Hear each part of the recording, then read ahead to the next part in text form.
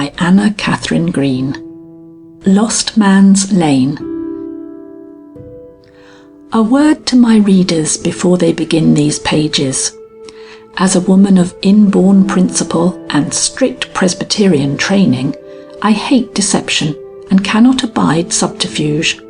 This is why, after a year or more of hesitation, I have felt myself constrained to put into words the true history of the events surrounding the solution of that great mystery which made Lost Man's Lane the dread of the neighbouring country.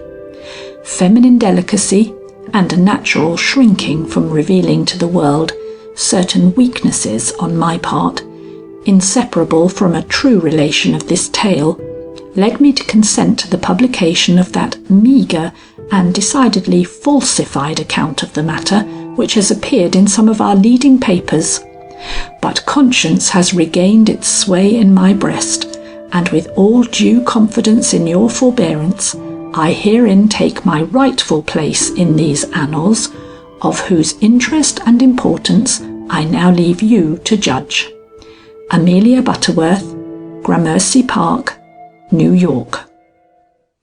Ever since my fortunate, or shall I say unfortunate, connection with that famous case of murder in Gramercy Park, I have had it intimated to me by many of my friends, and by some who were not my friends, that no woman who had met with such success as myself in detective work would ever be satisfied with a single display of her powers, and that sooner or later I would find myself again at work upon some other case of striking peculiarities. As vanity has never been my foible, and as, moreover, I never have forsaken, and never am likely to forsake, the plain path marked out for my sex, at any other call than that of duty, I invariably responded to these insinuations by an affable but incredulous smile, striving to excuse the presumption of my friends by remembering their ignorance of my nature and the very excellent reasons I had for my one notable interference in the police affairs of New York City. Besides, though I appeared to be resting quietly, if not in entire contentment, on my laurels, I was not so utterly removed from the old atmosphere of crime and its detection as the world in general considered me to be. Mr Gryce still visited me, not on business, of course, but as a friend for whom I had some regard, and naturally our conversation was not always confined to the weather, or even to city politics, provocative as the latter subject is of wholesome controversy. Not that he ever betrayed any of the secrets of his office. Oh no, that would have been too much to expect. But he did sometimes mention the outward aspects of some celebrated case. And though I never ventured upon advice, I know too much for that, I hope, I found my wits more or less exercised by a conversation in which he gained much without acknowledging it, and I gave much without appearing conscious of the fact. I was therefore finding life pleasant and full of interest, when suddenly, I had no right to expect it, and I do not blame myself for not expecting it, or for holding my head so high at the prognostications of my friends, an opportunity came for a direct exercise of my detective powers, in a line seemingly so laid out for me by Providence that I felt I would be slighting the powers above if I refused to enter upon it, though now I see that the line was laid out for me by Mr Gryce, and that I was obeying anything but the call of duty in following it. But this is not explicit. One night Mr Gryce came to my house, looking older and more feeble than usual. He was engaged in a perplexing case, he said, and missed his early vigour and persistency. Would I like to hear about it? It was not in the line of his usual work, yet it had points, and, well, it would do him good to talk about it to a non-professional who was capable of sympathising with its baffling and worrisome features, and yet would never have to be told to hold her peace. I ought to have been on my guard. I ought to have known the old fox well enough to feel certain that when he went so manifestly out of his way to take me into his confidence, he did it for a purpose. But Jove nods now and then, or so I have been assured on unimpeachable authority, and if Jove has ever been caught napping, surely Amelia Butterworth may be pardoned a like inconsistency. It is not a city crime, Mr Gryce went on to explain, and here he was base enough to sigh. At my time of life, this is an important consideration. It is no longer a simple matter for me to pack up a valise and go off to some distant village, way up in the mountains perhaps, where comforts are few and secrecy an impossibility. Comforts have become indispensable to my 80 years and 10, and secrecy, well, if ever there was an affair where one needs to go softly, it is this one, as you will see if you allow me to give you the facts of the case as known at headquarters today. I bowed, trying not to show my surprise or my extreme satisfaction. Mr Gryce assumed his most benignant aspect, always a dangerous one with him, and began his story. Some 90 miles from here, in a more or less inaccessible region, there is a small but interesting village which has been the scene of so many unaccountable disappearances that the attention of the New York police has at last been directed to it. The village, which is at least 2 miles from any railroad, is one of those quiet, placid little spots found now and then among the mountains, where life is simple and crime, to all appearance, an element so out of accord with every other characteristic of the place as to seem a complete anomaly. Yet crime, or some other hideous mystery almost equally revolting, has, during the last 5 years, been accountable for the disappearance in or about this village of 4 persons of various ages and occupations.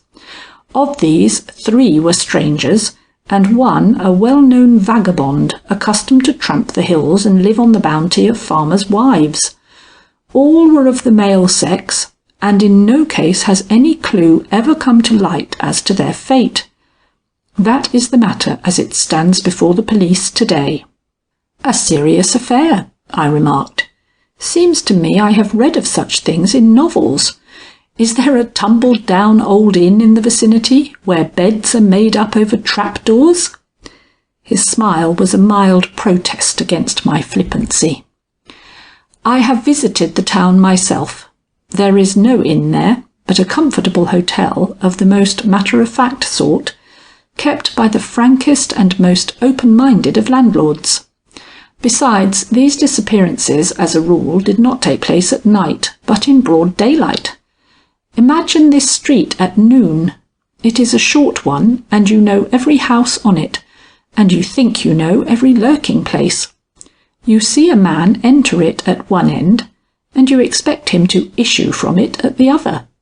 But suppose he never does. More than that, suppose he is never heard of again, and that this thing should happen in this one street 4 times during 5 years. I should move, I dryly responded. Would you? Many good people have moved from the place I speak of, but that has not helped matters. The disappearances go on just the same, and the mystery continues. You interest me, I said. Come to think of it, if this street were the scene of such an unexplained series of horrors as you have described, I do not think I should move. I thought not, he curtly rejoined, but since you are interested in this matter, let me be more explicit in my statements. The first person whose disappearance was noted— Wait, I interrupted. Have you a map of the place? He smiled, nodded quite affectionately to a little statuette on the mantelpiece, which had had the honour of sharing his confidences in days gone by, but did not produce the map. That detail will keep, said he. Let me go on with my story. As I was saying, madam, the first person whose disappearance was noted in this place was a peddler of small wares, accustomed to tramp the mountains. On this occasion he had been in town longer than usual, and was known to have sold fully half of his goods. Consequently, he must have had quite a sum of money upon him. One day his pack was found lying under a cluster of bushes in a wood, but of him nothing was ever heard again.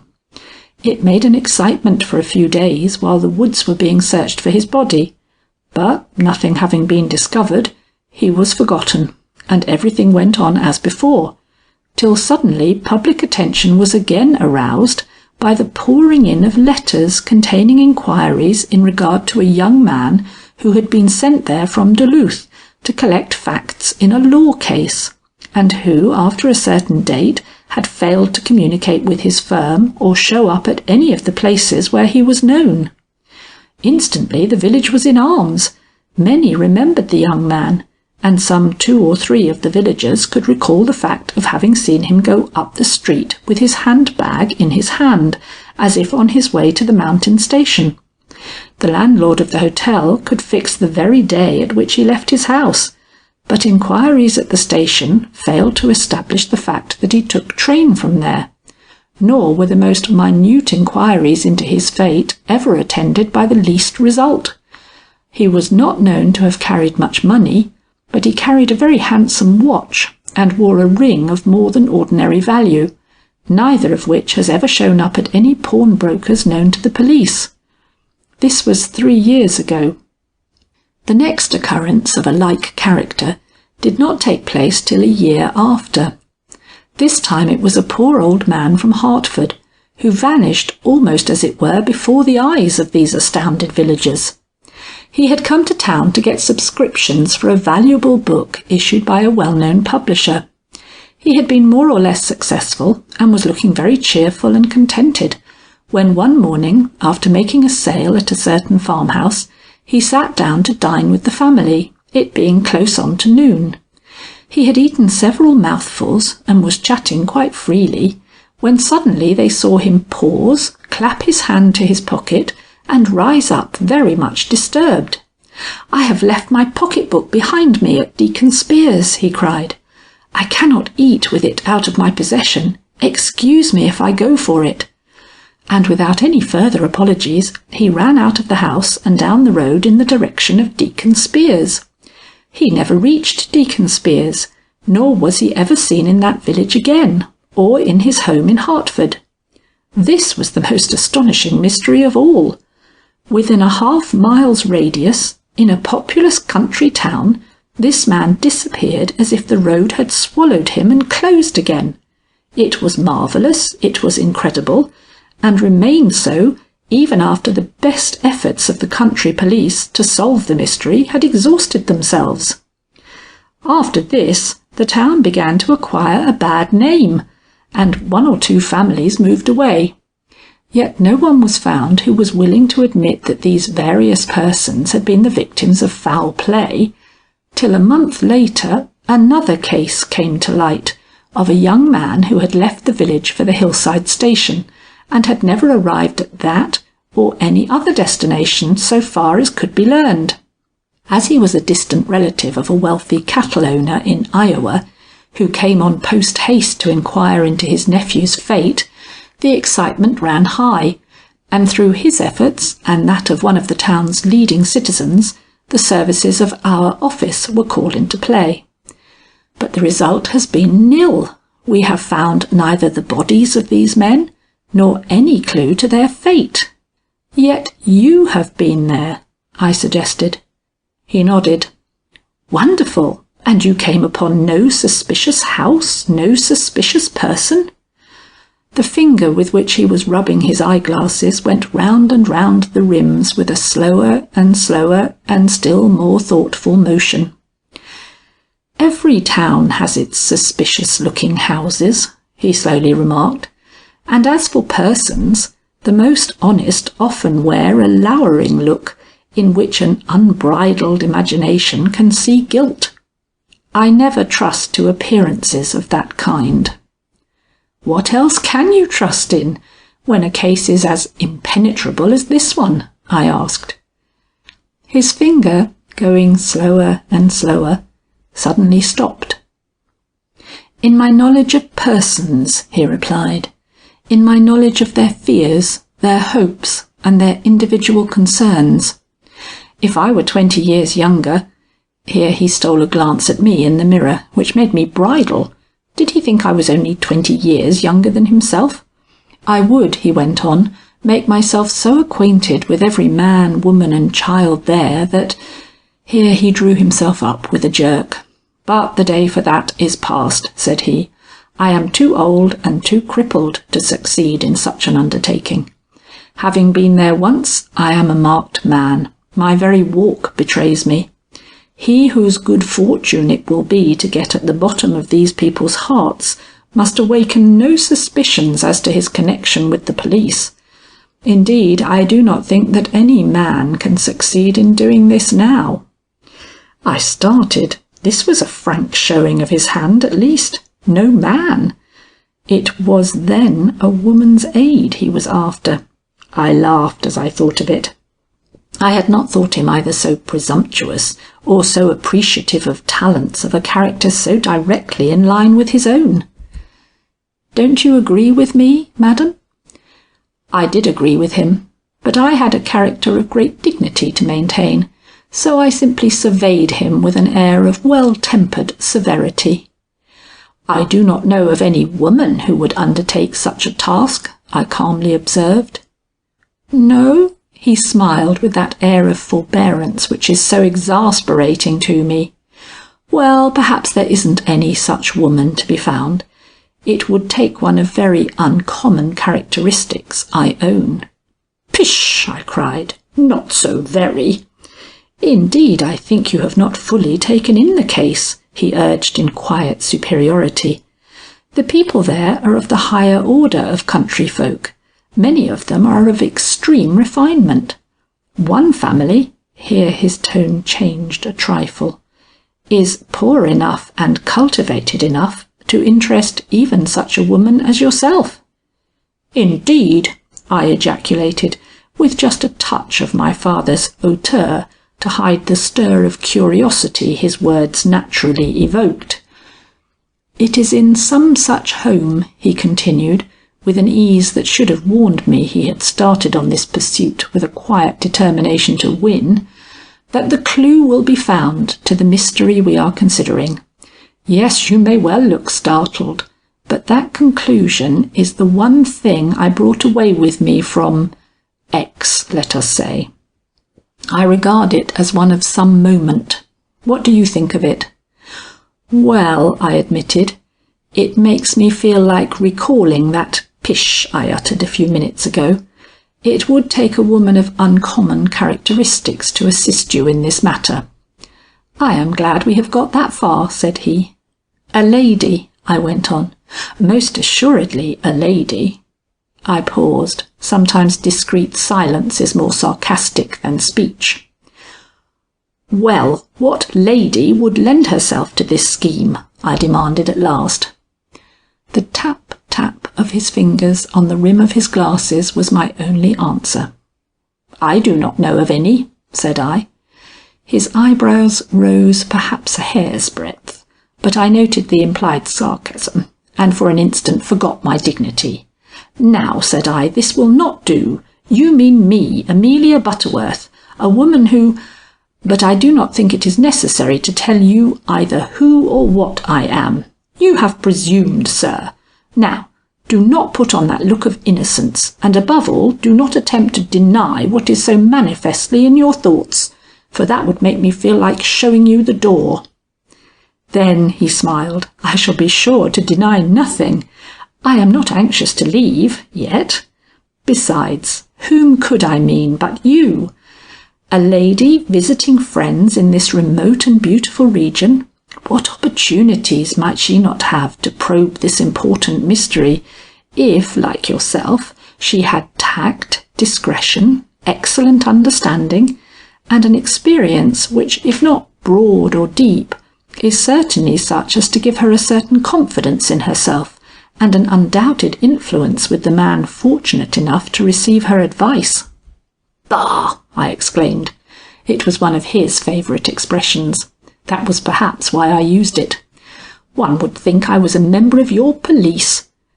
"You flatter us too deeply," was his deferential answer. "Such an honour as that would be beyond our deserts." To this I gave but the faintest sniff. That he should think that I, Amelia Butterworth, could be amenable to such barefaced flattery. Then I faced him with some asperity and said bluntly, "You waste your time. I have no more intention of meddling in another affair than—" "You had in meddling in the first?" he politely, too politely, interpolated. "I understand, madam." I was angry, but made no show of being so. I was not willing he should see that I could be affected by anything he could say. "The Van Burnhams are my next-door neighbours," I remarked sweetly. I had the best of excuses for the interest I took in their affairs. "So you had," he acquiesced. "I am glad to be reminded of the fact. I wonder I was able to forget it." Angry now to the point of not being able to hide it, I turned upon him with firm determination. "Let us talk of something else," I said. But he was equal to the occasion. Drawing a folded paper from his pocket, he opened it out before my eyes, observing quite naturally, "That is a happy thought. Let us look over this sketch you were sharp enough to ask for a few moments ago. It shows the streets of the village and the places where each of the persons I have mentioned was last seen. Is not that what you wanted?" I know that I should have drawn back with a frown, that I never should have allowed myself the satisfaction of casting so much as a glance toward the paper, but the human nature which links me to my kind was too much for me, and with an involuntary "Exactly," I leaned over it with an eagerness I strove hard even at that exciting moment to keep within the bounds I thought proper to my position as a non-professional, interested in the matter from curiosity alone. This is what I saw. There is a small picture of a map at this point. "Mr Gryce," said I, after a few minutes' close contemplation of this diagram, "I do not suppose you want any opinion from me." "Madam," he retorted, "it is all you have left me free to ask for." Receiving this as a permission to speak, I put my finger on the road marked with a cross. "Then," said I, "so far as I can gather from this drawing, all the disappearances seem to have taken place in or about this especial road." "You are correct, as usual," he returned. "What you have said is so true that the people of the vicinity have already given to this winding way a special cognomen of its own. For 2 years now it has been called Lost Man's Lane." "Indeed," I cried, "they have got the matter down as close as that, and yet have not solved its mystery? How long is this road?" "A half-mile or so." I must have looked my disgust, for his hands opened deprecatingly. "The ground has undergone a thorough search," said he. "Not a square foot in those woods you see on either side of the road but has been carefully examined." "And the houses? I see there are 3 houses on this road." "Oh, they are owned by most respectable people, he repeated, with a lingering emphasis that gave me an inward shudder. "I think I had the honour of intimating as much to you a few minutes ago." I looked at him earnestly, and irresistibly drew a little nearer to him over the diagram. "Have none of these houses been visited by you?" I asked. "Do you mean to say you have not seen the inside of them all?" "Oh," he replied, "I have been in them all, of course. But a mystery such as we are investigating is not written upon the walls of parlours or halls." "You freeze my blood," was my uncharacteristic rejoinder. Somehow the sight of the homes indicated on this diagram seemed to bring me into more intimate sympathy with the affair. His shrug was significant. "I told you that this was no vulgar mystery," he declared, "or why should I be considering it with you? It is quite worthy of your interest. Do you see that house marked A?" "I do," I nodded. "Well, that is a decayed mansion of imposing proportions, set in a forest of overgrown shrubbery. The ladies who inhabit it—" "Ladies!" I put in, with a small shock of horror. Young ladies, he explained, of a refined, if not over-prosperous appearance. They are the interesting residue of a family of some repute. Their father was a judge, I believe. And do they live there alone? I asked. 2 young ladies in a house so large and in a neighbourhood so full of mystery? Oh, they have a brother with them, a lout of no great attractions, he responded carelessly. Too carelessly, I thought. I made a note of the house A in my mind. And who lives in the house marked B? I now queried. A Mr Trome. You will remember that it was through his exertions the services of the New York police were secured. His place there is one of the most interesting in town, and he does not wish to be forced to leave it, but he will be obliged to do so if the road is not soon relieved of its bad name. And so will Deacon Spear. The very children shun the road now. I do not know of a lonelier place. I see a little mark made here on the verge of the woods. What does that mean? That stands for a hut. It can hardly be called a cottage, where a poor old woman lives called Mother Jane. She is a harmless imbecile, against whom no one has ever directed a suspicion. You may take your finger off that mark, Miss Butterworth. I did so, but I did not forget that it stood very near the footpath branching off to the station. You entered this hut, as well as the big houses? I intimated. And found, was his answer, 4 walls, nothing more. I let my finger travel along the footpath I have just mentioned. Steep, was his comment. Up, up, all the way, but no precipices, nothing but pine woods on either side, thickly carpeted with needles. My finger came back and stopped at the house marked M. Why is a letter affixed to this spot? I asked. Because it stands at the head of the lane. Anyone sitting at the window L can see whoever enters or leaves the lane at this end, and someone is always sitting there.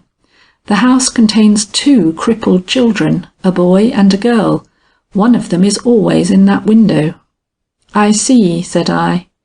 Then, abruptly, what do you think of Deacon Spear? Oh, he's a well-meaning man, none too fine in his feelings. He does not mind the neighbourhood, likes quiet, he says. I hope you will know him for yourself some day, the detective slyly added. At this return to the forbidden subject, I held myself very much aloof. Your diagram is interesting, I remarked, but it has not in the least changed my determination. It is you who will return to X, and that very soon. Very soon, he repeated. Whoever goes there on this errand must go at once, tonight if possible, if not tomorrow at the latest. Tonight? Tomorrow? I expostulated. And you thought— No matter what I thought, he sighed. It seems I had no reason for my hopes. And folding up the map, he slowly rose. The young man we have left there is doing more harm than good. That is why I say that someone of real ability must replace him immediately. The detective from New York must seem to have left the place. I made him my most ladylike bow of dismissal. I shall watch the papers, I said. I have no doubt that I shall soon be gratified by seeing in them some token of your success. He cast a rueful look at his hands, took a painful step toward the door, and dolefully shook his head. I kept my silence undisturbed. He took another painful step, then turned. By the way, he remarked, as I stood watching him with an uncompromising air, I have forgotten to mention the name of the town in which these disappearances have occurred. It is called X, and it is to be found on one of the spurs of the Berkshire Hills. And being by this time at the door, he bowed himself out with all the insinuating suavity which distinguishes him at certain critical moments. The old fox was so sure of his triumph that he did not wait to witness it. He knew, how it is easy enough for me to understand now, that X was a place I had often threatened to visit. The family of one of my dearest friends lived there, The Children of Althea Knollys. She had been my chum at school, and when she died I had promised myself not to let many months go by without making the acquaintance of her children. Alas, I had allowed years to elapse. That night the tempter had his own way with me. Without much difficulty he persuaded me that my neglect of Althea Burroughs' children was without any excuse, that what had been my duty toward them when I knew them to be left motherless and alone had become an imperative demand upon me now that the town in which they lived had become overshadowed by a mystery which could not but affect the comfort and happiness of all its inhabitants. I could not wait a day. I recalled all that I had heard of poor Althea's short and none too happy marriage, and immediately felt such a burning desire to see if her dainty but spirited beauty, how well I remembered it, had been repeated in her daughters, that I found myself packing my trunk before I knew it.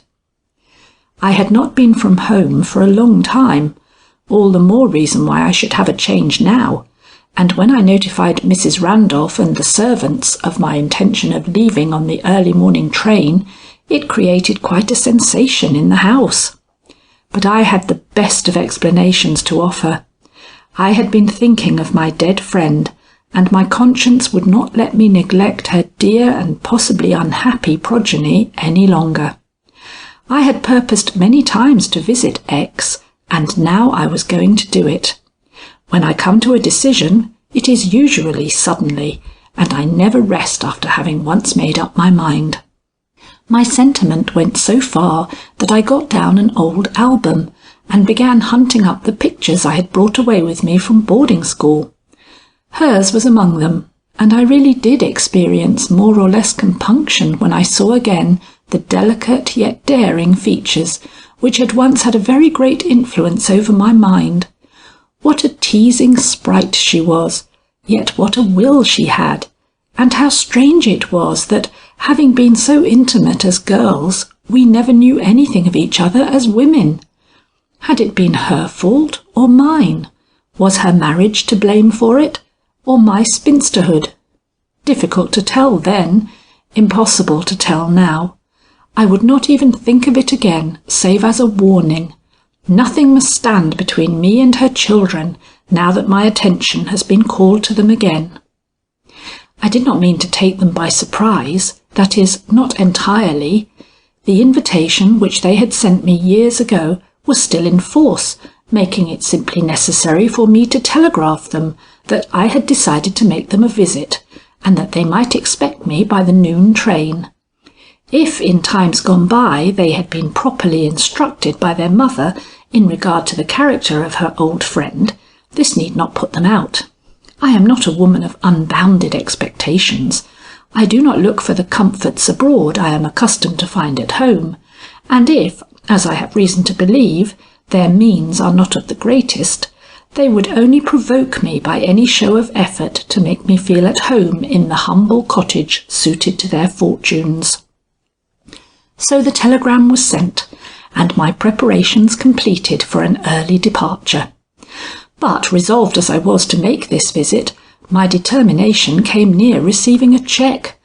Just as I was leaving the house, at the very moment, in fact, when the hackman was carrying out my trunk, I perceived a man approaching me with every evidence of haste. He had a letter in his hand, which he held out to me as soon as he came within reach. "For Miss Butterworth," he announced, "private and immediate."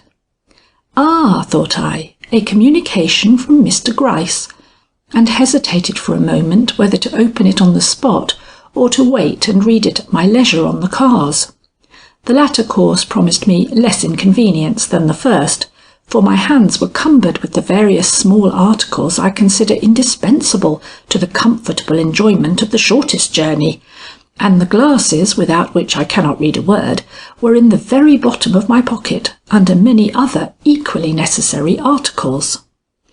But something in the man's expectant look warned me that he would never leave me till I had read the note. So with a sigh I called Lena to my aid, and after several vain attempts to reach my glasses, succeeded at last in pulling them out, and by their help reading the following hurried lines. Dear Madam, I send you this by a swifter messenger than myself. Do not let anything that I may have said last night influence you to leave your comfortable home. The adventure offers too many dangers for a woman. Read the enclosed. G. The enclosed was a telegram from X sent during the night and evidently just received at headquarters. Its contents were certainly not reassuring. Another person missing. Last seen in Lost Man's Lane. A harmless lad known as Silly Rufus. What's to be done? Wire orders. Trome. Mr Gryce bade me say that he would be up here sometime before noon, said the man, seeing me look with some blankness at these words. Nothing more was needed to restore my self-possession. Folding up the letter, I put it in my bag. Say to Mr Gryce from me that my intended visit cannot be postponed, I replied. I have telegraphed to my friends to expect me, and only a great emergency would lead me to disappoint them. I will be glad to receive Mr Gryce on my return. And without further parley, I took my bundles back from Lena and proceeded at once to the carriage. Why should I show any failure of courage at an event that was but a repetition of the very ones which made my visit necessary? Was I a likely person to fall victim to a mystery to which my eyes had been opened? Had I not been sufficiently warned of the dangers of Lost Man's Lane to keep myself at a respectable distance from the place of peril? I was going to visit the children of my once devoted friend. If there were perils of no ordinary nature to be encountered in so doing, was I not all the more called upon to lend them the support of my presence? Yes, Mr Gryce, and nothing now should hold me back. I even felt an increased desire to reach the scene of these mysteries, and chafed some at the length of the journey, which was of a more tedious character than I expected. A poor beginning for events requiring patience as well as great moral courage. But I little knew what was before me, and only considered that every moment spent on this hot and dusty train kept me thus much longer from the embraces of Althea's children. I recovered my equanimity, however, as we approached X.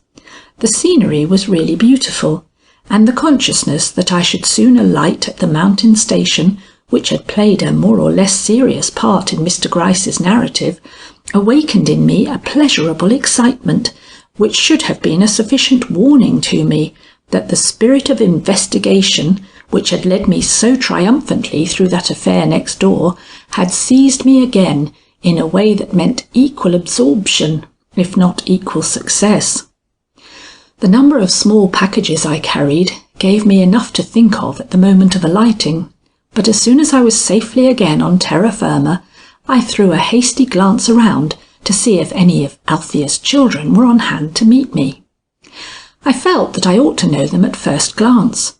Their mother had been so characteristically pretty, she could not have failed to transmit some of her most charming traits to her offspring.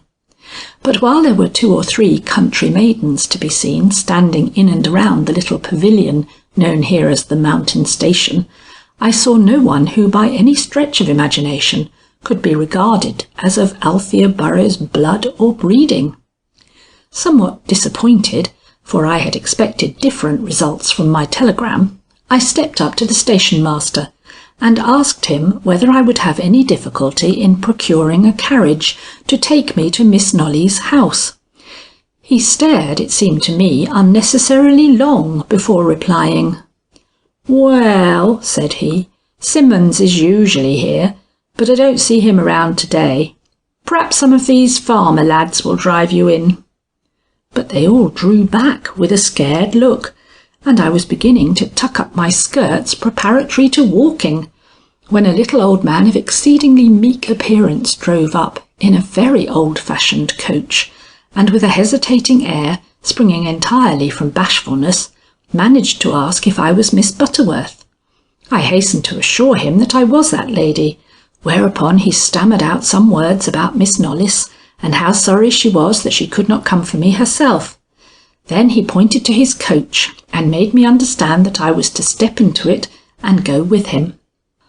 This I had not counted upon doing, for I desired to both see and hear as much as possible before reaching my destination. There was but one way out of it. To his astonishment, I insisted that my belongings be put inside the coach while I rode on the box. It was an inauspicious beginning to a very doubtful adventure. I understood this when I saw the heads of the various onlookers draw together, and many curious looks directed at both us and the conveyance that was to carry us. But I was in no mood to be daunted now, and mounting to the box with what grace I could, prepared myself for a ride into town. But it seems I was not to be allowed to leave the spot without another warning.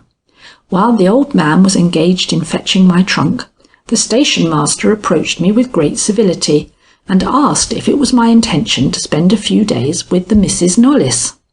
I told him that it was, and thinking it best to establish my position at once in the eyes of the whole town, added with a politeness equal to his own, that I was an old friend of the family, and had been coming to visit them for years, but had never found it convenient till now, and that I hoped they were all well and would be glad to see me. His reply showed considerable embarrassment. "Perhaps you have not heard that this village is under a cloud just now." "I have heard that 1 or 2 men have disappeared from here somewhat mysteriously," I returned. "Is that what you mean?" "Yes, ma'am. One person, a boy, disappeared only 2 days ago." "That's bad," I said. "But what has it to do with me?" I smilingly added, for I saw that he was not at the end of his talk. "Oh, nothing," he eagerly replied. "Only I didn't know but you might be timid." "Oh, I'm not at all timid," I hastened to interject. "If I were, I should not have come here at all. Such matters don't affect me." And I spread out my skirts and arranged myself for my ride with as much care and precision as if the horrors he had mentioned had made no more impression upon me than if his chat had been of the weather. Perhaps I overdid it, for he looked at me for another moment in a curious, lingering way. Then he walked off, and I saw him enter the circle of gossips on the platform, where he stood shaking his head as long as we were within sight. My companion, who was the shyest man I ever saw, did not speak a word while we were descending the hill. I talked, and endeavoured to make him follow my example, but his replies were mere grunts or half-syllables which conveyed no information whatever. As we cleared the thicket, however, he allowed himself an ejaculation or two as he pointed out the beauties of the landscape, and indeed it was well worth his admiration and mine, had my mind been free to enjoy it. But the houses which now began to appear on either side of the way drew my attention from the mountains. Though still somewhat remote from the town, we were rapidly approaching the head of that lane of evil fame with whose awe-inspiring history my thoughts were at this time full. I was so anxious not to pass it without one look into its gruesome recesses that I kept my head persistently turned that way till I felt I was attracting the attention of my companion. As this was not desirable, I put on a nonchalant look and began chatting about what I saw. But he had lapsed into his early silence, and seemed wholly engrossed in his attempt to remove with the butt end of his whip a bit of rag which had somehow become entangled in the spokes of one of the front wheels. The furtive look he cast me as he succeeded in doing this struck me oddly at the moment, but it was too small a matter to hold my attention long, or to cause any cessation in the flow of small talk with which I was endeavouring to enliven the situation. My desire for conversation lagged, however, as I saw rising up before us the dark boughs of a pine thicket. We were nearing Lost Man's Lane. We were abreast of it. We were turning into it. I could not repress an exclamation of dismay. "Where are we going?" I asked. "To Miss Knolly's house," he found words to say, with a sidelong glance at me full of uneasy inquiry. "Do they live on this road?" I cried, remembering with a certain shock Mr Gryce's suspicious description of the 2 young ladies who with their brother inhabited the dilapidated mansion marked A in the map he had shown me. "Where else?" was his laconic answer, and obliged to be satisfied with this curtest of curt replies, I drew myself up with just one longing look behind me at the cheerful highway we were so rapidly leaving. A cottage with an open window in which a child's head could be seen nodding eagerly toward me met my eyes and filled me with quite an odd sense of discomfort as I realized that I had caught the attention of one of the little cripples who, according to Mr Gryce, always kept watch over this entrance into Lost Man's Lane. Another moment and the pine branches had shut the vision out, but I did not soon forget that eager childish face and pointing hand, marking me out as a possible victim to the horrors of this ill-reputed lane. But I was aware of no secret flinching from the adventure into which I was plunging. On the contrary, I felt a strange and fierce delight in thus being thrust into the very heart of the mystery I had only expected to approach by degrees. The warning message sent me by Mr Gryce had acquired a deeper and more significant meaning, as did the looks which had been cast at me by the station master and his gossips on the hillside. But in my present mood, these very tokens of the serious nature of my undertaking only gave an added spur to my courage. I felt my brain clear and my heart expand, as if at this moment, before I had so much as set eyes on the faces of these young people, I recognized the fact that they were the victims of a web of circumstances, so tragic and incomprehensible that only a woman like myself would be able to dissipate them and restore these girls to the confidence of the people around them. I forgot that these girls had a brother, and that, but not a word to forestall the truth. I wish this story to grow upon you, just as it did upon me, and with just as little preparation. The farmer who drove me, and who I afterwards learned was called Simsbury, showed a certain dogged interest in my behaviour that would have amused me, or at least have awakened my disdain under circumstances of a less thrilling nature. I saw his eye roll in a sort of wonder over my person, which may have been held a little more stiffly than was necessary, and settle finally on my face, with a look I might have thought complimentary, had I had any thought to bestow on such matters.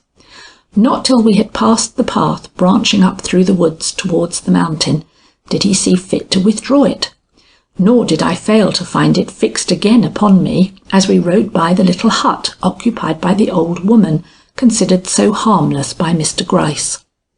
Perhaps he had a reason for this, as I was very much interested in this hut and its occupant, about whom I felt free to cherish my own secret doubts, so interested that I cast it a very sharp glance, and was glad when I caught a glimpse through the doorway of the old crone mumbling over a piece of bread she was engaged in eating as we passed her.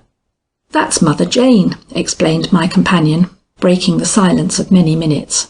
"And yonder is Miss Nolly's house," he added, lifting his whip and pointing toward the half-concealed facade of a large and pretentious dwelling a few rods further on down the road. "She will be powerful glad to see you, miss. Company is scarce in these parts." Astonished at this sudden launch into conversation by one whose reserve I had hitherto found it impossible to penetrate, I gave him the affable answer he evidently expected, and then looked eagerly toward the house. It was, as Mr Gryce had intimated, exceedingly forbidding even at that distance, and as we approached nearer and I was given a full view of its worn and discoloured front, I felt myself forced to acknowledge that never in my life had my eyes fallen upon a habitation more given over to neglect or less promising in its hospitality. Had it not been for the thin circle of smoke eddying up from one of its broken chimneys, I would have looked upon the place as one which had not known the care or presence of man for years. There was a riot of shrubbery in the yard, a lack of the commonest attention to order in the way the vines drooped in tangled masses over the face of the desolate porch, that gave to the broken pilasters and decayed window frames of this dreariest of facades that look of abandonment which only becomes picturesque when nature has usurped the prerogative of man and taken entirely to herself the empty walls and falling casements of what was once a human dwelling. That anyone should be living in it now, and that I, who have never been able to see a chair standing crooked or a curtain awry without a sensation of the keenest discomfort, should be on the point of deliberately entering its doors as an inmate, filled me at the moment with such a sense of unreality that I descended from the carriage in a sort of dream, and was making my way through one of the gaps in the high antique fence that separated the yard from the gateway, when Mr. Simsbury stopped me and pointed out the gate. I did not think it worth while to apologise for my mistake, for the broken palings certainly offered as good an entrance as the gate, which had slipped from its hinges and hung but a few inches open. But I took the course he indicated, holding up my skirts and treading gingerly for fear of the snails and toads that encumbered such portions of the path as the weeds had left visible. As I proceeded on my way, something in the silence of the spot struck me. Was I becoming oversensitive to impressions, or was there something really uncanny in the absolute lack of sound or movement in a dwelling of such dimensions? But I should not have said movement, for at that instant I saw a flash in one of the upper windows, as of a curtain being stealthily drawn, and as stealthily let fall again, and though it gave me the promise of some sort of greeting, there was a furtiveness in the action, so in keeping with the suspicions of Mr. Gryce, that I felt my nerves braced at once to mount the half-dozen uninviting-looking steps that led to the front door. But no sooner had I done this, with what I am fain to consider my best air, than I suddenly collapsed with what I am bound to regard as a comprehensible and quite excusable fear. For while I do not quail before men, and have a reasonable fortitude in the presence of most dangers, corporeal and moral, I am not quite myself in face of a rampant and barking dog. It is my one weakness, and while I usually can, and under most circumstances do, succeed in hiding my inner trepidation under the emergency just mentioned, I always feel that it would be a happy relief for me if the day should ever come when these so-called domestic animals would be banished from the affections and homes of men. Then I think I would begin to live in good earnest, and perhaps enjoy trips into the country, which now, for all my apparent bravery, I regard more in the light of a penance than a pleasure. Imagine then how hard I found it to retain my self-possession, or even any appearance of dignity, when at the moment I was stretching forth my hand toward the knocker of this inhospitable mansion, I heard, rising from some unknown quarter, a howl so keen, piercing, and prolonged that it frightened the very birds over my head, and sent them flying from the vines in clouds. It was the unhappiest kind of welcome for me. I did not know whether it came from within or without, and when after a moment of indecision I saw the door open, I am not sure whether the smile I called up to grace the occasion had any of the real Amelia Butterworth in it. So much was my mind divided between a desire to produce a favourable impression and a very decided and not to be hidden fear of the dog who had greeted my arrival with such an ominous howl. "Call off the dog!" I cried almost before I saw what sort of person I was addressing. Mr. Gryce, when I saw him later, declared this to be the most significant introduction I could have made of myself upon entering the Knollys mansion. The hall into which I had stepped was so dark that for a few minutes I could see nothing but the indistinct outline of a young woman with a very white face. She had uttered some sort of murmur at my words, but for some reason was strangely silent, and, if I could trust my eyes, seemed rather to be looking back over her shoulder than into the face of her advancing guest.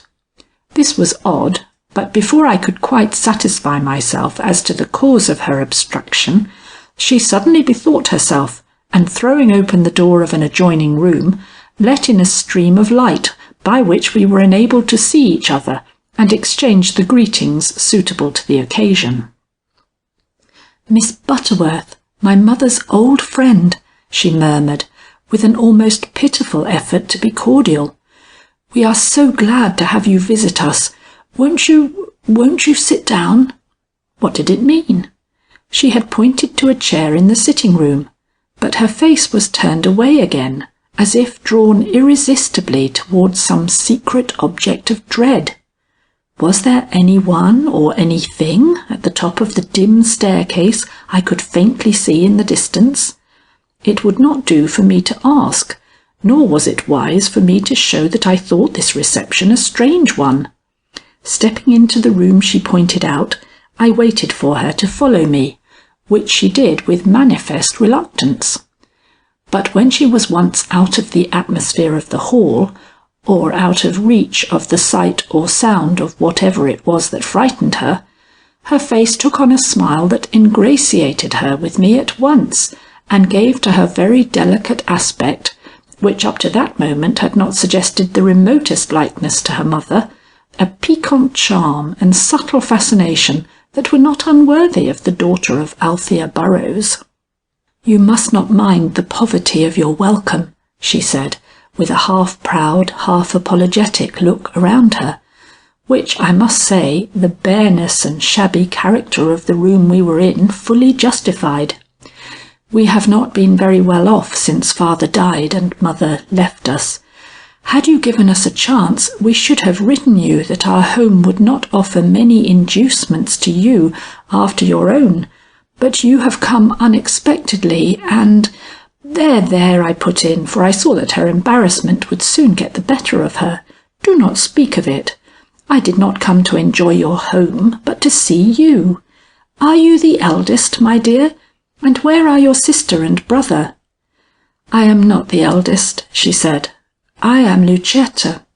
My sister—" here her head stole irresistibly back to its old position of listening, will come soon. My brother is not in the house."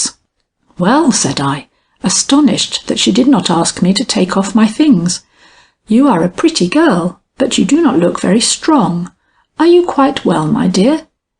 She started, looked at me eagerly, almost anxiously for a moment, then straightened herself and began to lose some of her abstraction. "I am not a strong person," she smiled, "but neither am I so very weak either. I was always small. So was my mother, you know." I was glad to have her talk of her mother. I therefore answered her in a way to prolong the conversation. "Yes, your mother was small," I admitted, "but never thin or pallid. She was like a fairy among us schoolgirls. Does it seem odd to hear so old a woman as I speak of herself as a schoolgirl?" "Oh, no," she said, but there was no heart in her voice. "I had almost forgotten those days till I happened to hear the name of Althea mentioned the other day," I proceeded, seeing I must keep up the conversation if we were not to sit in total silence.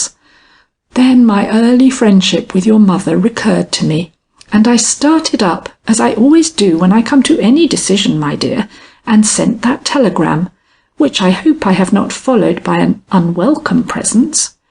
"Oh, no," she repeated, but this time with some feeling. "We need friends, and if you will overlook our shortcomings— But you have not taken off your hat. What will Laurine say to me?" And with a sudden nervous action as marked as her late listlessness, she jumped up and began busying herself over me, untying my bonnet and laying aside my bundles, which up to this moment I had held in my hands. I am so absent-minded," she murmured. I did not think. I hope you will excuse me. Laurine would have given you a much better welcome." "Then Laurine should have been here," I said with a smile. I could not restrain this slight rebuke, yet I liked the girl. Notwithstanding everything I had heard, and her own odd and unaccountable behaviour, there was a sweetness in her face, when she chose to smile, that proved an irresistible attraction. And then, for all her absent-mindedness and abstracted ways, she was such a lady. Her plain dress, her restrained manner, could not hide this fact. It was apparent in every line of her thin but graceful form, and in every inflection of her musical but constrained voice. Had I seen her in my own parlour, instead of between these bare and mouldering walls, I should have said the same thing. She is such a lady. But this only passed through my mind at the time. I was not studying her personality, but trying to understand why my presence in the house had so visibly disturbed her. Was it the embarrassment of poverty, not knowing how to meet the call made so suddenly upon it? I hardly thought so.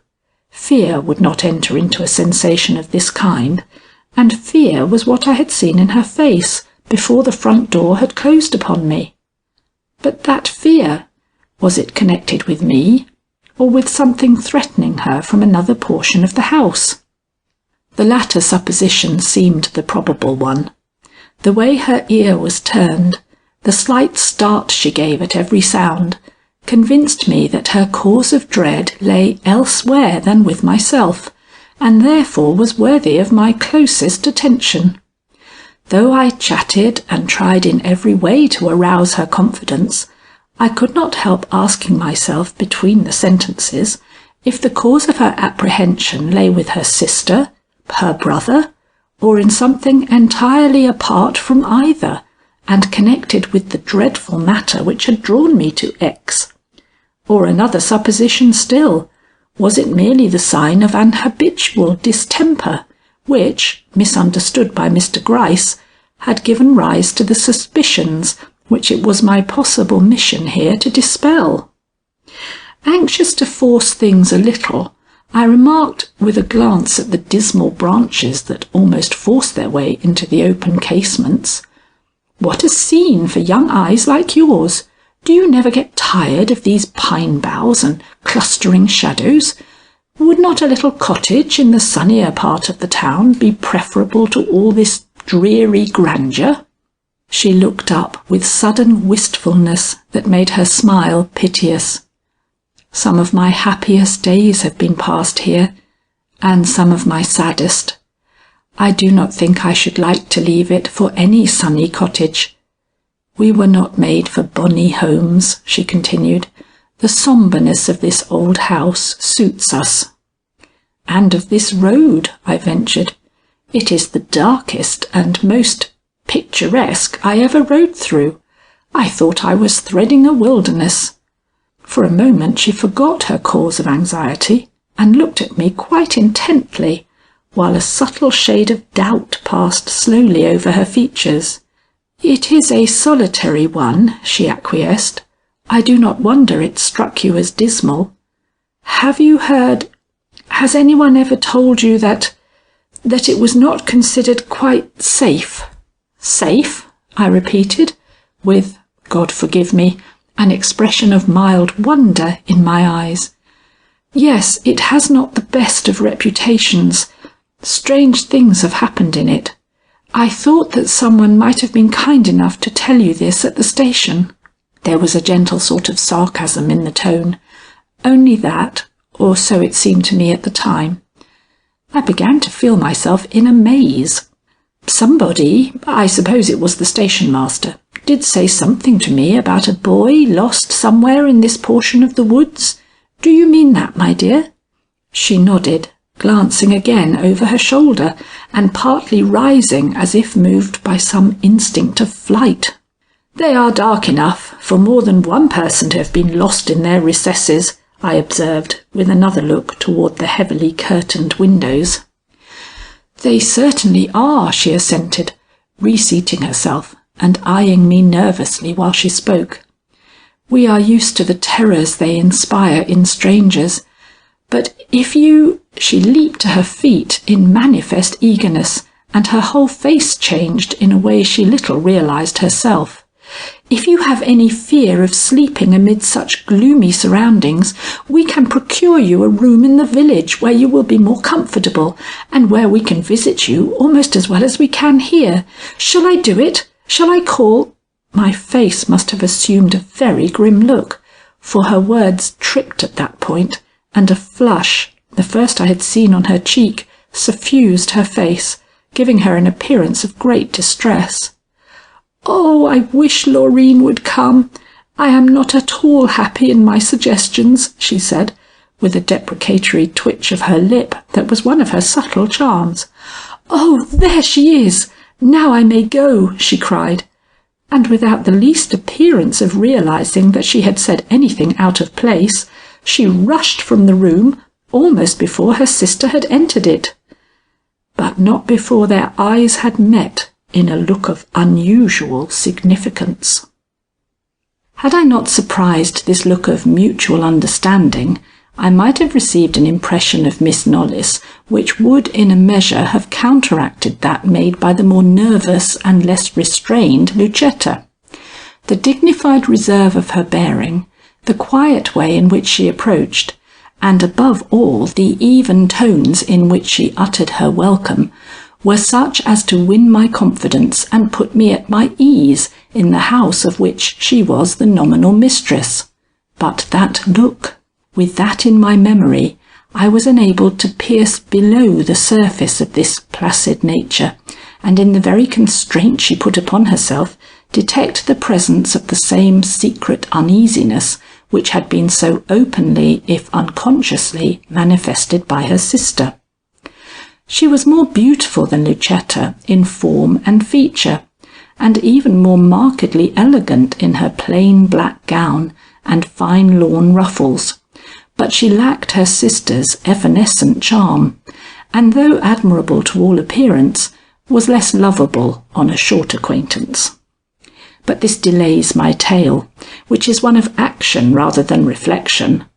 I had naturally expected that with the appearance of the elder Miss Knollys I should be taken to my room, but, on the contrary, she sat down, and with an apologetic air informed me that she was sorry she could not show me the customary attentions.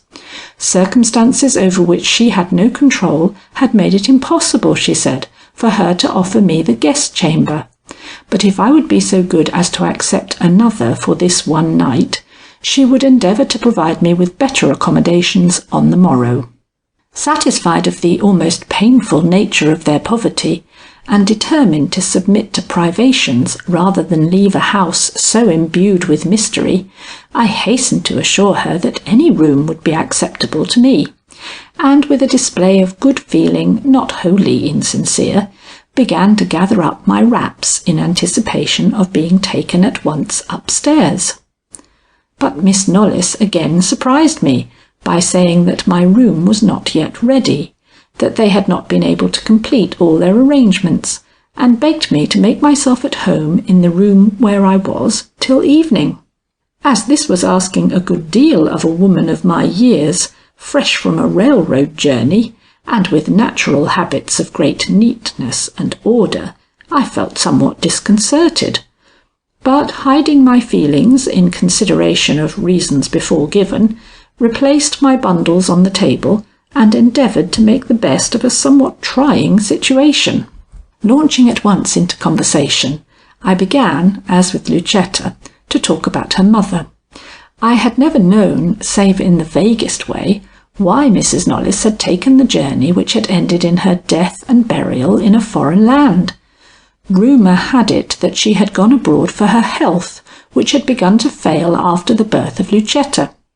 But as rumour had not added why she had gone unaccompanied by her husband or children, there remained much which these girls might willingly tell me, which would be of the greatest interest to me.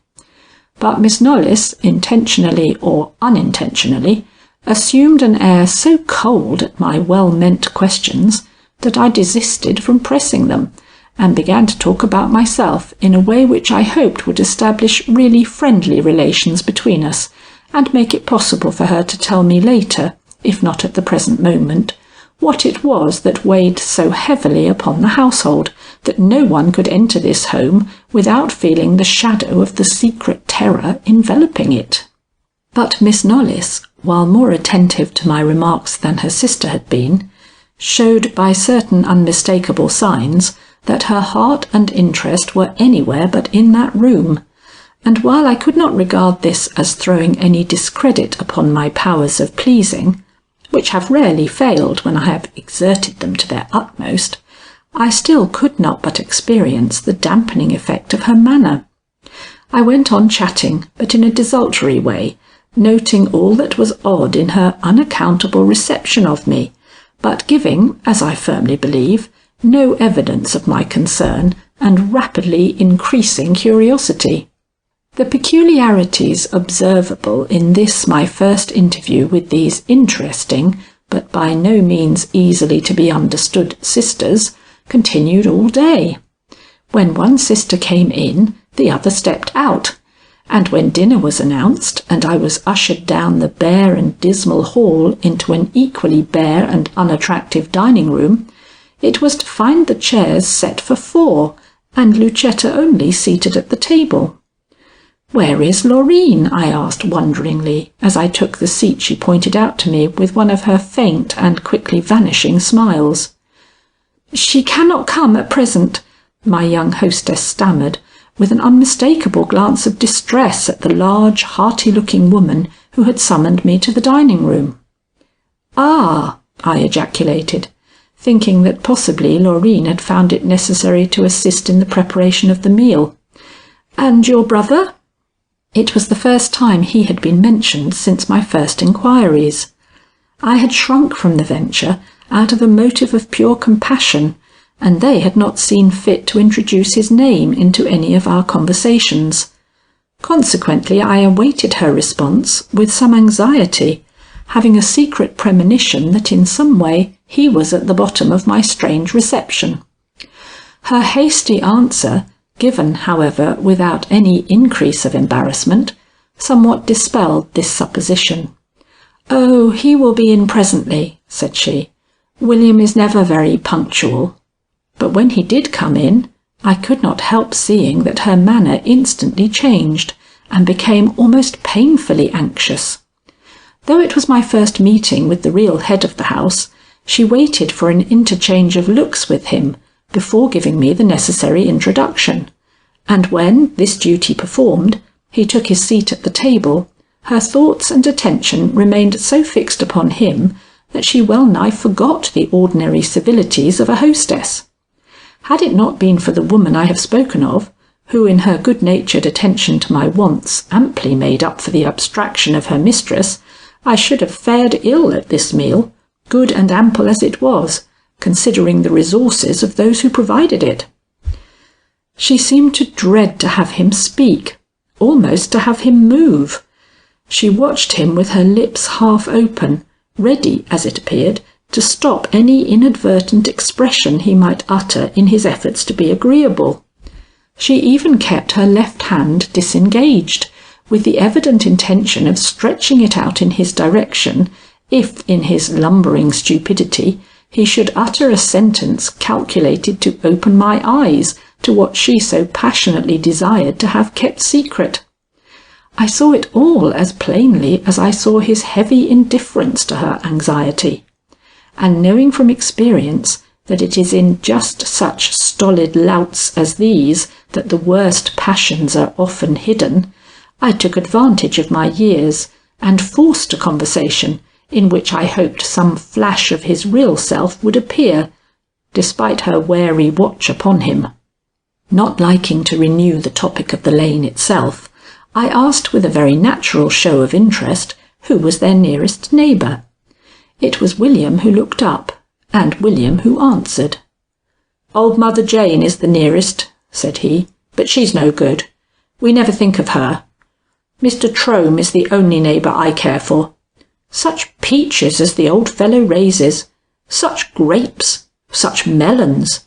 He gave me 2 of the nicest you ever saw this morning. By Jupiter, I taste them yet." Lucetta's face, which should have crimsoned with mortification, turned most unaccountably pale, yet not so pale as it had previously done when, a few minutes before, he began to say, "Laurine wants some of this soup saved for—" and stopped awkwardly, conscious perhaps that Laurine's wants should not be mentioned before me. "I thought you promised me that you would never again ask Mr. Trome for any of his fruit," remonstrated Lucetta. "Oh, I didn't ask. I just stood at the fence and looked over. Mr. Trome and I are good friends. Why shouldn't I eat his fruit?" The look she gave him might have moved a stone, but he seemed perfectly impervious to it. Seeing him so stolid, her head drooped and she did not answer a word. Yet somehow I felt that even while she was so manifestly a prey to the deepest mortification, her attention was not wholly given over to this one emotion. There was something else she feared. Hoping to relieve her and lighten the situation, I forced myself to smile on the young man as I said, "Why don't you raise melons yourself? I think if I possessed your land, I should be anxious to raise everything I could on it." "Oh, you're a woman," he retorted almost roughly. "It's good business for women, and for men too, perhaps, who love to see fruit hang, but I only care to eat it." "Don't," Lucetta put in, but not with the vigour I had expected. "I like to hunt, train dogs, and enjoy other people's fruit," he laughed, with a nod at the blushing Lucetta. "I don't see any use in a man's putting himself out for things he can get for the asking. Life's too short for such folly. I mean to have a good time while I'm on this blessed sphere." "William!" The cry was irresistible, yet it was not the cry I had been looking for. Painful as was this exhibition of his stupidity and utter want of feeling, it was not the one thing she stood in dread of. Or why was her protest so much weaker than her appearance had given token of? "Oh!" he shouted in great amusement, while she shrunk back with a horrified look. "Lucetta don't like to hear me say that. She thinks a man ought to work, plough, harrow, dig, make a slave of himself to keep up a place that's no good anyway. But I tell her that work is something she'll never get out of me. I was born a gentleman, and a gentleman I will live if the place tumbles down over our heads. Perhaps it would be the best way to get rid of it. Then I could go live with Mr. Trome and have melons from early morn till late at night." And again his coarse laugh rang out. This, or was it his words, seemed to rouse her as nothing had done before. Thrusting out her hand, she laid it on his mouth, with a look of almost frenzied appeal at the woman who was standing at his back. "Mr. William, how can you?" that woman protested, and when he would have turned upon her angrily, she leaned over and whispered in his ear a few words that seemed to cow him, for he gave a short grunt through his sister's trembling fingers, and with a shrug of his heavy shoulders subsided into silence. To all this I was a simple spectator, but I did not soon forget a single feature of the scene. The remainder of the dinner passed quietly, William and myself eating with more or less heartiness, Lucetta tasting nothing at all. In mercy to her I declined coffee, and as soon as William gave token of being satisfied, we hurriedly rose. It was the most uncomfortable meal I ever ate in my life. The evening, like the afternoon, was spent in the sitting room with one of the sisters. One event alone is worth recording. I had become excessively tired of a conversation that always languished, no matter on what topic it started, and observing an old piano in one corner (I once played very well), I sat down before it and impulsively struck a few chords from the yellow keys. Instantly Lucetta, it was Lucetta who was with me then, bounded to my side with a look of horror. "Don't do that!" she cried, laying her hand on mine to stop me. Then, seeing my look of dignified astonishment, she added with an appealing smile, "I beg pardon, but every sound goes through me tonight." "Are you not well?" I asked. "I am never very well," she returned, and we went back to the sofa and renewed our forced and pitiful attempts at conversation. Promptly at 9 o'clock, Miss Knollys came in. She was very pale and cast, as usual, a sad and uneasy look at her sister before she spoke to me. Immediately Lucetta rose, and becoming very pale herself, was hurrying toward the door when her sister stopped her. "You have forgotten," she said, "to say good night to our guest." Instantly Lucetta turned, and with a sudden, uncontrollable impulse, seized my hand and pressed it convulsively. "Good night," she cried. "I hope you will sleep well," and was gone before I could say a word in response. "Why does Lucetta go out of the room when you come in?" I asked, determined to know the reason for this peculiar conduct. "Have you any other guests in the house?" The reply came with unexpected vehemence. "No," she cried. "Why should you think so? There is no one here but the family."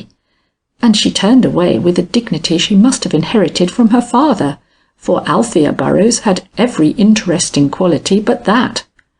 "You must be very tired," she remarked. "If you please, we will go now to your room."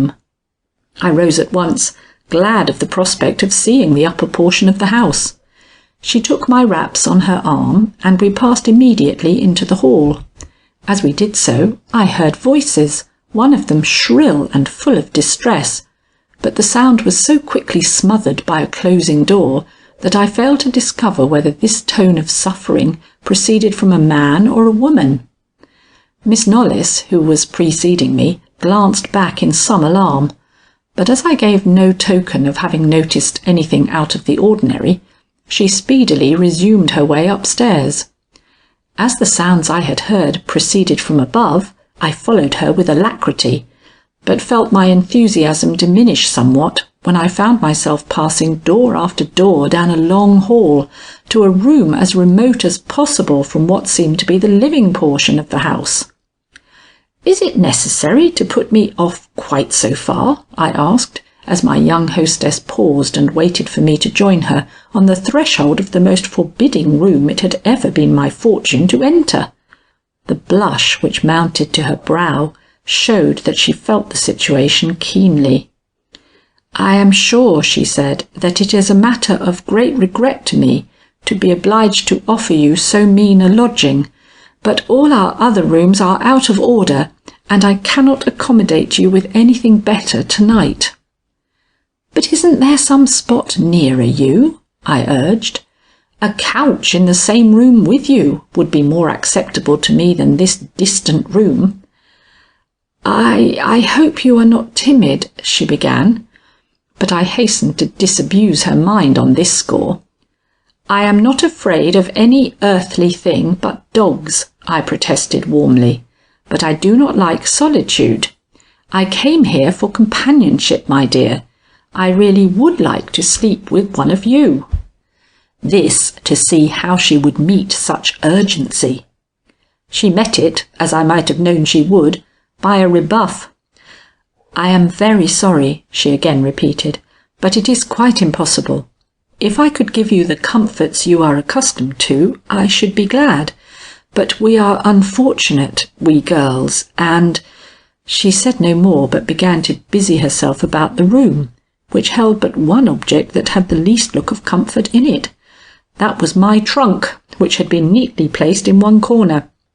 "I suppose you are not used to candles," she remarked, lighting what struck me as a very short end from the one she held in her hand. "My dear," said I can accommodate myself to much that I am not used to. I have very few old maid's ways or notions. You shall see that I am far from being a difficult guest." She heaved a sigh, and then, seeing my eye travelling slowly over the grey discoloured walls, which were not relieved by so much as a solitary print, she pointed to a bell rope near the head of the bed, and considerately remarked, "If you wish anything in the night, or are disturbed in any way, pull that. It communicates with my room, and I will be only too glad to come to you." I glanced up at the rope, ran my eye along the wire communicating with it, and saw that it was broken sheer off before it even entered into the wall. "I am afraid you will not hear me," I answered, pointing to the break. She flushed a deep scarlet, and for a moment looked as embarrassed as ever her sister had done. "I did not know," she murmured. "The house is so old. Everything is more or less out of repair, and she made haste to quit the room. I stepped after her in grim determination. "But there is no key to the door," I objected. She came back with a look that was as nearly desperate as her placid features were capable of. "I know," she said, "I know, we have nothing. But if you are not afraid, and of what could you be afraid in this house, under our protection and with a good dog outside, you will bear with things tonight, and—" "Good God!" she murmured, but not so low but that my excited sense caught every syllable. "Can she have heard? Has the reputation of this place gone abroad?" "Miss Butterworth," she repeated earnestly, "the house contains no cause of terror for you. Nothing threatens our guest, nor need you have the least concern for yourself or us, whether the night passes in quiet, or whether it is broken by unaccountable sounds. They will have no reference to anything in which you are interested." "Aha," thought I, "won't they? You give me credit for much indifference, my dear." But I said nothing beyond a few soothing phrases, which I made purposely short, seeing that every moment I detained her was just so much unnecessary torture to her.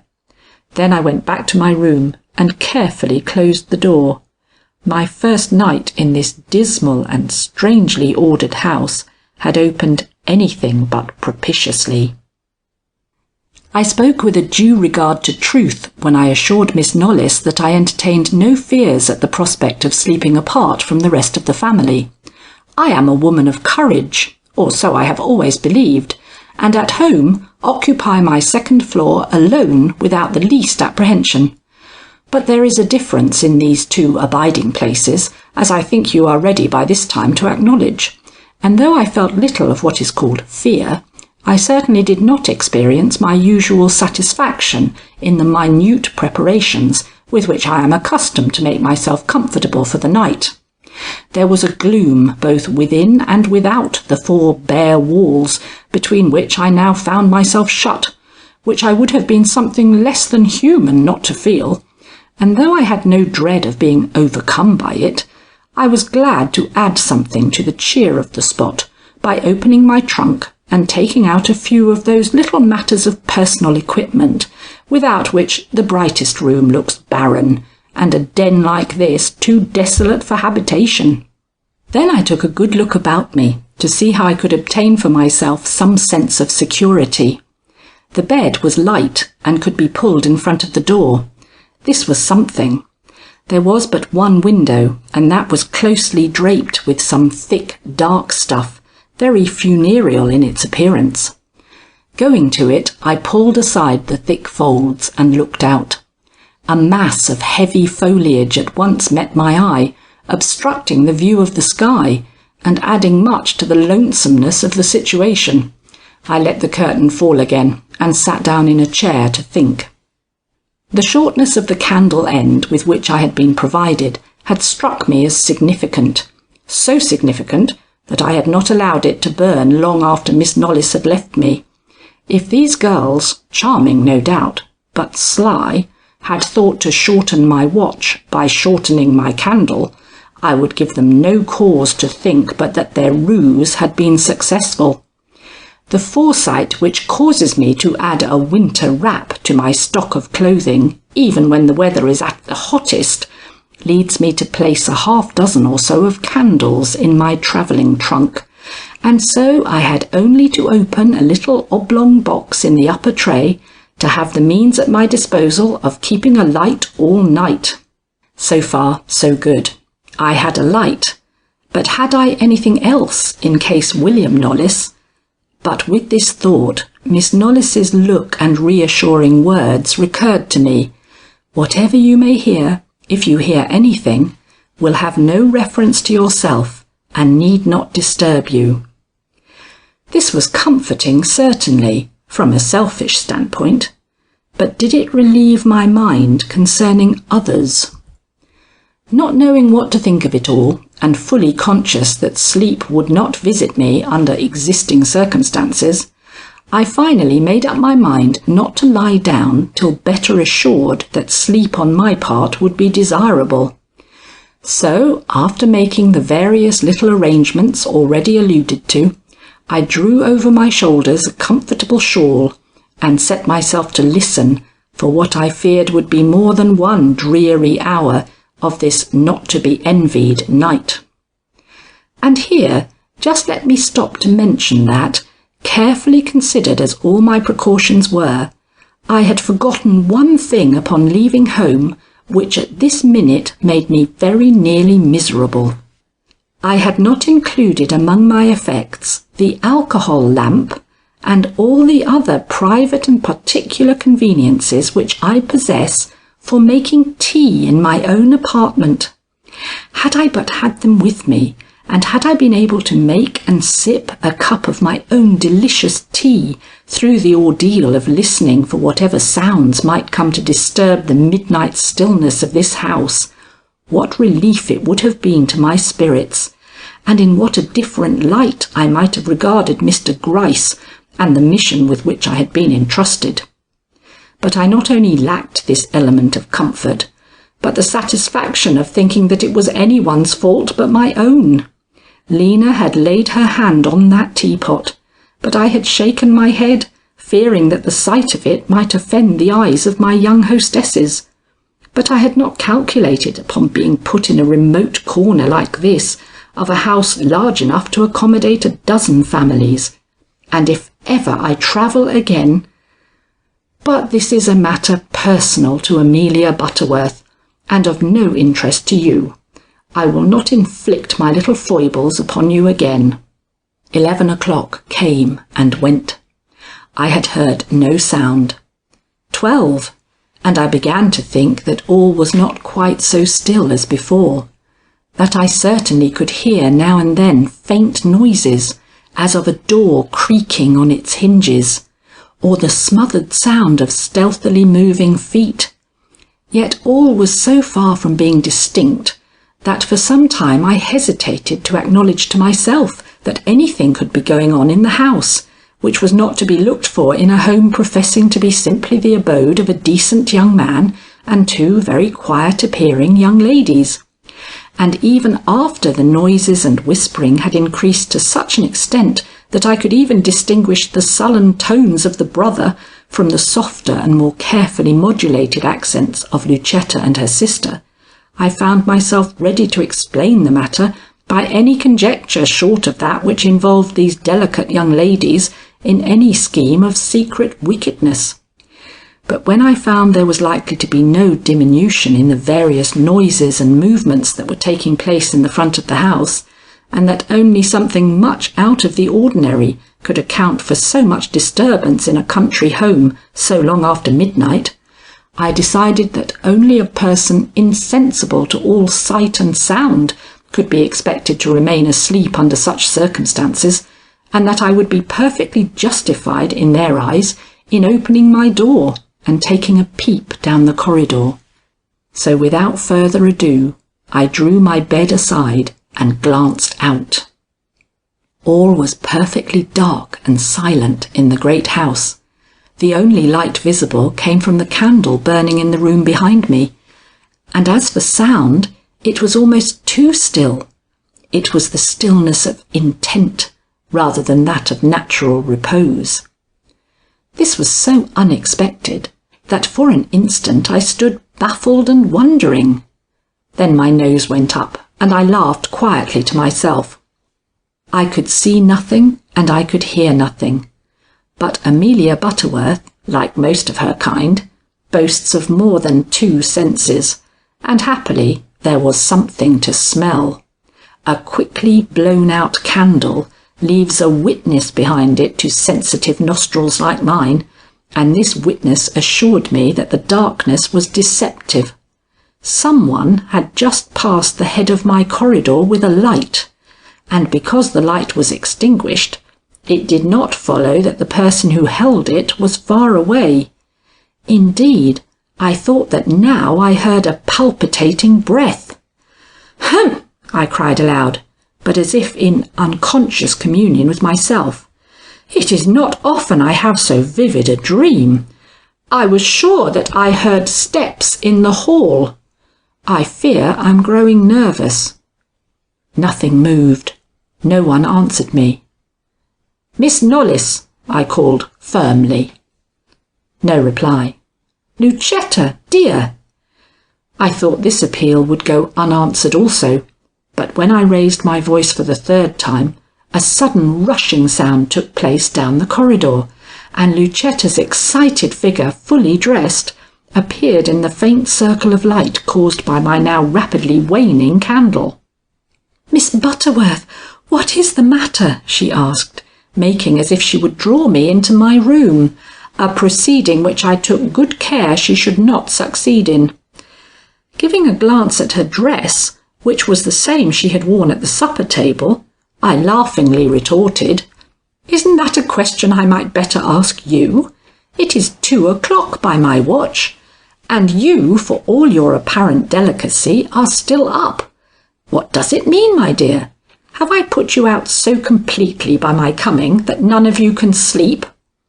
Her eyes, which had fallen before mine, quickly looked up. "I am sorry," she began, flushing and trying to take a peep into my room, possibly to see if I had been to bed. "We did not mean to disturb you, but, oh, Miss Butterworth, pray excuse our makeshifts and our poverty. We wished to fix up another room for you, and were ashamed to have you see how little we had to do it with. So we were moving some things out of our own room tonight, and—" Here her voice broke, and she burst into an almost uncontrollable flood of tears. "Don't," she entreated, "don't," as, quite thoroughly ashamed, I began to utter some excuses.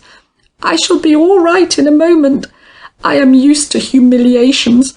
Only," and her whole body seemed to join in the plea, it trembled so, "do not, I pray, speak quite so loud. My brother is more sensitive than even Laurine and myself about these things, and if he should hear—" Here a suppressed oath from way down the hall assured me that he did hear, but I gave no sign of my recognition of this fact, and Lucetta added quickly, "He would not forgive us for our carelessness in waking you. He is rough sometimes, but so good at heart, so good." This, with the other small matter I have just mentioned, caused a revulsion in my feelings. He good? I did not believe it. Yet her eyes showed no wavering when I interrogated them with mine, and feeling that I had perhaps been doing them all an injustice, and that what I had seen was, as she evidently meant to intimate, due to their efforts to make a sudden guest comfortable amid their poverty, I put the best face I could on the matter, and gave the poor, pitiful, pleading face a kiss. I was startled to feel how cold her forehead was, and more concerned, loaded her down with such assurances of appreciation as came to my lips, and sent her back to her own room with an injunction not to trouble herself any more about fixing up any other room for me. "Only," I added, as her whole face showed relief, "we will go to the locksmith tomorrow and get a key, and after tonight you will be kind enough to see that I have a cup of tea brought to my room just before I retire. I am no good without my cup of tea, my dear. What keeps other people awake makes me sleep." "Oh, you shall have your tea," she cried, with an eagerness that was almost unnatural. And then, slipping from my grasp, she uttered another hasty apology for having roused me from my sleep, and ran hastily back. I stretched out my arm for the candle guttering in my room, and held it up to light her. She seemed to shrink at sight of its rays, and the last vision I had of her speeding figure showed me that same look of dread on her pallid features which had aroused my interest in our first interview. "She may have explained why the three of them are up at this time of night," I muttered, "but she has not explained why her every conversation is seasoned by an expression of fear." And thus brooding, I went back to my room, and pushing the bed again against the door, lay down upon it, and out of sheer chagrin fell fast asleep. I did not wake up till morning. The room was so dark that in all probability I should not have wakened then, if my habits of exact punctuality had not been aided by a gentle knock at my door. "Who's there?" I called, for I could not say "come in" till I had moved my bed and made way for the door to open. "Hannah, with warm water," replied a voice, at which I made haste to rise. Hannah was the woman who had waited on us at dinner. The sight of her pleasant countenance, which nevertheless looked a trifle haggard, was a welcome relief after the sombre features of the night. Addressing her with my usual brusqueness, but with quite my usual kindness, I asked how the young ladies were feeling this morning. Her answer made a great show of frankness. "Oh, they are much as usual," said she. "Miss Laurine is in the kitchen, and Miss Lucetta will soon be here to inquire how you are. I hope you passed a good night yourself, ma'am." I had slept more than I ought to, perhaps, and made haste to reassure her as to my own condition. Then, seeing that a little talk would not be unwelcome to this hearty woman, tired to death possibly with life in this dreary house, I made some excuse for keeping her a few minutes, saying as I did so, "What an immense dwelling this is for 4 persons to live in! Or have you another inmate whom I have not seen?" I thought her buxom colour showed a momentary sign of failing, but it all came back with her answer, which was given in a round, hearty voice. "Oh, I'm the only maid, ma'am. I cook and sweep and all. I couldn't abide another near me. Even Mr Simsbury, who tends the cow and horse, and who only comes in for his dinner, worries me by spells. I like to have my own way in the kitchen, except when the young ladies choose to come in. Is there anything you want, ma'am? And do you prefer tea or coffee for breakfast?" I told her that I always drank coffee in the morning, and would have liked to have added a question or two, but she gave me no chance. As she went out, I saw her glance at my candlestick. There was only a half-burned end in it. She is calculating too how long I sat up, thought I. Lucetta stood at the head of the stairs as I went down. "Will you excuse me for a few moments?" said she. "I am not quite ready to follow you, but will be soon." "I will take a look at the grounds." I thought she hesitated for a moment. Then her face lighted up. "Be sure you don't encounter the dog," she cried, and slipped hastily down a side hall I had not noticed the night before. "Ah, a good way to keep me in," I reasoned. "But I shall see the grounds yet if I have to poison that dog." Notwithstanding, I made no haste to leave the house. I don't believe in tempting Providence, especially where a dog is concerned. Instead of that, I stood still and looked up and down the halls, endeavouring to get some idea of their plan and of the location of my own room in reference to the rest. I found that the main hall ran at right angles to the long corridor down which I had just come, and noting that the doors opening into it were of a size and finish vastly superior to those I had passed in the corridor just mentioned, I judged that the best bedrooms all lay front, and that I had been quartered at the end of what had once been considered as the servants' hall. At my right, as I looked down the stairs, ran a wall with a break which looked like an opening into another corridor, and indeed I afterward learned that the long series of rooms, of which mine was the last, had its counterpart on the other side of this enormous dwelling, giving to the house the shape of a long, square U. I was looking in some wonderment at this opening, and marvelling over the extravagant hospitality of those old days, which necessitated such a number of rooms in a private gentleman's home, when I heard a door open, and 2 voices speaking. One was rough and careless, unmistakably that of William Knollys. The other was slow and timid, and was just as unmistakably that of the man who had driven me to this house the day before. They were talking of some elderly person, and I had good sense enough not to allow my indignation to blind me to the fact that by that elderly person they meant me. This is important, for their words were not without significance. "How shall we keep the old girl out of the house till it's all over?" was what I heard from William's surly lips. "Lucetta has a plan," was the hardly distinguishable answer. "I am to take—" That was all I could hear. A closing door shut off the remainder. Something, then, was going on in this house, of a dark, if not mysterious, character, and the attempts made by these two interesting and devoted girls to cover up the fact, by explanations founded on their poverty, had been but subterfuges after all. Grieved on their account, but inwardly grateful to the imprudence of their more than reckless brother for this not to be mistaken glimpse into the truth, I slowly descended the stairs, in that state of complete self-possession which is given by a secret knowledge of the intentions formed against us by those whose actions we have reason to suspect. Henceforth I had but one duty, to penetrate the mystery of this household.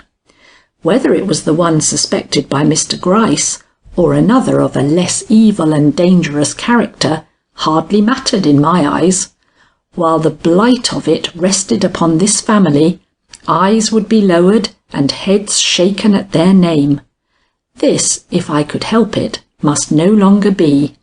If guilt lay at the bottom of all this fear, then this guilt must be known.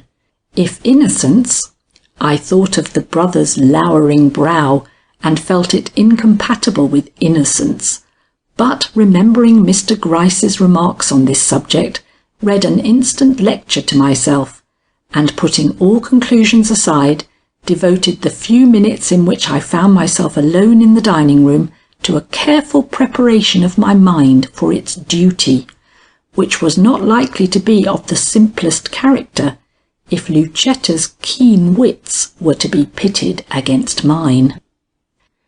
When my mind is set free from doubt and fully settled upon any course, I am capable of much good nature and seeming simplicity. I was therefore able to maintain my own at the breakfast table with some success, so that the meal passed off without any of the disagreeable experiences of the night before. Perhaps the fact that Laurine presided at the coffee urn instead of Lucetta had something to do with this.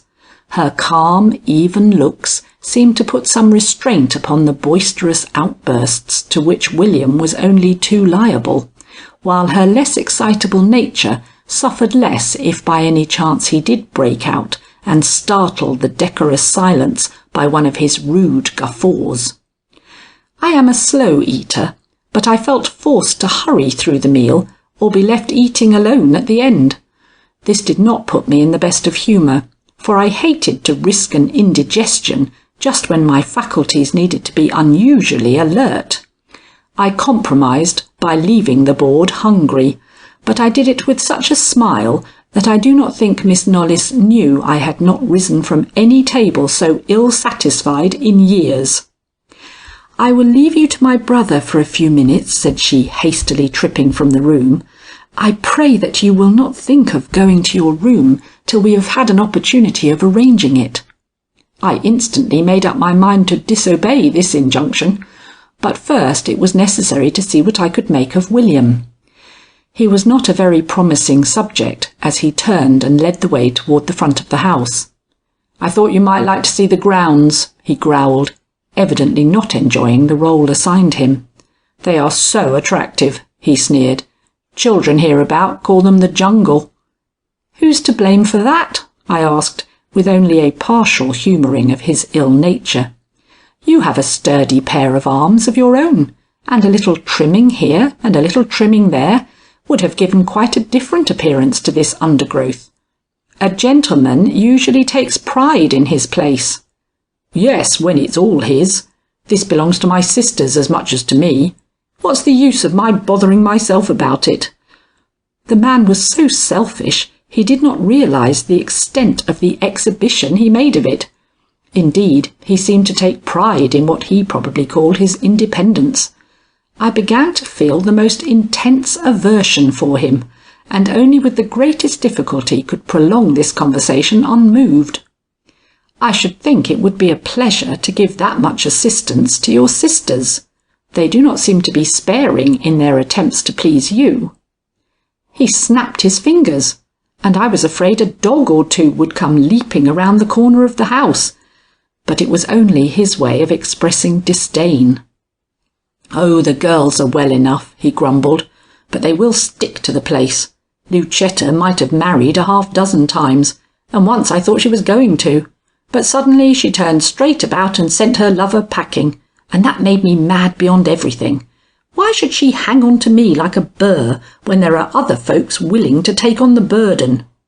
It was the most palpable display of egotism I had ever seen, and one of the most revolting. I was so disgusted by it that I spoke up without any too much caution. "Perhaps she thinks she can be useful to you," I said. "I have known sisters give up their own happiness on no better grounds." "Useful?" he sneered. "It's a usefulness a man like me can dispense with. Do you know what I would like?" We were standing in one of the tangled pathways, with our faces turned toward the house. As he spoke, he looked up and made a rude sort of gesture toward the blank expanse of empty and curtainless windows.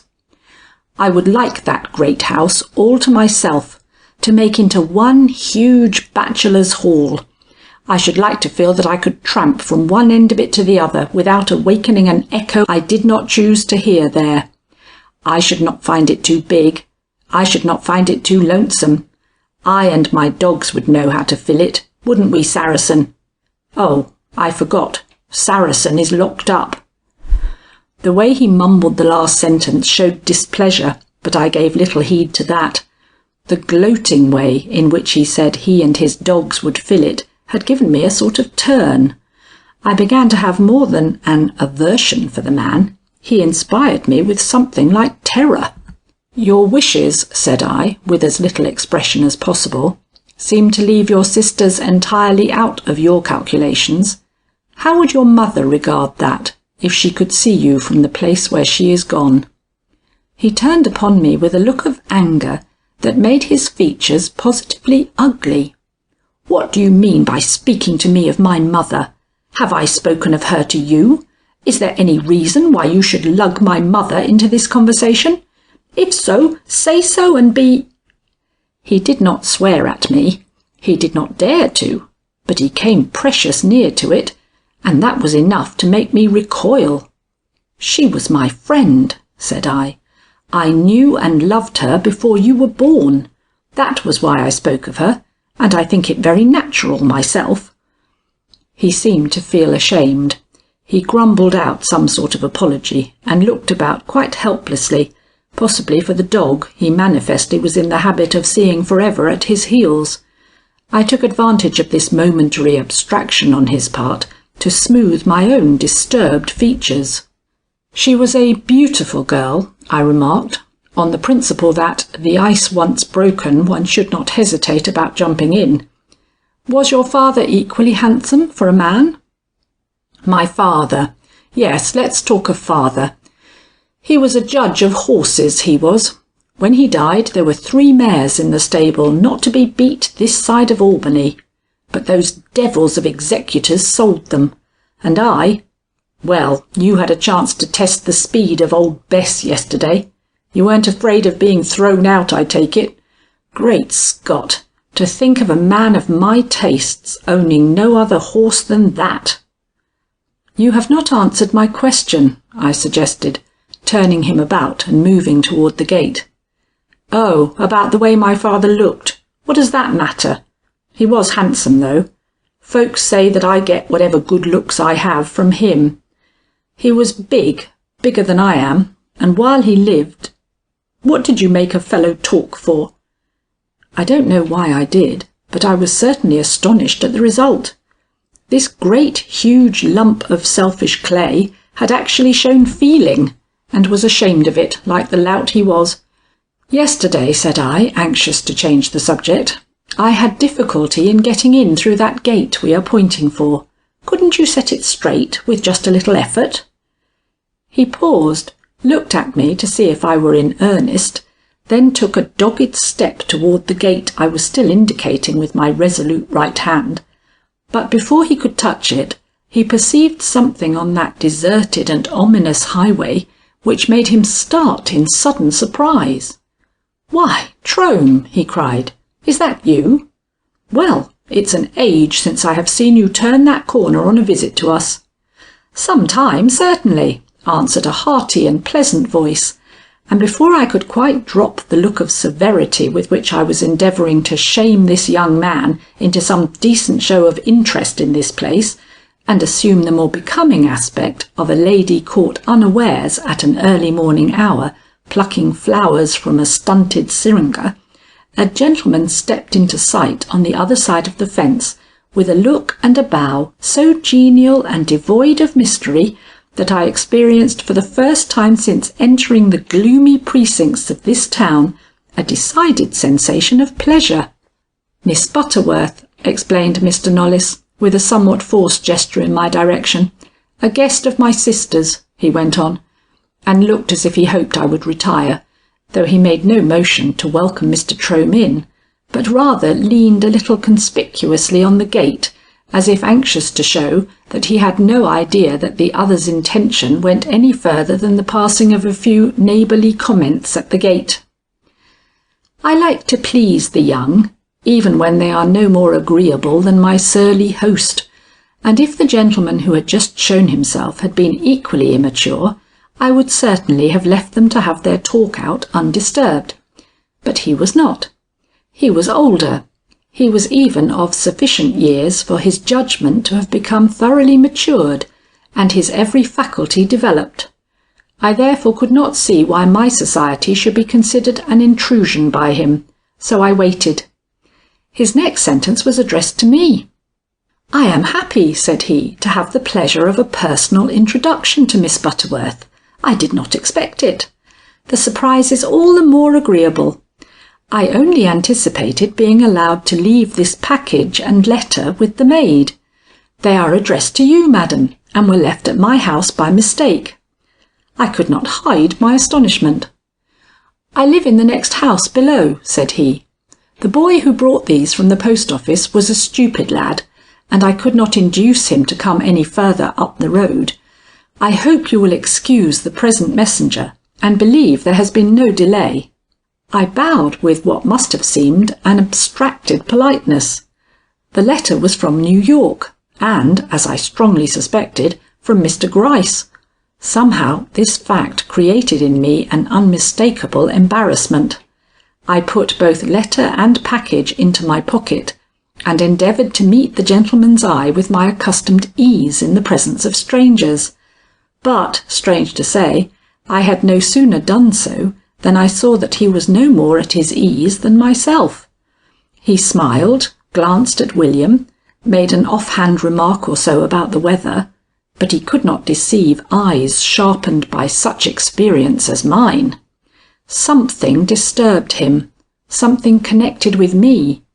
It made my cheek a little hot to acknowledge this even to myself, but it was so very evident that I began to cast about for the means of ridding ourselves of William, when that blundering youth suddenly spoke. "I suppose he was afraid to come up the lane.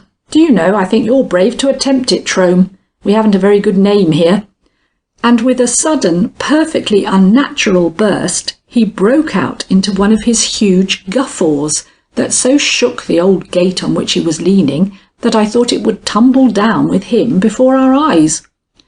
I saw Mr. Trome start, and cast him a look in which I seemed to detect both surprise and horror, before he turned to me, and with an air of polite deprecation anxiously said, "I am afraid Miss Butterworth will not understand your allusions, Mr. Knollys.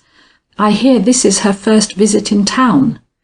As his manner showed even more feeling than the occasion seemed to warrant, I made haste to answer that I was well acquainted with the tradition of the lane, that its name alone showed what had happened here. His bearing betrayed an instant relief. "I am glad to find you so well informed," said he. "I was afraid—" here he cast another very strange glance at William. that your young friends might have shrunk from some sense of delicacy from telling you what might frighten most guests from a lonely road like this. I compliment you upon their thoughtfulness." William bowed, as if the words of the other contained no other suggestion than that which was openly apparent. Was he so dull, or was he— I had not time to finish my conjectures even in my own mind, for at this moment a quick cry rose behind us, and Lucetta's light figure appeared, running toward us with every indication of excitement. "Ah," murmured Mr. Trome, with an appearance of great respect. "Your sister, Mr. Knollys. I had better be moving on. Good morning, Miss Butterworth. I am sorry that circumstances make it impossible for me to offer you those civilities which you might reasonably expect from so near a neighbour. Miss Lucetta and I are at swords' points over a matter upon which I still insist she is to blame. See how shocked she is to see me even standing at her gate." Shocked! I would have said terrified. Nothing but fear, her old fear aggravated to a point that made all attempt at concealment impossible, could account for her white, drawn features and trembling form. She looked as if her whole thought was, "Have I come in time?" What has procured us the honour of this visit?" she asked, moving up beside William, as if she would add her slight frame to his bulky one to keep this intruder out. "Nothing that need alarm you," said the other, with a suggestive note in his kind and mellow voice. "I was rather unexpectedly entrusted this morning with a letter for your agreeable guest here, and I have merely come to deliver it." Her look of astonishment passing from him to me, I thrust my hand into my pocket and drew out the letter which I had just received. "From home," said I, without properly considering that this was in some measure an untruth. "Oh," she murmured, as if but half convinced. "William could have gone for it," she added, still eyeing Mr. Trome with a pitiful anxiety. "I was only too happy," said the other, with a low and reassuring bow. Then, as if he saw that her distress would only be relieved by his departure, he raised his hat and stepped back into the open highway. "I will not intrude again, Miss Knollys," were his parting words. "If you want anything of Obadiah Trome, you know where to find him. His doors will always be open to you." Lucetta, with a start, laid her hand on her brother's arm as if to restrain the words she saw slowly labouring to his lips, and leaning breathlessly forward, watched the fine figure of this perfect country gentleman till it had withdrawn quite out of sight. Then she turned, and with a quick abandonment of all self-control, cried out with a pitiful gesture toward her brother, "I thought all was over. I feared he meant to come into the house," and fell stark and seemingly lifeless at our feet. For a moment William and myself stood looking at each other over this frail and prostrate figure. Then he stooped, and with an unexpected show of kindness raised her up and began carrying her toward the house. "Lucetta is a fool," he cried suddenly, stopping and giving me a quick glance over his shoulder. "Because folks are terrified of this road and come to see us but seldom, she has got to feel a most unreasonable dread of visitors. She was even set against your coming, till we showed her what folly it was for her to think we could always live here like hermits. Then she doesn't like Mr. Trome, thinks he is altogether too friendly to me, as if that was any of her business. Am I an idiot? Have I no sense? Cannot I be trusted to take care of my own affairs and keep my own secrets? She's a weak, silly chit to go and flop over like this, when, damn it, we have enough to look after without nursing her up, and I mean," he said, tripping himself up with an air of polite consideration, so out of keeping with his usual churlishness as to be more than noticeable, "that it cannot add much to the pleasure of your visit to have such things happen as this." "Oh, don't worry about me," I curtly responded. "Get the poor girl in. I'll look after her." But as if she heard these words and was startled by them, Lucetta roused in her brother's arms and struggled passionately to her feet. "Oh, what has happened to me?" she cried. "Have I said anything? William, have I said anything?" she asked wildly, clinging to her brother in terror. He gave her a look and pushed her off. "What are you talking about?" he cried. "One would think you had something to conceal." She steadied herself up in an instant. "I am the weakest of the family," said she, walking straight up to me and taking me affectionately by the arm. "All my life I have been delicate, and these turns are nothing new to me. Sometimes I think I will die in one of them. But I am quite restored now," she hastily added, as I could not help showing my concern. "See, I can walk quite alone." And she ran rather than walked up the few short steps of the porch, at which we had now arrived. "Don't tell Loreen," she begged, as I followed her into the house. "She worries so about me, and it will do no good." William had stalked off toward the stables. We were therefore alone. I turned and laid a finger on her arm. "My dear," said I never make foolish promises, but I can be trusted never to heedlessly slight anyone's wishes. If I see no good reason why I should tell your sister of this fainting fit, I shall certainly hold my peace." She seemed moved by my manner, if not by my words. "Oh," she cried, seizing my hand and pressing it, "if I dared to tell you of my troubles, but it is impossible, quite impossible." And before I could urge a plea for her confidence, she was gone, leaving me in the company of Hannah, who at this moment was busying herself with something at the other end of the hall. I had no wish to interfere with Hannah just then. I had my letter to read and did not wish to be disturbed. So I slipped into the sitting room and carefully closed the door. Then I opened my letter. It was, as I supposed, from Mr Gryce, and ran thus. "Dear Miss Butterworth, I am astonished at your determination, but since your desire to visit your friends is such as to lead you to brave the dangers of Lost Man's Lane, allow me to suggest certain precautions. First, do not trust anybody. Second, do not proceed anywhere alone or on foot. Third, if danger comes to you, and you find yourself in a condition of real peril, blow once shrilly on the whistle I enclose with this. If, however, the danger is slight, or you wish merely to call the attention of those who will be set to watch over you, let the blast be short, sharp, and repeated, twice to summon assistance, 3 times to call attention. I advise you to fasten this whistle about your neck in a way to make it easily obtainable. I have advised you to trust nobody. I should have accepted Mr Trome, but I do not think you will be given an opportunity to speak to him. Remember that all depends upon your not awakening suspicion. If, however, you wish advice, or desire to make any communication to me or the man secretly holding charge over this affair in X, seek the first opportunity of riding into town, and go at once to the hotel, where you will ask for room 3. It has been retained in your service, and once shown into it, you may expect a visitor who will be the man you seek.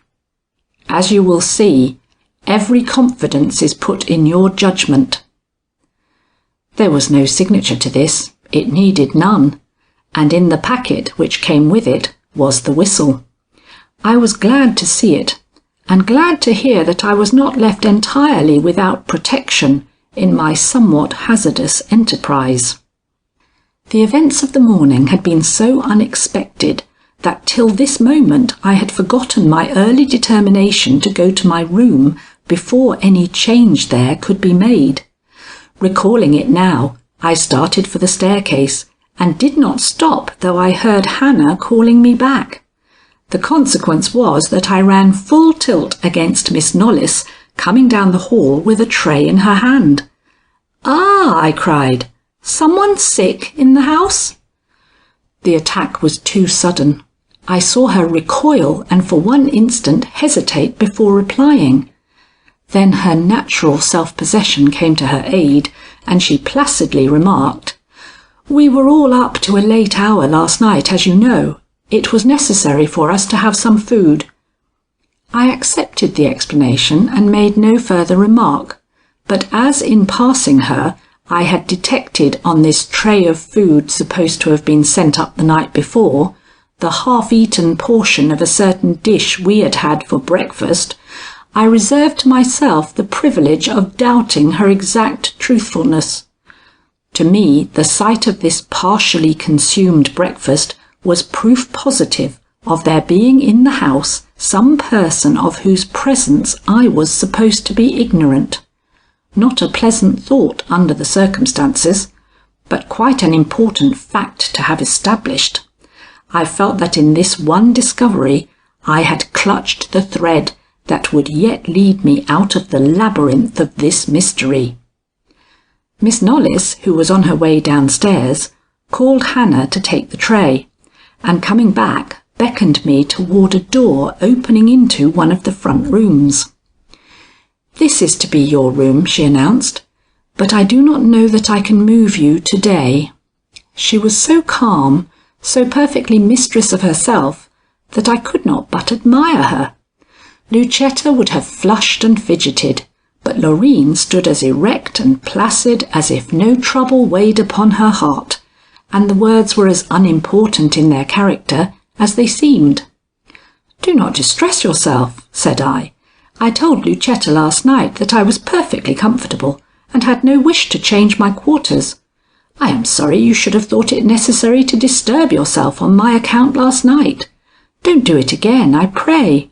A woman like myself had rather put herself to some slight inconvenience than move." "I am much obliged to you," said she, and came at once from the door. I don't know, but after all I like Lucetta's fidgety ways better than Loreen's unmovable self-possession. "Shall I order the coach for you?" she suddenly asked, as I turned toward the corridor leading to my room. "The coach?" I repeated. "I thought that perhaps you might like to ride into town. Mr Simsbury is at leisure this morning. I regret that neither Lucetta nor myself will be able to accompany you." I thought what this same Mr Simsbury had said about Lucetta's plan, and hesitated. It was evidently their wish to have me spend my morning elsewhere than with them. Should I humour them, or find excuses for remaining home? Either course had its difficulties. If I went, what might not take place in my absence? If I remained, what suspicions might I not rouse? I decided to compromise matters and start for town, even if I did not go there. "I am hesitating," said I, "because of the 2 or 3 rather threatening-looking clouds toward the east. But if you are sure Mr Simsbury can be spared, I think I will risk it. I really would like to get a key for my door, and then riding in the country is so pleasant." Miss Knollys, with a bow, passed immediately downstairs. I went in a state of some doubt toward my own room.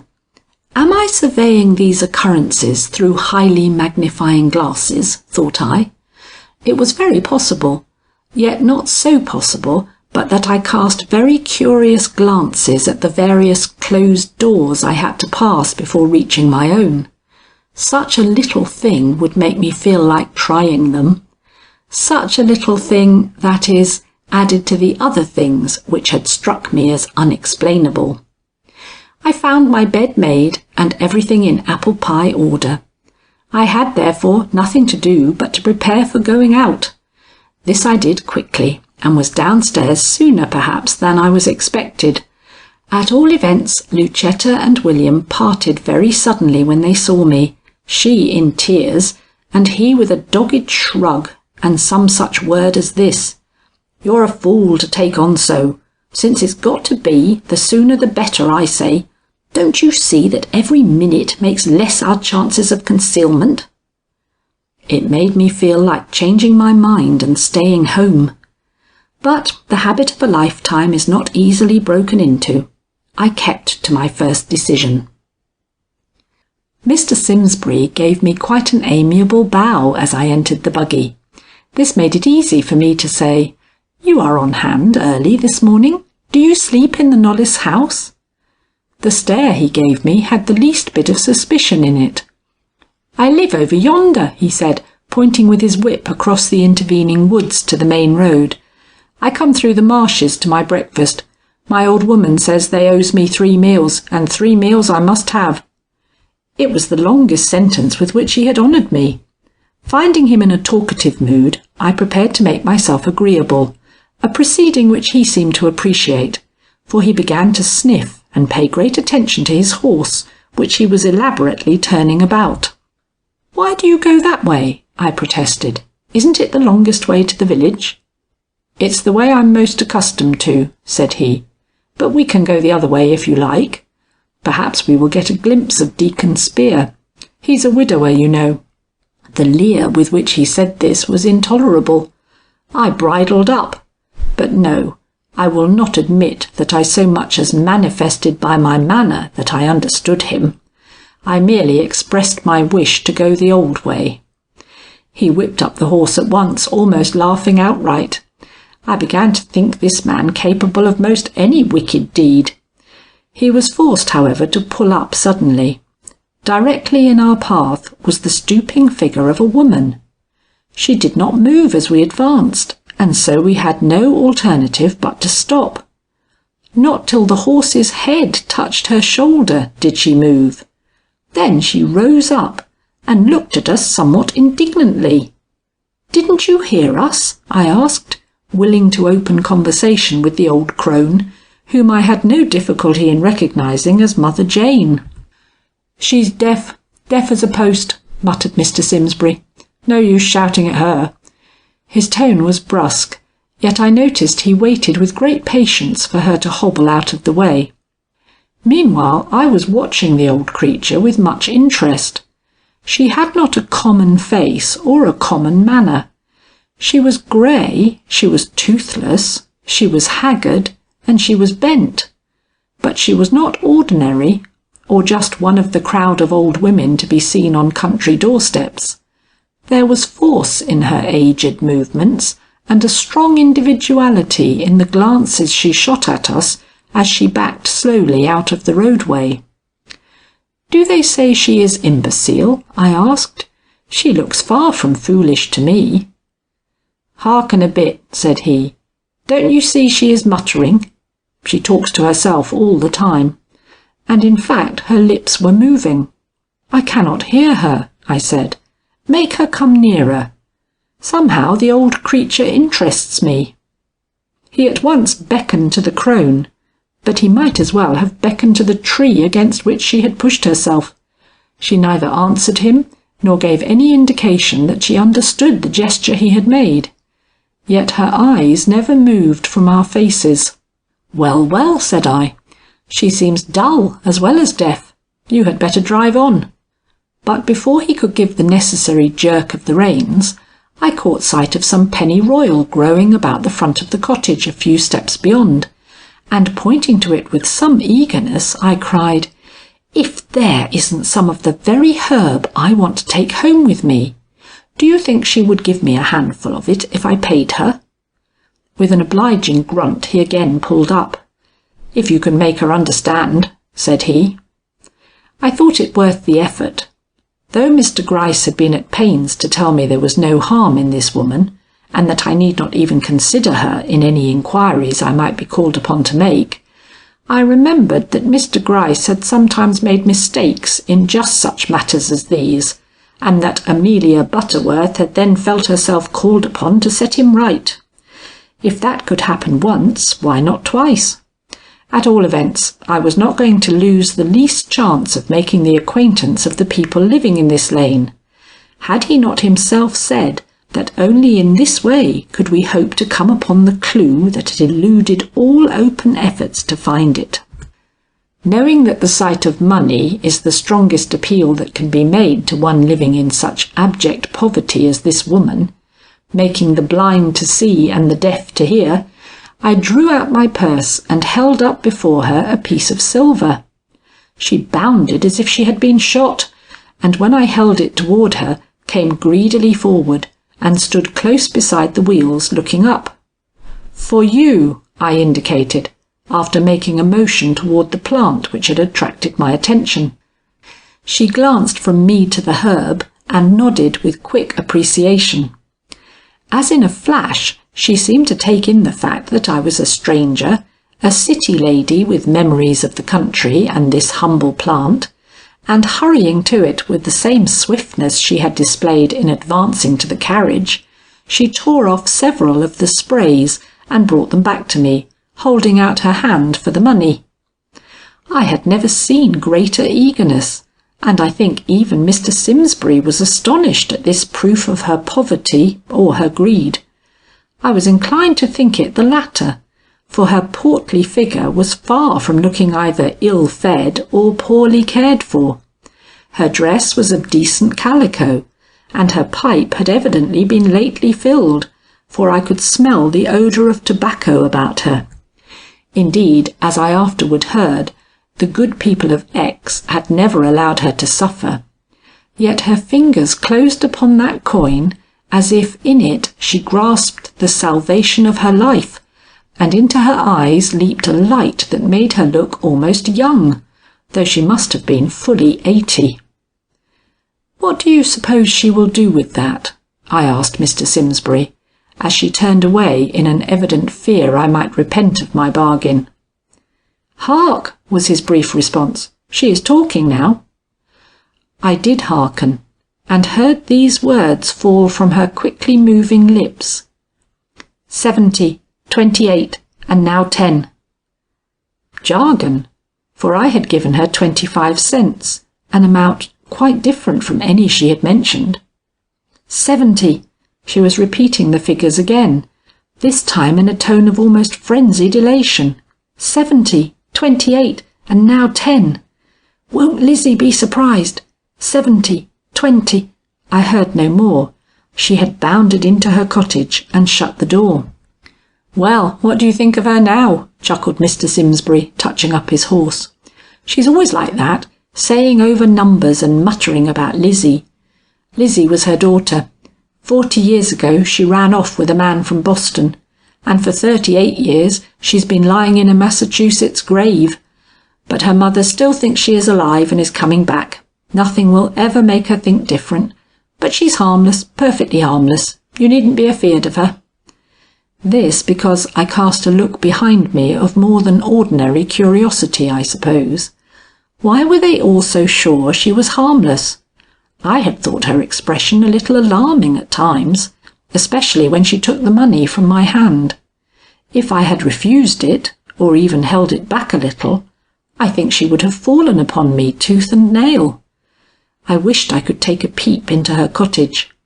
Mr Gryce had described it as 4 walls and nothing more, and indeed it was small and of the humblest proportions.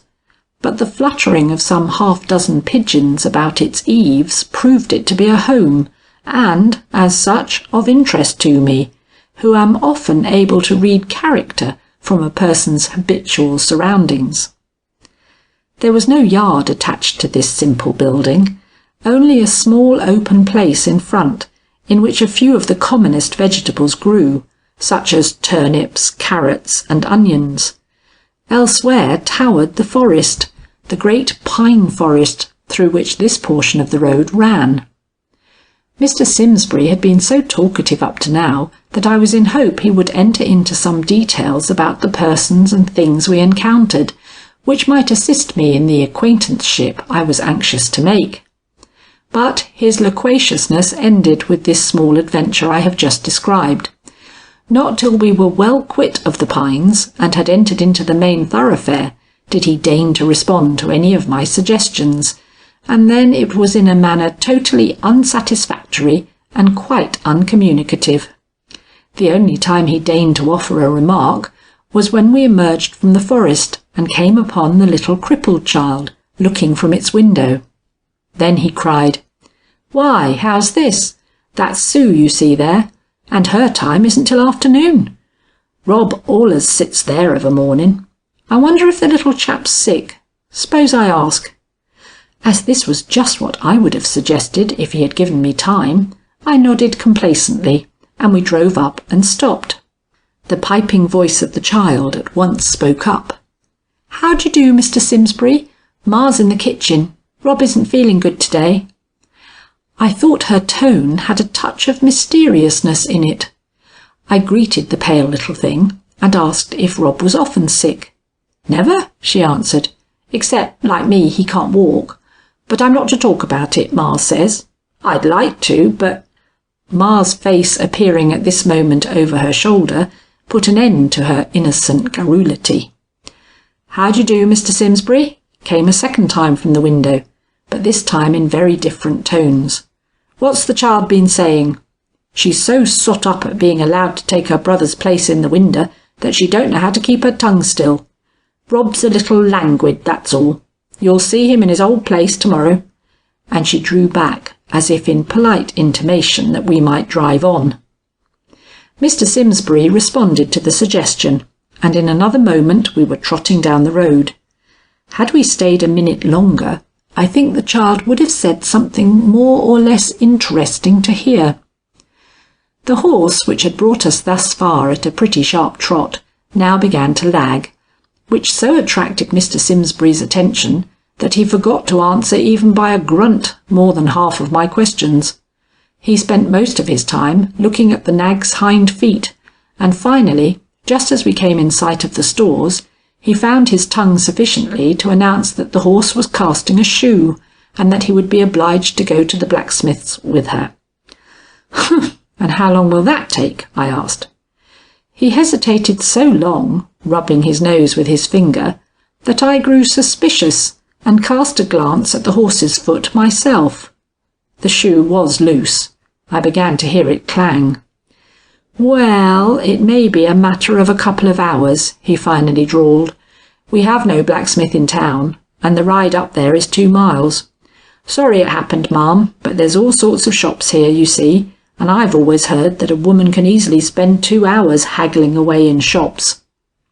I glanced at the 2 ill-furnished windows he pointed out, thought of Arnold and Constable's, Tiffany's, and the other New York establishments I had been in the habit of visiting, and suppressed my disdain.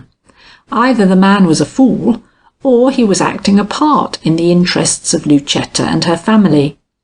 I rather inclined to the latter supposition. If the plan was to keep me out most of the morning, why could that shoe not have been loosened before the mare left the stable?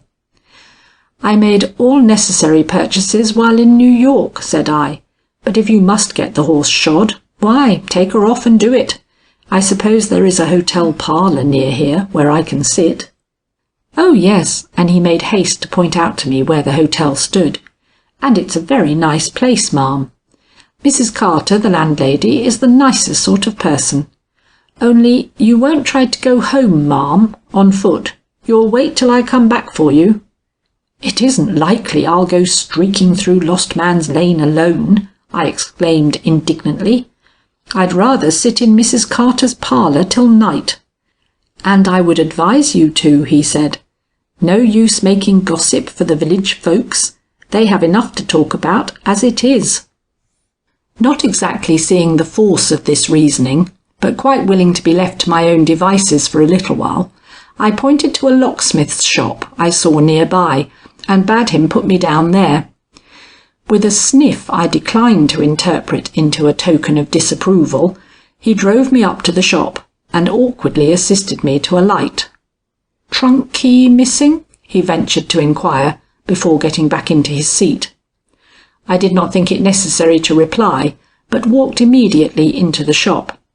He looked dissatisfied at this, but whatever his feelings were, he refrained from any expression of them, and presently mounted to his place and drove off. I was left confronting the decent man who represented the lock-fitting interests in X. I found some difficulty in broaching my errand. Finally, I said, "Miss Knollys, who lives up the road, wishes a key fitted to one of her doors. Will you come, or send a man to her house today? She is too occupied to see about it herself." The man must have been struck by my appearance, for he stared at me quite curiously for a minute. Then he gave a hem and a haw and said, "Certainly, what kind of a door is it?" When I had answered, he gave me another curious glance and seemed uneasy to step back to where his assistant was working with a file. "You will be sure to come in time to have the lock fitted before night," I said in that peremptory manner of mine, which means simply, "I keep my promises and expect you to keep yours." His "certainly" struck me as a little weaker this time, possibly because his curiosity was excited. "Are you the lady from New York who is staying with them?" he asked, stepping back, seemingly quite unawed by my positive demeanour. "Yes," said I, thawing a trifle. "I am Miss Butterworth." He looked at me almost as if I were a curiosity. "And did you sleep there last night?" he urged. I thought it best to thaw still more. "Of course," I said. "Where do you think I would sleep? The young ladies are friends of mine." He rapped abstractedly on the counter with a small key he was holding. "Excuse me," said he, with some remembrance of my position toward him as a stranger, "but weren't you afraid?" "Afraid?" I echoed. "Afraid in Miss Knollys's house?" "Why, then, do you want a key to your door?" he asked, with a slight appearance of excitement. "We don't lock doors here in the village. At least, we didn't." "I did not say it was my door," I began, but feeling that this was a prevarication not only unworthy of me, but one that he was entirely too sharp to accept, I added stiffly, "It is for my door. I am not accustomed even at home to sleep with my room unlocked." "Oh," he murmured, totally unconvinced. "I thought you might have got a scare. Folks somehow are afraid of that old place. It's so big and ghost-like. I don't think you would find anyone in this village who would sleep there all night." "A pleasing preparation for my rest tonight," I grimly laughed. "Dangers on the road and ghosts in the house. Happily, I don't believe in the latter." The gesture he made showed incredulity. He had ceased rapping with the key, or even to show any wish to join his assistant. All his thoughts for the moment seemed to be concentrated on me. "You don't know little Rob?" he inquired, "the crippled lad who lives at the head of the lane?"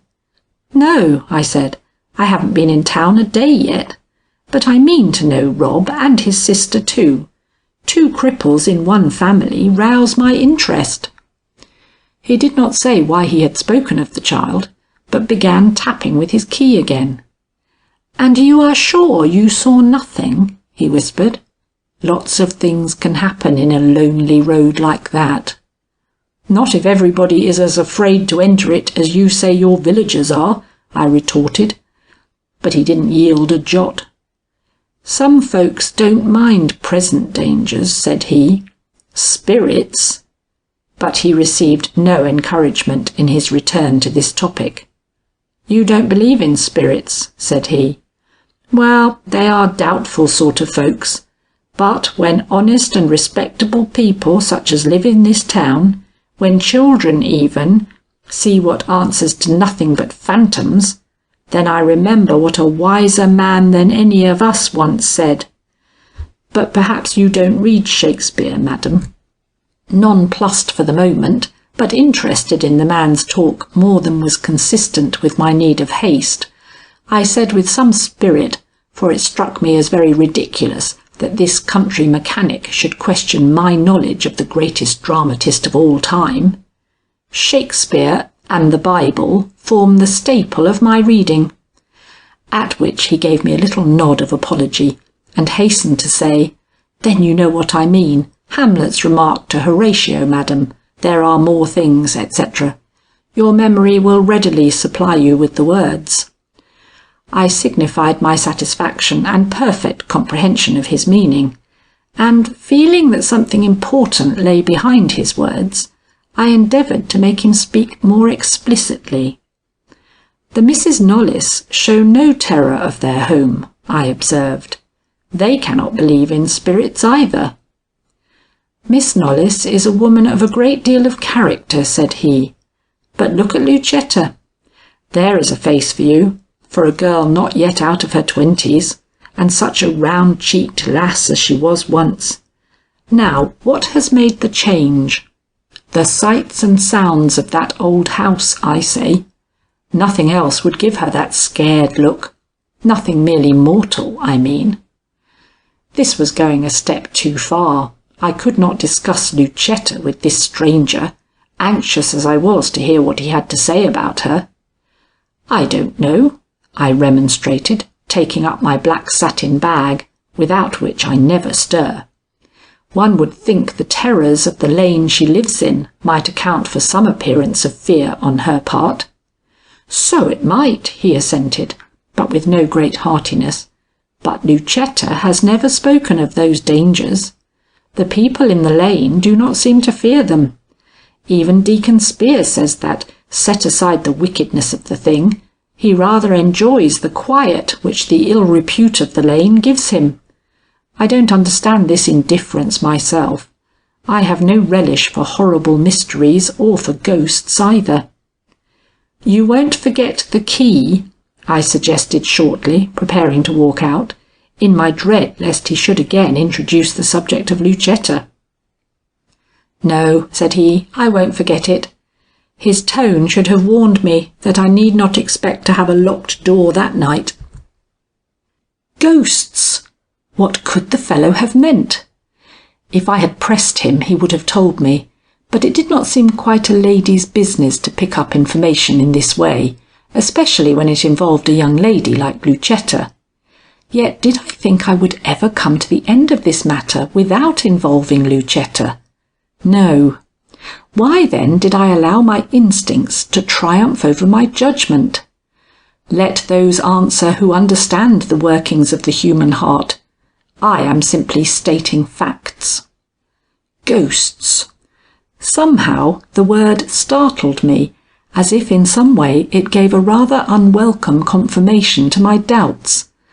Apparitions seen in the Knollys mansion, or in any of the houses bordering on this lane, that was a serious charge. How serious seemed to be but half comprehended by this man. But I comprehended it to the full, and wondered if it was on account of such gossip as this that Mr Gryce had persuaded me to enter Miss Knollys's house as a guest. I was crossing the street to the hotel as I indulged in these conjectures, and intent as my mind was upon them, I could not but note the curiosity and interest which my presence excited in the simple country folk invariably to be found lounging about a country tavern. Indeed, the whole neighbourhood seemed agog, and though I would have thought it derogatory to my dignity to notice the fact, I could not but see how many faces were peering at me from store doors and the half-closed blinds of adjoining cottages. No young girl in the pride of her beauty could have awakened more interest, and this I attributed, as was no doubt right, not to my appearance, which would not perhaps be apt to strike these simple villagers as remarkable, or to my dress, which is rather rich than fashionable, but to the fact that I was a stranger in town, and, what was more extraordinary, a guest of the Misses Knollyses. My intention in approaching the hotel was not to spend a couple of dreary hours in the parlour with Mrs Carter, as Mr Simsbury had suggested, but to obtain, if possible, a conveyance to carry me immediately back to the Knollys mansion. But this, which would have been a simple matter in most towns, seemed well nigh an impossibility in X. The landlord was away, and Mrs Carter, who was very frank with me, told me it would be perfectly useless to ask one of the men to drive me through the lane. "It's an unwholesome spot," said she, "and only Mr Carter and the police have the courage to brave it." I suggested that I was willing to pay well, but it seemed to make very little difference to her. "Money won't hire them," said she, and I had the satisfaction of knowing that Lucetta had triumphed in her plan, and that, after all, I must sit out the morning in the precincts of the hotel parlour with Mrs. Carter. It was my first signal defeat, but I was determined to make the best of it, and if possible glean such knowledge from the talk of this woman as would make me feel that I had lost nothing by my disappointment. She was only too ready to talk, and the first topic was little Rob.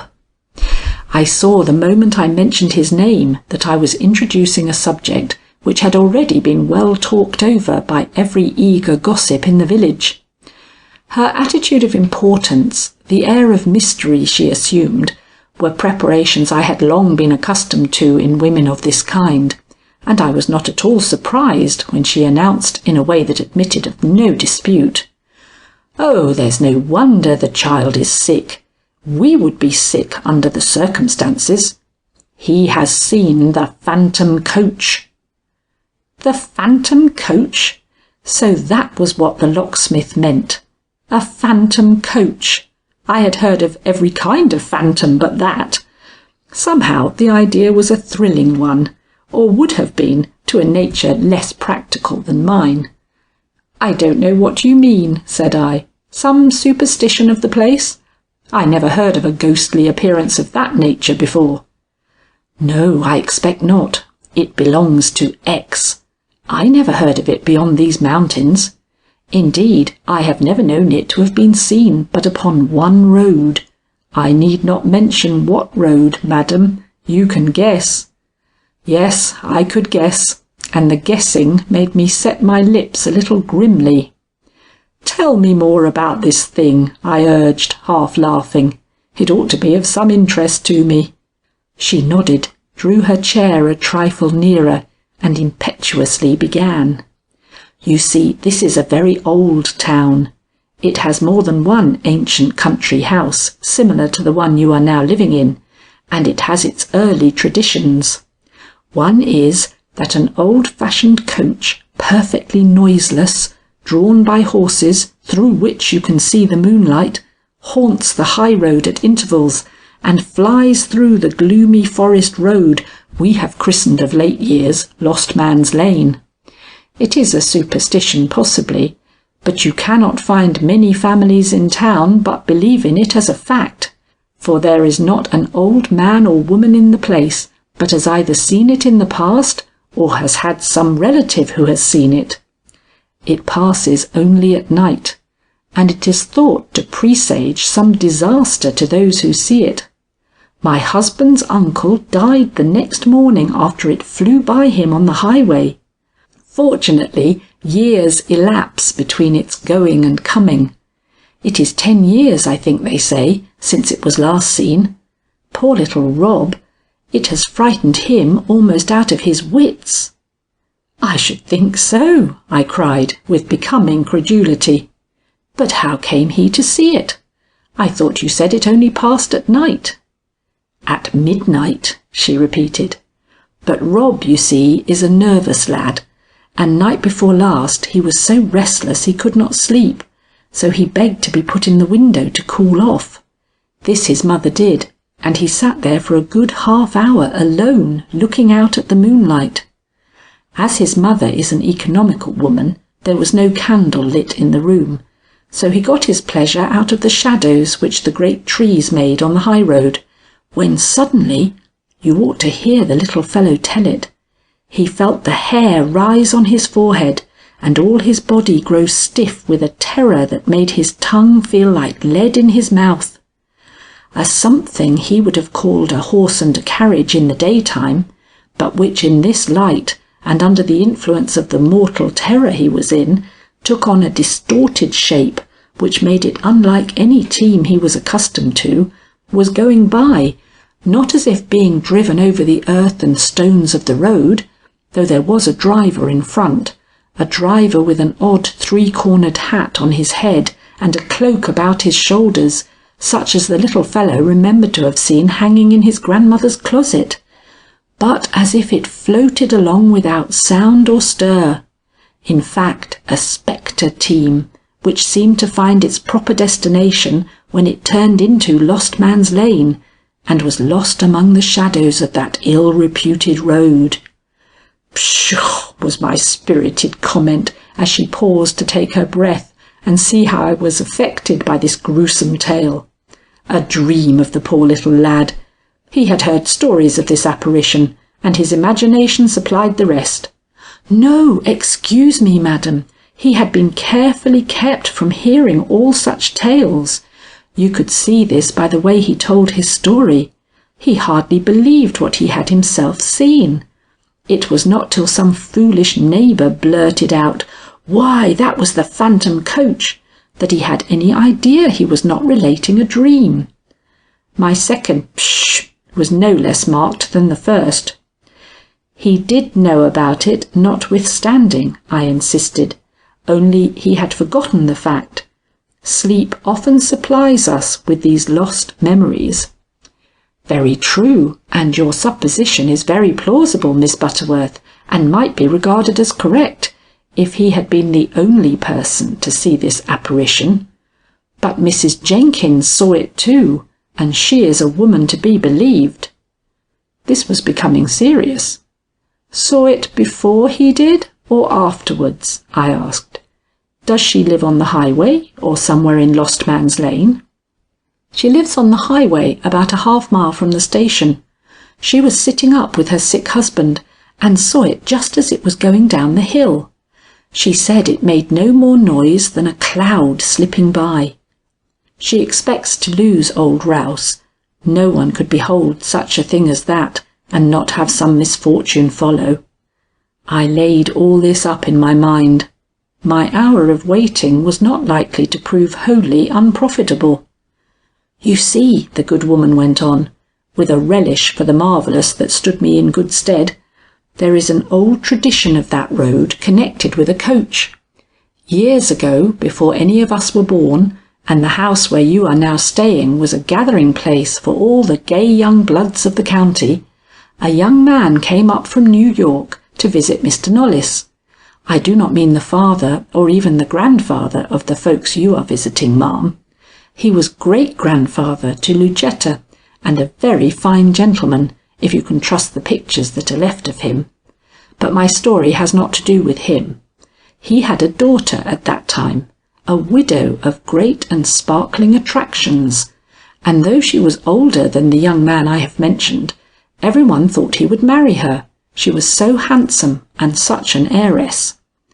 But he failed to pay his court to her, and though he was handsome himself, and made a fool of more than one girl in the town, everyone thought he would return as he had come, a free-hearted bachelor, when suddenly one night the coach was missed from the stables, and he from the company, which led to the discovery that the young widow's daughter was gone too, a chit who was barely 15, and without 100th part of the beauty of her mother. Love only could account for this, for in those days young ladies did not ride with gentlemen in the evening for pleasure, and when it came to the old gentleman's ears, and what was worse came to the mother's, there was a commotion in the great house, the echoes of which, some say, have never died out. Though the pipers were playing and the fiddles were squeaking in the great room where they used to dance the night away, Mrs. Knollys, with her white brocade tucked up about her waist, stood with her hand on the great front door, waiting for the horse upon which she was determined to follow the flying lovers. The father, who was a man of 80 years, stood by her side. He was too old to ride himself, but he made no effort to hold her back, though the jewels were tumbling from her hair and the moon had vanished from the highway. "I will bring her back or die," the passionate beauty exclaimed, and not a lip said her nay, for they saw, what neither man nor woman had been able to see up to that moment, that her very life and soul were wrapped up in the man who had stolen away her daughter. Shrilly piped the pipes, squeak and hum went the fiddles, but the sound that was sweetest to her was the pound of the horses' hoofs on the road in front. That was music indeed, and as soon as she heard it, she bestowed one wild kiss on her father and bounded from the house. An instant later and she was gone. One flash of her white robe at the gate, then all was dark on the highway, and only the old father stood in the wide open door, waiting as he vowed he would wait till his daughter returned. She did not go alone. A faithful groom was behind her, and from him was learned the conclusion of that quest. For an hour and a half they rode. Then they came upon a chapel in the mountains, in which were burning unwonted lights. At the sight the lady drew rein, and almost fell from her horse into the arms of her lackey. "A marriage," she murmured, "a marriage," and pointed to an empty coach standing in the shadow of a wide-spreading tree. It was their family coach. How well she knew it! Rousing herself, she made for the chapel door. "I will stop these unhallowed rites," she cried. "I am her mother, and she is not of age." But the lackey drew her back by her rich white dress. "Look," he cried, pointing in at one of the windows, and she looked. The man she loved stood before the altar with her daughter. He was smiling in that daughter's face with a look of passionate devotion. It went like a dagger to her heart. Crushing her hands against her face, she wailed out some fearful protest. Then she dashed toward the door with "Stop! Stop!" on her lips. But the faithful lackey at her side drew her back once more. "Listen," was his word, and she listened. The minister, whose form she had failed to note in her first hurried look, was uttering his benediction. She had come too late. The young couple were married. Her servant said, or so the tradition runs, that when she realized this, she grew calm as walking death. Making her way into the chapel, she stood ready at the door to greet them as they issued forth. And when they saw her there, with her rich bedraggled robe and the gleam of jewels on a neck she had not even stopped to envelop in more than the veil from her hair, the bridegroom seemed to realize what he had done, and stopped the bride, who in her confusion would have fled back to the altar where she had just been made a wife. "Kneel," he cried, "kneel, Amarinth. Only thus can we ask pardon of our mother." But at that word, a word which seemed to push her 1,000,000 miles away from these two beings, who but 2 hours before had been the delight of her life, the unhappy woman gave a cry and fled from their presence. "Go, go," were her parting words. "As you have chosen, you must abide. But let no tongue ever again call me mother." They found her lying on the grass outside. As she could no longer sustain herself on a horse, they put her into the coach, gave the reins to her devoted lackey, and themselves rode off on horseback. One man, the fellow who had driven them to that place, said that the clock struck 12 from the chapel tower as the coach turned away and began its rapid journey home. This may and may not be so. We only know that its apparition always enters Lost Man's Lane a few minutes before 1, which is the very hour at which the real coach came back and stopped before Mr Knolles's gate. And now for the worst, Miss Butterworth. When the old gentleman went down to greet the runaways, he found the lackey on the box and his daughter sitting all alone in the coach. But the soil on the brocaded folds of her white dress was no longer that of mud only. She had stabbed herself to the heart with a bodkin she wore in her hair, and it was a corpse which the faithful negro had been driving down the highway that night. I am not a sentimental woman, but this story, as thus told, gave me a thrill I do not know as I really regret experiencing. "What was this unhappy mother's name?" I asked. "Lucetta. was the unexpected and none too reassuring answer. This name once mentioned called for more gossip, but of a somewhat different nature. The Lucetta of today is not like her ancient namesake, observed Mrs. Carter. She may have the heart to love, but she is not capable of showing that love by any act of daring. I don't know about that, I replied, astonished that I felt willing to enter into a discussion with this woman on the very subject I had just shrunk from talking over with the locksmith. Girls as frail and nervous as she is sometimes astonish one at a pinch. I do not think Lucetta lacks daring. You don't know her. Why, I have seen her jump at the sight of a spider, and heaven knows that they are common enough among the decaying walls in which she lives.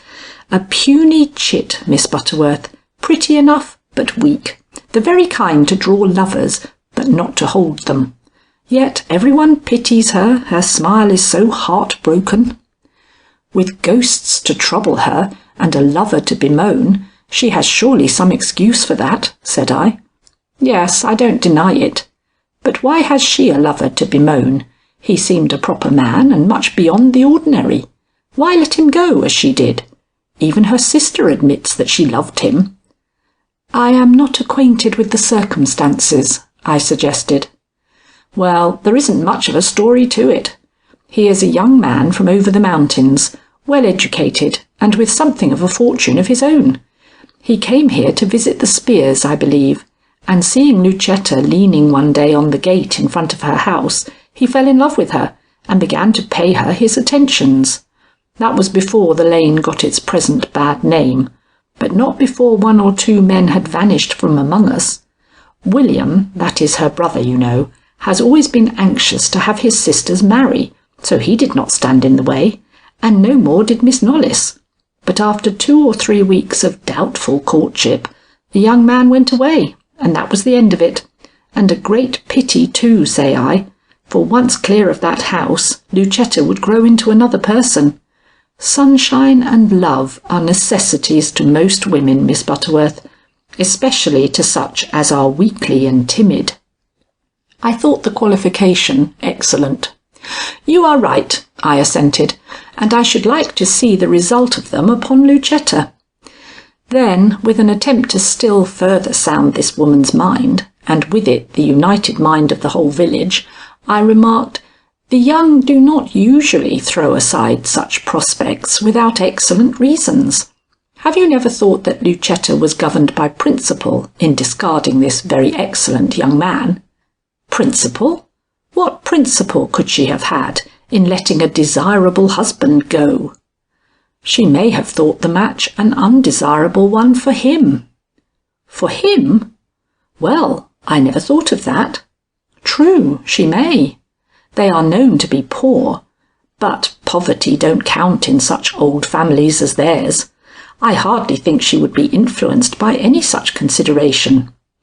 Now, if this had happened since the lane got its bad name, and all this stir had been made about the disappearance of certain folks within its precincts, I might have given some weight to your suggestion.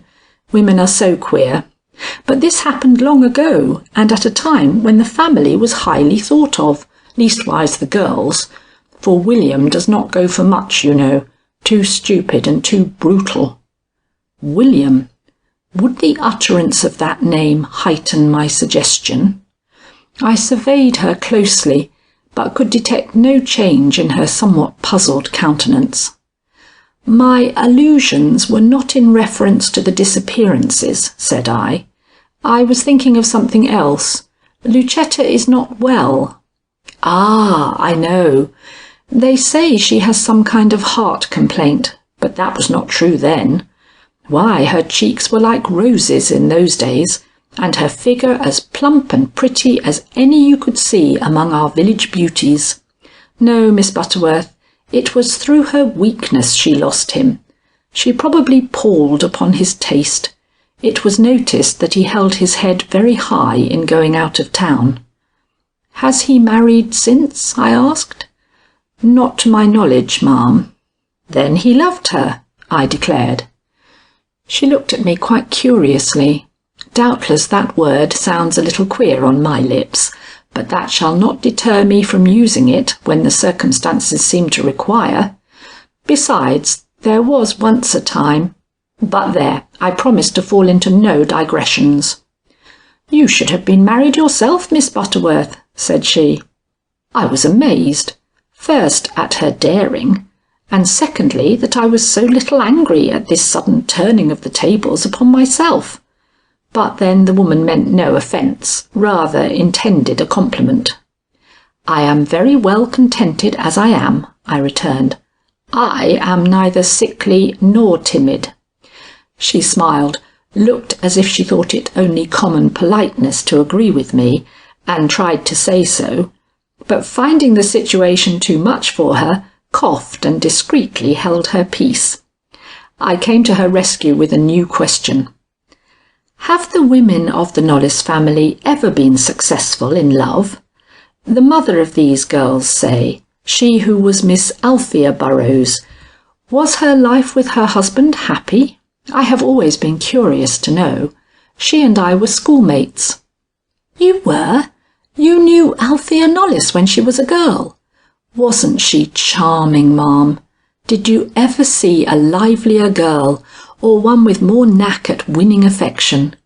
Why, she couldn't sit down with you a half hour before you felt like sharing everything you had with her. It made no difference whether you were man or woman, it was all the same.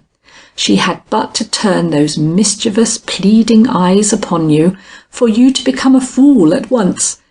Yet her end was sad, ma'am, too sad, when you remember that she died at the very height of her beauty, alone and in a foreign land. But I have not answered your question. Were she and the judge happy together? I have never heard to the contrary, ma'am. I'm sure he mourned her faithfully enough. Some think that her loss killed him. He did not survive her more than 3 years. "The children do not favour her much," said I, "but I see an expression now and then in Lucetta which reminds me of her mother." "They are all Knollys," said she. "Even William has traits which, with a few more brains back of them, would remind you of his grandfather, who was the plainest of his race." I was glad that the talk had reverted to William. "He seems to lack heart as well as brains," I said. "I marvel that his sisters put up with him as well as they do." "They cannot help it. He is not a fellow to be fooled with. Besides, he holds third share in the house. If they could sell it, but dearie me, who would buy an old tumble-down place like that, on a road you cannot get folks who have any consideration for their lives to enter for love or money? But excuse me, ma'am, I forgot that you are living just now on that very road. I'm sure I beg 1,000 pardons." "I am living there as a guest," I returned. "I have nothing to do with its reputation, except to brave it. A courageous thing to do, ma'am, and one that may do the road some good. If you can spend a month with the Knollys girls, and come out of their house at the end as hale and hearty as you entered it, it will be the best proof possible that there is less to be feared there than some people think. I shall be glad if you can do it, ma'am, for I like the girls, and would be glad to have the reputation of the place restored." "Pshaw," was my final comment. "The credulity of the town has had as much to do with its loss as they themselves. That educated people such as I see here should believe in ghosts." I say final, for at this moment the good lady, springing up, put an end to our conversation. She had just seen a buggy pass the window. "It's Mr Trome," she exclaimed. "Ma'am, if you wish to return home before Mr Simsbury comes back, you may be able to do so with this gentleman. He's a most obliging man, and lives less than 1/4 of a mile from the Misses Knollys." I did not say I had already met the gentleman. Why, I do not know.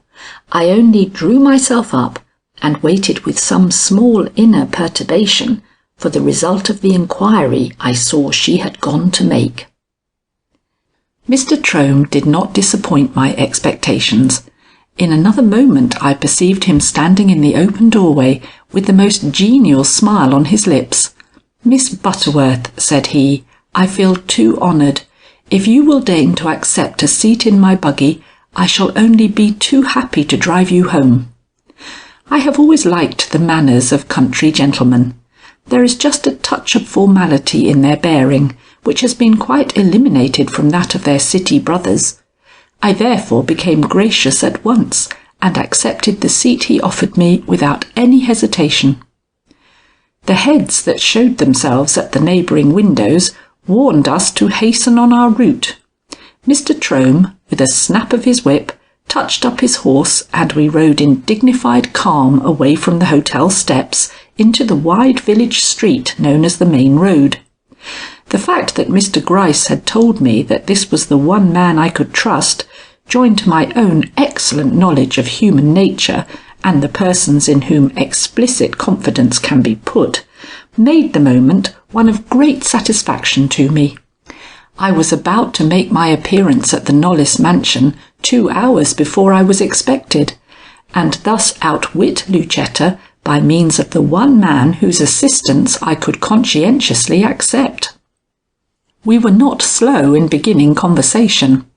The fine air, the prosperous condition of the town, offered themes upon which we found it quite easy to dilate, and so naturally and easily did our acquaintanceship progress that we had turned the corner into Lost Man's Lane before I quite realised it. The entrance from the village offered a sharp contrast to the one I had already traversed. There it was but a narrow opening between sombre and unduly crowding trees. Here it was the gradual melting of a village street into a narrow and less frequented road, which, only after passing Deacon Spear's house, assumed that aspect of wildness which, a quarter of a mile farther on, deepened into something positively sombre and repellent. I speak of Deacon Spear because he was sitting on his front doorstep when we rode by. As he was a resident in the lane, I did not fail to take notice of him, though guardedly, and with such restraint as a knowledge of his widowed condition rendered both wise and proper. He was not an agreeable-looking person, at least to me. His hair was sleek, his beard well cared for, his whole person in good if not prosperous condition, but he had the self-satisfied expression I detest, and looked after us with an aspect of surprise I chose to consider a trifle impertinent. Perhaps he envied Mr Trome. If so, he may have had good reason for it. It is not for me to judge. Up to now I had seen only a few scrub bushes at the side of the road, with here and there a solitary poplar to enliven the dead level on either side of us. But after we had ridden by the fence which sets the boundary to the good deacon's land, I noticed such a change in the appearance of the lane that I could not but exclaim over the natural as well as cultivated beauties which every passing moment was bringing before me. Mr Trome could not conceal his pleasure. "These are my lands," said he. "I have bestowed unremitting attention upon them for years. It is my hobby, madam. There is not a tree you see that has not received my careful attention. Yonder orchard was set out by me, and the fruit it yields. Madam, I hope you will remain long enough with us to taste a certain rare and luscious peach that I brought from France a few years ago.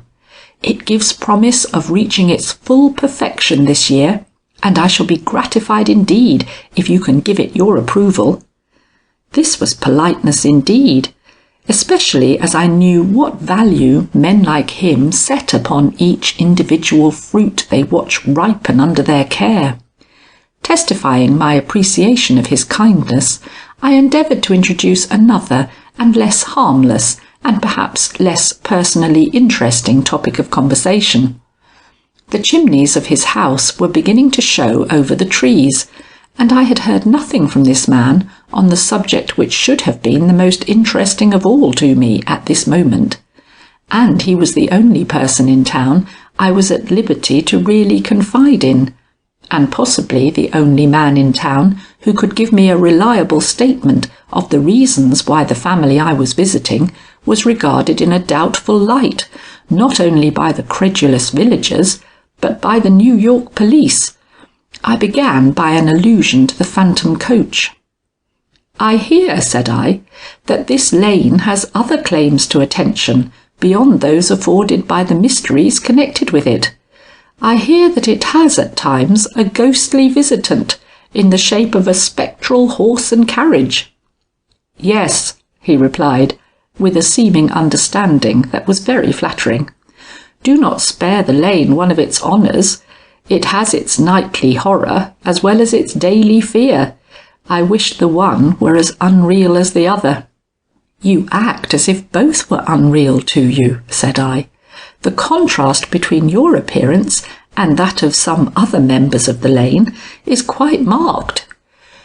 "You refer," he seemed to hate to speak, "to the Mrs. Knollys, I presume." I endeavoured to treat the subject lightly. "To your young enemy Lucetta," I smilingly replied. He had been looking at me in a perfectly modest and respectful manner, but he dropped his eyes at this and busied himself abstractedly, and yet I thought with some intention, in removing a fly from the horse's flank with the tip of his whip. "I will not acknowledge her as an enemy," he quietly returned in strictly modulated tones. "I like the girl too well." The fly had been by this time dislodged, but he did not look up. "And William?" I suggested. "What do you think of William?" Slowly he straightened himself. Slowly he dropped the whip back into its socket. I thought he was going to answer, when suddenly his whole attitude changed and he turned upon me a beaming face full of nothing but pleasure. "The road takes a turn here. In another moment you will see my house." And even while he spoke it burst upon us, and I instantly forgot that I had just ventured on a somewhat hazardous question. It was such a pretty place, and it was so beautifully and exquisitely kept. There was a charm about its rose-encircled porch that is only to be found in very old places that have been appreciatively cared for. A high fence painted white enclosed a lawn like velvet, and the house itself, shining with a fresh coat of yellow paint, bore signs of comfort in its white-curtained windows not usually to be found in the solitary dwelling of a bachelor. I found my eyes roving over each detail with delight, and almost blushed, or rather, had I been 20 years younger, might have been thought to blush, as I met his eyes and saw how much my pleasure gratified him. "You must excuse me if I express too much admiration for what I see before me," I said, with what I have every reason to believe was a highly successful effort to hide my confusion. "I have always had a great leaning towards well-ordered walks and trimly kept flower beds, a leaning, alas, which I have found myself unable to gratify." "Do not apologize," he hastened to say. "You but redouble my own pleasure in thus honouring my poor efforts with your regard. I have spared no pains, madam, I have spared no pains to render this place beautiful, and most of what you see, I am proud to say, has been accomplished by my own hands." "Indeed!" I cried in some surprise, letting my eye rest with satisfaction on the top of a long well-sweep that was one of the picturesque features of the place. "It may have been folly," he remarked, with a gloating sweep of his eye over the velvet lawn and flowering shrubs, a peculiar look that seemed to express something more than the mere delight of possession. But I seemed to begrudge any hired assistance in the tending of plants, every one of which seems to me like a personal friend. "I understand," was my somewhat un-Butterworthian reply. I really did not quite know myself. What a contrast to the dismal grounds at the other end of the lane! This was more in my usual vein. He seemed to feel the difference, for his expression changed at my remark. "Oh, that den," he exclaimed bitterly. Then, seeing me look a little shocked, he added with an admirable return to his old manner, "I call any place a den where flowers do not grow," and jumping from the buggy, he gathered an exquisite bunch of heliotrope, which he pressed upon me. "I love sunshine, beds of roses, fountains, and a sweep of lawn like this we see before us. But do not let me bore you. You have probably lingered long enough at the old bachelor's place, and now would like to drive on. I will be with you in a moment. Doubtful as it is whether I shall soon again be so fortunate as to be able to offer you any hospitality, I would like to bring you a glass of wine. Or, for I see your eyes roaming longingly toward my old-fashioned well, would you like a draught of water fresh from the bucket?" I assured him I did not drink wine, at which I thought his eyes brightened, but that neither did I indulge in water when in a heat, as at present, at which he looked disappointed, and came somewhat reluctantly back to the buggy. He brightened up, however, the moment he was again at my side. "Now for the woods," he exclaimed, with what was undoubtedly a forced laugh. I thought the opportunity one I ought not to slight. "Do you think," said I, "that it is in those woods the disappearances occur of which Miss Knollys has told me?" He showed the same hesitancy as before to enter upon this subject. "I think the less you allow your mind to dwell on this matter, the better," said he. "That is, if you are going to remain long in this lane. I do not expend any more thought upon it than is barely necessary, or I should not retain sufficient courage to remain among my roses and my fruits. I wonder, pardon me the indiscretion, that you could bring yourself to enter so ill-reputed a neighbourhood. You must be a very brave woman." "I thought it my duty," I began.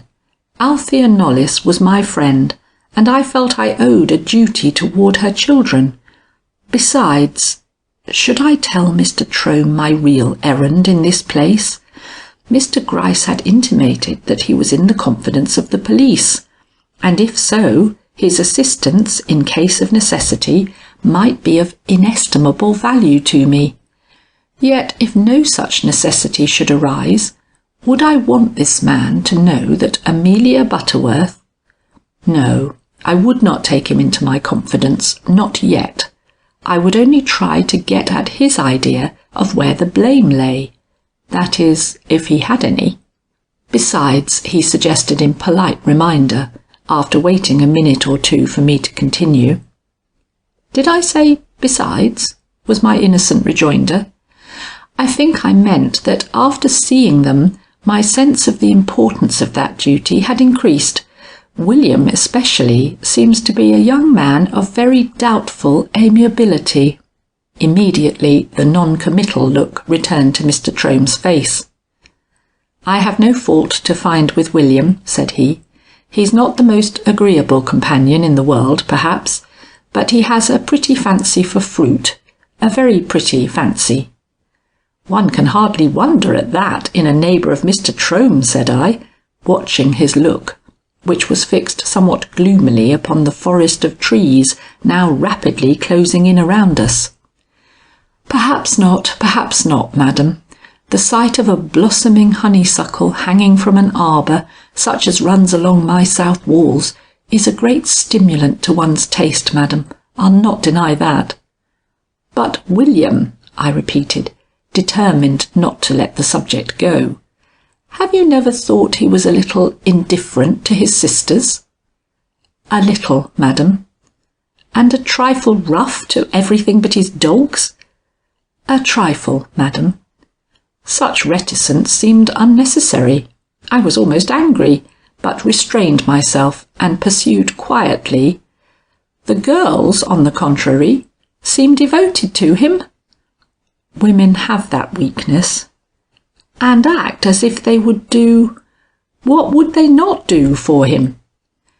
"Miss Butterworth, I have never seen a more amiable woman than yourself. Will you promise me one thing?" His manner was respect itself, his smile genial and highly contagious. I could not help responding to it in the way he expected. "Do not talk to me about this family. It is a painful subject to me. Lucetta, you know the girl, and I shall not be able to prejudice you against her, has conceived the idea that I encourage William in an intimacy of which she does not approve. She does not want him to talk to me. William has a loose tongue in his head, and sometimes drops unguarded words about their doings, which if any but William spoke. But there, I am forgetting one of the most important rules of my own life, which is to keep my mouth from babbling and my tongue from guile. Influence of a congenial companion, madam. It is irresistible sometimes, especially to a man living so much alone as myself. I considered his fault very pardonable, but did not say so lest I should frighten his confidences away. "I thought there was something wrong between you," I said. "Lucetta acted almost afraid of you this morning. I should think she would be glad of the friendship of so good a neighbour." His face took on a very sombre look. "She is afraid of me," he admitted. "Afraid of what I have seen, or may see, of their poverty," he added, with an odd emphasis. I scarcely think he expected to deceive me. I did not push the subject an inch further. I saw it had gone as far as discretion permitted at this time. We had reached the heart of the forest and were rapidly approaching the Knollys house. As the tops of its great chimneys rose above the foliage, I saw his aspect suddenly change. "I don't know why I should so hate to leave you here," he remarked. I myself thought the prospect of re-entering the Knollys mansion somewhat uninviting after the pleasant ride I had had, and the glimpse which had been given me of a really cheery home and pleasant surroundings. "This morning I looked upon you as a somewhat daring woman, the progress of whose stay here would be watched by me with interest. But after the companionship of the last half hour, I am conscious of an anxiety in your regard, which makes me doubly wish that Miss Knollys had not shut me out from her home. Are you sure you wish to enter this house again, madam?" I was surprised, really surprised, at the feeling he showed. If my well-disciplined heart had known how to flutter, it would probably have fluttered then. But happily the restraint of years did not fail me in this emergency. Taking advantage of the emotion which had betrayed him into an acknowledgment of his real feelings regarding the dangers lurking in this home, despite the check he had endeavoured to put upon his lips, I said, with an attempt at naivety only to be excused by the exigencies of the occasion, "Why, I thought you considered this domicile perfectly harmless. You like the girls, and have no fault to find with William. Can it be that this great building has another occupant? I do not allude to ghosts. Neither of us are likely to believe in the supernatural." "Miss Butterworth, you have me at a disadvantage. I do not know of any other occupant which the house can hold, save the 3 young people you have mentioned. If I seem to feel any doubt of them, but I don't feel any doubt, I only dread any place for you which is not watched over by someone interested in your defence. The danger threatening the inhabitants of this lane is such a veiled one. If we knew where it lurked, we would no longer call it danger. Sometimes I think the ghosts you allude to are not as innocent as mere spectres usually are. But don't let me frighten you, don't." How quick his voice changed. "Ah, William, I have brought back your guest, you see. I couldn't let her sit out the noon hour in old Carter's parlour. That would be too much for even so amiable a person as Miss Butterworth to endure." I had hardly realised we were so near the gate, and certainly was surprised to find William anywhere within hearing. That his appearance at this moment was anything but welcome must be evident to everyone. The sentence which it interrupted might have contained the most important advice, or at the least a warning I could ill afford to lose. But destiny was against me, and being one who accepts the inevitable with good grace, I prepared to alight with Mr. Trome's assistance. The bunch of heliotrope I held was a little in my way, or I should have managed the jump with confidence and dignified agility. As it was, I tripped slightly, which brought out a chuckle from William that at the moment seemed more wicked to me than any crime. Meanwhile, he had not let matters proceed thus far without putting more than one question. "And where's Simsbury? And why did Miss Butterworth think she had got to sit in Carter's parlour?" "Mr. Simsbury," said I, as soon as I could recover from the mingled exertion and embarrassment of my descent to terra firma, "felt it necessary to take the horse to the shoer's. That is a half-day's work, as you know, and I felt confident that he, and especially you, would be glad to have me accept any means for escaping so dreary a waiting." The grunt he uttered was eloquent of anything but satisfaction. "I'll go tell the girls," he said. But he didn't go till he had seen Mr. Trome enter his buggy and drive slowly off. That all this did not add to my liking for William goes without saying. It was not till Mr. Trome had driven away that I noticed, in the shadow of the trees on the opposite side of the road, a horse tied up, whose empty saddle bespoke a visitor within. At any other gate, and on any other road, this would not have struck me as worthy of notice, much less of comment. But here, and after all that I had heard during the morning, the circumstance was so unexpected I could not help showing my astonishment. "A visitor?" I asked. "Someone to see Lucetta."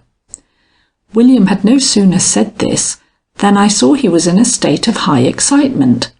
He had probably been in this condition when we drove up, but my attention being directed elsewhere, I had not noticed it. Now, however, it was perfectly plain to me, and it did not seem quite the excitement of displeasure, though hardly that of joy. "She doesn't expect you yet," he pursued, as I turned sharply toward the house.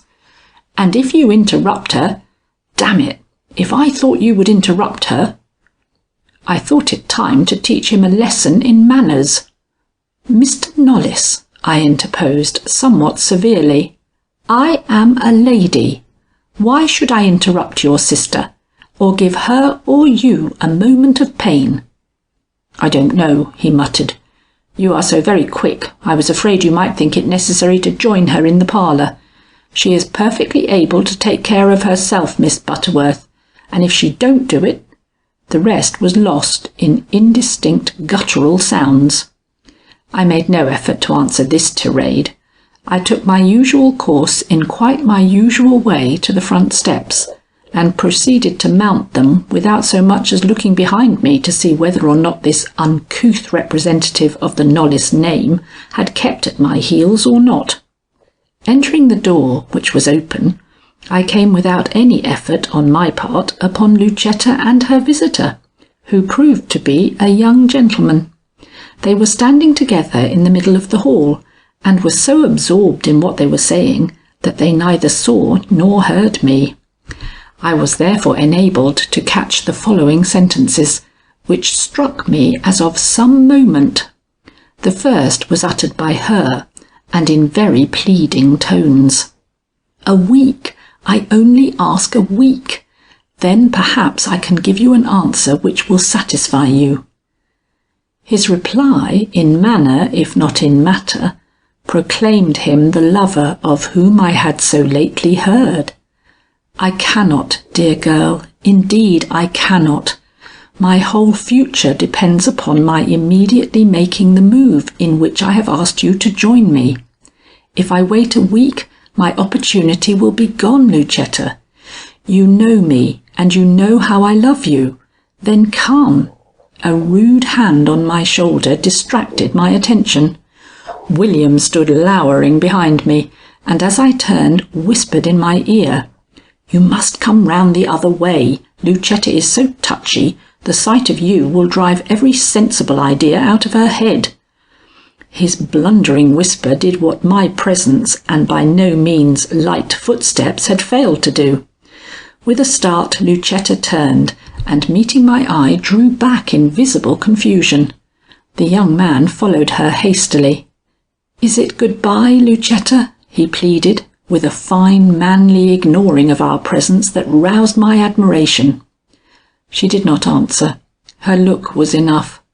William, seeing it, turned furious at once, and bounding by me, faced the young man with an oath. "You're a fool to take no from a silly chit like that," he vociferated. "If I loved a girl as you say you love Lucetta, I'd have her if I had to carry her away by force. She'd stop screaming before she was well out of the lane. I know women. While you listen to them, they'll talk and talk. But once let a man take matters into his own hands and—" A snap of his fingers finished the sentence.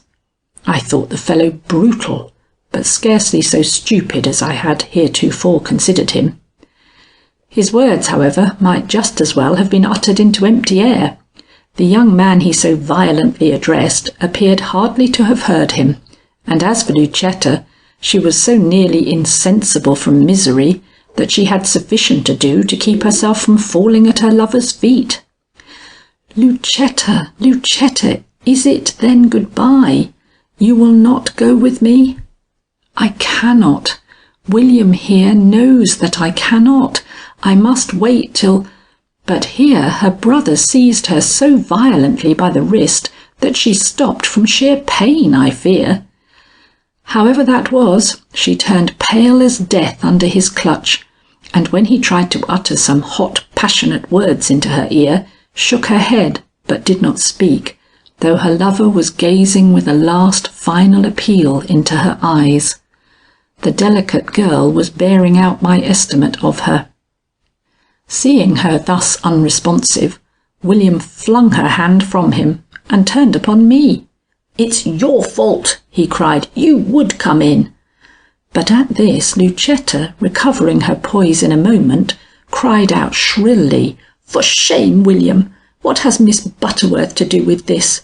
You are not helping me with your roughness. God knows I find this hour hard enough, without this show of anxiety on your part to be rid of me." "There's woman's gratitude for you," was his snarling reply.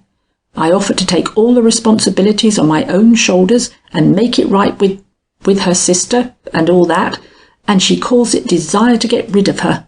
Well, have your own way," he growled, storming down the hall. "I'm done with it for one." The young man, whose attitude of reserve mixed with a strange and lingering tenderness for this girl, whom he evidently loved without fully understanding her, was every minute winning more and more of my admiration, had meanwhile raised her trembling hand to his lips in what was, as we all could see, a last farewell.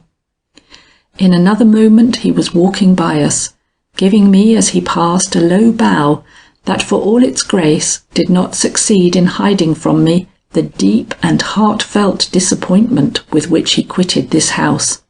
As his figure passed through the door, hiding for one moment the sunshine, I felt an oppression such as has not often visited my healthy nature, and when it passed and disappeared, something like the good spirit of the place seemed to go with it, leaving in its place doubt, gloom, and a morbid apprehension of that unknown something which in Lucetta's eyes had rendered his dismissal necessary.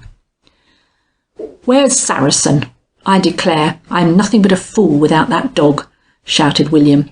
"If he has to be tied up another day—" But shame was not entirely eliminated from his breast, for at Lucetta's reproachful "William," he sheepishly dropped his head and strode out, muttering some words I was fain to accept as an apology. I had expected to encounter a wreck in Lucetta. As this episode in her life closed, she turned toward me. But I did not yet know this girl, whose frailty seemed to lie mostly in her physique. Though she was suffering far more than her defence of me to her brother would seem to denote, There was a spirit in her approach, and a steady look in her dark eye, which assured me that I could not calculate upon any loss in Lucetta's keenness, in case we came to an issue over the mystery that was eating into the happiness as well as the honour of this household. "I am glad to see you," were her unexpected words. "The gentleman who has just gone out was a lover of mine. At least he once professed to care for me very much, and I should have been glad to have married him. But there were reasons which I once thought most excellent why this seemed anything but expedient, and so I sent him away. Today he came without warning to ask me to go away with him, after the hastiest of ceremonies, to South America, where a splendid prospect has suddenly opened for him. You see, don't you, that I could not do that, that it would be the height of selfishness in me to leave Laurine, to leave William—" "Who seems only too anxious to be left," I put in, as her voice trailed off in the first evidence of embarrassment she had shown since she faced me. "William is a difficult man to understand," was her firm but quiet retort. "From his talk you would judge him to be morose, if not positively unkind, but in action—" She did not tell me how he was in action. Perhaps her truthfulness got the better of her, or perhaps she saw it would be hard work to prejudice me now in his favour. Lucetta had said to her departing lover that in a week she might be able, were he willing or in a position to wait, to give him a more satisfactory answer. Why in a week? That her hesitation sprang from the mere dislike of leaving her sister so suddenly, or that she had sacrificed her life's happiness to any childish idea of decorum, I did not think probable. The spirit she had shown, her immovable attitude under a temptation which had not only romance to recommend it, but everything else which could affect a young and sensitive woman, argued in my mind the existence of some uncompleted duty of so exacting and imperative a nature that she could not even consider the greatest interests of her own life until this one thing was out of her way. William's rude question of the morning, "What shall we do with the old girl till it is all over?" recurred to me in support of this theory, making me feel that I needed no further confirmation to be quite certain that a crisis was approaching in this house which would tax my powers to the utmost, and call perhaps for the use of the whistle which I had received from Mr Gryce, and which, following his instructions, I had tied carefully about my neck. Yet how could I associate Lucetta with crime, or dream of the police in connection with the serene Laurine, whose every look was a rebuke to all that was false, vile, or even common? Easily, my readers, easily with that great hulking William in my remembrance. To shield him, to hide perhaps his deformity of soul from the world, even such gentle and gracious women as these have been known to enter into acts which to an unprejudiced eye and an unbiased conscience would seem little short of fiendish. Love for an unworthy relative, or rather the sense of duty toward those of one's own blood, has driven many a clear-minded woman to her ruin, as may be seen any day in the police annals. I am quite aware that I have not as yet put into definite words the suspicion upon which I was now prepared to work.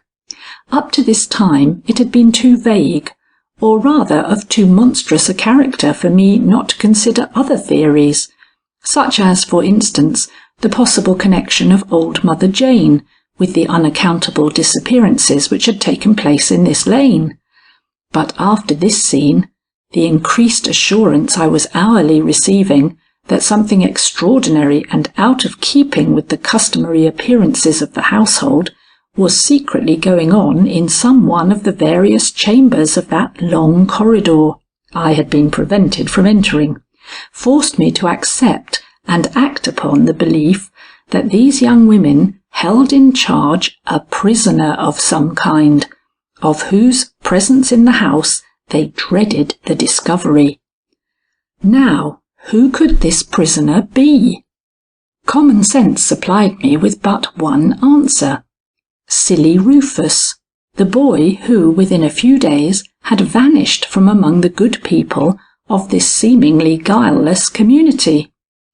This theory once established in my mind, I applied myself to a consideration of the means at my disposal for determining its validity. The simplest, surest, but least satisfactory to one of my nature, was to summon the police and have the house thoroughly searched. But this involved, in case I had been deceived by appearances, as was possible even to a woman of my experience and discrimination, a scandal and an opprobrium which I would be the last to inflict upon Althea's children, unless justice to the rest of the world demanded it. It was in consideration of this very fact, perhaps, that I had been chosen for this duty instead of some regular police spy. Mr Gryce, as I very well knew, has made it his rule of life never to risk the reputation of any man or woman without reasons so excellent as to carry their own exoneration with them. And should I, a woman with full as much heart as himself, if not quite as much brain, at least in the estimation of people in general, by any premature exposure of my suspicions, subject these young friends of mine to humiliations they are far too weak and too poor to rise above? No, rather would I trust a little longer to my own perspicacity, and make sure by the use of my own eyes that the situation called for the interference I had, as you may say, at the end of the cord I wore about my neck. Lucetta had not asked me how I came to be back so much sooner than she had reason to expect me. The unlooked-for arrival of her lover had probably put all idea of her former plans out of her head.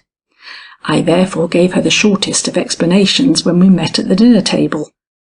Nothing further seemed to be necessary, for the girls were even more abstracted than before, and William positively boorish, till a warning glance from Loreen recalled him to his better self, which meant silence. The afternoon was spent in very much the same way as the evening before. Neither sister remained an instant with me after the other entered my company, and though the alternations were less frequent than at that time, their peculiarities were more marked and less naturally accounted for. It was while Loreen was with me that I made the suggestion which had been hovering on my lips ever since the noon. "I consider this," I observed, in one of the pauses of our more than fitful conversation, "one of the most interesting houses it has ever been my good fortune to enter. Would you mind my roaming about a bit, just to enjoy the old-time flavour of its great empty rooms? I know they are mostly closed and possibly unfurnished, but to a connoisseur like myself in colonial architecture, this rather adds to, than detracts from, their interest."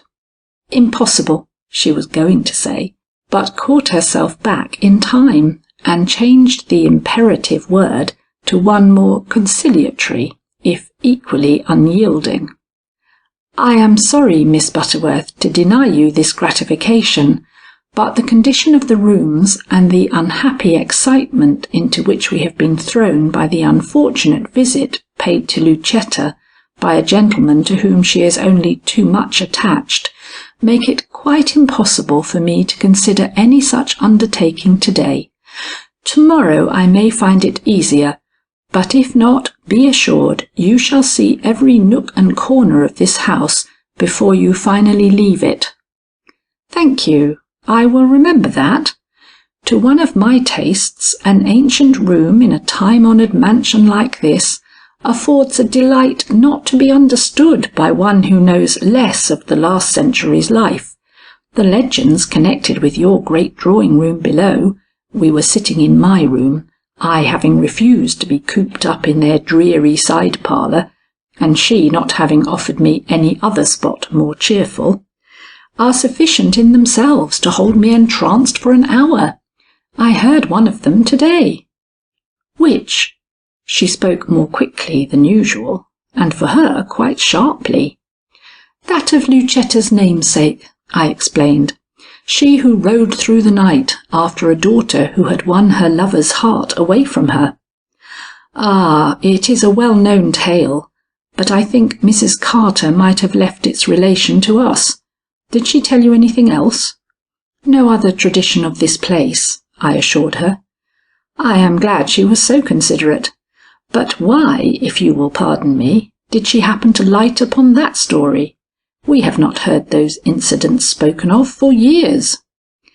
"Not since the phantom coach flew through this road the last time," I ventured, with a smile that should have disarmed her from suspecting any ulterior motive on my part in thus introducing a subject which could not be altogether pleasing to her. "The phantom coach? Have you heard of that?" I wish it had been Lucetta who had said this, and to whom my reply was due. The opportunities would have been much greater for an injudicious display of feeling on her part, and for a suitable conclusion on mine. But it was Laurine, and she never forgot herself. So I had to content myself with the persuasion that her voice was just a whit less clear than usual, and her serenity enough impaired for her to look out of my one high and dismal window instead of into my face. "My dear," I had not called her this before, though the term had frequently risen to my lips in answer to Lucetta, "you should have gone with me into the village today. Then you would not need to ask if I had heard of the phantom coach." The probe had reached the quick at last. She looked quite startled. "You amaze me," she said. "What do you mean, Miss Butterworth? Why should I not have needed to ask?" "Because you would have heard it whispered about in every lane and corner. It is common talk in town today. You must know why, Miss Knollys." She was not looking out of the window now. She was looking at me. "I assure you," she murmured, "I do not know at all. Nothing could be more incomprehensible to me. Explain yourself, I entreat you. The phantom coach is but a myth to me, interesting only as involving certain long-vanished ancestors of mine." "Of course," I assented. "No one of real sense could regard it in any other light. But villagers will talk, and they say, you will soon know what if I do not tell you myself, that it passed through the lane on Tuesday night." "Tuesday night?" Her composure had been regained, but not so entirely but that her voice slightly trembled. "That was before you came. I hope it was not an omen." I was in no mood for pleasantry. "They say that the passing of this apparition denotes misfortune to those who see it. I am therefore obviously exempt. But did you see it? I am just curious to know if it is visible to those who live in the lane. It ought to have turned in here. Were you fortunate enough to have been awake at that moment, and to have seen this spectral appearance?" She shuddered. I was not mistaken in believing I saw this sign of emotion, for I was watching her very closely, and the movement was unmistakable. "I have never seen anything ghostly in my life," said she. "I am not at all superstitious." If I had been ill-natured, or if I had thought it wise to press her too closely, I might have inquired why she looked so pale and trembled so visibly.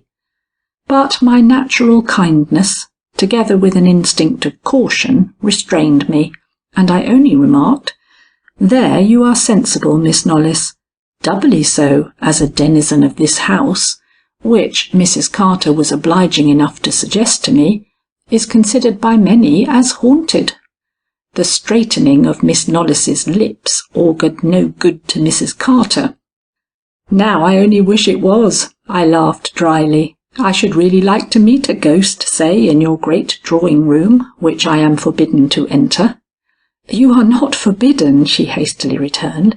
"You may explore it now, if you will excuse me from accompanying you. But you will meet no ghosts. The hour is not propitious." Taken aback by her sudden amenity, I hesitated for a moment. Would it be worthwhile for me to search a room she was willing to have me enter? No, and yet any knowledge which could be obtained in regard to this house might be of use to me or Mr Gryce. I decided to embrace her offer, after first testing her with one other question. "Would you prefer to have me steal down these corridors at night and dare their dusky recesses at a time when spectres are supposed to walk the halls they once flitted through in happy consciousness?" "Hardly." She made the greatest effort to sustain the jest, but her concern and dread were manifest. "I think I had better give you the keys now than subject you to the draughts and chilling discomforts of this old place at midnight." I rose with a semblance of eager anticipation. "I will take you at your word," said I. "The keys, my dear.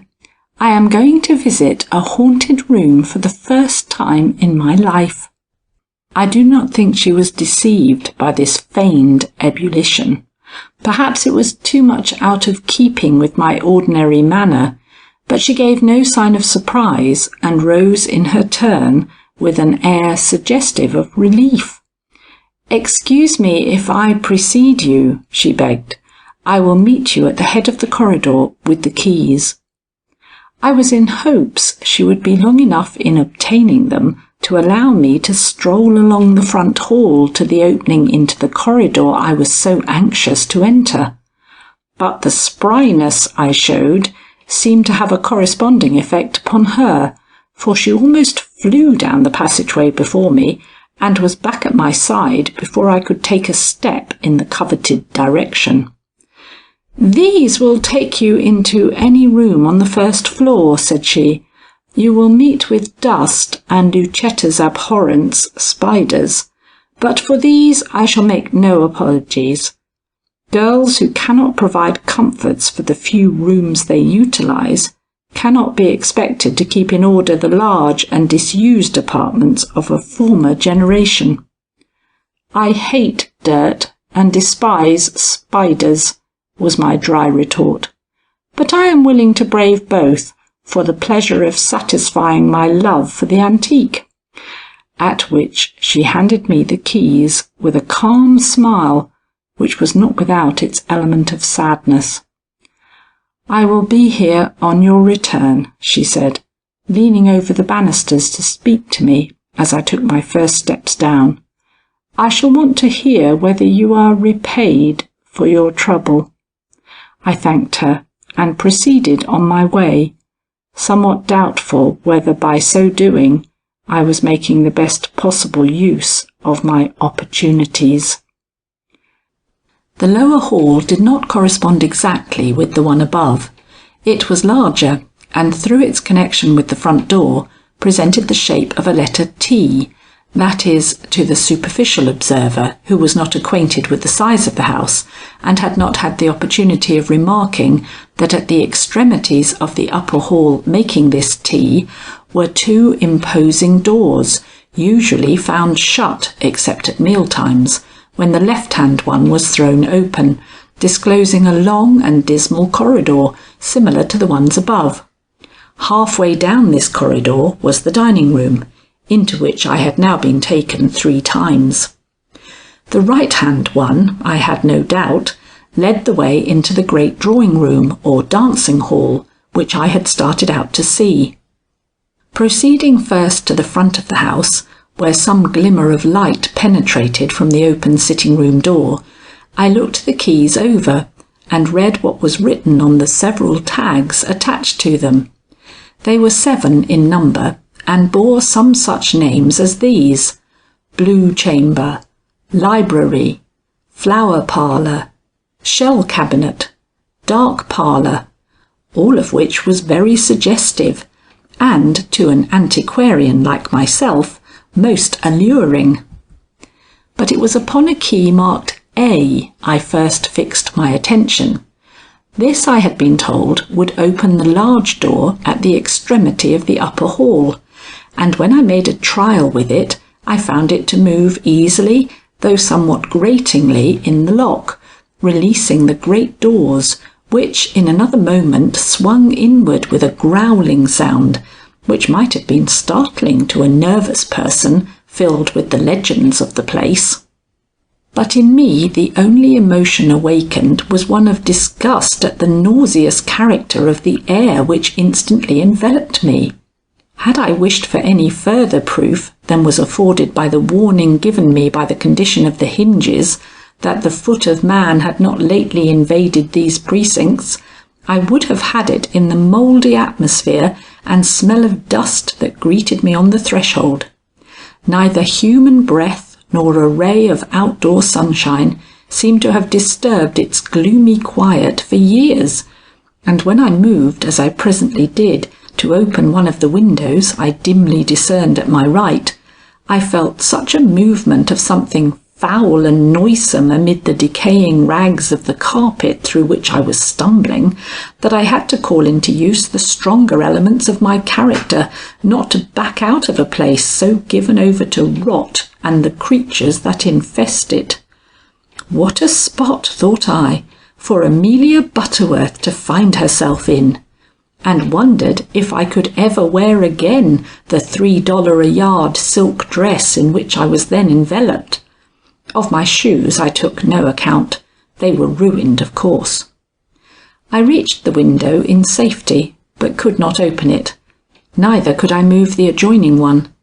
There were 16 in all, or so I afterwards found, and not till I reached the last, you see I am very persistent, did I succeed in loosening the bar that held its inner shutter in place. This done, I was able to lift the window, and for the first time in years, perhaps, let in a ray of light into this desolated apartment. The result was disappointing. Mouldy walls, worm-eaten hangings, 2 very ancient and quaint fireplaces met my eyes, and nothing more. The room was absolutely empty. For a few minutes I allowed my eyes to roam over the great rectangular space in which so much that was curious and interesting had once taken place, and then, with a vague sense of defeat, turned my eyes outward, anxious to see what view could be obtained from the window I had opened. To my astonishment, I saw before me a high wall, with here and there a window in it, all tightly barred and closed, till by a careful inspection about me I realized that I was looking upon the other wing of the building, and that between these wings extended a court so narrow and long that it gave to the building the shape, as I have before said, of the letter U, a dreary prospect, reminding one of the view from a prison, but it had its point of interest, for in the court below me, the brick pavement of which was half obliterated by grass, I caught sight of William, in an attitude so different from any I had hitherto seen him assume, that I found it difficult to account for it, till I caught sight of the jaws of a dog protruding from under his arms, and then I realized he was hugging Saracen.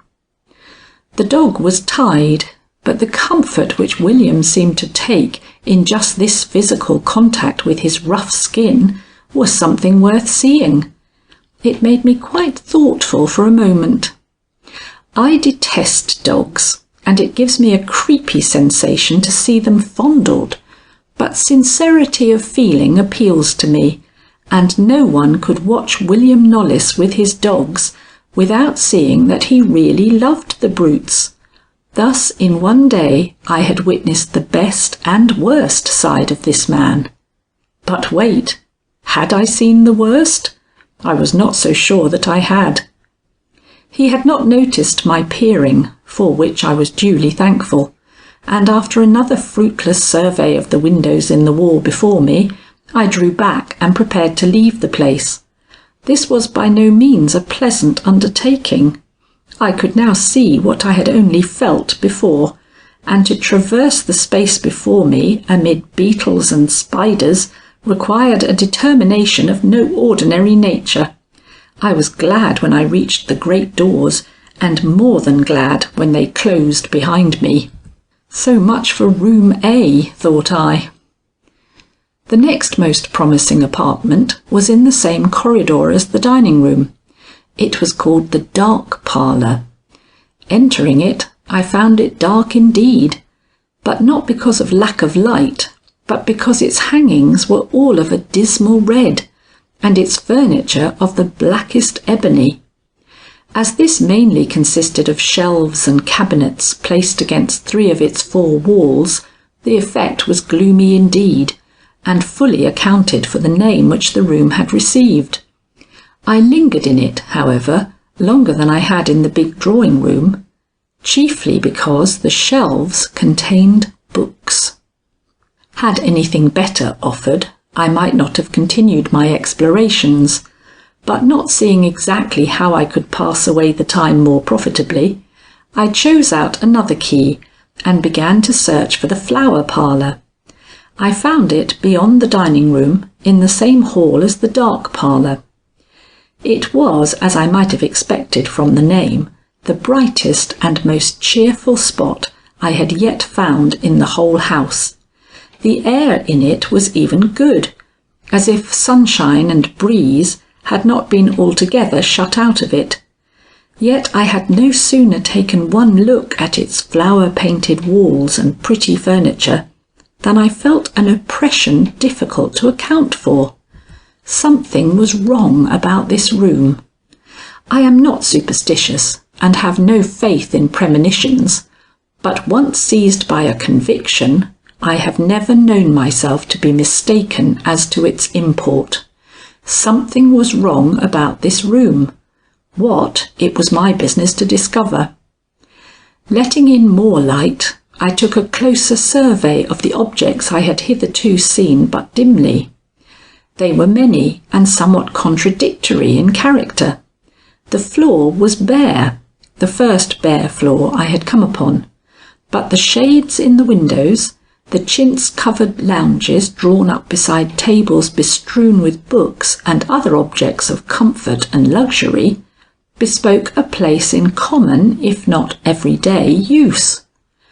A faint smell of tobacco assured me in whose use, and, from the minute I recognised that this was William's sanctum, my curiosity grew unbounded, and I neglected nothing which would be likely to attract the keenest-eyed detective in Mr Gryce's force. There were several things to be noted there. First, that this lumbering lout of a man read, but only on one topic, vivisection. Secondly, that he was not a reader merely, for there were instruments in the cases heaped up on the tables about me, and in one corner, it made me a little sick, but I persevered in searching out the corners, a glass case with certain horrors in it which I took care to note, but which it is not necessary for me to describe. Another corner was blocked up by a closet which stood out in the room in a way to convince me it had been built in after the room was otherwise finished. As I crossed over to examine the door, which did not appear to me to be quite closed, I noticed on the floor at my feet a huge discoloration. This was the worst thing I had yet encountered, and while I did not feel quite justified in giving it a name, I could not but feel some regret for the worm-eaten rags of the drawing-room, which, after all, are more comfortable underfoot than bare boards with such suggestive marks upon them as these. The door to the closet was, as I had expected, slightly ajar, a fact for which I was profoundly grateful, for, set it down to breeding or a natural recognition of other people's rights, I would have found it most difficult to turn the knob of a closet door, inspection of which had not been offered me. But, finding it open, I gave it just a little pull, and found... well, it was a surprise, much more so than the sight of a skeleton would have been. that the whole interior was taken up by a small circular staircase, such as you find in public libraries, where the books are piled up in tiers. It stretched from the floor to the ceiling, and dark as it was, I thought I detected the outlines of a trapdoor, by means of which communication was established with the room above. Anxious to be convinced of this, I consulted with myself as to what a detective would do in my place. The answer came readily enough. Mount the stairs and feel for yourself whether there is a lock there. But my delicacy, or shall I acknowledge it for once, an instinct of timidity, seemed to restrain me, till a remembrance of Mr Gryce's sarcastic look, which I had seen honouring lesser occasions than these, came to nerve me, and I put foot on the stairs, which had last been trod. By whom, shall I say? William? Let us hope by William and William only. Being tall, I had to mount but a few steps before reaching the ceiling. Pausing for breath, the air being close and the stairs steep, I reached up and felt for the hinge or clasp I had every reason to expect to encounter.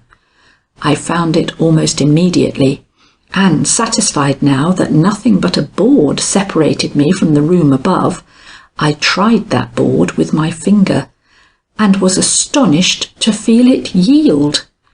As this was a wholly unexpected discovery, I drew back, and asked myself if it would be wise to pursue it to the point of raising this door, and had hardly settled the question in my own mind when the sound of a voice raised in a soothing murmur revealed the fact that the room above was not empty, and that I would be committing a grave indiscretion in thus tampering with a means of entrance possibly under the very eye of the person speaking.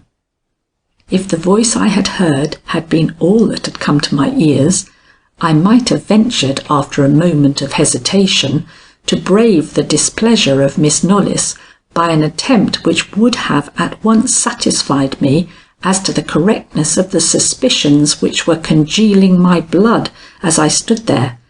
But another voice, the heavy and threatening voice of William, had broken into this murmur, and I knew that if I so much as awakened in him the least suspicion of my whereabouts, I would have to dread an anger that might not know where to stop.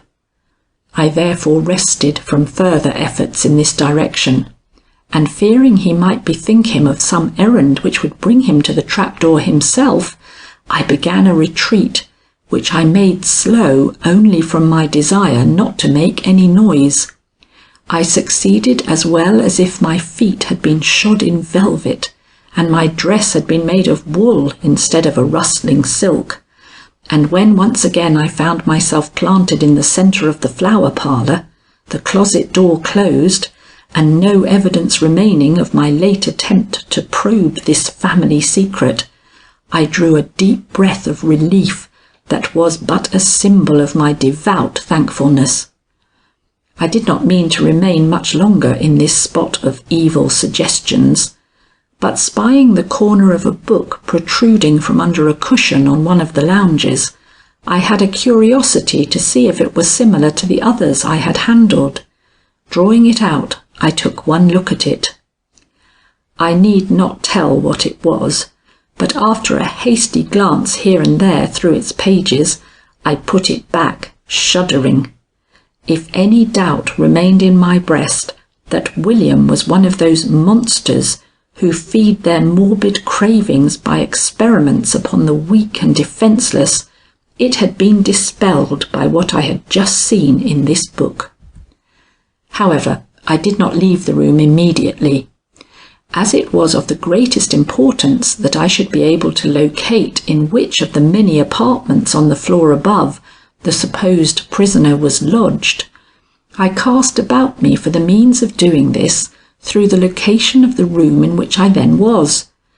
As this could only be done by affixing some token to the window which could be recognised from without, I thought first of thrusting the end of my handkerchief through one of the slats of the outside blinds. Secondly, of simply leaving one of these blinds ajar. And finally, of chipping off a piece with the penknife I always carry, with innumerable other small things, in the bag I invariably wear at my side. Fashion, I hold, counts for nothing against convenience. This last seemed by much the best device. A handkerchief could be discovered and pulled out. An open blind could be shut. But a sliver once separated from the wood of the casement, nothing could replace it, or even cover it up, without itself attracting attention. Taking out my knife, I glanced at the door leading into the hall, found it still shut and everything quiet behind it. Then I took a look into the shrubs and bushes of the yard outside, and, observing nothing to disturb me, snipped off a bit from one of the outer edges of the slats, and then carefully reclosed the blinds and the window. I was crossing the threshold when I heard a rapid footstep in the hall. Miss Knollys was hastening down the hall to my side. "Oh, Miss Butterworth," she exclaimed, with one quick look into the room I was leaving. "This is William's den, the one spot he never allows any of us to enter. I don't know how the key came to be upon the string. It never was before, and I am afraid he never will forgive me." "He need never know that I have been the victim of such a mistake," said I. "My feet leave no trail, and as I use no perfumes, he will never suspect that I have enjoyed a glimpse of these old-fashioned walls and ancient cabinets." "The slats of the blinds are a little open," she remarked, her eyes searching my face for some sign that I am sure she did not find there. "Were they so when you came in?" "I hardly think so. It was very dark. Shall I put them as I found them?" "No, he will not notice." And she hurried me out, still eyeing me breathlessly, as if she half distrusted my composure. "Come, Amelia," I now whispered in self-admonition. "The time for exertion has come. Show this young woman, who is not much behind you in self-control, some of the lighter phases of your character. Charm her, Amelia, charm her, or you may live to rue this invasion into family secrets more than you may like to acknowledge at the present moment." A task of some difficulty, but I rejoice in difficult tasks, and before another half-hour had passed, I had the satisfaction of seeing Miss Knollys entirely restored to that state of placid melancholy which was the natural expression of her calm but unhappy nature. We visited the shell cabinet, the blue parlour, and another room, the peculiarities of which I have forgotten. Frightened by the result of leaving me to my own devices, she did not quit me for an instant, and when, my curiosity quite satisfied, I hinted that a short nap in my own room would rest me for the evening, she proceeded with me to the door of my apartment. "The locksmith, whom I saw this morning, has not kept his word," I remarked as she was turning away. "None of the tradesmen here do that," was her cold answer. "I have given up expecting having any attention paid to my wants." Thought I, another pleasant admission. Amelia Butterworth, this has not been a cheerful day. I cannot say that I looked forward to the night with any very cheerful anticipations.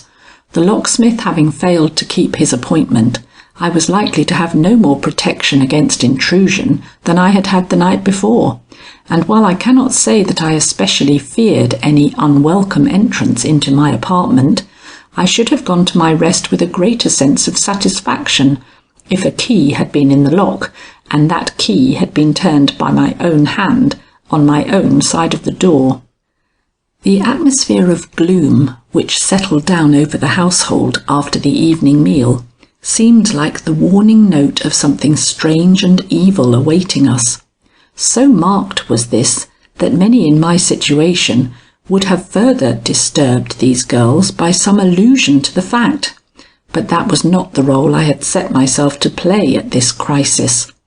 I remembered what Mr Gryce had said about winning their confidence, and though the turmoil evident in Lucetta's mind, and the distraction visible even in the careful Miss Knollys, led me to expect a culmination of some kind before the night was over, I not only hid my recognition of this fact, but succeeded in sufficiently impressing them with the contentment which my own petty employments afforded me (I am never idle, even in other persons' houses), for them to spare me the harassment of their alternate visits, which, in their present mood and mine, promised little in the way of increased knowledge of their purposes, and much in the way of distraction and the loss of that nerve upon which I calculated for a successful issue out of the possible difficulties of this night. Had I been a woman of ordinary courage, I would have sounded 3 premonitory notes upon my whistle before blowing out my candle. But while I am not lacking, I hope, in many of the finer feminine qualities which link me to my sex, I have but few of that sex's weaknesses, and none of its instinctive reliance upon others, which leads it so often to neglect its own resources. Till I saw good reasons for summoning the police, I proposed to preserve a discreet silence, a premature alarm being in their eyes, as I knew from many talks with Mr Gryce, the one thing suggestive of a timid and inexperienced mind. Hannah had brought me a delicious cup of tea at 10, the influence of which was to make me very drowsy at 11, but I shook this weakness off, and began my night's watch in a state of stern composure, which I verily believe would have awakened Mr Gryce's admiration, had it been consonant with the proprieties for him to have seen it. Indeed, the very seriousness of the occasion was such that I could not have trembled if I would, every nerve and faculty being strained to their utmost to make the most of every sound which might arise in the now silent and discreetly darkened house. I had purposely omitted the precaution of pushing my bed against the door of my room, as I had done the night before, being anxious to find myself in a position to cross its threshold at the least alarm. That this would come, I felt positive, for Hannah, in leaving my room, had taken pains to say, in unconscious imitation of what Miss Knollys had remarked the night before, "Don't let any queer sounds you may hear disturb you, Miss Butterworth. There's nothing to hurt you in this house, nothing at all," an admonition which I am sure her young mistresses would not have allowed her to utter if they had been made acquainted with her intention. But though in a state of high expectation, and listening, as I supposed, with every faculty alert, the sounds I apprehended delayed so long that I began after an hour or two unaccountably to nod in my chair, and before I knew it I was asleep, with the whistle in my hand and my feet pressed against the panels of the door I had set myself to guard. How deep that sleep was, or how long I indulged in it, I can only judge from the state of emotion in which I found myself when I suddenly woke. I was sitting there still, but my usually calm frame was in a violent tremble, and I found it difficult to stir, much more to speak. Someone, or something, was at my door. An instant and my powerful nature would have asserted itself, but before this could happen, the stealthy step drew nearer, and I heard the quiet, almost noiseless insertion of a key into the lock, and the quick turn which made me a prisoner. This, with the indignation it caused, brought me quickly to myself. So the door had a key after all, and this was the use it was reserved for. Rising quickly to my feet, I shouted out the names of Laurine, Lucetta, and William, but received no other response than the rapid withdrawal of feet down the corridor. Then I felt for the whistle, which had somehow slipped from my hand, but failed to find it in the darkness. Nor when I went to search for the matches to relight the candle I had left standing on a table nearby, could I by any means succeed in igniting one, so that I presently had the pleasure of finding myself shut up in my room with no means of communicating with the world outside, and with no light to render the situation tolerable. This was having the tables turned upon me with a vengeance, and in a way for which I could not account. I could understand why they had locked me in the room, and why they had not heeded my cry of indignant appeal, but I could not comprehend how my whistle came to be gone, nor why the matches, which were sufficiently plentiful in the safe, refused one and all to perform their office. On these points I felt it necessary to come to some sort of conclusion before I proceeded to invent some way out of my difficulties. So, dropping on my knees by the chair in which I had been sitting, I began a quiet search for the petty object upon which, nevertheless, hung not my safety perhaps, but all chances of success in an undertaking which was every moment growing more serious. I did not find it, but I did find where it had gone. In the floor, near the door, my hand encountered a hole which had been covered up by a rug early in the evening, but which I now distinctly remembered having pushed aside with my feet when I took my seat there. This aperture was not large, but it was so deep that my hand failed to reach to the bottom of it, and into this hole by some freak of chance had slipped the small whistle I had so indiscreetly taken into my hand. The mystery of the matches was less easy of solution, so I let it go after a moment of indecisive thought, and bent my energies once again to listen, when suddenly, and without the least warning, there rose from somewhere in the house a cry so wild and unearthly that I started up appalled, and for a moment could not tell whether I was labouring under some fearful dream or a still more fearful reality. A rushing of feet in the distance and an involuntary murmur of voices soon satisfied me, however, on this score, and drawing upon every energy I possessed, I listened for a renewal of the cry, which was yet curdling my blood. But none came, and presently all was as still as if no sound had arisen to disturb the midnight, though every fibre in my body told me that the event I had feared, the event of which I hardly dared mention the character even to myself, had taken place, and that I, who was sent there to forestall it, was not only a prisoner in my room, but a prisoner through my own folly and my inordinate love of tea.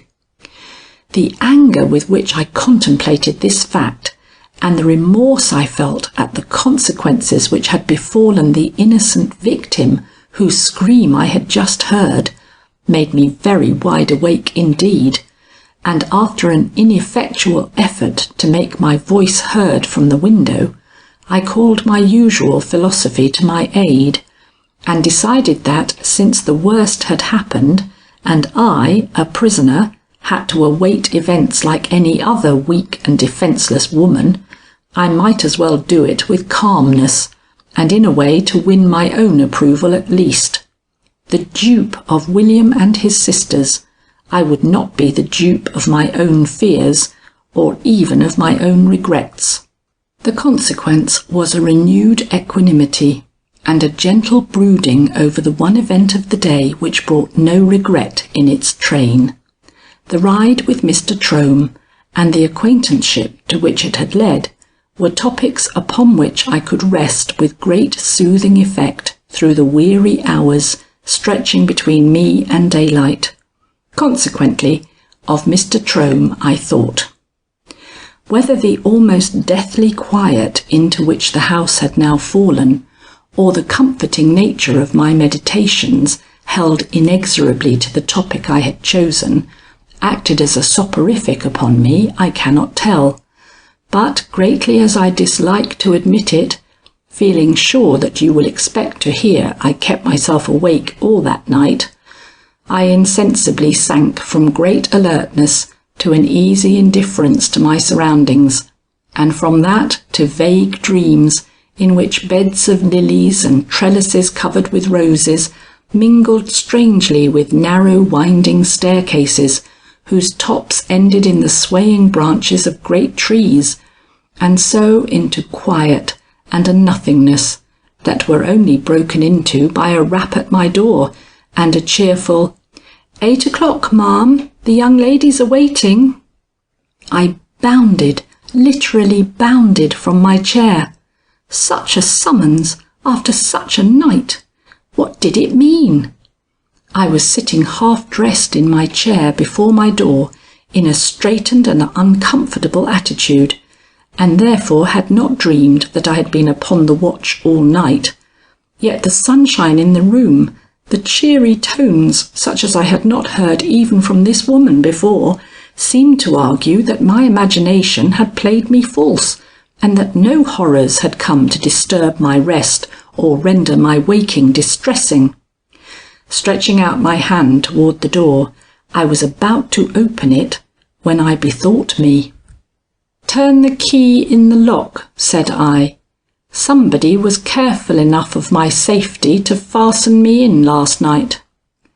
An exclamation of astonishment came from outside the door.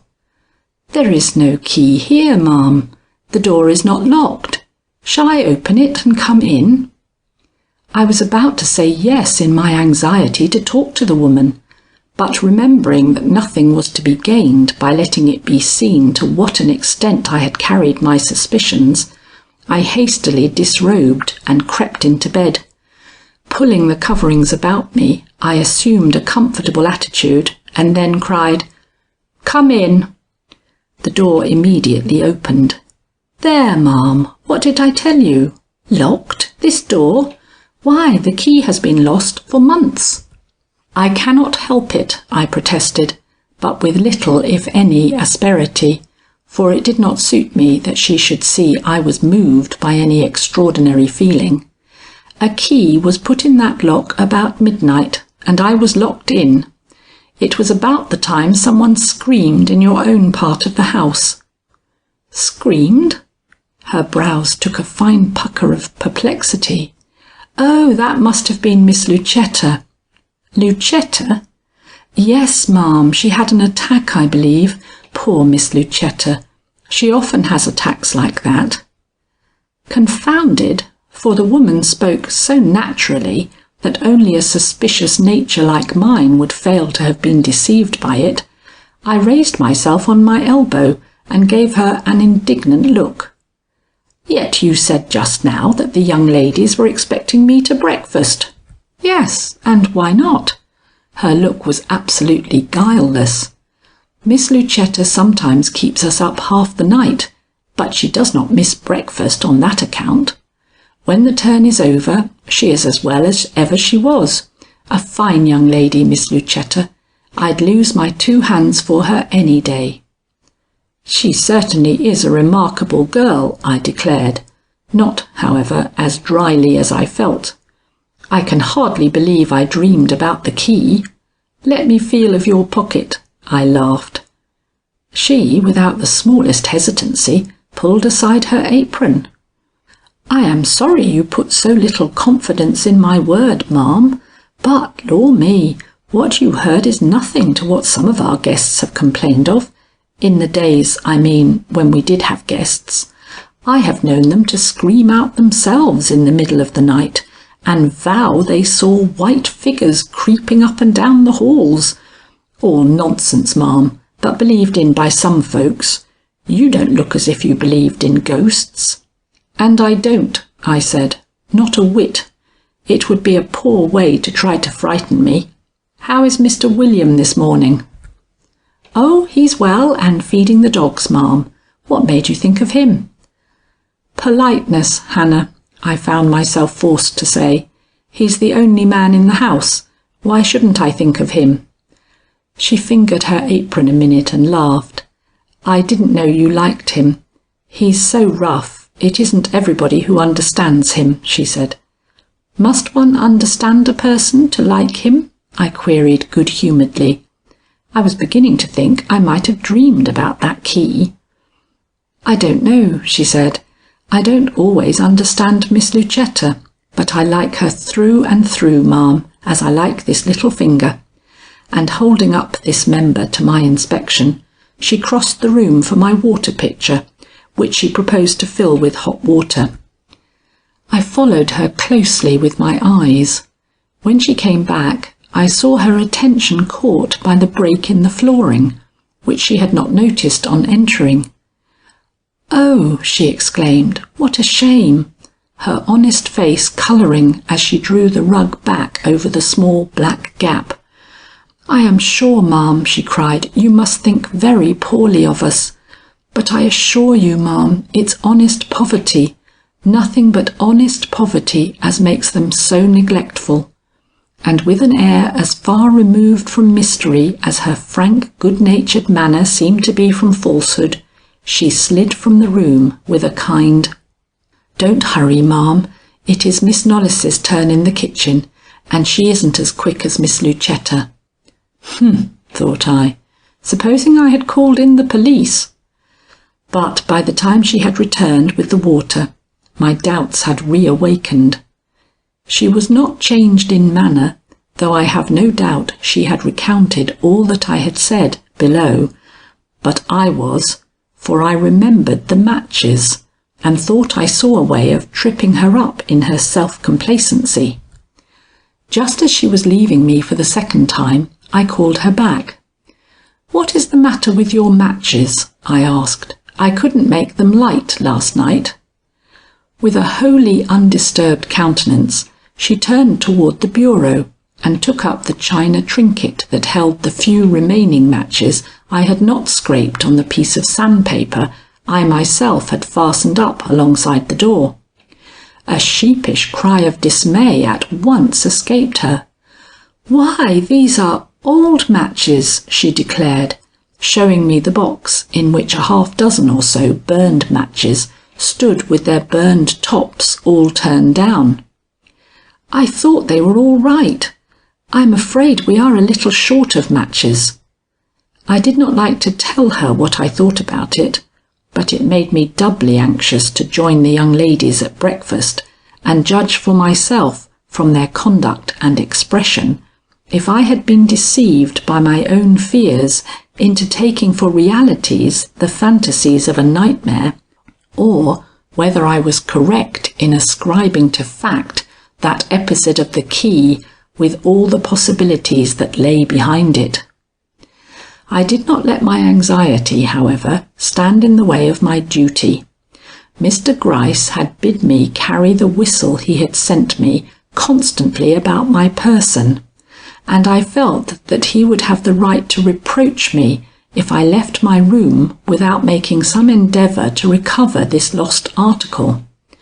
How to do this without aid or appliances of any kind was a problem. I knew where it was, but I could not see it, much less reach it. Besides, they were waiting for me, never a pleasant thought. It occurred to me that I might lower into the hole a lighted candle hung by a string. Looking over my effects, I chose out a hairpin, a candle, and 2 corset laces. Pardon me, I am as modest as most of my sex, but I am not squeamish. Corset laces are strings, and as such only I present them to your notice. I should like to have added a button hook to my collection, but not having as yet discarded the neatly laced boot of my ancestor, I could only produce a small article from my toilet service, which shall remain unmentioned, as I presently discarded it and turned my whole attention to the other objects I have named. A poor array, but out of them I hoped to find the means of fishing up my lost whistle. My intention was to lower first a lighted candle into the hole by means of a string tied about its middle, then to drop a line on the whistle thus discovered and draw it up with the point of a bent hairpin, which I fondly hoped I could make do the service of a hook. To think was to try. The candle was soon down in the hole, and by its light the whistle was easily seen. The string and bent hairpin went down next. I was successful in hooking the prize, and proceeded to pull it up with great care. For an instant I realized what a ridiculous figure I was cutting, stooping over a hole in the floor on both knees, a string in each hand, leading apparently to nowhere, and I at work cautiously steadying one and as carefully pulling on the other. Having hooked the string holding the whistle over the first finger of the hand holding the candle, I may have become too self-conscious to notice the slight release of weight on the whistle hand. Whatever the reason, when the end of the string came in sight, there was no whistle on it.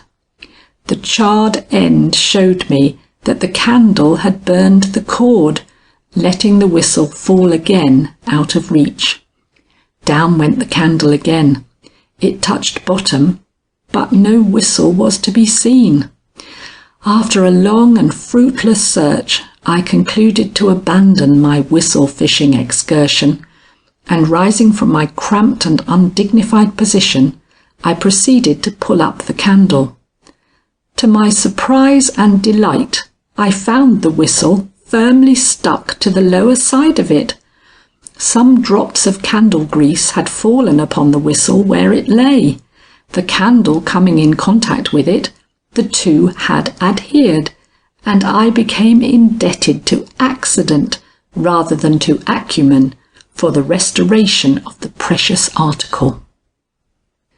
I was prepared for some change in the appearance of my young hostesses, but not for so great a one as I saw on entering the dining room that memorable morning.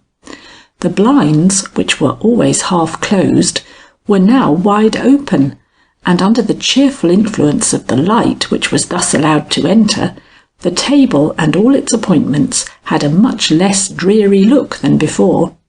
Behind the urn sat Miss Knollys with a smile on her lips, and in the window William stood whistling a cheerful air unrebuked. Lucetta was not present, but to my great astonishment she presently walked in with her hands laden with sprays of morning glory, which she flung down in the centre of the board. It was the first time I had seen any attempt made by any of them to lighten the sombreness of their surroundings, and it was also the first time I had seen the three together. I was more disconcerted by this simple show of improved spirits than I like to acknowledge. In the first place, they were natural and not forced, and secondly, they were to all appearance unconscious. They were not marked enough to show relief, and in Lucetta especially did not serve to hide the underlying melancholy of a disappointed girl. Yet it was not what I expected from my supposed experiences of the night, and led me to answer a little warily when, with a frank laugh, Laurine exclaimed, "So you have lost your character as a practical woman, Miss Butterworth. Hannah tells me you were the victim of a ghostly visit last night." "Hannah gossips unmercifully," was my cautious and somewhat peevish reply. "If I chose to dream that I was locked into my room by some erratic spectre, I cannot see why she should take the confession of my folly out of my mouth. I was going to relate the fact myself, with all the accompaniments of rushing steps and wild and unearthly cries which are expected by the listeners to a veritable ghost story. But now I have simply to defend myself from a charge of credulity. It's too bad, Miss Knollys, much too bad. I did not come to a haunted house for this." My manner, rather than my words, seemed to completely deceive them. Perhaps it deceived myself, for I began to feel a loss of the depression which had weighed upon me ever since that scream rang in my ears at midnight. It disappeared still further when Lucetta said, If your ramblings through the old rooms on this floor were the occasion of this nightmare, you must be prepared for a recurrence of the same tonight, for I am going to take you through the upper rooms myself this morning. Isn't that the programme, Laurine? Or have you changed your mind and planned a drive for Miss Butterworth?" "She shall do both," Laurine answered. "When she is tired of tramping through dusty chambers and examining the decayed remnants of old furniture which encumber them, William stands ready to drive her over the hills, where she will find views well worth her attention." "Thank you," said I. "It is a pleasant prospect." But inwardly I uttered anything but thanks, rather asked myself if I had not played the part of a fool in ascribing so much importance to the events of the past night, and decided almost without an argument that I had. However, beliefs die hard in a mind like mine, and though I was ready to consider that an inflamed imagination may often carry us beyond the bounds of fact, and even into the realm of fancy and misconception, I yet was not ready to give up my suspicions altogether, or to acknowledge that I had no foundation for the fear that something uncanny, if not awful, had taken place under this roof the night before. The very naturalness I observed in this hitherto restrained trio might be the result of the removal of some great strain, and if that was the case, well, alertness is the motto of the truly wise. It is when vigilance sleeps that the enemy gains the victory. I would not let myself be deceived, even at the cost of a little ridicule. Amelia Butterworth was still awake, even under a semblance of well-laid suspicion. My footsteps were not dogged after this, as they had hitherto been in my movements about the house. I was allowed to go and come, and even to stray into the second long corridor, without any other let than my own discretion and good breeding. Lucetta joined me, to be sure, after a while, but only as guide and companion. She took me into rooms I forgot the next minute, and into others I remember to this day as quaint memorials of a past ever and always interesting to me. We ransacked the house, yet after all was over and I sat down to rest in my own room, two formidable questions rose in my mind for which I found no satisfactory answer. Why, with so many more or less attractive bedchambers at their command, had they chosen to put me into a hole where the very flooring was unsafe and the outlook the most dismal that could be imagined? And why, in all our peregrinations in and out of rooms, had we always passed one door without entering? She had said that it was William's, a sufficient explanation, if true, and I have no doubt it was, but the change of countenance with which she passed it, and the sudden lightening of her tread, so instinctive that she was totally unconscious of it, marked that door as one it would be my duty to enter, if fate should yet give me the opportunity. That it was the one in communication with the flower parlour I felt satisfied, but in order to make assurance doubly sure, I resolved upon a tour through the shrubbery outside, that I might compare the location of the window having the chipped blind with that of this room, which was, as well as I could calculate, the third from the rear on the left-hand side.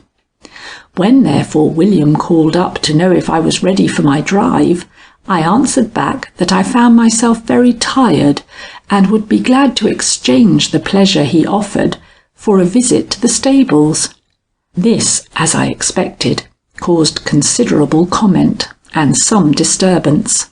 They wanted me to repeat my experience of the day before and spend 2, if not more, hours of the morning out of the house, but I did not mean to gratify them. Indeed, I felt that my duty held me to the house, and was so persistent in my wishes, or rather in my declaration of them, that all opposition had to give way, even in the stubborn William. "I thought you had a dread of dogs," was the final remark with which he endeavoured to turn me aside from my purpose. I have 3 in the barn and 2 in the stable, and they make a great fuss when I come around, I assure you." "Then they will have enough to do without noticing me," said I, with a brazen assumption of courage, sufficiently surprising if I had had any real intention of invading a place so guarded. But I had not. I no more meant to enter the stables than to jump off the housetop, but it was necessary that I should start for them, and make the start from the left wing of the house. How I managed the intractable William, and led him as I did from bush to bush and shrub to shrub, up and down the length of that interminable facade of the left wing, would make an interesting story in itself. The curiosity I showed in plants, even such plants as had survived the neglect that had made a wilderness of this old-time garden, the indifference which, contrary to all my habits, I persisted in manifesting to every inconvenience I encountered in the way of straightforward walking to any object I set my fancy upon examining, the knowledge I exhibited, and the interest which I took it for granted he felt in all I discovered and all I imparted to him, would form the basis of a farce of no ordinary merit, had it not had its birth in interests and intents bordering on the tragic. A row of bushes of various species ran along the wall, and covered in some instances the lower ledges of the first row of windows. As I made for a certain shrub which I had observed growing near what I supposed to be the casement from whose blind I had chipped a small sliver, I allowed my enthusiasm to bubble over in my evident desire to display my erudition. "This," said I, "is, without any doubt at all, a stunted but undoubted specimen of that rare tree found seldom north of the 30th degree, the Magnolia grandiflora. I have never seen it but once before, and that was in the Botanical Gardens in Washington. Note its leaves. You have noted its flowers, smaller undoubtedly than they should be, but then you must acknowledge it has been in a measure neglected. Are they not fine?" Here I pulled a branch down, which interfered with my view of the window. There was no chip visible in the blinds thus discovered. Seeing this, I let the branch go. But the oddest feature of this tree, and one with which you are perhaps not acquainted, I wonder if anybody is that it will not grow within 20 feet of any plant which scatters pollen. See for yourself. This next shrub bears no flower. I was moving along the wall. Nor this. I drew down a branch as I spoke, caught sight of the mark I was looking for, and let the bough spring back. I had found the window I wanted. His grunts and groans during all this formed a running accompaniment, which would have afforded me great secret amusement had my purpose been less serious. As it was, I could pay but little attention to him, especially after I had stepped back far enough to take a glance at the window over the one I had just located as that of the flower parlour. It was, as I expected, the third one from the rear corner. But it was not this fact which gave me a thrill of feeling so strong that I have never had harder work to preserve my equanimity. It was the knot of black crape with which the shutters were tied together. I kept the promise I had made to myself, and did not go to the stables. Had I intended to go there, I could not have done so after the discovery I have just mentioned. It awakened too many thoughts and contradictory surmises. If this knot was a signal, for whom was this signal meant? If it was a mere acknowledgment of death, how reconcile the sentimentality which prompted such an acknowledgment with the monstrous and diseased passions lying at the base of the whole dreadful occurrence? Lastly, if it was the result of pure carelessness, a bit of crape having been caught up and used for a purpose for which any ordinary string would have answered, what a wonderful coincidence between it and my thoughts, a coincidence indeed amounting almost to miracle. Marvelling at the whole affair and deciding nothing, I allowed myself to stroll down alone to the gate, William having left me at my peremptory refusal to drag my skirts any longer through the briars. The day being bright and the sunshine warm, the road looked less gloomy than usual, especially in the direction of the village and Deacon Spear's cottage. The fact is that anything seemed better than the grim and lowering walls of the house behind me. If my home was there, so was my dread, and I welcomed the sight of Mother Jane's heavy figure bent over her herbs at the door of her hut a few paces to my left, where the road turned. Had she not been deaf, I believed I would have called her. As it was, I contented myself with watching the awkward swayings of her body as she pottered to and fro among her turnips and carrots. My eyes were still on her when I suddenly heard the clatter of a horse's hoofs on the highway. Looking up, I encountered the trim figure of Mr Trome, bending to me from a fine sorrel. "Good morning, Miss Butterworth. It's a great relief to me to see you in such good health and spirits this morning," were the pleasant words with which he endeavoured, perhaps, to explain his presence in a spot more or less under a ban. It was certainly a surprise. What right had I to look for such attentions from a man whose acquaintance I had made only the day before? It touched me, little as I am in the habit of allowing myself to be ruled by trivial sentimentalities, and though I was discreet enough to avoid any further recognition of his kindness than was his due from a lady of great self-respect, he was evidently sufficiently gratified by my response to draw rein and pause for a moment's conversation under the pine trees. This for the moment seemed so natural that I forgot that more than one pair of eyes might be watching me from the windows behind us, eyes which might wonder at a meeting which to the foolish understandings of the young might have the look of premeditation. But, pshaw, I am talking as if I were 20 instead of... Well, I will leave you to consult our family record on that point. There are certain secrets which even the wisest among us cannot be blamed for preserving. "How did you pass the night?" was Mr Trome's first question. "I hope in all due peace and quiet." "Thank you," I returned, not seeing why I should increase his anxiety in my regard. "I have nothing to complain of. I had a dream, but dreams are to be expected where one has to pass a half-dozen empty rooms to one's apartment." He could not restrain his curiosity. "A dream?" he repeated. "I do not believe in sleep that is broken by dreams, unless they are of the most cheerful sort possible, and I judge from what you say that yours were not cheerful." I wanted to confide in him. I felt that in a way he had a right to know what had happened to me, or what I thought had happened to me, under this roof, and yet I did not speak. What I could tell would sound so puerile in the broad sunshine that enveloped us.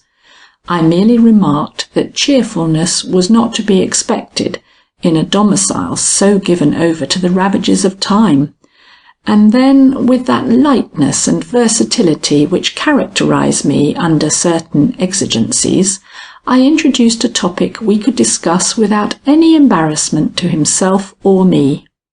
"Do you see Mother Jane over there?" I asked. "I had some talk with her yesterday. She seems like a harmless imbecile." "Very harmless," he acquiesced. "Her only fault is greed. That is insatiable. Yet it is not strong enough to take her a quarter of a mile from this place.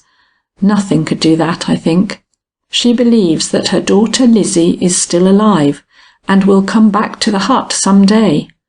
It's very sad when you think that the girl's dead, and has been dead nearly 40 years. "Why does she harp on numbers?" I asked. "I heard her mutter certain ones over and over." "That is a mystery none of us have ever been able to solve," said he. "Possibly she has no reason for it. The vagaries of the witless are often quite unaccountable." He remained looking at me long after he had finished speaking, not, I felt sure, from any connection he found between what he had just said and anything to be observed in me, but from... Well, I was glad that I had been carefully trained in my youth to pay the greatest attention to my morning toilets. Any woman can look well at night, and many women in the flush of a bright afternoon, but the woman who looks well in the morning needs not always to be young to attract the appreciative gaze of a man of real penetration. Mr. Trome was such a man, and I did not begrudge him the pleasure he showed in my neat grey silk and carefully adjusted collar. But he said nothing, and a short silence ensued, which was perhaps more of a compliment than otherwise. Then he uttered a short sigh and lifted the reins. "If only I were not debarred from entering," he smiled, with a short gesture toward the house. I did not answer. Even I understand that on occasion the tongue plays but a sorry part in interviews of this nature. He sighed again and uttered some short encouragement to his horse, which started that animal up and sent him slowly pacing down the road toward the cheerful clearing whither my own eyes were looking, with what I was determined should not be construed, even by the most sanguine, into a glance of anything like wistfulness. As he went, he made a bow I have never seen surpassed in my own parlour in Gramercy Park, and upon my bestowing upon him a return nod, glanced up at the house with an intentness which seemed to increase as some object, invisible to me at that moment, caught his eye. As that eye was directed toward the left wing, and lifted as far as the second row of windows, I could not help asking myself if he had seen the knot of crape which had produced upon me so lugubrious an impression. Before I could make sure of this, he had passed from sight, and the highway fell again into shadow. Why, I hardly knew, for the sun certainly had been shining a few minutes before. "Well, well, what did Trome want here this morning?" cried a harsh voice from amid the tangled walks behind me. "Seems to me he finds this place pretty interesting all of a sudden." I turned upon the intruder with a look that should have daunted him. I had recognized William's courteous tones, and was in no mood to endure a questioning so unbecoming in one of his age to one of mine. But as I met his eye, which had something in it besides anger and suspicion, something that was quizzical if not impertinent, I changed my intention and bestowed upon him a conciliatory smile, which I hope escaped the eye of the good angel who records against man all his small hypocrisies and petty deceits. "Mr. Trome rides for his health," said I. Seeing me looking up the road at Mother Jane, he stopped to tell me some of the idiosyncrasies of that old woman. A very harmless courtesy, Mr. Knollys. "Very," he echoed, not without a touch of sarcasm. "I only hope that is all," he muttered, with a sidelong look back at the house. "Lucetta hasn't a particle of belief in that man's friendship. Or rather, she believes he never goes anywhere without a particular intention, and I do believe she's right. Or why should he come spying around here just at a time when—" He caught himself up with almost a look of terror. When you are here," he completed lamely. "I do not think," I retorted, more angrily than the occasion perhaps warranted, "that the word spying applies to Mr. Trome. But if it does, what has he to gain from a pause at the gate and a word to such a new acquaintance as I am?" "I don't know," William persisted suspiciously. "Trome's a sharp fellow. If there was anything to see, he would see it without half looking. But there isn't. You don't know of anything wrong here, do you, which such a man as that, hand in glove with the police as we know him to be, might consider himself interested in?" Astonished both at this blundering committal of himself and at the certain sort of anxious confidence he showed in me, I hesitated for a moment, but only for a moment, since, if half my suspicions were true, this man must not know that my perspicacity was more to be feared than even Mr. Trome's was. "If Mr. Trome shows an increased interest in this household during the last 2 days," said I, with a heroic defiance of ridicule which I hope Mr. Gryce has duly appreciated, "I beg leave to call your attention to the fact that on yesterday morning he came to deliver a letter addressed to me, which had inadvertently been left at his house, and that this morning he called to inquire how I had spent the night, which, in consideration of the ghosts which are said to haunt this house, and the strange and uncanny apparitions which only 3 nights ago made the entrance to this lane hideous to one pair of eyes at least, should not cause a gentleman's son like yourself any astonishment. It does not seem odd to me, I assure you."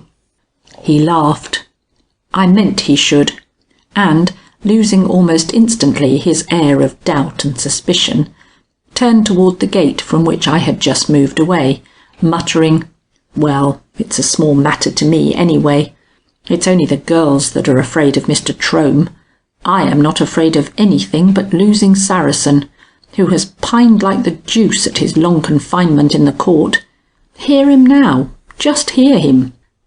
And I could hear the low and unhappy moaning of the hound distinctly. It was not a pleasant sound, and I was almost tempted to bid William unloose the dog, but thought better of it. "By the way," said he, "speaking of Mother Jane, I have a message to her from the girls. You will excuse me if I speak to the poor woman." Alarmed by his politeness more than I ever have been by his roughness and inconsiderate sarcasms, I surveyed him inquiringly as he left the gate, and did not know whether to stand my ground or retreat to the house. I decided to stand my ground, a message to this woman seeming to me a matter of some interest. I was glad I did, for after some 5 minutes' absence, during which he had followed her into the house, I saw him come back again in a state of sullen displeasure, which, however, partially disappeared when he saw me still standing by the gate. "Ah, Miss Butterworth, you can do me a favour. The old creature is in one of her stubborn fits to-day and won't give me a hearing. She may not be so deaf to you. She isn't apt to be to women. Will you cross the road and speak to her? I will go with you. You needn't be afraid." The way he said this, the confidence he expected to inspire, had almost a ghastly effect upon me. Did he know or suspect that the only thing I feared in this lane was he? Evidently not, for he met my eye quite confidently. It would not do to shake his faith at such a moment as this, so calling upon Providence to see me safely through this adventure, I stepped into the highway and went with him into Mother Jane's cottage. Had I been favoured with any other companion than himself, I should have been glad of this opportunity.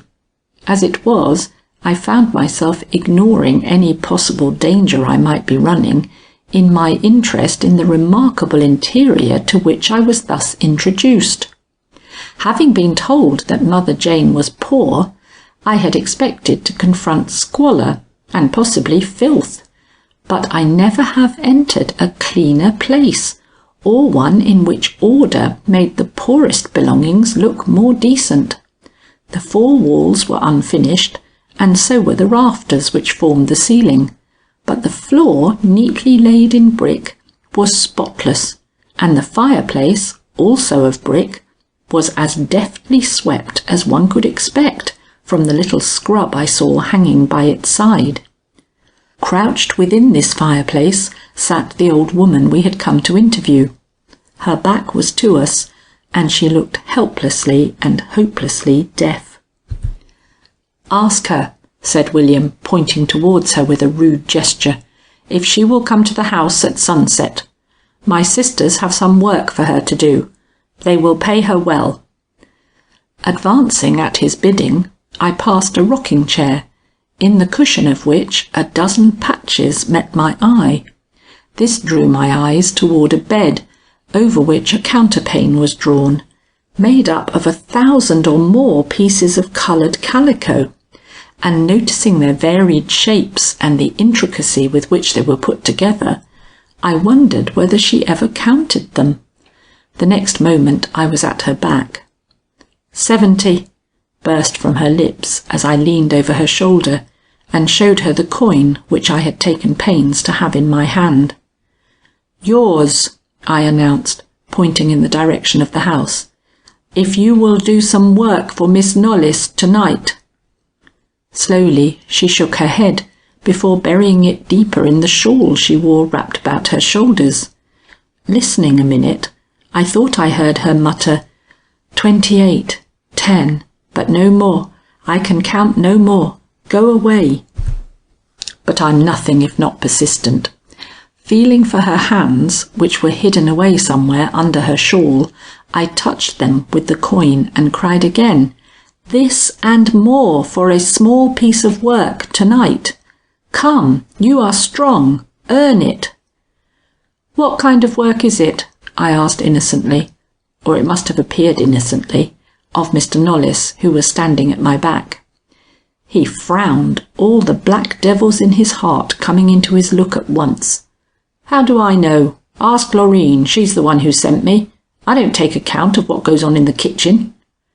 I begged his pardon, somewhat sarcastically I own, and made another attempt to attract the attention of the old crone, who had remained perfectly callous to my allurements. "I thought you liked money," I said. "For Lizzie, you know, for Lizzie."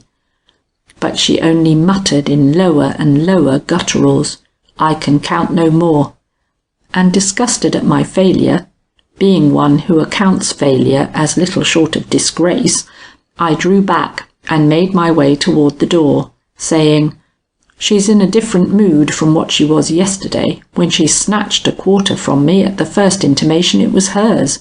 I don't think you can get her to do any work tonight. Innocents take these freaks. Isn't there someone else you can call in?"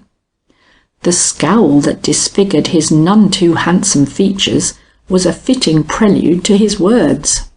"You talk," said he, "as if we had the whole village at our command.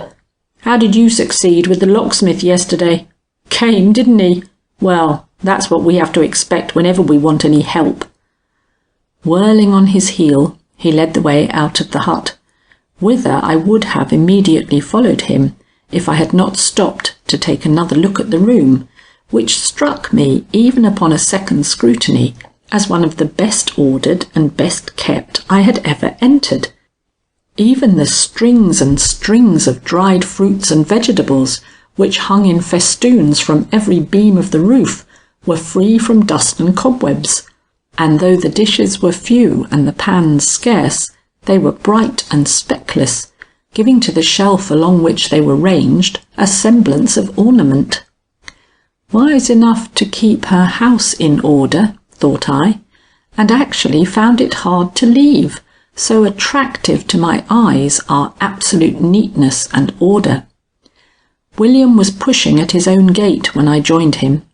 He looked as if he wished I had spent the morning with Mother Jane, and was barely civil in our walk up to the house.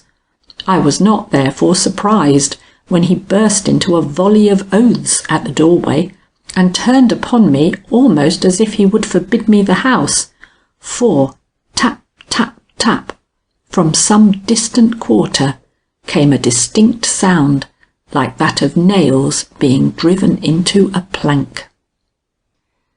Mother Jane must have changed her mind after we left her, for late in the evening I caught a glimpse of her burly figure in the kitchen as I went to give Hannah some instructions concerning certain little changes in the housekeeping arrangements which the girls and I had agreed were necessary to our mutual comfort. I wished to address the old crone, but, warned by the ill-concealed defiance with which Hannah met my advances, that any such attempt on my part would be met by anything but her accustomed good nature, I refrained from showing my interest in her strange visitor, or from even appearing conscious of her own secret anxieties and evident preoccupation. Loreen and Lucetta exchanged a meaning look as I rejoined them in the sitting room, but my volubility in regard to the domestic affair which had just taken me to the kitchen seemed to speedily reassure them, and when a few minutes later I said good night and prepared to leave the room, it was with the conviction that I had relieved their mind at the expense of my own. Mother Jane in the kitchen at this late hour meant business. What that business was, I seemed to know only too well. I had formed a plan for the night which required some courage. Recalling Lucetta's expression of the morning, that I might expect a repetition of the former night's experiences, I prepared to profit by the warning in a way she little meant. Satisfied that if there was any truth in the suspicions I had formed, there would be an act performed in this house tonight which, if seen by me, would forever settle the question agitating the whole countryside, I made up my mind that no locked door should interfere with my opportunity of doing so. How I effected this result I will presently relate. Lucetta had accompanied me to my door with a lighted candle. "I hear you had some trouble with matches last night," said she. "You will find them all right now. Hannah must be blamed for some of this carelessness." Then, as I began some reassuring reply, she turned upon me with a look that was almost fond, and, throwing out her arms, cried entreatingly, "Won't you give me a little kiss, Miss Butterworth? We have not given you the best of welcomes, but you are my mother's old friend, and sometimes I feel a little lonely." I could easily believe that, and yet I found it hard to embrace her. Too many shadows swam between Althea's children and myself. She saw my hesitancy, a hesitancy I could not but have shown, even at the risk of losing her confidence, and, paling slightly, dropped her hands with a pitiful smile. "You don't like me," she said. "I do not wonder, but I was in hopes you would, for my mother's sake. I have no claims myself. You are an interesting girl, and you have, what your mother had not, a serious side to your nature that is anything but displeasing to me. But my kisses, Lucetta, are as rare as my tears. I had rather give you good advice, and that is a fact.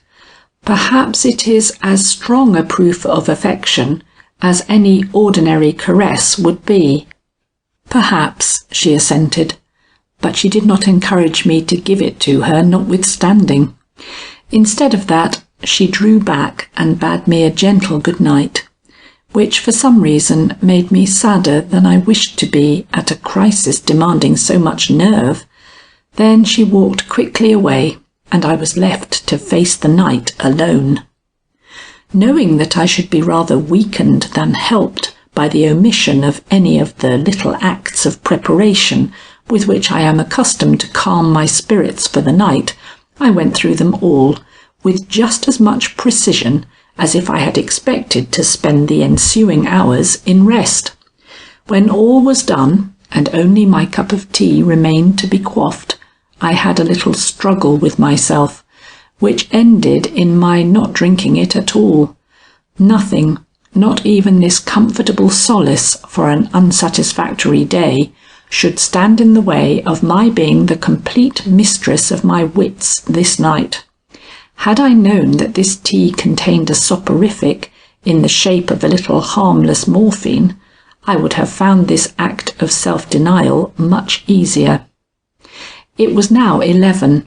Confident that nothing would be done while my light was burning, I blew it out, and taking a candle and some matches in my hand, softly opened my door, and after a moment of intense listening, stepped out and closed it carefully behind me. Nothing could be stiller than the house or darker than the corridor. "Am I watched, or am I not watched?" I queried, and for an instant stood undecided. Then, seeing nothing and hearing nothing, I slipped down the hall to the door beyond mine, and, opening it with all the care possible, stepped inside. I knew the room. I had taken especial note of it in my visit of the morning. I knew that it was nearly empty, and that there was a key in the lock which I could turn. I therefore felt more or less safe in it, especially as its window was undarkened by the branches that hung so thickly across my own casement, shutting me in, or seeming to shut me in, from all communication with the outside world, and the unknown guardian which I had been assured constantly attended my summons. That I might strengthen my spirits by one glimpse of this same outside world before settling down for the watch I had set for myself, I stepped softly to the window and took one lingering look without. A belt of forest, illumined by a gibbous moon, met my eyes, nothing else. Yet this sight was welcome, and it was only after I had been struck by the possibility of my own figure being seen at the casement by some possible watcher in the shadows below, that I found the hardihood necessary to withdraw into the darker precincts of the room, and begin that lonely watch which my doubts and expectations rendered necessary. This was the third I had been forced to keep, and it was by far the most dismal, for though the bolted door between me and the hall promised me personal safety, there presently rose in some far-off place a smothered repetition of that same tap, tap, tap, which had sent the shudders over me upon my sudden entrance into the house early in the morning. Heard now, it caused me to tremble in a way I had not supposed possible to one of my hardy nature, and while with this recognition of my feminine susceptibility to impressions there came a certain pride in the staunchness of purpose which led me to restrain all acknowledgment of fear by any recourse to my whistle, I was more than glad when even this sound ceased, and I had only to expect the swishing noise of a skirt down the hall, and that stealthy locking of the door of the room I had taken the precaution of leaving. It came sooner than I expected, came just in the way it had previously done, only that the person paused a moment to listen before hastening back. The silence within must have satisfied her, for I heard a low sigh like that of relief before the steps took themselves back. That they would turn my way gave me a momentary concern, but I had too completely lulled my young hostess's suspicions, or, let me be faithful to all the possibilities of the case, they had put too much confidence in the powder with which they had seasoned my nightly cup of tea for them to doubt that I was soundly asleep in my own quarters. 3 minutes later I followed those steps as far down the corridor as I dared to go, for, since my last appearance in it, a candle had been lit in the main hall, and, faint as was its glimmer, it was still a glimmer into the circle of which I felt it would be foolhardiness for me to step. At some 20 paces then from the opening, I paused and gave myself up to listening. Alas, there was plenty now for me to hear. You have heard the sound. We all have heard the sound, but few of us in such a desolate structure, and at the hour and under the influences of midnight. The measured tread of men struggling under a heavy weight, and that weight, how well I knew it, as well as if I had seen it, as I really did in my imagination. They advanced from the adjoining corridor, from the room I had as yet found no opportunity of entering, and they approached surely and slowly the main hall, near which I was standing in such a position as rendered it impossible for me to see anything if they took the direct course to the head of the stairs and so down, as there was every reason to expect they would. I did not dare to draw nearer, however, so concentrated my faculties anew upon listening, when suddenly I perceived on the great white wall in front of me, the wall of the main hall, I mean, toward which the opening looked, the shapeless outline of a drooping head, and realized that the candle had been placed in such a position that the wall must receive the full shadow of the passing cortege. And thus it was I saw it, huge, distorted, and suggestive beyond any picture I ever beheld, the passing of a body to its long home, carried by 6 anxious figures, 4 of which seemed to be those of women. But that long home, where was it located? In the house or in the grounds? It was a question so important that for a moment I could think of nothing but how I could follow the small procession without running the risk of discovery. It had reached the head of the stairs by this time, and I heard Miss Knollys's low, firm voice enjoining silence. Then the 6 bearers began to descend with their burden. Ere they reached the foot, a doubt struck me. Would it be better to follow them, or to take the opportunity afforded by every member of the household being engaged in this task, to take a peep into the room where the death had occurred?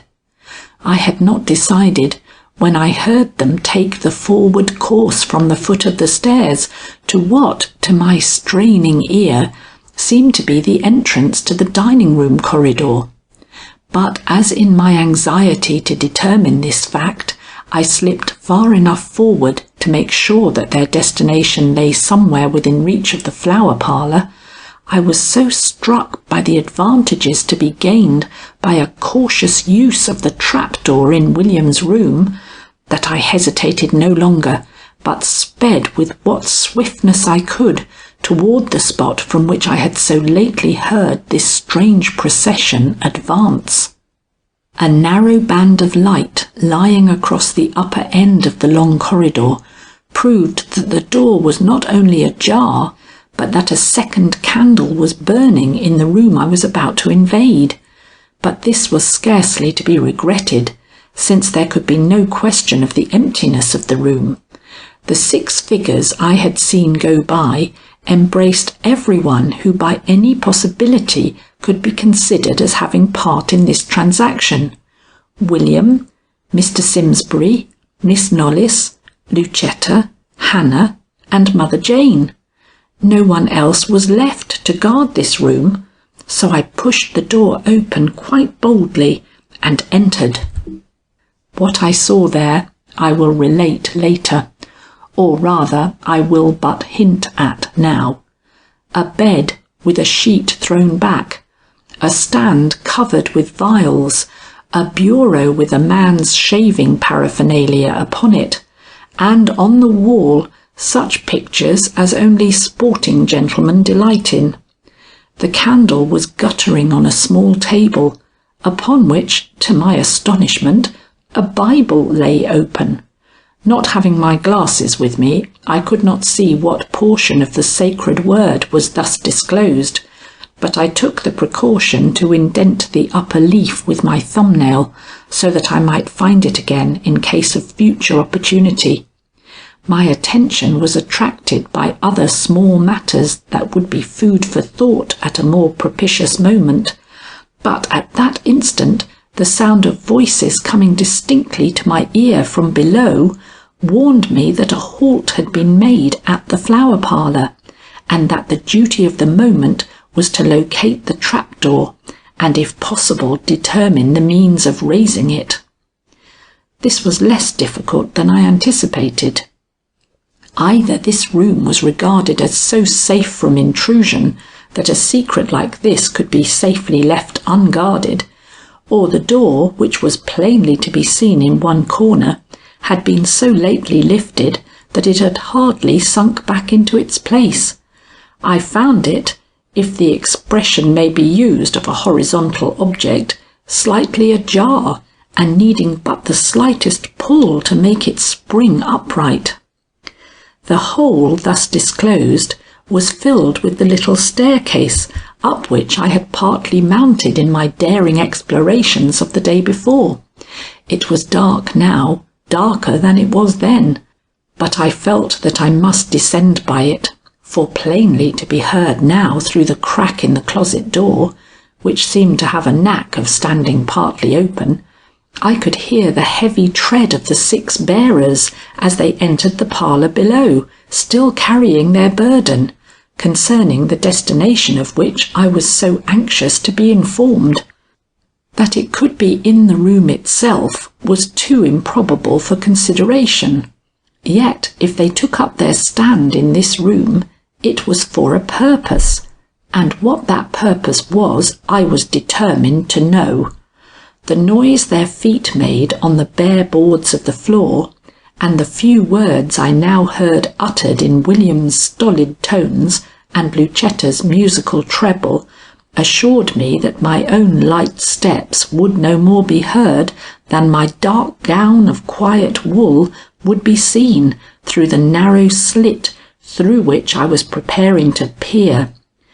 Yet it took no small degree of what my father used to call pluck for me to put foot on this winding staircase and descend almost, as it were, into the midst of what I must regard as the last wicked act of a most cowardly and brutal murder. I did it, however, and after a short but grim communion with my own heart, which would persist in beating somewhat noisily, I leaned forward with all the precaution possible, and let my gaze traverse the chamber in which I had previously seen such horrors as should have prepared me for this last and greatest one. In a moment I understood the whole. A long square hole in the floor, lately sawed, provided an opening through which the plain plank coffin, of which I now caught sight, was to be lowered into the cellar, and so into the grave which had doubtless been dug there.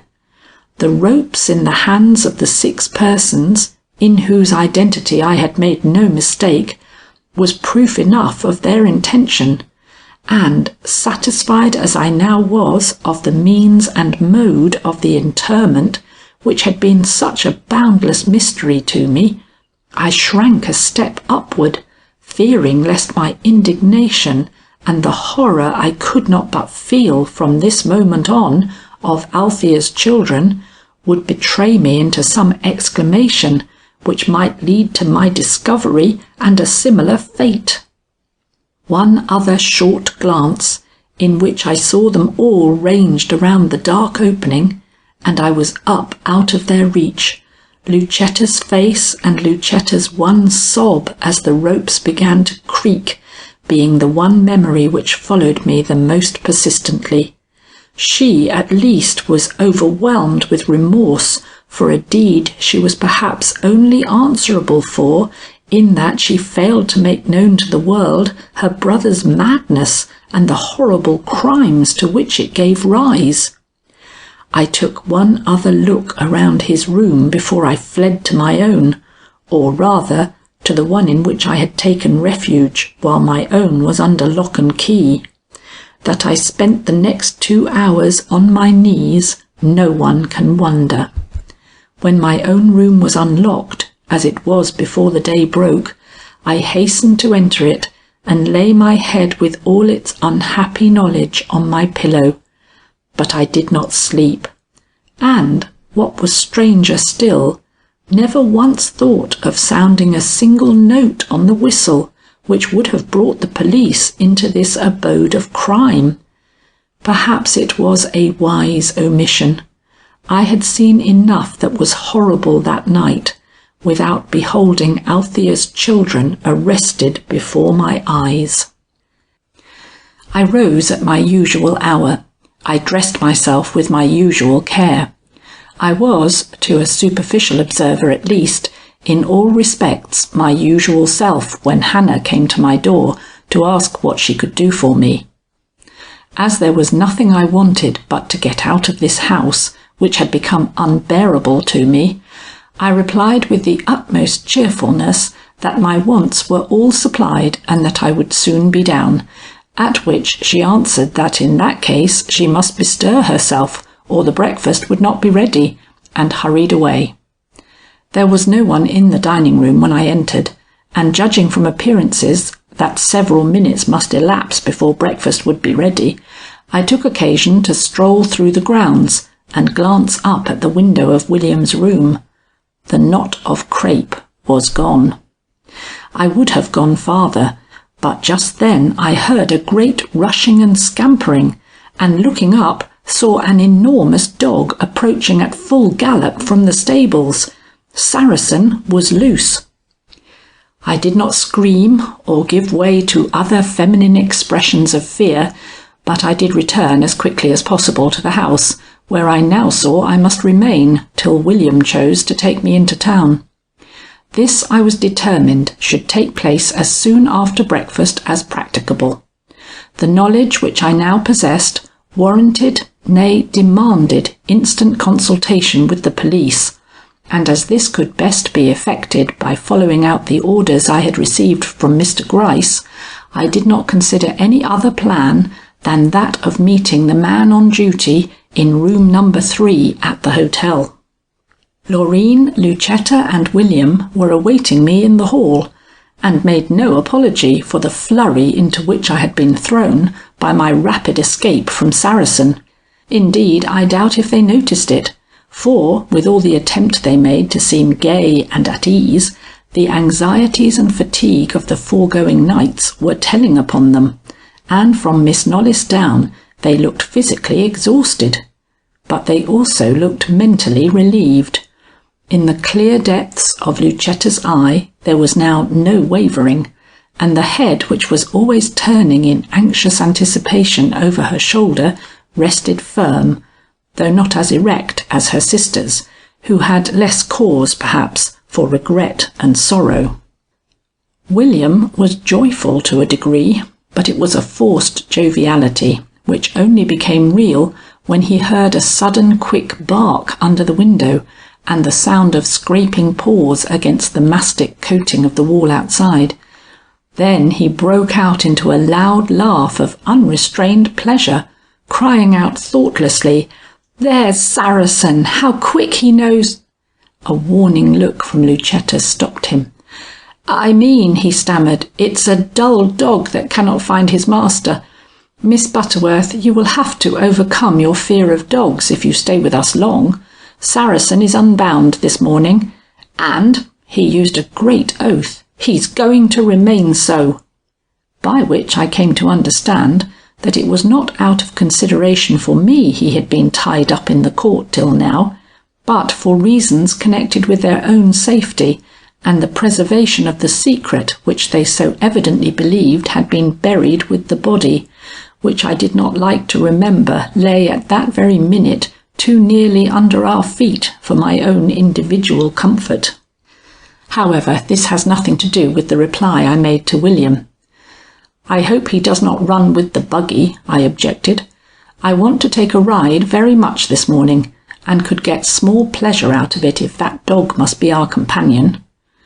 "I cannot go out this morning," William began, but changed his sentence, possibly at the touch of his sister's foot under the table, into "But if you say I must, why, I must. You women folks are so plagued unreasonable." Had he been 10 years younger, I would have boxed his ears. Had he been that much older, I would have taken cue and packed my trunk before he could have finished the cup of coffee he was drinking. But he was just too old to reprimand in the way just mentioned, and not old enough to appreciate any display of personal dignity or self-respect on the part of the person he had offended.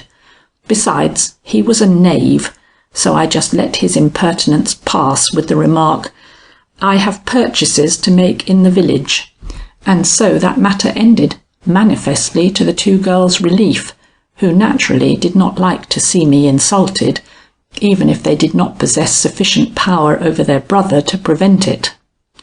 One other small episode, and then I will take you with me to the village. As we were leaving the table, where I ate less than common, notwithstanding all my efforts to seem perfectly unconcerned, Lucetta, who had waited for her brother to go out, took me gently by the arm, and eyeing me closely, said, "Did you have any dreams last night, Miss Butterworth? You know I promised you some." The question disconcerted me, and for a moment I felt like taking the two girls into my confidence and bidding them fly from the shame and doom so soon to fall upon their brother. But the real principle underlying all such momentary impulses on my part deterred me, and in as light a tone as I could command, and not be an absolute hypocrite, I replied that I was sorry to disappoint her, but I had had no dreams, which seemed to please her more than it should, for if I had had no dreams, I certainly had suffered from the most frightful realities. I will not describe our ride into town. Saracen did go with us, and indignation not only rendered me speechless, but gave to my thoughts a turn which made that half hour of very little value to me. Mother Jane's burly figure crouching in her doorway might otherwise have given me opportunity for remark, and so might the dubious looks of people we met on the high road, looks to which I am so wholly unaccustomed that I had difficulty in recognizing myself as the butt of so much doubt and possibly dislike. I attributed this, however, all to the ill repute under which William so deservedly laboured, and did not allow myself to more than notice it. Indeed, I could only be sorry for people who did not know in what consideration I was held at home, and who, either through ignorance or prejudice, allowed themselves privileges they would be the first to regret did they know the heart and mind of Amelia Butterworth. Once in the village, I took the direction of affairs. "Set me down at the hotel," I commanded, "and then go about such business as you may have here in town. I am not going to allow myself to be tracked all over by that dog." "I have no business," was the surly reply. "Then make some," was my sharp retort.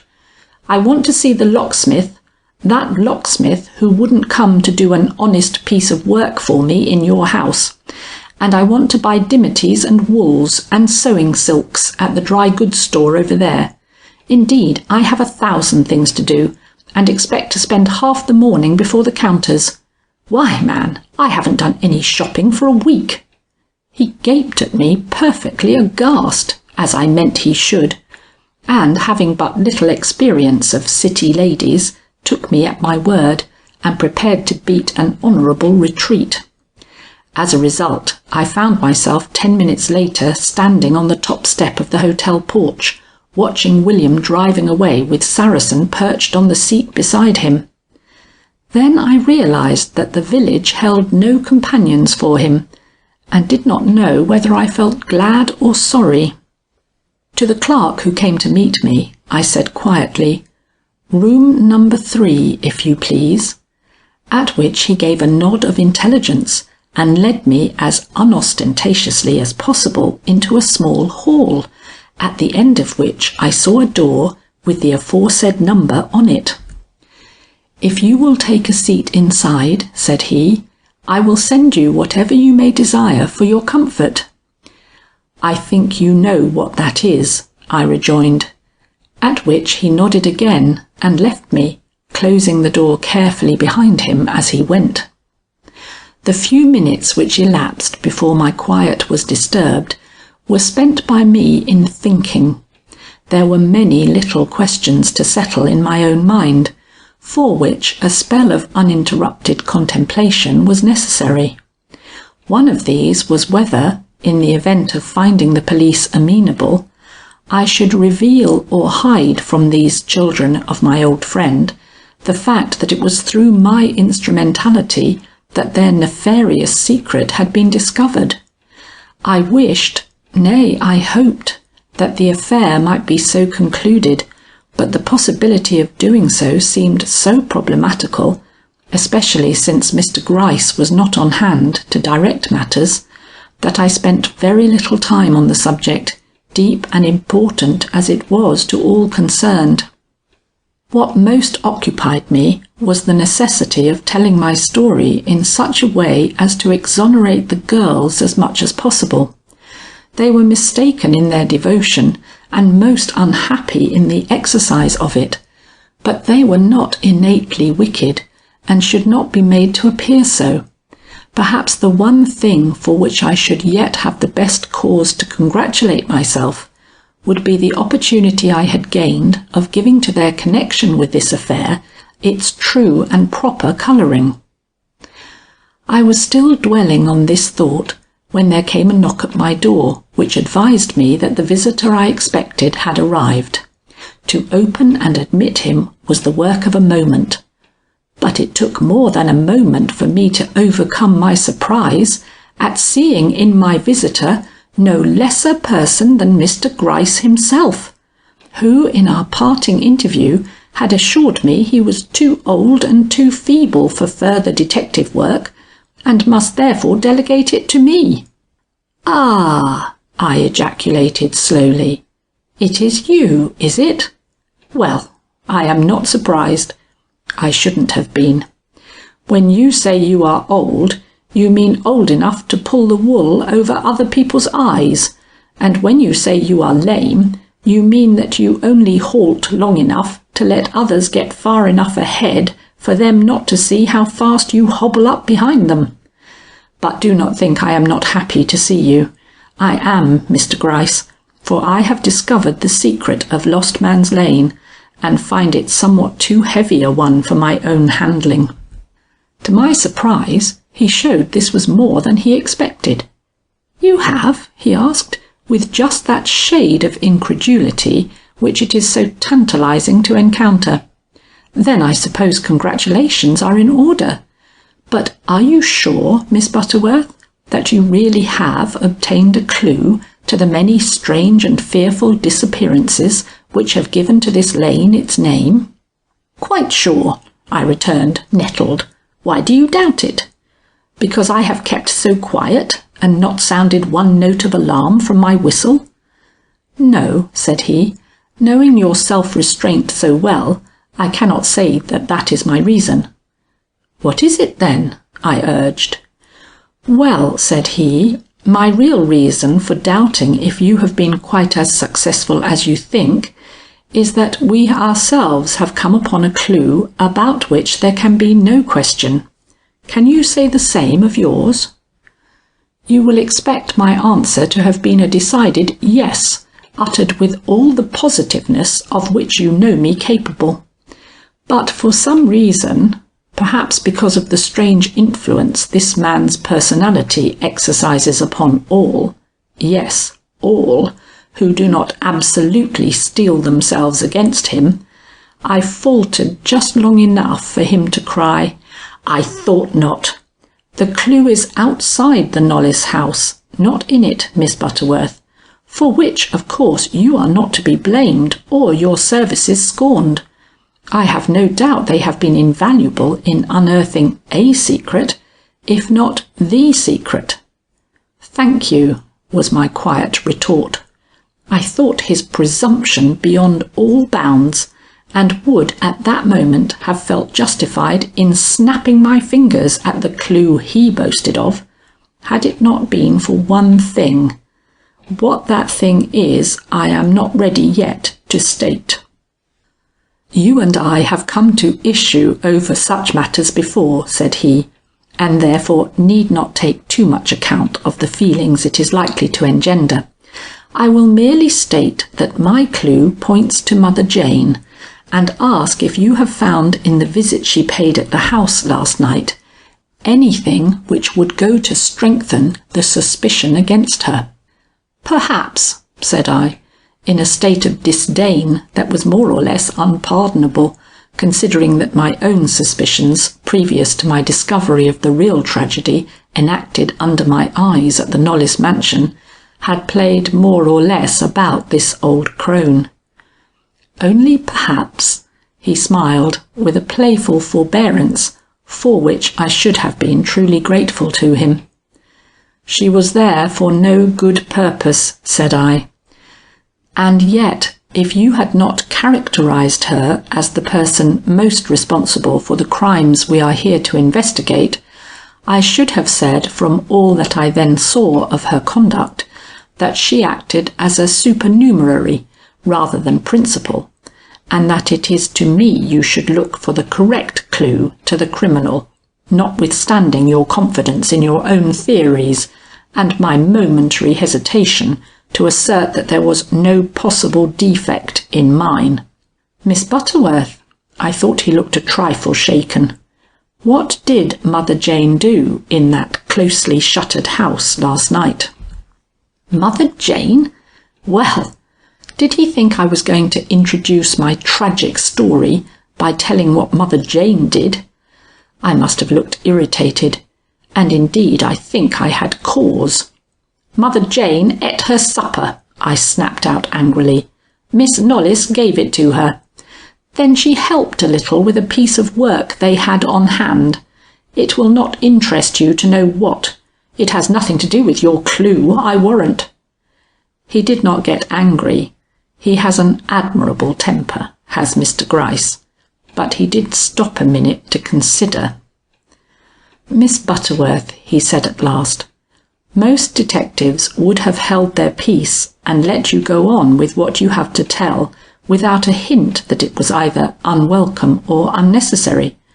But I have consideration for persons' feelings and for persons' secrets, so long as they do not come in collision with the law, and my opinion is, or was when I entered this room, that such discoveries as you have made at your old friend's house— Why need he emphasize friend? Did he think I forgot for a moment that Althea was my friend? Were connected rather with some family difficulty than with the dreadful affair we are considering. That is why I hasten to tell you that we had found a clue to the disappearances in Mother Jane's cottage. I wished to save the Mrs. Knollys. If he had thought to mollify me by this assertion, he did not succeed.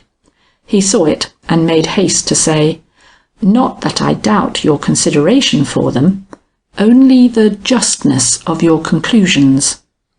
You have doubted those before, and with more reason, I replied. Yet they were not altogether false. That I am willing to acknowledge.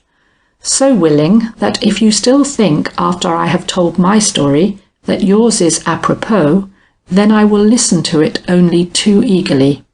My object is to find the real criminal in this matter. I say at the present moment it is Mother Jane. God grant you are right, I said, influenced in spite of myself by the calm assurance of his manner.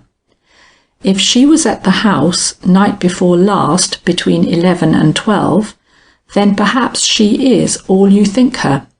But I see no reason to believe it. Not yet, Mr Gryce. Supposing you give me one, it would be better than all this controversy. One small reason, Mr Gryce, as good as— I did not say what, but the fillip it gave to his intention stood me in good stead, for he launched immediately into the matter, with no further play upon my curiosity, which was now, as you can believe, thoroughly aroused, though I could not believe that anything he had to bring up against Mother Jane could for a moment stand against the death and the burial I had witnessed in Miss Knollys's house during the 2 previous nights. When in our first conversation on this topic I told you that Mother Jane was not to be considered in this matter, I meant she was not to be considered by you. She was a subject to be handled by the police, and we have handled her. Yesterday afternoon I made a search of her cabin. Here Mr Gryce paused and eyed me quizzically. He sometimes does eye me, which same I cannot regard as a compliment, considering how fond he is of concentrating all his wisdom upon small and insignificant objects. "I wonder," said he, "what you would have done in such a search as that. It was no common one, I assure you. There are not many hiding places between Mother Jane's four walls." I felt myself begin to tremble, with eagerness, of course. "I wish I had been given the opportunity," said I. "That is, if anything was to be found there." He seemed to be in a sympathetic mood toward me, or perhaps, and this is the likelier supposition, he had a minute of leisure and thought he could afford to give himself a little quiet amusement. However that was, he answered me by saying, "The opportunity is not lost. You have been in her cabin, and have noted, I have no doubt, its extreme simplicity. Yet it contains, or rather did contain up till last night, distinct evidences of more than one of the crimes which have been perpetrated in this lane." "Good. And you want me to guess where you found them? Well, it's not fair." "Ah, and why not?" "Because you probably did not find them on your first attempt. You had time to look about. I am asked to guess at once and without second trial what I warrant it took you several trials to determine." He could not help but laugh. "And why do you think it took me several trials?" "Because there is more than one thing in that room made up of parts." "Parts?" He attempted to look puzzled, but I would not have it. "You know what I mean," I declared. 70 parts, 28, or whatever the numbers are she so constantly mutters. His admiration was unqualified and sincere. "Miss Butterworth," said he, "you are a woman after my own heart. How came you to think that her mutterings had anything to do with a hiding place?" "Because it did not have anything to do with the amount of money I gave her. When I handed her 25 cents, she cried, 70, 28, and now 10. 10 what? Not 10 cents or $10, but 10... Why do you stop?" "I do not want to risk my reputation on a guess. There is a quilt on the bed made up of innumerable pieces. There is a floor of neatly laid brick. And there is a Bible on the stand whose leaves number many over 70. "Ah, it was in the Bible you found..." His smile put mine quite to shame. "I must acknowledge," he cried, "that I looked in the Bible, but I found nothing there beyond what we all seek when we open its sacred covers. Shall I tell my story?" He was evidently bursting with pride. You would think that after a half-century of just such successes, a man would take his honours more quietly. But pshaw! Human nature is just the same in the old as in the young. He was no more tired of compliment, or of awakening the astonishment of those he confided in, than when he aroused the admiration of the force by his triumphant handling of the Leavenworth case. Of course, in presence of such weakness, I could do nothing less than give him a sympathetic ear. I may be old myself some day. Besides, his story was likely to prove more or less interesting. "Tell your story," I repeated. "Don't you see that I am..." I was going to say, "on pins and needles till I hear it," but the expression is too vulgar for a woman of my breeding, so I altered the words, happily before they were spoken, into "that I am in a state of the liveliest curiosity concerning the whole matter. Tell your story, of course." "Well, Miss Butterworth, if I do, it is because I know you will appreciate it. You, like myself, placed weight upon the numbers she is forever running over, and you, like myself, have conceived the possibility of these numbers having reference to something in the one room she inhabits. At first glance, the extreme bareness of the spot seemed to promise nothing to my curiosity. I looked at the floor and detected no signs of any disturbance having taken place in its symmetrically laid bricks for years. Yet I counted up to 70 one way and 28 the other, and marking the brick thus selected, began to pry it out. It came with difficulty, and showed me nothing underneath but green mould and innumerable frightened insects. Then I counted the bricks the other way, but nothing came of it. The floor does not appear to have been disturbed for years. Turning my attention away from the floor, I began upon the quilt. This was a worse job than the other, and it took me an hour to rip apart the block I settled upon as the suspicious one, but my labour was entirely wasted. There was no hidden treasure in the quilt. Then I searched the walls, using the measurements 70 by 28, but no result followed these endeavours. And, well, what do you think I did then?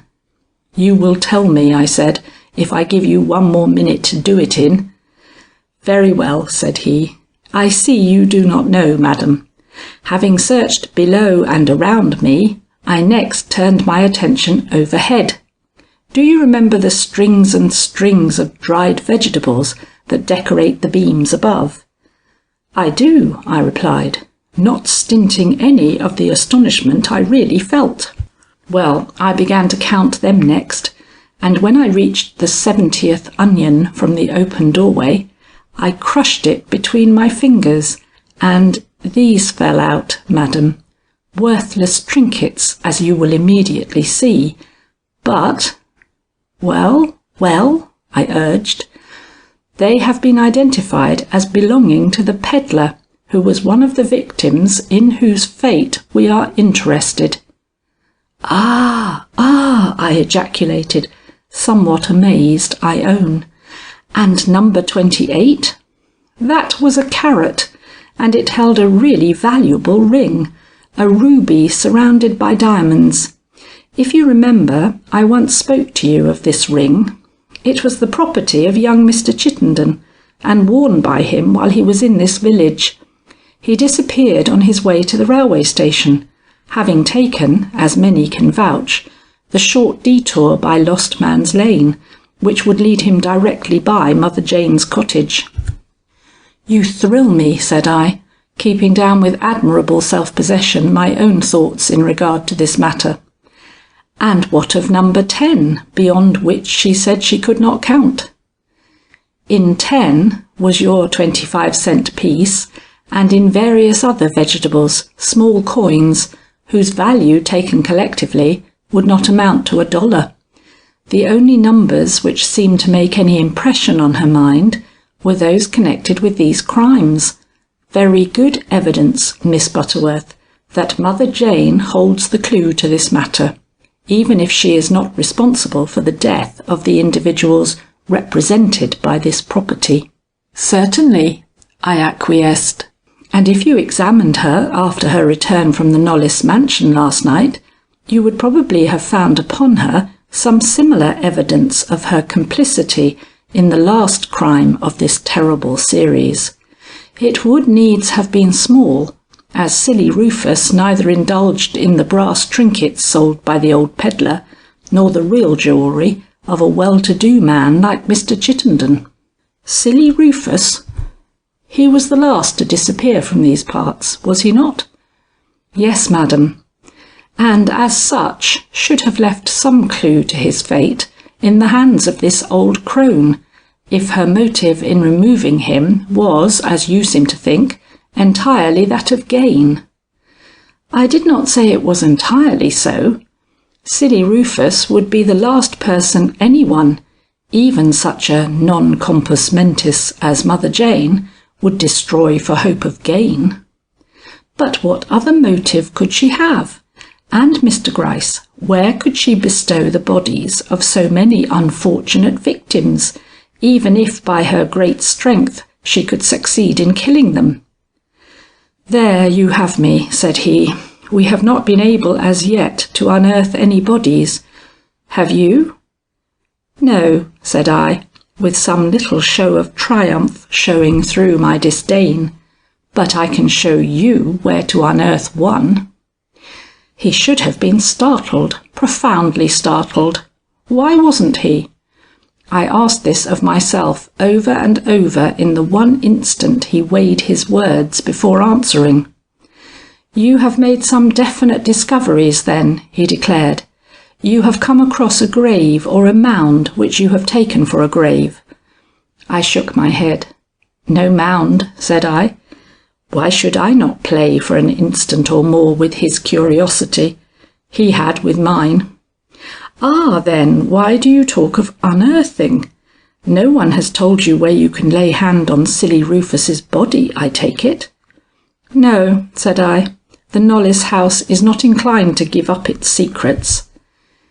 He started, glancing almost remorsefully first at the tip, then at the head of the cane he was balancing in his hand. "It's too bad," he muttered, "but you've been led astray, Miss Butterworth.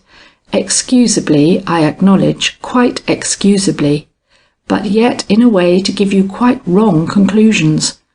The secret of the Knollys house. But wait a moment. Then you were not locked up in your room last night?" "Scarcely," I returned, wavering between the doubts he had awakened by his first sentence and the surprise which his last could not fail to give me.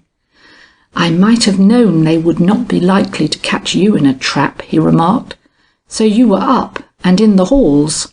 "I was up," I acknowledged, "and in the halls. May I ask where you were?" He paid no heed to the last sentence. "This complicates matters," said he, "and yet perhaps it is as well. I understand you now, and in a few minutes you will understand me. You thought it was silly Rufus who was buried last night. That was rather an awful thought, Miss Butterworth. I wonder, with that in your mind, you look as well as you do this morning, madam. Truly you are a wonderful woman, a very wonderful woman." "A truce to compliments," I begged. "If you know as much as your words imply of what went on in that ill-omened house last night, you ought to show some degree of emotion yourself. For if it was not silly Rufus who was laid away under the flower parlour, who then was it? No one for whom tears could openly be shed, or of whose death public acknowledgment could be made, or we would not be sitting here talking away at cross purposes the morning after his burial. Tears are not shed, or public acknowledgment made, for the subject of a half-crazy man's love for scientific investigation. It was no human being whom you saw buried, madam, but a victim of Mr Knollys's passion for vivisection." "You are playing with me," was my indignant answer. "Outrageously and inexcusably playing with me. Only a human being would be laid away in such secrecy, and with such manifestations of feeling as I was witness to. You must think me in my dotage, or else—" "We will take the rest of the sentence for granted," he dryly interpolated. "You know that I can have no wish to insult your intelligence, Miss Butterworth, and that if I advance a theory on my own account, I must have ample reasons for it. Now, can you say the same for yours? Can you adduce irrefutable proof that the body we buried last night was that of a man? If you can, there is no more to be said, or rather there is everything to be said, for this would give to the transaction a very dreadful and tragic significance, which at present I am not disposed to ascribe to it." Taken aback by his persistence, but determined not to acknowledge defeat until forced to it, I stolidly replied, "You have made an assertion, and it is for you to adduce proof. It will be time enough for me to talk when your own theory is proved untenable." He was not angry. Fellow feeling for my disappointment made him unusually gentle. His voice was therefore very kind when he said, "Madam, if you know it to have been a man, say so. I do not wish to waste my time." "I do not know it." "Very well then. I will tell you why I think my supposition true. Mr Knollys, as you probably have already discovered, is a man with a secret passion for vivisection." "Yes, I have discovered that." "It is known to his family, and it is known to a very few others. but it is not known to the world at large, not even to his fellow villagers." "I can believe it," said I. "His sisters, who are gentle girls, regard the matter as the gentle-hearted usually do. They have tried in every way to influence him to abandon it, but unsuccessfully so far, for he is not only entirely unamenable to persuasion, but has a nature of such brutality he could not live without some such excitement to help away his life in this dreary house.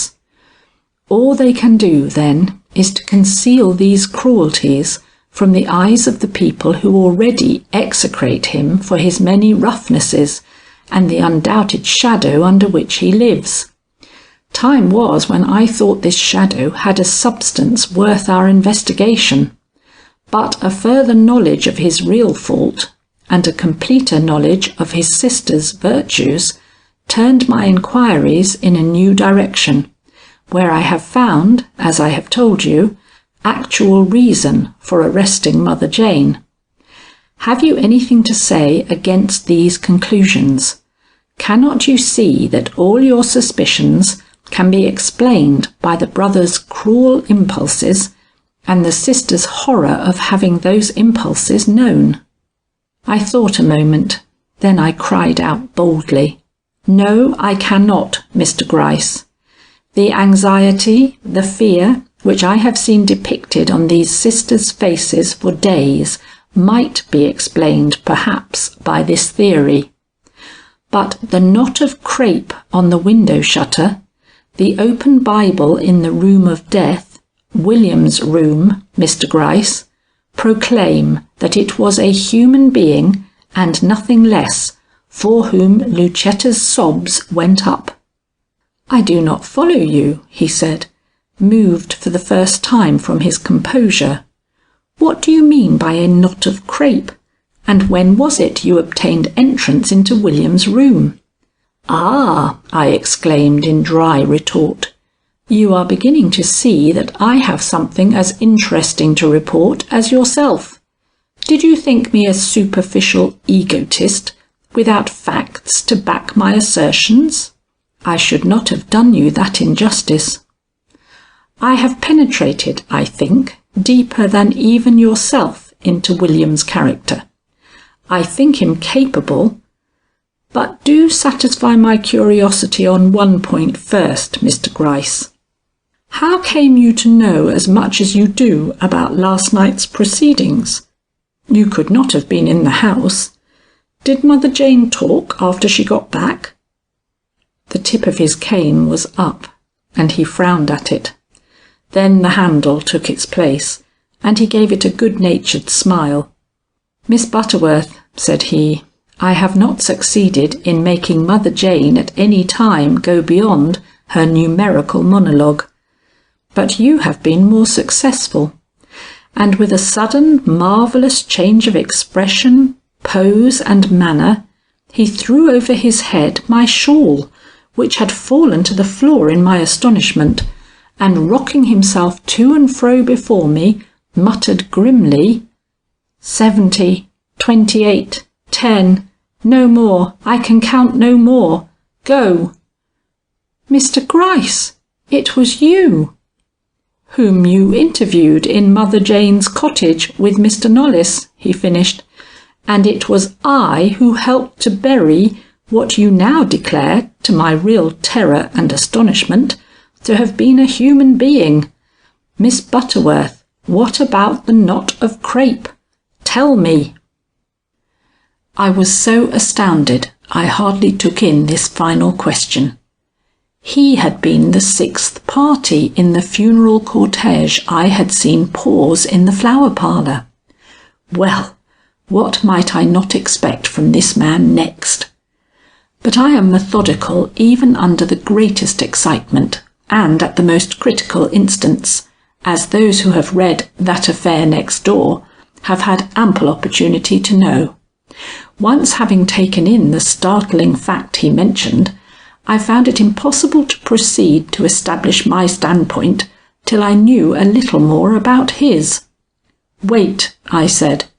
Tell me first if I have ever seen the real Mother Jane, or were you the person I saw stooping in the road, and of whom I bought the penny royal?"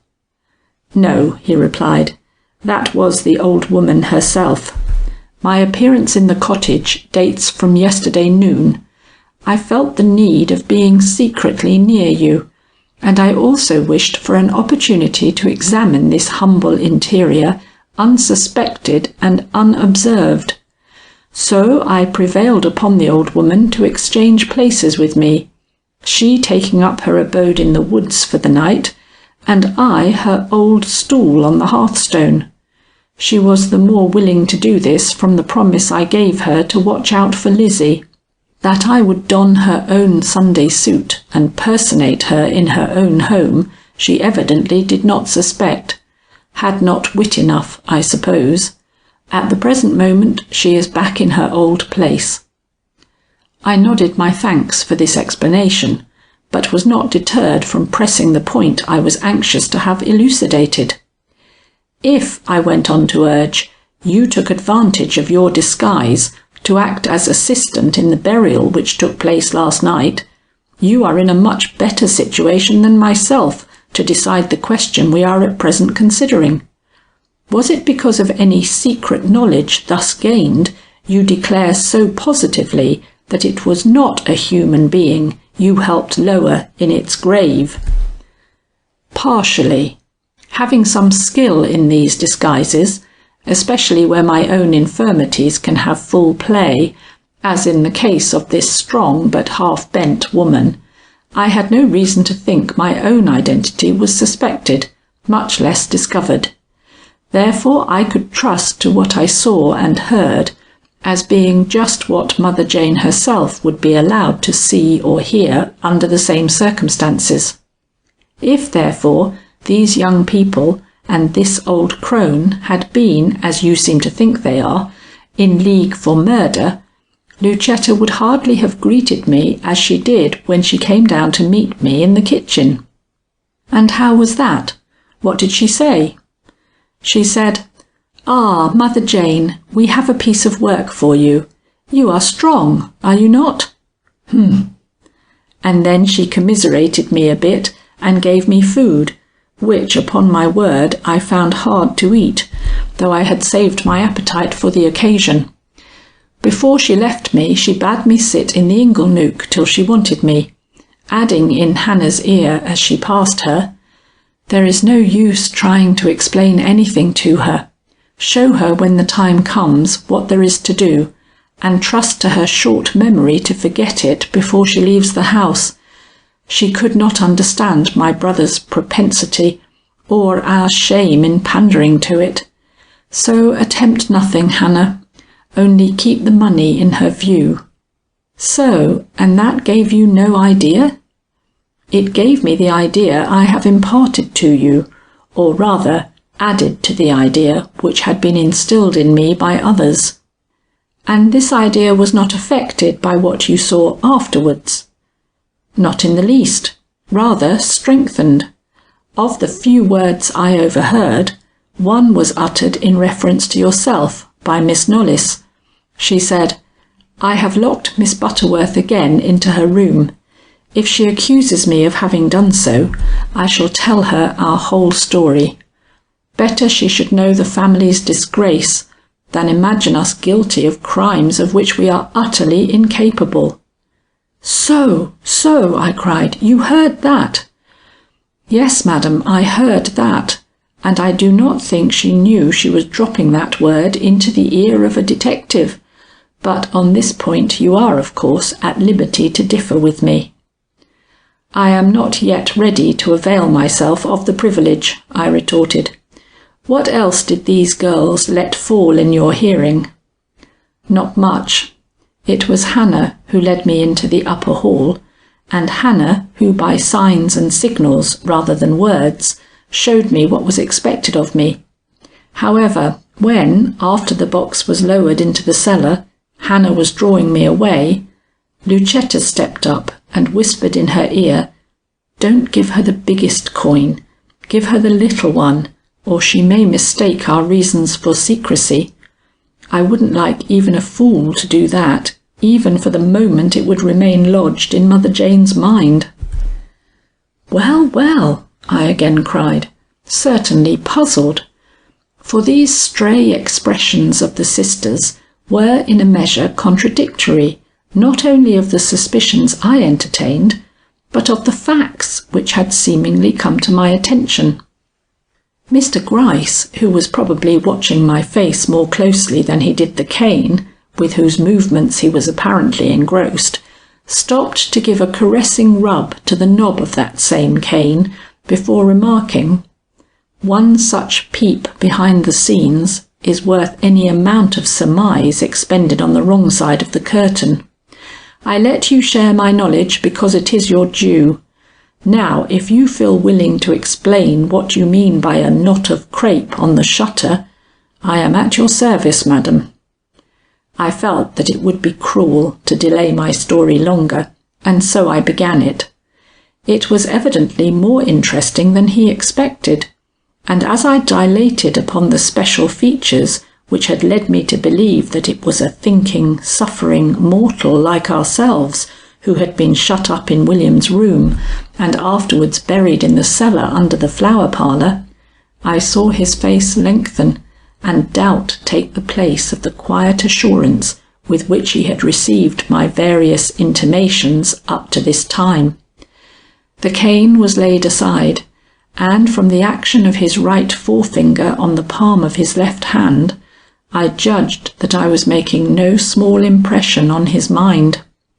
When I had finished, he sat for a minute silent. Then he said, "Thanks, Miss Butterworth. You have more than fulfilled my hopes. What we buried was undoubtedly human, and the question now is, who was it, and of what death did he die?" Then, after a meaning pause, "You think it was silly Rufus." I will astonish you with my reply. "No," said I do not.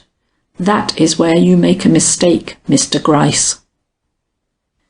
He was surprised, for all his attempts to conceal it. "No," said he. "Who then? You are becoming interesting, Miss Butterworth." This I thought I could afford to ignore. "Yesterday," I proceeded, "I would have declared it to be silly Rufus in the face of God and man. But after what I saw in William's room during the hurried survey I gave it, I am inclined to doubt if the explanation we have to give to this affair is so simple as that would make it. Mr Gryce, in one corner of that room, from which the victim had so lately been carried, was a pair of shoes that could never have been worn by any boy tramp I have ever seen or known of. They were Loreen's, or possibly Lucetta's. No, Loreen and Lucetta both have trim feet, but these were the shoes of a child of 10, very dainty at that, and of a cut and make worn by women, or rather, I should say, by girls. Now, what do you make of that?" He did not seem to know what to make of it. Tap, tap went his finger on his seasoned palm, and as I watched the slowness with which it fell, I said to myself, "I have proposed a problem this time that will tax even Mr Gryce's powers of deduction." And I had. It was minutes before he ventured an opinion, and then it was with a shade of doubt in his tone that I acknowledged to have felt some pride in producing. "They were Lucetta's shoes. The emotions under which you laboured, very pardonable emotions, madam, considering the circumstances and the hour." "Excuse me," said I, "we do not want to waste a moment. I was excited, suitably and duly excited, or I would have been a stone, but I never lose my head under excitement, nor do I part with my sense of proportion. The shoes were not Lucetta's. She never wore any approaching them in smallness since her 10th year. Has Simsbury a daughter? Has there not been a child about the house sometime to assist the cook in errands and so on?" "No, or I should have seen her. Besides, how would the shoes of such a person come into William's room?" "Easily. Secrecy was required. You were not to be disturbed, so shoes were taken off that quiet might result." "Was Lucetta shoeless, or William, or even Mother Jane? You have not told me that you were requested to walk in stocking feet up the hall. No, Mr Gryce, the shoes were the shoes of a girl. I know it because it was matched by a dress I saw hanging up in a sort of wardrobe." "Ah, you looked into the wardrobe?" "I did, and felt justified in doing so. It was after I had spied the shoes." "Very good. And you saw a dress?" "A little dress, a dress with a short skirt. It was of silk, too. Another anomaly, and the colour, I think, was blue, but I cannot swear to that point. I was in great haste and took the briefest glance. But my brief glances can be trusted, Mr Gryce. That, I think, you are beginning to know." "Certainly," said he, "and as proof of it, we will now act upon these two premises: that the victim in whose burial I was an innocent partaker was a human being, and that this human being was a girl child who came into the house well dressed. Now where does that lead us? Into a maze, I fear." "We are accustomed to mazes," I observed. "Yes," he answered somewhat gloomily, "but they are not exactly desirable in this case. I want to find the Knollys family innocent." "And I. But William's character, I fear, will make that impossible." "But this girl, who is she, and where did she come from? No girl has been reported to us as missing from this neighbourhood." "I supposed not." "A visitor. But no visitor could enter this house without it being known far and wide. Why, I heard of your arrival here before I left the train on which I followed you. Had we allowed ourselves to be influenced by what the people about here say, we would have turned the Knollys house inside out a week ago. But I don't believe in putting too much confidence in the prejudice of country people. The idea they suggested, and which you suggest without putting it too clearly into words, is much too horrible to be acted upon without the best of reasons. Perhaps we have found those reasons. Yet I still feel like asking, where did this girl come from, and how could she have become a prisoner in the Knollys house without the knowledge of— Madam, have you met Mr Trome?" The question was so sudden I had not time to collect myself. But perhaps it was not necessary that I should, for the simple affirmation I used seemed to satisfy Mr Gryce, who went on to say, "It is he who first summoned us here, and it is he who has the greatest interest in locating the source of these disappearances. Yet he has seen no child come here." "Mr Trome is not a spy," said I, but the remark happily fell unheeded. "No one has," he pursued.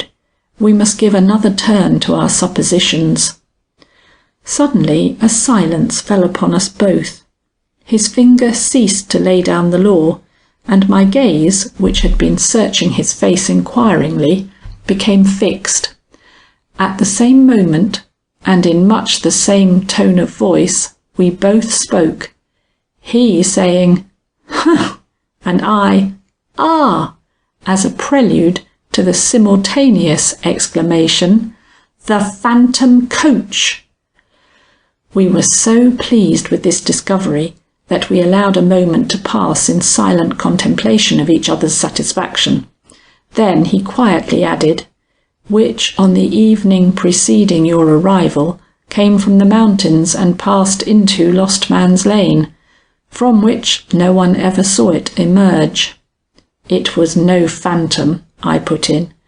"It was their own old coach bringing to the house a fresh victim." This sounded so startling, we both sat still for a moment, lost in the horror of it. Then I spoke.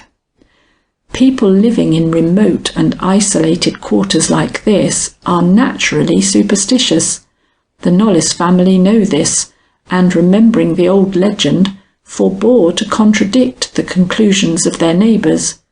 Laureen's emotion when the topic was broached to her is explained by this theory.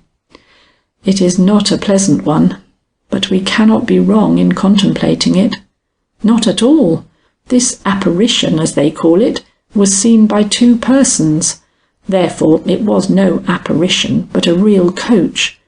It came from the mountains, that is, from the mountain station, and it glided. Ah!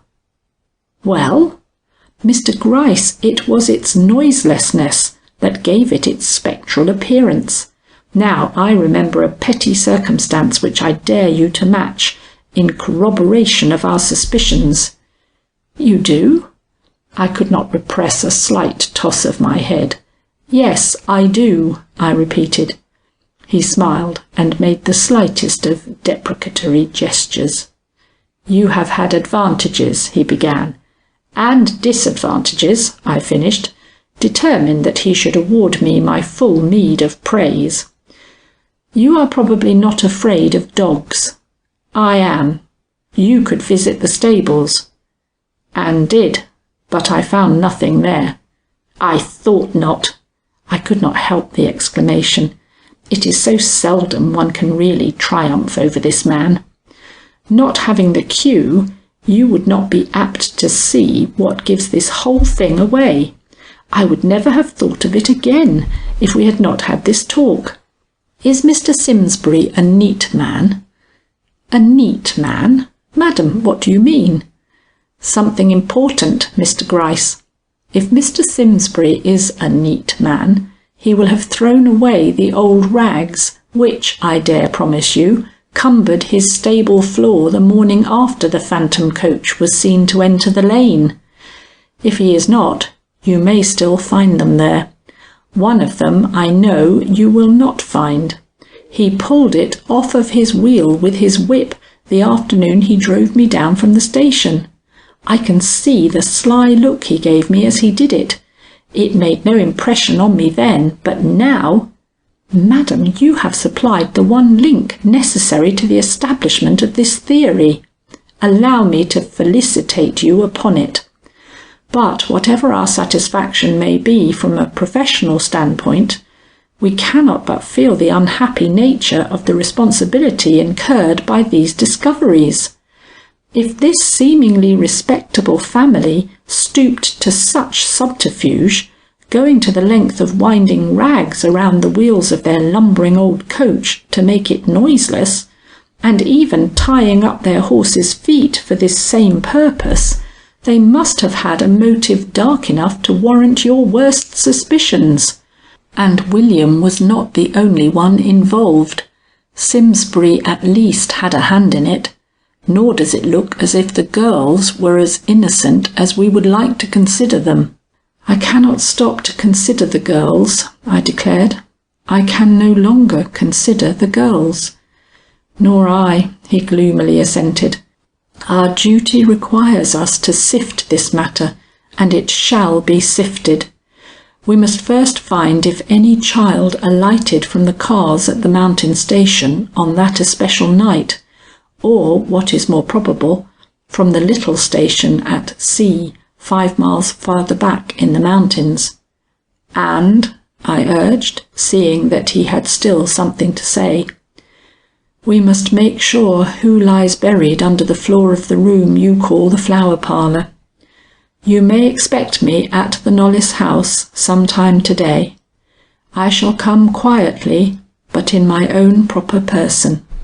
You are not to know me, and, unless you desire it, need not appear in the matter. I do not desire it. Then, good morning, Miss Butterworth. My respect for your abilities has risen even higher than before. We part in a similar frame of mind for once. And this he expected me to regard as a compliment. I have a grim will when I choose to exert it. After Mr Gryce left the hotel, I took a cup of tea with the landlady, and then made a round of the stores. I bought dimity, sewing silk, and what not, as I said I would, but this did not occupy me long, to the regret probably of the country merchants, who expected to make a fool of me, and found it a by no means easy task, and was quite ready for William when he finally drove up. The ride home was a more or less silent one. I had conceived such a horror of the man beside me that talking for talk's sake was impossible, while he was in a mood which it would be charity to call non-communicative. It may be that my own reticence was at the bottom of this, but I rather think not. The remark he made in passing Deacon Spear's house showed that something more than spite was working in his slow but vindictive brain. "There's a man of your own sort," he cried. "You won't find him doing anything out of the way. Oh, no. Pity your visit wasn't paid there. You'd have got a better impression of the lane." To this I made no reply. At Mr Trome's he spoke again. "I suppose that you and Trome had the devil of a say about Lucetta and the rest of us.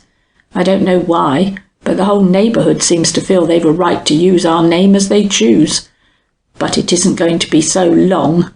We have played poor and pinched and starved all I'm going to. I'm going to have a new horse, and Lucetta shall have a dress, and that mighty quick too. I'm tired of all this shabbiness, and mean to have a change." I wanted to say, "No change yet. Change under the present circumstances would be the worst thing possible for you all."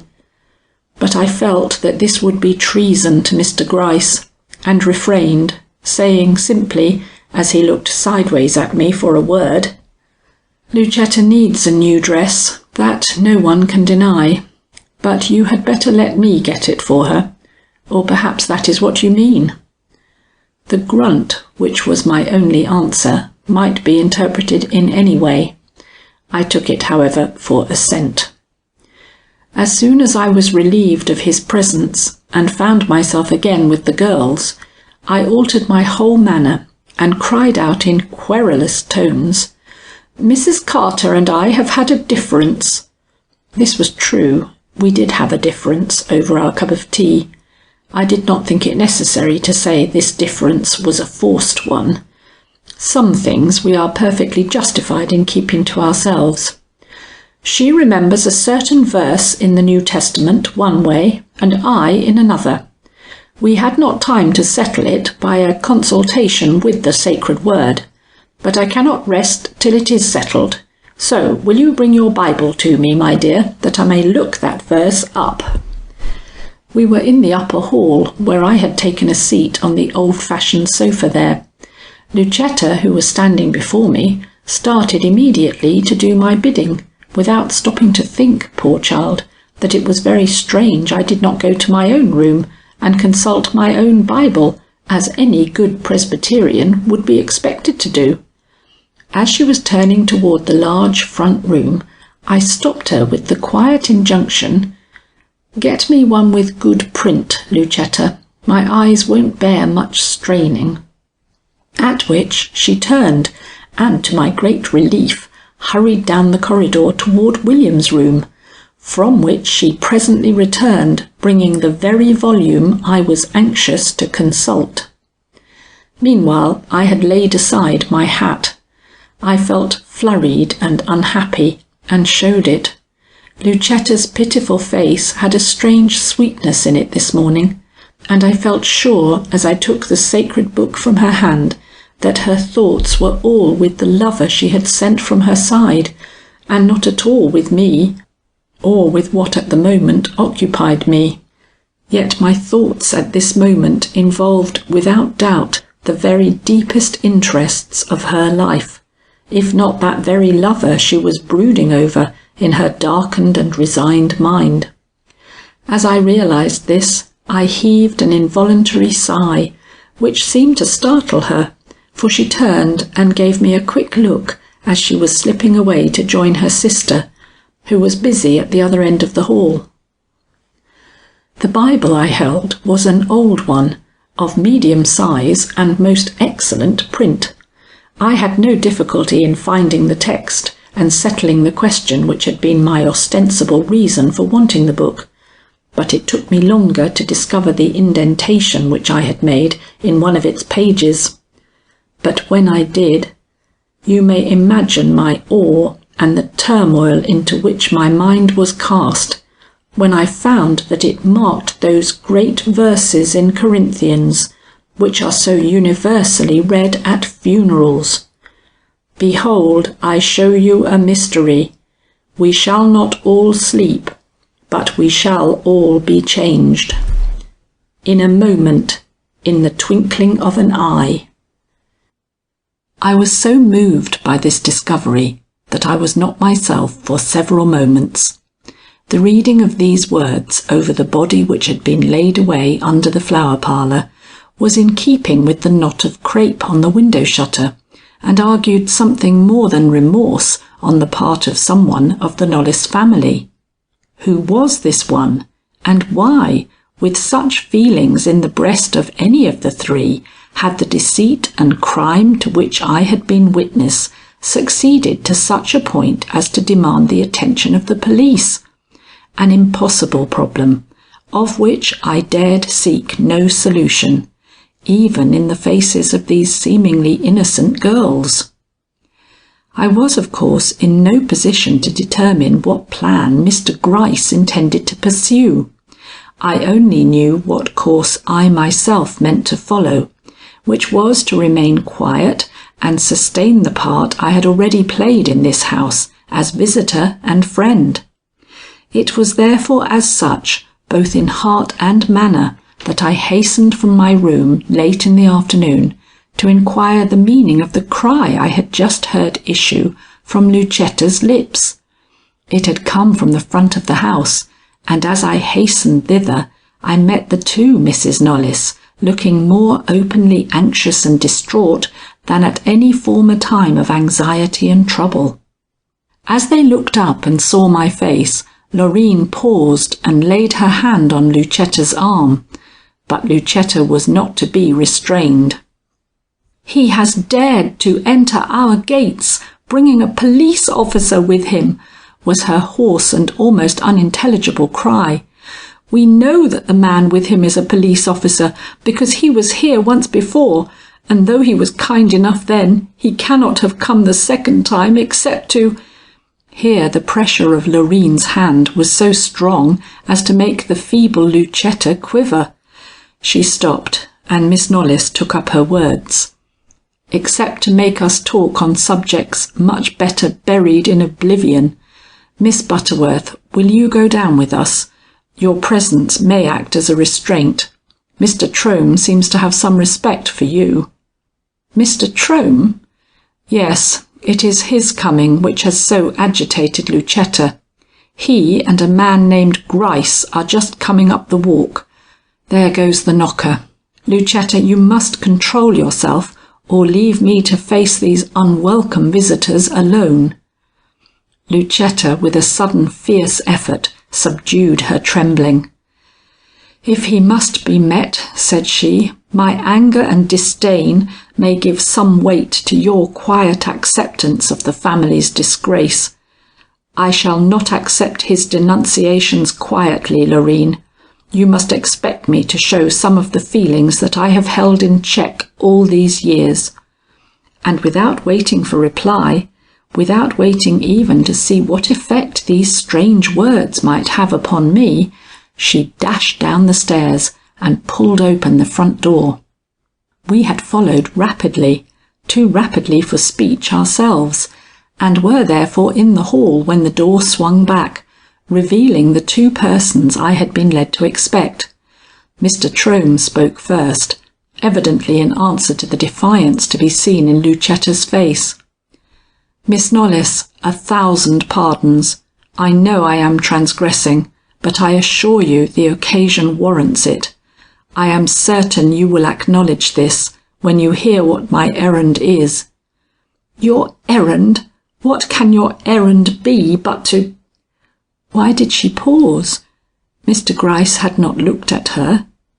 Yet that it was under his influence she ceased to commit herself, I am as convinced as we can be of anything in a world which is half deceit. "Let us hear your errand," put in Loreen, with that gentle emphasis which is no sign of weakness.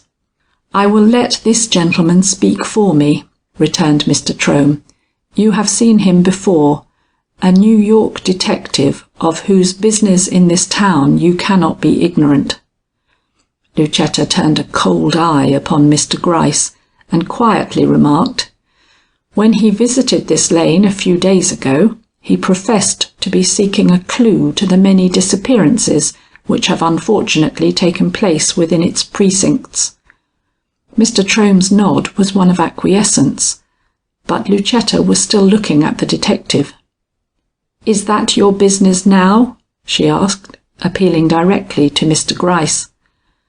His fatherly accents when he answered her were a great relief after the alternate iciness and fire with which she had addressed his companion and himself.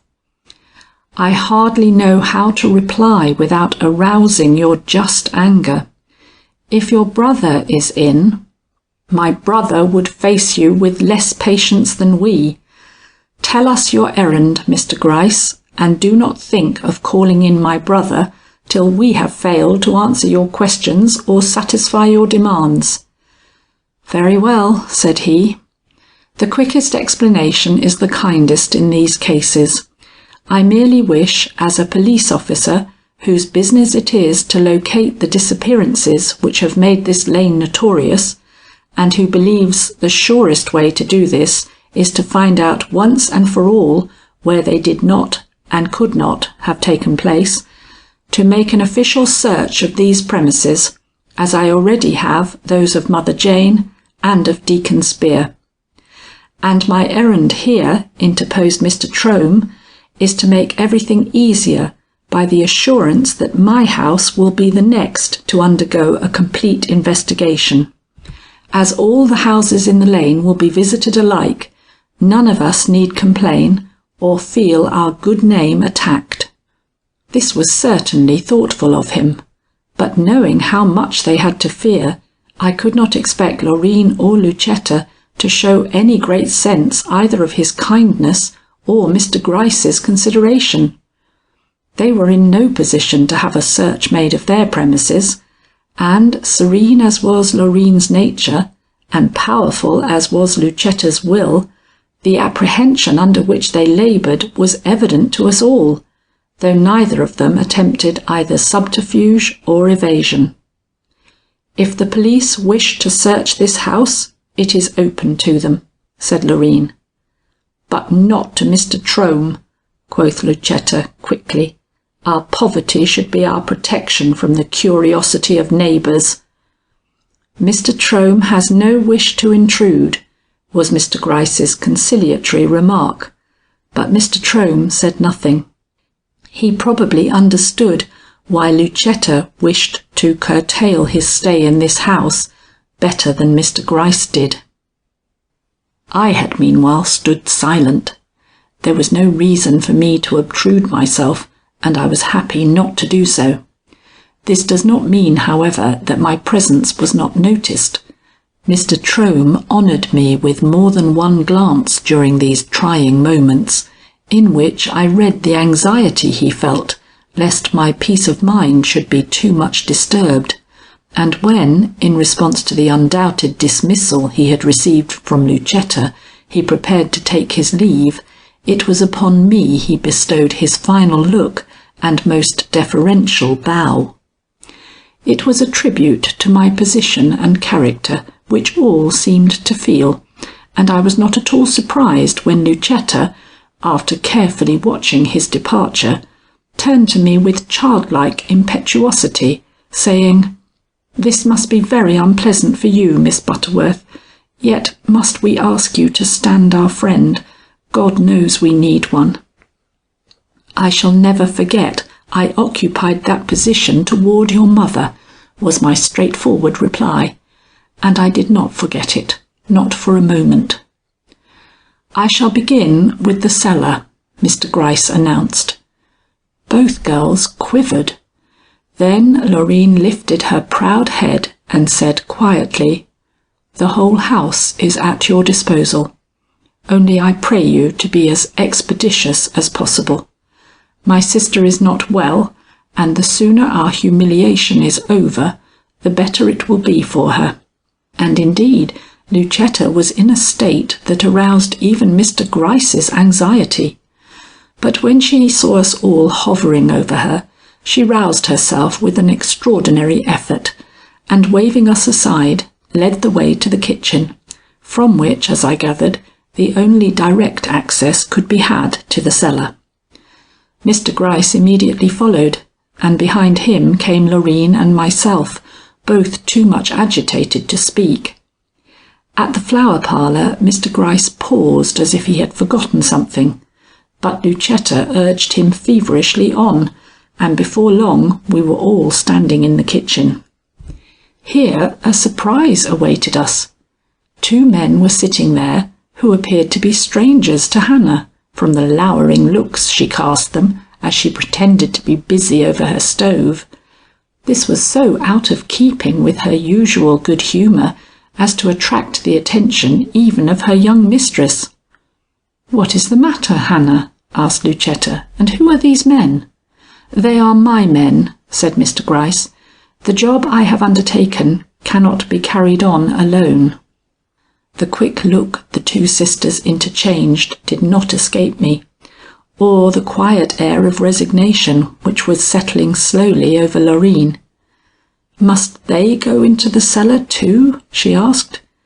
Mr Gryce smiled his most fatherly smile as he said, "My dear young ladies, these men are interested in but one thing. They are searching for a clue to the disappearances that have occurred in this lane. As they will not find this in your cellar, nothing else that they may see there will remain in their minds for a moment." Lucetta said no more.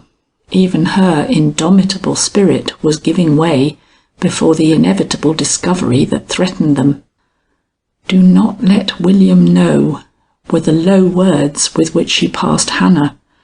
But from the short glimpse I caught of William's burly figure standing in the stable door, under the guardianship of two detectives, I felt this injunction to be quite superfluous. William evidently did know. I was not going to descend the cellar stairs, but the girls made me. "We want you with us," Loreen declared in no ordinary tones, while Lucetta paused and would not go on till I followed. This surprised me. I no longer seemed to have any clue to their motives, but I was glad to be one of the party. Hannah, under Loreen's orders, had furnished one of the men with a lighted lantern, and upon our descent into the dark labyrinth below, it became his duty to lead the way, which he did with due circumspection. What all this underground space into which we were thus introduced had ever been used for, it would be difficult to tell. At present it was mostly empty.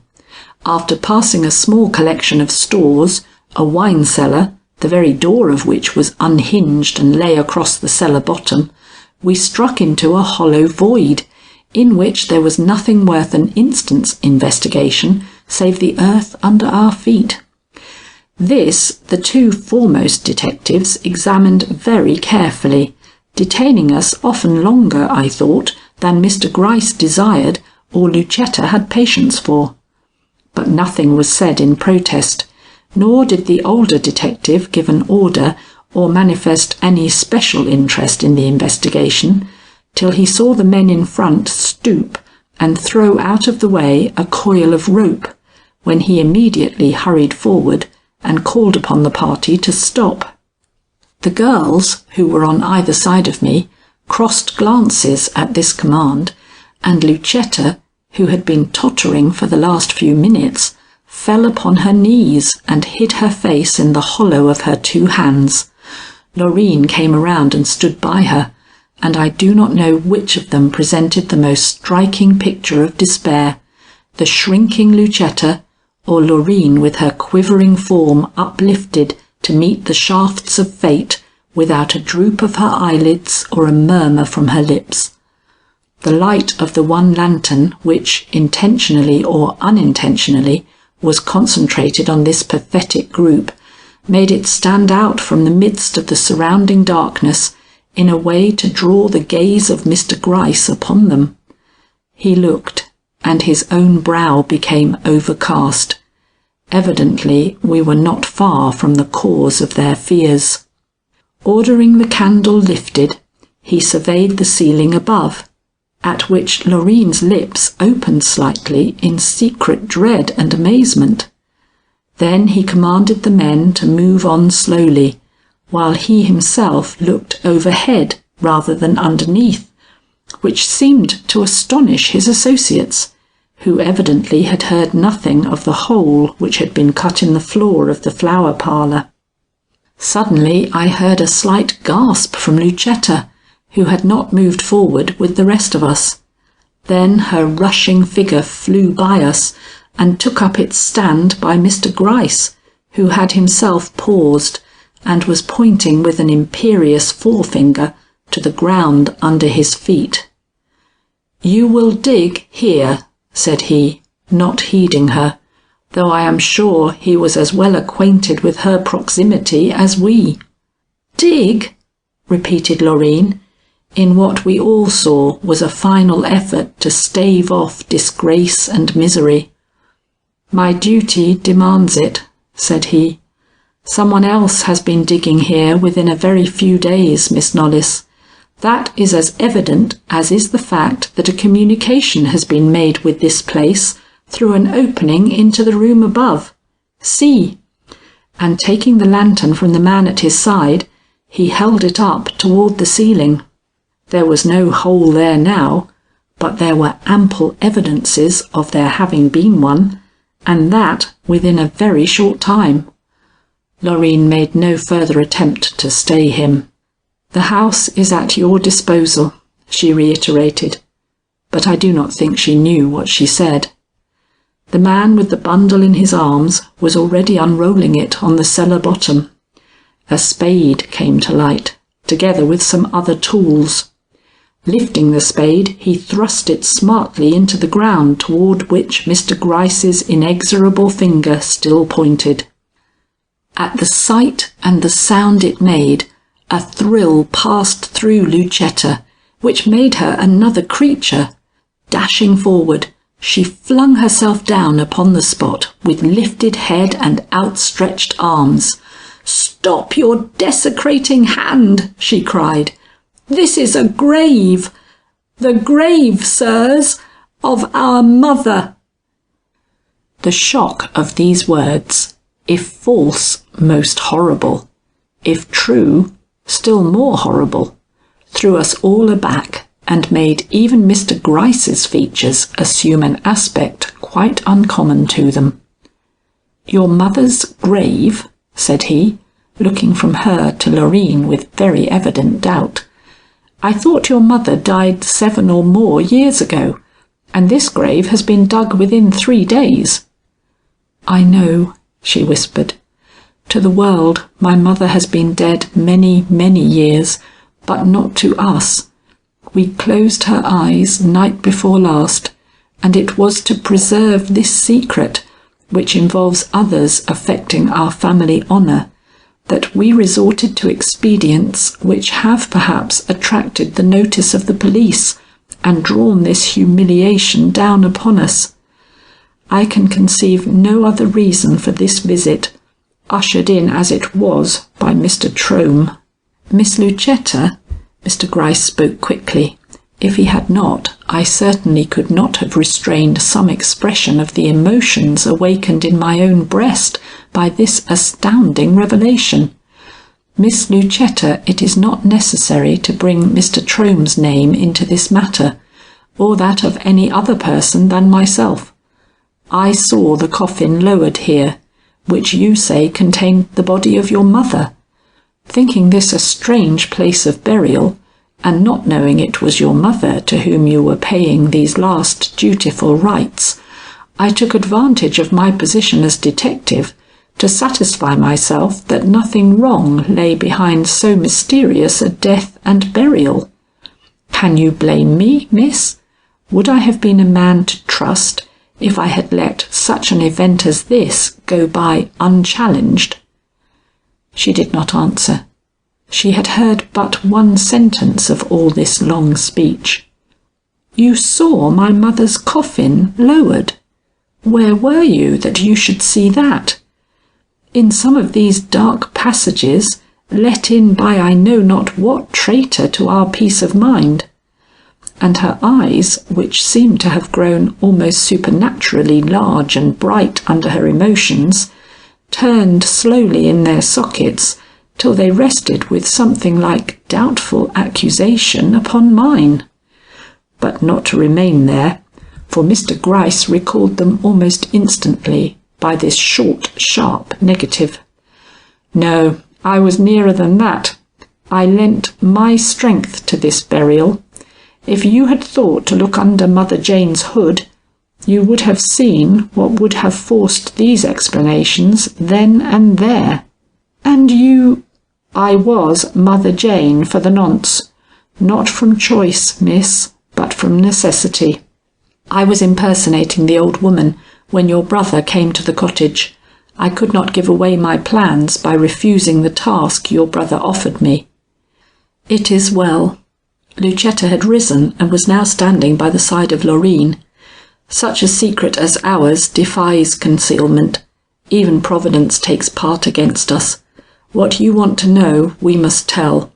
But I assure you it has nothing to do with the business you profess to be chiefly interested in. Nothing at all." "Then perhaps you and your sister will retire," said he. "Distracted as you are by family griefs, I would not wish to add one iota to your distress. This lady, whom you seem to regard with more or less favour as friend or relative, will stay to see that no dishonour is paid to your mother's remains. But your mother's face we must see, Miss Lucetta, if only to lighten the explanations you will doubtless feel called upon to make."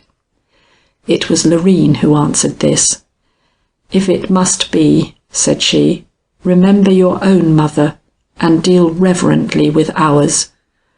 Which entreaty, and the way it was uttered, gave me my first distinct conviction that these girls were speaking the truth, and that the diminutive body we had come to unearth was that of Althea Knollys, whose fairy-like form I had so long supposed commingled with foreign soil. The thought was almost too much for my self-possession, and I advanced upon Loreen with a dozen burning questions on my lips, when the voice of Mr Gryce stopped me. "Explanations later," said he. "For the present, we want you here." It was no easy task for me to linger there with all my doubts unsolved, waiting for the decisive moment when Mr Gryce should say, "Come, look, is it she?"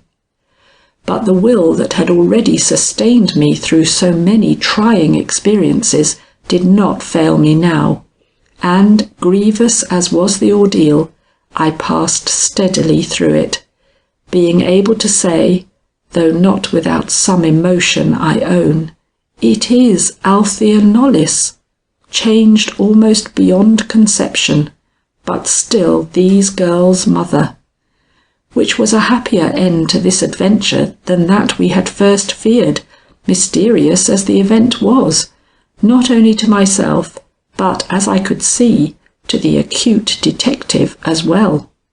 The girls had withdrawn long before this, just as Mr Gryce had desired, and I now expected to be allowed to join them.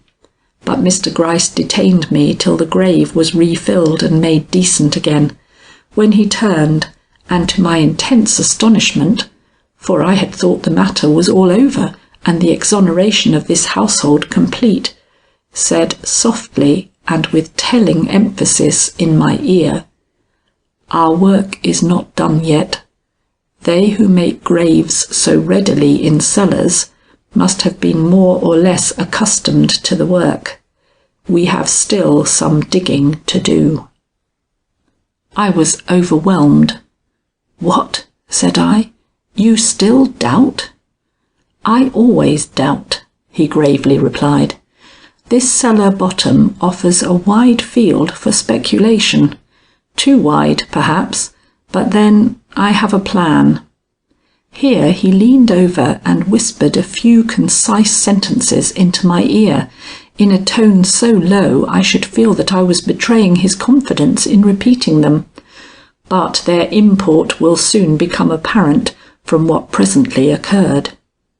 "Light Miss Butterworth to the stairway," Mr Gryce now commanded one of the men, and thus accompanied I found my way back to the kitchen, where Hannah was bemoaning, uncomforted, the shame which had come upon the house. I did not stop to soothe her. That was not my cue, nor would it have answered my purpose. On the contrary, I broke into angry ejaculations as I passed her. "What a shame! Those wretches cannot be got away from the cellar. What do you suppose they expect to find there? I left them poking hither and thither in a way that will be very irritating to Miss Knollys when she finds it out. I wonder William stands it." What she said in reply I do not know. I was halfway down the hall before my own words were finished. My next move was to go to my room and take from my trunk a tiny hammer and some very small, sharp-pointed tacks. Curious articles, you will think, for a woman to carry on her travels, but I am a woman of experience and have known only too often what it was to want these petty conveniences and not be able to get them. They were to serve me an odd turn now. Taking a half-dozen tacks in one hand and concealing the hammer in my bag, I started boldly for William's room. I knew that the girls were not there, for I had heard them talking together in the sitting room as I came up. Besides, if they were, I had a ready answer for any demand they might make. Searching out his boots, I turned them over, and into the sole of each I drove one of my small tacks. Then I put them back in the same place and position in which I found them. Task number 1 was accomplished. When I issued from the room, I went as quickly as I could below. I was now ready for a talk with the girls, whom I found, as I had anticipated, talking and weeping together in the sitting room. They rose as I came in, awaiting my first words in evident anxiety. They had not heard me go upstairs. I immediately allowed my anxiety and profound interest in this matter to have full play. "My poor girls, what is the meaning of this? Your mother just dead, and the matter kept from me, her friend. It is astounding, incomprehensible. I do not know what to make of it, or of you." "It has a strange look," Laurine gravely admitted, "but we had reasons for this deception, Miss Butterworth. Our mother, charming and sweet as you remember her, has not always done right, or, what you will better understand, she committed a criminal act against a person in this town, the penalty of which is state's prison." With difficulty the words came out. With difficulty she kept down the flush of shame which threatened to overwhelm her, and did overwhelm her more sensitive sister. But her self-control was great, and she went bravely on, while I, in faint imitation of her courage, restrained my own surprise and intolerable sense of shock and bitter sorrow under a guise of simple sympathy. "It was forgery," she explained. "This has never before passed our lips. Though a cherished wife and a beloved mother, she longed for many things my father could not give her, and in an evil hour she imitated the name of a rich man here, and took the cheque thus signed to New York. The fraud was not detected and she received the money. But ultimately, the rich man whose money she had spent discovered the use she had made of his name, and if she had not escaped, would have had her arrested. But she left the country, and the only revenge he took was to swear that if she ever set foot again in X, he would call the police down upon her. Yes, if she were dying, and they had to drag her from the brink of the grave. And he would have done it. And knowing this, we have lived under the shadow of this fear for 11 years. My father died under it, and my mother, she spent all the remaining years of her life under foreign skies. But when she felt the hand of death upon her, her affection for her own flesh and blood triumphed over her discretion, and she came, secretly I own, but still with that horror menacing her, to these doors, and begging our forgiveness, lay down under the roof where we were born, and died with the halo of our love about her. Ah, said I, thinking of all that had happened since I had come into this house, and finding nothing but confirmation of what she was saying. I begin to understand. But Lucetta shook her head. No, said she, you cannot understand yet. We, who had worn mourning for her, because my father wished to make this very return impossible, knew nothing of what was in store for us, till a letter came saying she would be at the C station on the very night we received it. To acknowledge our deception, to seek and bring her home openly to this house, could not be thought of for a moment. How then could we satisfy her dying wishes without compromising her memory and ourselves? Perhaps you have guessed, Miss Butterworth. You have had time since we revealed the unhappy secret of this household. Yes, said I have guessed. Lucetta, with her hand laid on mine, looked wistfully into my face. Don't blame us, she cried. Our mother's good name is everything to us, and we knew no other way to preserve it than by making use of the one superstition of this place. Alas, our efforts were in vain. The phantom coach brought our mother safely to us, but the circumstances which led to our doors being opened to outsiders rendered it impossible for us to carry out our plans unsuspected. Her grave has been discovered and desecrated, and we—" She stopped, choked. Loreen took advantage of her silence to pursue the explanations she seemed to think necessary. It was Simsbury who undertook to bring our dying mother from C station to our door. He has a crafty spirit under his meek ways, and dressed himself in a way to lend colour to the superstition he hoped to awaken. William, who did not dare to accompany him for fear of arousing gossip, was at the gate when the coach drove in. It was he who lifted our mother out, and it was while she still clung to him, with her face pressed close to his breast, that we saw her first.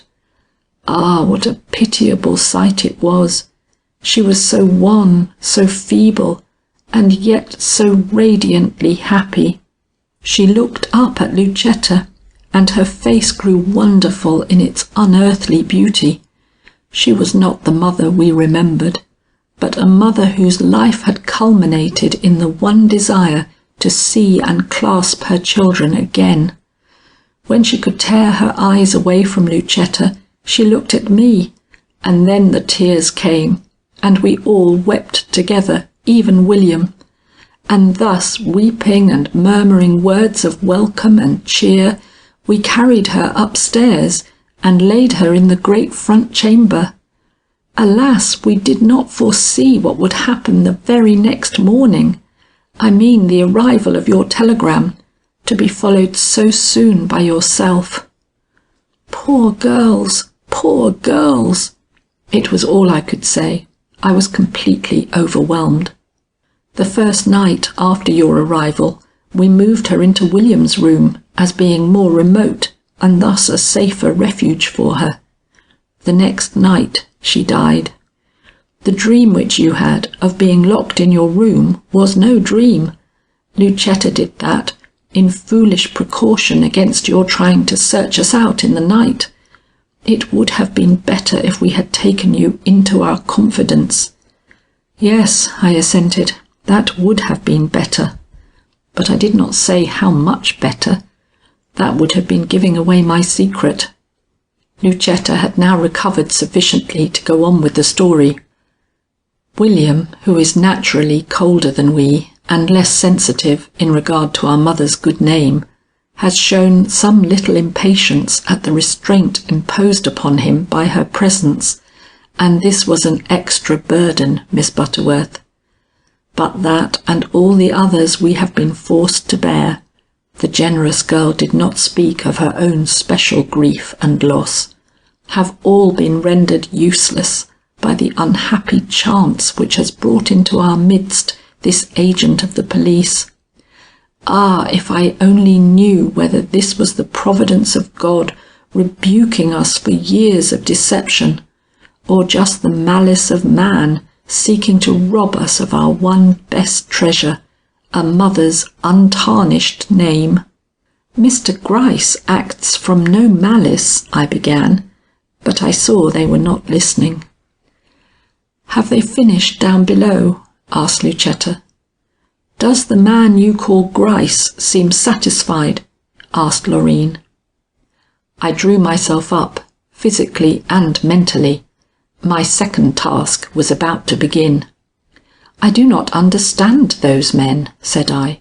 "They seem to want to look farther than the sacred spot where we left them. If they are going through a form, they are doing it very thoroughly." "That is their duty," observed Loreen. But Lucetta took it less calmly. "It is an unhappy day for us," cried she. "Shame after shame, disgrace upon disgrace. I wish we had all died in our childhood. Loreen, I must see William. He will be doing some foolish thing, swearing or—" "My dear, let me go to William," I urgently put in. "He may not like me overmuch, but I will at least prove a restraint to him. You are too feeble. See, you ought to be lying on the couch instead of trying to drag yourself out to the stables." And indeed at that moment Lucetta's strength gave suddenly out, and she sank into Loreen's arms insensible.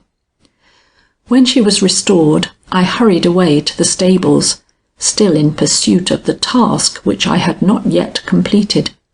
I found William sitting doggedly on a stool in the open doorway, grunting out short sentences to the two men who lounged in his vicinity on either side. He was angry, but not as angry as I had seen him many times before.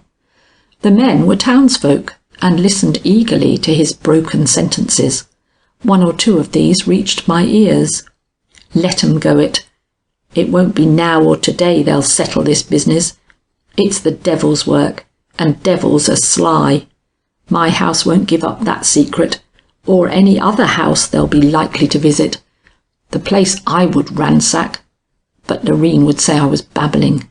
Goodness knows a fellow's got to talk about something when his fellow townsfolk come to see him. And here his laugh broke in, harsh, cruel, and insulting. I felt it did him no good, and made haste to show myself. Immediately his whole appearance changed. He was so astonished to see me there that for a moment he was absolutely silent. Then he broke out again into another loud guffaw, but this time in a different tone. "Why, it's Miss Butterworth," he laughed. "Here, Saracen, come pay your respects to the lady who likes you so well." And Saracen came, but I did not forsake my ground.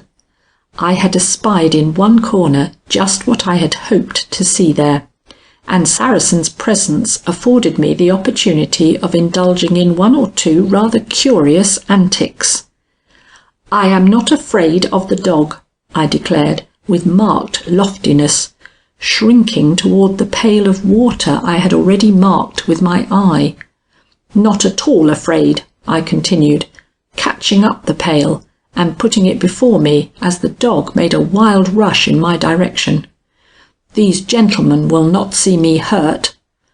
And though they all laughed, they would have been fools if they had not, and the dog jumped the pail and I jumped, not a pail, but a broom handle that was lying amid all the rest of the disorder on the floor, they did not see that I had succeeded in doing what I wished, which was to place that pail so near to William's feet that— But wait a moment, everything in its own time.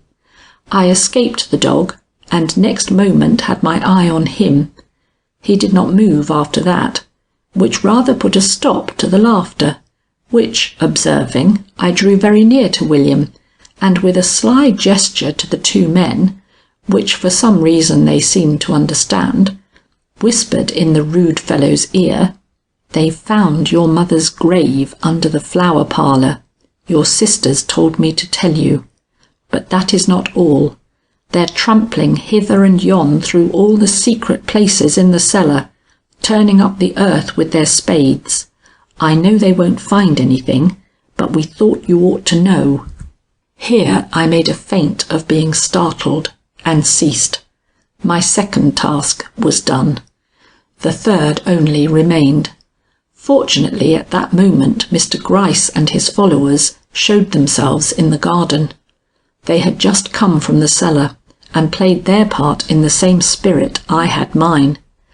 Though they were too far off for their words to be heard, the air of secrecy they maintained, and the dubious looks they cast towards the stable, could not but evince even to William's dull understanding that their investigations had resulted in a doubt which left them far from satisfied. But once this impression made, they did not linger long together. The man with the lantern moved off, and Mr Gryce turned towards us, changing his whole appearance as he advanced, till no one could look more cheerful and good-humoured. "Well, that is over," he sighed, with a forced air of infinite relief. "Mere form, Mr Knollys, mere form. We have to go through these pretended investigations at times, and good people like yourself have to submit. But I assure you it is not pleasant, and under the present circumstances, I am sure you understand me, Mr Knollys, the task has occasioned me a feeling almost of remorse, but that is inseparable from a detective's life. He is obliged every day of his life to ride over the tenderest emotions. Forgive me. And now, boys, scatter till I call you together again. I hope our next search will be without such sorrowful accompaniments." It succeeded. William stared at him, and stared at the men slowly filing off down the yard, but was not for a moment deceived by these overflowing expressions. On the contrary, he looked more concerned than he had while seated between the two men, manifestly set to guard him. "The deuce!" he cried, with a shrug of his shoulders that expressed anything but satisfaction. "Lucetta always said—" But even he knew enough not to finish that sentence, low as he had mumbled it. Watching him, and watching Mr Gryce, who at that moment turned to follow his men, I thought the time had come for action. Making another spring as if in fresh terror of Saracen, who, by the way, was eyeing me with the meekness of a lamb, I tipped over that pail with such suddenness and with such dexterity that its whole contents poured in one flood over William's feet. My third task was accomplished. The oath he uttered, and the excuses which I volubly poured forth, could not have reached Mr Gryce's ears, for he did not return. And yet, from the way his shoulders shook as he disappeared around the corner of the house, I judged that he was not entirely ignorant of the subterfuge by which I hoped to force this blundering booby of ours to change the boots he wore for one of the pairs into which I had driven those little tacks. The plan succeeded. Mr Gryce's plans usually do. William went immediately to his room, and in a little while came down and hastened into the cellar. "I want to see what mischief they have done," said he. When he came back, his face was beaming. "All right," he shouted to his sisters, who had come into the hall to meet him. "Your secret's out, but mine—" There," interposed Loreen. "You had better go upstairs and prepare for supper. We must eat, William, or rather Miss Butterworth must eat, whatever our sorrows or disappointments." He took the rebuke with a grunt, and relieved us of his company. Little did he think, as he went whistling up the stairs, that he had just shown Mr Gryce where to search for whatever might be lying under the broad sweep of that cellar bottom. That night, it was after supper, which I did not eat for all my natural stoicism, Hannah came rushing in where we all sat silent, for the girls showed no disposition to enlarge their confidences in regard to their mother, and no other topic seemed possible, and, closing the door behind her, said quickly and with evident chagrin, "Those men are here again. They say they forgot something. What do you think it means, Miss Loreen? They have spades and lanterns and—" "They are the police, Hannah. If they forgot something, they have the right to return. Don't work yourself up about that. The secret they have already found out was our worst. There is nothing to fear after that." And she dismissed Hannah, merely bidding her let us know when the house was quite clear. Was she right? Was there nothing worse for them to fear? I longed to leave these trembling sisters, longed to join the party below and follow in the track of the tiny impressions made by the tacks I had driven into William's soles. If there was anything hidden under the cellar bottom, natural anxiety would carry him to the spot he had most to fear, so they would only have to dig at the places where these impressions took a sharp turn. But was there anything hidden there? From the sisters' words and actions, I judged there was nothing serious. But would they know? William was quite capable of deceiving them. Had he done so? It was a question. It was solved for us by Mr Gryce's reappearance in the room an hour or so later. From the moment the light fell upon his kindly features, I knew that I might breathe again freely. It was not the face he showed in the house of a criminal, nor did his bow contain any of the false deference with which he sometimes tries to hide his secret doubt or contempt. "I have come to trouble you for the last time, ladies. We have made a double search through this house and through the stables, and feel perfectly justified in saying that our duty henceforth will lead us elsewhere. The secrets we have surprised are your own, and if possible shall remain so. Your brother's propensity for vivisection, and the return and death of your mother, bear so little on the real question which interests this community, that we may be able to prevent their spread as gossip through the town. That this may be done conscientiously, however, I ought to know something more of the latter circumstance. If Miss Butterworth will then be good enough to grant me a few minutes' conference with these ladies, I may be able to satisfy myself to such an extent as to let this matter rest where it is."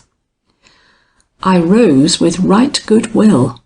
A mountain weight had been lifted from me, proof positive that I had really come to love these girls. What they told him, whether it was less or more than they told me, I cannot say, and for the moment did not know. That it had not shaken his faith in them was evident, for when he came out to where I was waiting in the hall, his aspect was even more encouraging than it had been before. "No guile in those girls," he whispered as he passed me. "The clue given by what seemed mysterious in this house has come to naught. Tomorrow we take up another. The trinkets found in Mother Jane's cottage are something real. You may sleep soundly tonight, Miss Butterworth. Your part has been well played. but I know you are glad that it has failed. And I knew that I was glad too, which is the best proof that there is something in me besides the detective instinct. The front door had scarcely closed behind him when William came storming in. He had been gossiping over the fence with Mr. Trome, and had been beguiled into taking a glass of wine in his house. This was evident without his speaking of it. "Those sneaks!" cried he. "I hear they've been back again, digging and stirring up our cellar bottom like mad. That's because you're so dreadful shy, you girls. You're afraid of this, you're afraid of that. You don't want folks to know that mother once... Well, well, there it is now. If you had not tried to keep this wretched secret, it would have been an old matter by this time, and my affairs would have been left untouched. But now every fool will cry out at me in this staid, puritanical old town, and all because a few bones have been found of animals which have died in the cause of science. I say it's all your fault.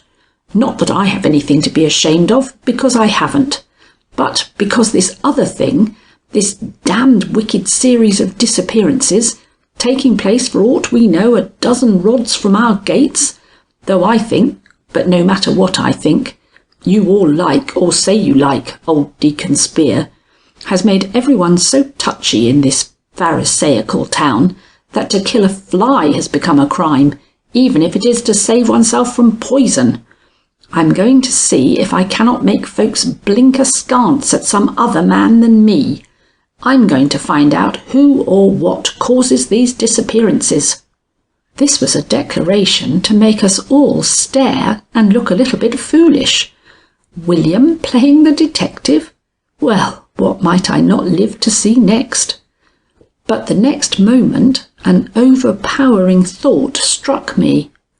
Might this Deacon Spear by any chance be the rich man whose animosity Althea Knollys had awakened? The next morning I rose with the lark. I had slept well, and all my old vigour had returned. A new problem was before me, a problem of surpassing interest now that the Knollys family had been eliminated from the list of persons regarded with suspicion by the police. Mother Jane and the jewels were to be Mr. Gryce's starting point for future investigation. Should they be mine? My decision on this point halted, and thinking it might be helped by a breath of fresh air, I decided upon an early stroll as a means of settling this momentous question. There was silence in the house when I passed through it on my way to the front door, but that silence had lost its terrors, and the old house its absorbing mystery. Yet it was not robbed of its interest. When I realized that Althea Knollys, the Althea of my youth, had just died within its walls, as ignorant of my proximity as I of hers, I felt that no old-time romance, nor any terror brought by flitting ghost or stalking apparition, could compare with the wonder of this return, and the strange and thrilling circumstances which had attended it. And the end was not yet. Peaceful as everything now looked, I still felt that the end had not come. The fact that Saracen was loose in the yard gave me some slight concern as I opened the great front door and looked out. But the control under which I had held him the day before encouraged me in my venture, and after a few words with Hannah, who was careful not to let me slip away unnoticed, I boldly stepped forth and took my solitary way down to the gate. It was not yet 8, and the grass was still heavy with dew. At the gate I paused. I wished to go farther, but Mr. Gryce's injunction had been imperative about venturing into the lane alone. Besides, no, that was not a horse's hoof. There could be no one on the road so early as this. I was alarming myself unnecessarily. Yet, well, I held my place, a little awkwardly perhaps. Self-consciousness is always awkward, and I could not help being a trifle self-conscious at a meeting so unexpected but the more I attempt to explain, the more confused my expressions become. So I will just say that, by this very strange chance, I was leaning over the gate when Mr. Trome rode up for the second time and found me there. I did not attempt any excuses. He is gentleman enough to understand that a woman of my temperament rises early and must have the morning air.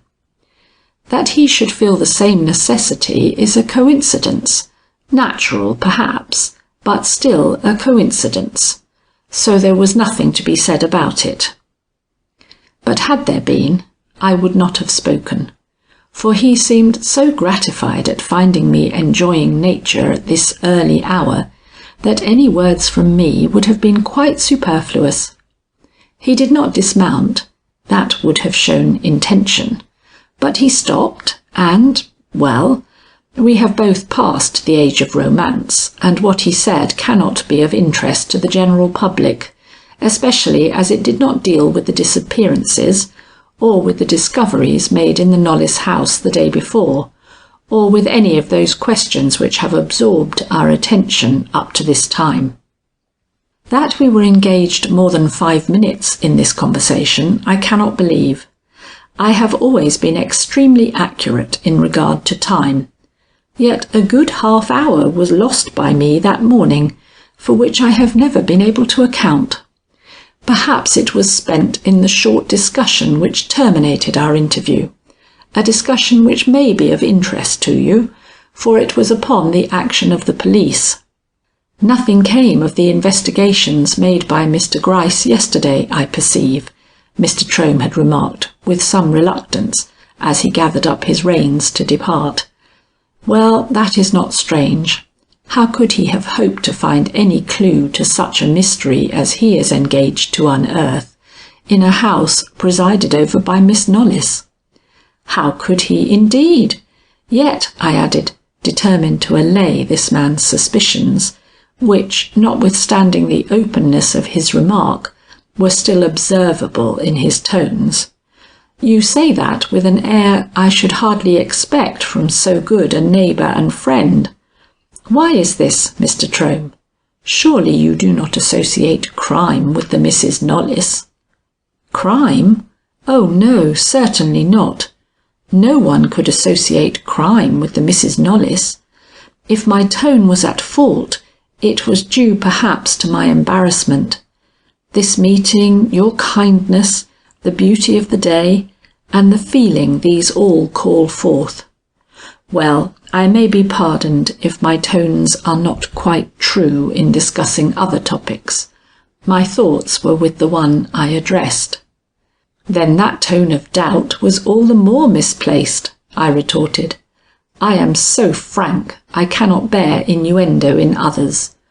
Besides, Mr Trome, the worst folly of this home was laid bare yesterday in a way to set at rest all darker suspicions. You knew that William indulged in vivisection. Well, that is bad, but it cannot be called criminal. Let us do him justice then, and, for his sister's sake, see how we can re-establish him in the good graces of the community. But Mr Trome, who for all our short acquaintance was not without a very decided appreciation for certain points in my character, shook his head, and with a smiling air returned, "You are asking the impossible, not only of the community, but yourself. William can never re-establish himself. He is of too rude a make. The girls may recover the esteem they seem to have lost, but William, why, if the cause of those disappearances was found today, and found at the remotest end of this road, or even up in the mountains where no one seems to have looked for it, William would still be known throughout the county as a rough and cruel man. I have tried to stand his friend, but it's been against odds, Miss Butterworth. Even his sisters recognise this, and show their lack of confidence in our friendship. But I would like to oblige you." I knew he ought to go. I knew that if he had simply lingered the 5 minutes which common courtesy allowed, that curious eyes would be looking from Laureen's window, and that at any minute I might expect some interference from Lucetta, who had read through this man's forbearance toward William the very natural distrust he could not but feel toward so uncertain a character. Yet with such an opportunity at my command, how could I let him go without another question? "Mr. Trome," said I, "you have the kindest heart and the closest lips, but have you ever thought that Deacon Spear—" He stopped me with a really horrified look. "Deacon Spear's house was thoroughly examined yesterday," said he, "as mine will be today. Don't insinuate anything against him. Leave that for foolish William." Then, with the most charming return to his old manner, for I felt myself in a measure rebuked, he lifted his hat and urged his horse forward. But, having withdrawn himself a step or two, he paused, and with the slightest gesture toward the little hut he was facing, added in a much lower tone than any he had yet used, "Besides, Deacon Spear is much too far away from Mother Jane's cottage. Don't you remember that I told you she never could be got to go more than 40 rods from her own doorstep?" And breaking into a quick canter, he rode away. I was left to think over his words and the impossibility of my picking up any other clue than that given me by Mr. Gryce. I was turning toward the house when I heard a slight noise at my feet. Looking down, I encountered the eyes of Saracen. He was crouching at my side, and as I turned toward him, his tail actually wagged. It was a sight to call the colour up to my cheek. Not that I blushed at this sign of goodwill, astonishing as it was, considering my feeling toward dogs, but at his being there at all without my knowing it. So palpable a proof that no woman, I make no exceptions, can listen more than 1 minute to the expressions of a man's sincere admiration without losing a little of her watchfulness, was not to be disregarded by one as inexorable to her own mistakes as to those of others. I saw myself the victim of vanity, and while somewhat abashed by the discovery, I could not but realize that this solitary proof of feminine weakness was not really to be deplored in one who has not yet passed the line beyond which any such display is ridiculous. Lucetta met me at the door, just as I had expected her to. Giving me a short look, she spoke eagerly, but with a latent anxiety, for which I was more or less prepared. "I am glad to see you looking so bright this morning," she declared. "We are all feeling better now that the incubus of secrecy is removed. But," here she hesitated, "I would not like to think you told Mr. Trome what happened to us yesterday." "Lucetta," said I, "there may be women of my age who delight in gossiping about family affairs with comparative strangers, but I am not that kind of woman. Mr. Trome, friendly as he has proved himself, and worthy as he undoubtedly is of your confidence and trust, will have to learn from some other person than myself anything which you may wish to have withheld from him." For reply, she gave me an impulsive kiss. "I thought I could trust you," she cried. Then, with a dubious look, half daring, half shrinking, she added, "When you come to know and like us better, you will not care so much to talk to neighbours. They never can understand us or do us justice, Mr. Trome especially." This was a remark I could not let pass. "Why?" I demanded. "Why do you think Mr. Trome cherishes such animosity towards you? Has he ever—" But Lucetta could exercise a repellent dignity when she chose. I did not finish my sentence, though I must have looked the inquiry I thought better not to put into words. "Mr. Trome is a man of blameless reputation," she avowed. "If he has allowed himself to cherish suspicions in our regard, he has doubtless had his reasons for it." And with these quiet words she left me to my thoughts, and I must say to my doubts, which were all the more painful that I saw no immediate opportunity for clearing them up. Late in the afternoon William burst in with news from the other end of the lane. "Such a lark!" he cried. "The investigation at Deacon Spear's house was a mere farce, and I just made them repeat it with a few frills. They had dug up my cellar, and I was determined they should dig up his. Oh, the fun it was! The old fellow kicked, but I had my way. They couldn't refuse me, you know. I hadn't refused them. So that man's cellar bottom has had a stir-up. They didn't find anything, but it did me a lot of good, and that's something. I do hate Deacon Spear. Couldn't hate him worse if he'd killed and buried 10 men under his hearthstone." "There is no harm in Deacon Spear," said Lucetta quickly. "Did they submit Mr. Trome's house to a search also?" asked Laurine, ashamed of William's heat and anxious to avert any further display of it. "Yes, they went through that too. I was with them. Glad I was too. I say, girls, I could have laughed to see all the comforts that old bachelor has about him. Never saw such fixings. Why, that house is as neat and pretty from top to bottom as any old maid's.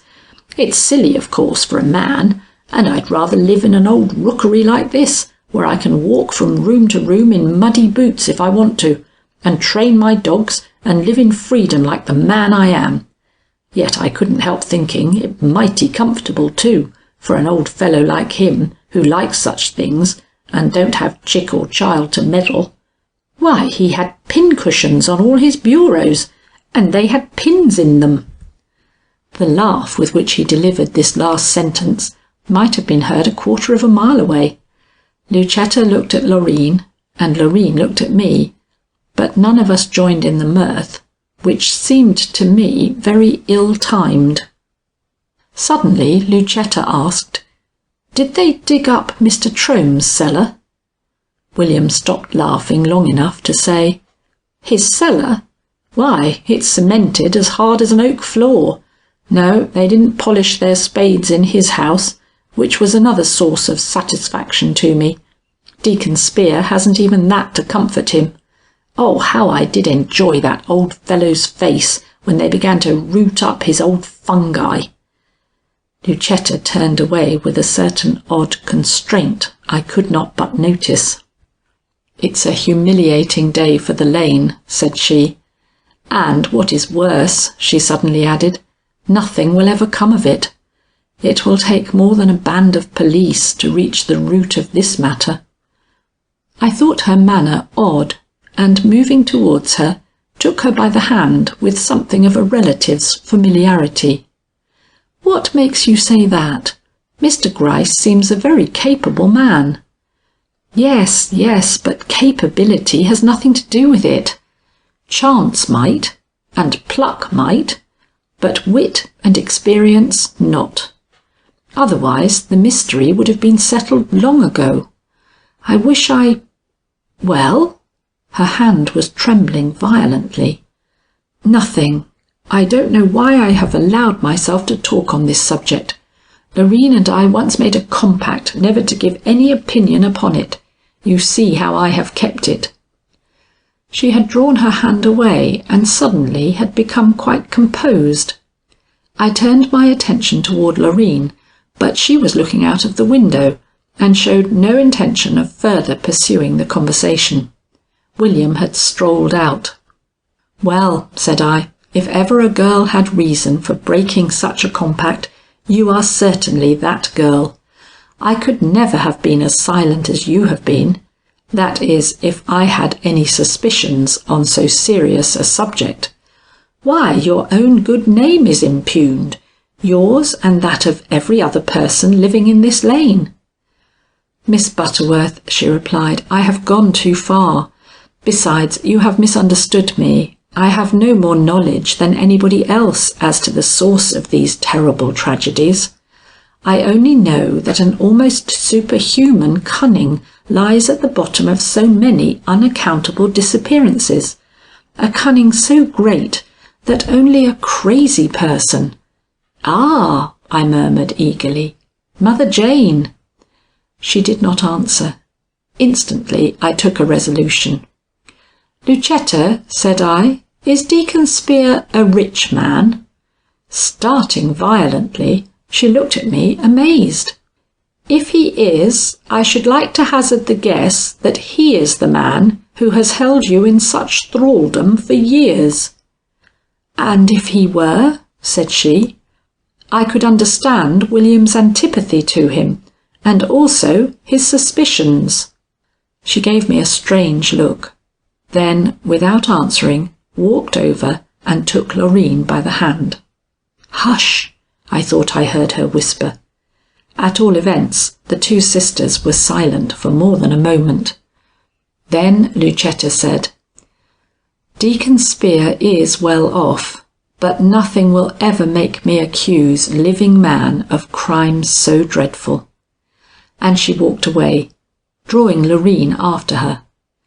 In another moment she was out of the room, leaving me in a state of great excitement. This girl holds the secret to the whole situation, I inwardly decided. The belief that nothing more can be learned from her is a false one. I must see Mr Gryce. William's rodomontades are so much empty air, but Lucetta's silence has a meaning we cannot afford to ignore. So impressed was I by this that I took the first opportunity which presented itself of seeing the detective. This was early the next morning.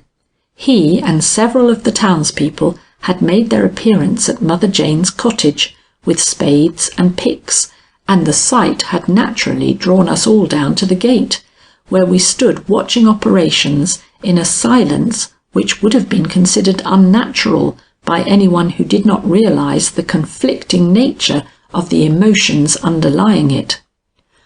William, to whom the death of his mother seemed to be a great deliverance, had been inclined to be more or less jocular, but his sallies meeting with no response, he had sauntered away to have it out with his dogs, leaving me alone with the two girls and Hannah.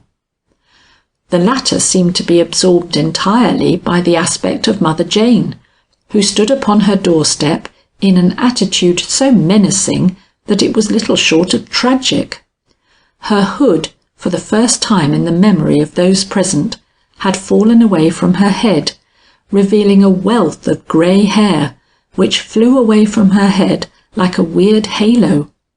Her features we could not distinguish, but the emotion which inspired her breathed in every gesture of her uplifted arms and swaying body. It was wrath personified, and yet an unreasoning wrath. One could see she was as much dazed as outraged. Her lares and penates were being attacked, and she had come from the heart of her solitude to defend them. "I declare," Hannah protested, "it is pitiful. She has nothing in the world but that garden, and now they are going to root that up." "Do you think that the sight of a little money would appease her?" I inquired, anxious for an excuse to drop a word into the ear of Mr Gryce. "Perhaps," said Hannah. "She dearly loves money, but it will not take away her fright." "It will if she has nothing to be frightened about," said I, and turning to the girls, I asked them, somewhat mincingly for me, if they thought I would make myself conspicuous if I crossed the road on this errand, and when Loreen answered that that would not deter her if she had the money, and Lucetta added that the sight of such misery was too painful for any mere personal consideration, I took advantage of their complacence and hastily made my way over to the group, who were debating as to the point they would attack first. "Gentlemen," said I, "good morning. I am here on an errand of mercy. Poor old Mother Jane is half imbecile and does not understand why you invade her premises with these implements. Will you object if I endeavour to distract her mind with a little piece of gold I happen to have in my pocket? She may not deserve it, but it will make your task easier and save us some possible concern." Half of the men at once took off their hats. The other half nudged each other's elbows and whispered and grimaced like the fools they were. The first half were gentlemen, though not all of them wore gentlemen's clothes. It was Mr Gryce who spoke. "Certainly, madam. Give the old woman anything you please, but—" and here he stepped up to me and began to whisper. "You have something to say. What is it?" I answered in the same quick way. "The mine you thought exhausted has possibilities in it yet. Question Lucetta. It may prove a more fruitful task than turning up this soil." The bow he made was more for the onlookers than for the suggestion I had given him, yet he was not ungrateful for the latter, as I, who was beginning to understand him, could see. "Be as generous as you please," he cried aloud. "We would not disturb the old crone if it were not for one of her well-known follies.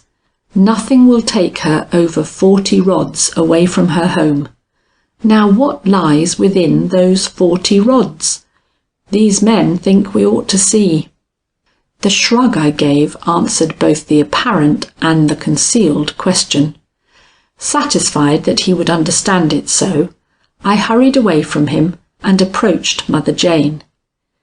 "See," said I, astonished at the regularity of her features, now that I had a good opportunity of observing them. "I have brought you money. Let them dig up your turnips if they will." She did not seem to perceive me. Her eyes were wild with dismay, and her lips trembling with a passion far beyond my power to comfort. "Lizzie," she cried, "Lizzie! She will come back and find no home. Oh, my poor girl, my poor, poor girl." It was pitiable. I could not doubt her anguish or her sincerity. The delirium of a broken heart cannot be simulated, and this heart was not controlled by reason. That was equally apparent. Immediately my heart, which goes out slowly, but none the less truly on that account, was touched by something more than the surface sympathy of the moment. She may have stolen, she may have done worse, she may even have been at the bottom of the horrible crimes which have given its name to the lane we were in. But her acts, if acts they were the result of a clouded mind, fixed for ever upon the fancied needs of another, and not the expression of personal turpitude, or even of personal longing or avarice. Therefore I could pity her, and I did. Making another appeal, I pressed the coin hard into one of her hands, till the contact effected what my words had been unable to do, and she finally looked down and saw what she was clutching. Then indeed her aspect changed, and in a few minutes of slowly growing comprehension, she became so quiet and absorbed that she forgot to look at the men, and even forgot me, who was probably nothing more than a flitting shadow to her. "A silk gown," she murmured. "It will buy Lizzie a silk gown. Oh, where did it come from? The good, good gold, the beautiful gold. Such a little piece, yet enough to make her look fine. My Lizzie, my pretty, pretty Lizzie." No numbers this time. The gift was too overpowering for her even to remember that it must be hidden away. I walked away while her delight was still voluble. Somehow it eased my mind to have done her this little act of kindness, and I think it eased the minds of the men too. At all events, every hat was off when I repassed them on my way back to the Knollys gateway. I had left both the girls there, but I found only one awaiting me. Lucetta had gone in, and so had Hannah, on what errand I was soon to know. "What do you suppose that detective wants of Lucetta now?" asked Loreen, as I took my station again at her side. "While you were talking to Mother Jane, he stepped over here and with a word or two induced Lucetta to walk away with him toward the house. See, there they are in those thick shrubs near the right wing. He seems to be pleading with her. Do you think I ought to join them and find out what he is urging upon her so earnestly? I don't like to seem intrusive, but Lucetta is easily agitated, you know, and his business cannot be of an indifferent nature after all he has discovered concerning our affairs." "No," I agreed, "and yet I think Lucetta will be strong enough to sustain the conversation, judging from the very erect attitude she is holding now. Perhaps he thinks she can tell him where to dig. They seem a little at sea over there, and living as you do a few rods from Mother Jane, he may imagine that Lucetta can direct him where to first plant the spade." "It's an insult," Loreen protested. "All these talks and visits are insults. To be sure, this detective has some excuse, but—" "Keep your eye on Lucetta," I interrupted. "She is shaking her head and looking very positive. She will prove to him it is an insult. We need not interfere, I think." But Loreen had grown pensive and did not heed my suggestion. A look that was almost wistful had supplanted the expression of indignant revolt with which she had addressed me, and when, next moment, the two we had been watching turned and came slowly toward us, it was with decided energy she bounded forward and joined them. "What is the matter now?" she asked. "What does Mr Gryce want, Lucetta?" Mr Gryce himself spoke. "I simply want her," said he, "to assist me with a clue from her inmost thoughts. When I was in your house," he explained, with a praiseworthy consideration for me and my relations to these girls, for which I cannot be too grateful, "I saw in this young lady something which convinced me that, as a dweller in this lane, she was not without her suspicions as to the secret cause of the fatal mysteries which I have been sent here to clear up. Today I have frankly accused her of this, and asked her to confide in me. But she refuses to do so, Miss Loreen. Yet her face shows even at this moment that my old eyes were not at fault in my reading of her. She does suspect somebody, and it is not Mother Jane." "How can you say that?" began Lucetta, but the eyes which Loreen that moment turned upon her seemed to trouble her, for she did not attempt to say any more, only looked equally obstinate and distressed. "If Lucetta suspects anyone," Loreen now steadily remarked, "then I think she ought to tell you who it is." "You do? Then perhaps you," commenced Mr Gryce, "can persuade her as to her duty," he finished, as he saw her head rise in protest of what he evidently had intended to demand. "Lucetta will not yield to persuasion," was her quiet reply. "Nothing short of conviction will move the sweetest natured, but the most determined of all my mother's children. What she thinks is right, she will do. I will not attempt to influence her." Mr Gryce, with one comprehensive survey of the two, hesitated no longer.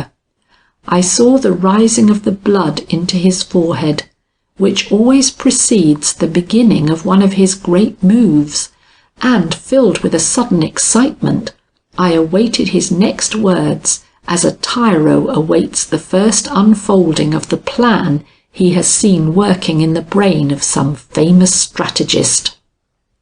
Miss Lucetta, his very tone was changed in a way to make us all start, notwithstanding the preparation his momentary silence had given us.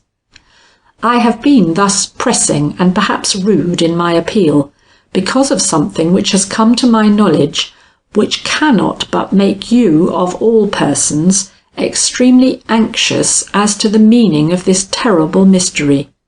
I am an old man, and you will not mind my bluntness. I have been told, and your agitation convinces me there is truth in the report, that you have a lover, a Mr Ostrander. Ah! She had sunk as if crushed by one overwhelming blow to the earth. The eyes, the lips, the whole pitiful face that was upturned to us remain in my memory today as the most terrible and yet the most moving spectacle that has come into my by no means uneventful life. What has happened to him? Quick, quick, tell me. For answer, Mr Gryce drew out a telegram.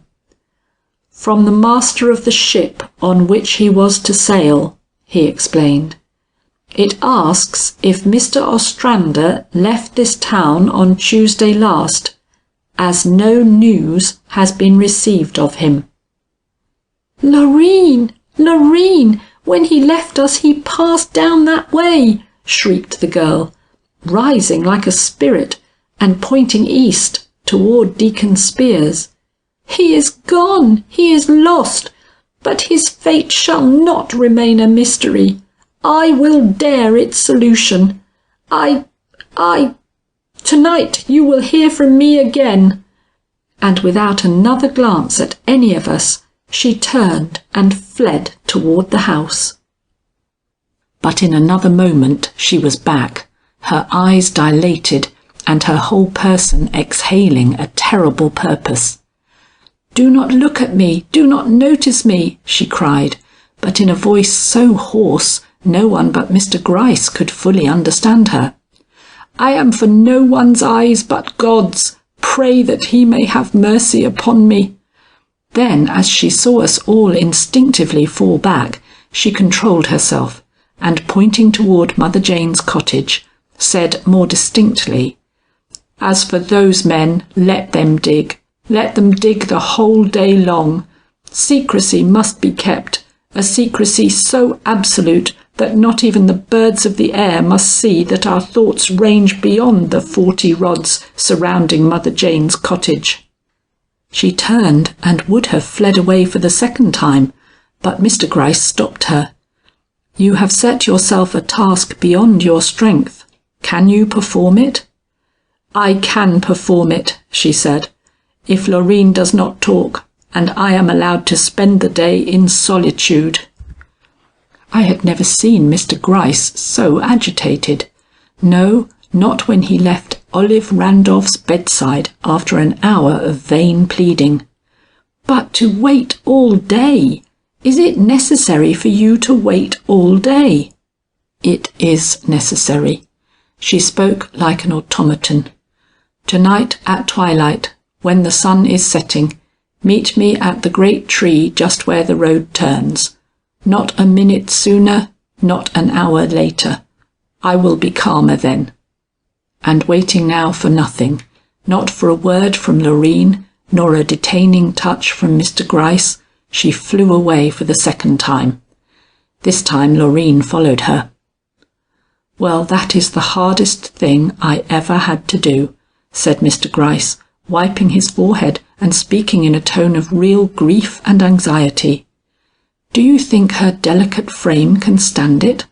Will she survive this day and carry through whatever it is she has set herself to accomplish?" "She has no organic disease," said I, "but she loved that young man very much, and the day will be a terrible one to her." Mr Gryce sighed. "I wish I had not been obliged to resort to such means," said he. "But women like that only work under excitement, and she does know the secret of this affair." "Do you mean," I demanded, almost aghast, "that you have deceived her with a false telegram? That slip of paper you hold—" "Read it," he cried, holding it out toward me. I did read it. Alas, there was no deception in it. It read as he said. "However," I began. But he had pocketed the telegram and was several steps away before I had finished my sentence. "I am going to start these men up," said he. "You will breathe no word to Miss Lucetta of my sympathy, nor let your own interests slack in the investigations which are going on under our noses." And with a quick, sharp bow, he made his way to the gate, whither I followed him in time to see him set his foot upon a patch of sage. "You will begin at this place," he cried, "and work east. And, gentlemen, something tells me that we shall be successful." With almost a simultaneous sound, a dozen spades and picks struck the ground. The digging up of Mother Jane's garden had begun in earnest. I remained at the gate. I had been bidden to show my interest in what was going on in Mother Jane's garden, and this was the way I did it. But my thoughts were not with the diggers. I knew as well then as later that they would find nothing worth the trouble they were taking, and having made up my mind to this, I was free to follow the lead of my own thoughts. They were not happy ones. I was neither satisfied with myself nor with the prospect of the long day of cruel suspense that awaited us. When I undertook to come to X, it was with the latent expectation of making myself useful in ferreting out its mystery. And how had I succeeded? I had been the means through which one of its secrets had been discovered, but not the secret. And while Mr Gryce was good enough or wise enough to show no diminution in his respect for me, I knew that I had sunk a peg in his estimation, from the consciousness I had of having sunk 2, if not 3 pegs in my own. This was a galling thought to me, but it was not the only one which disturbed me. Happily or unhappily, I have as much heart as pride, and Lucetta's despair, and the desperate resolve to which it had led, had made an impression upon me which I could not shake off.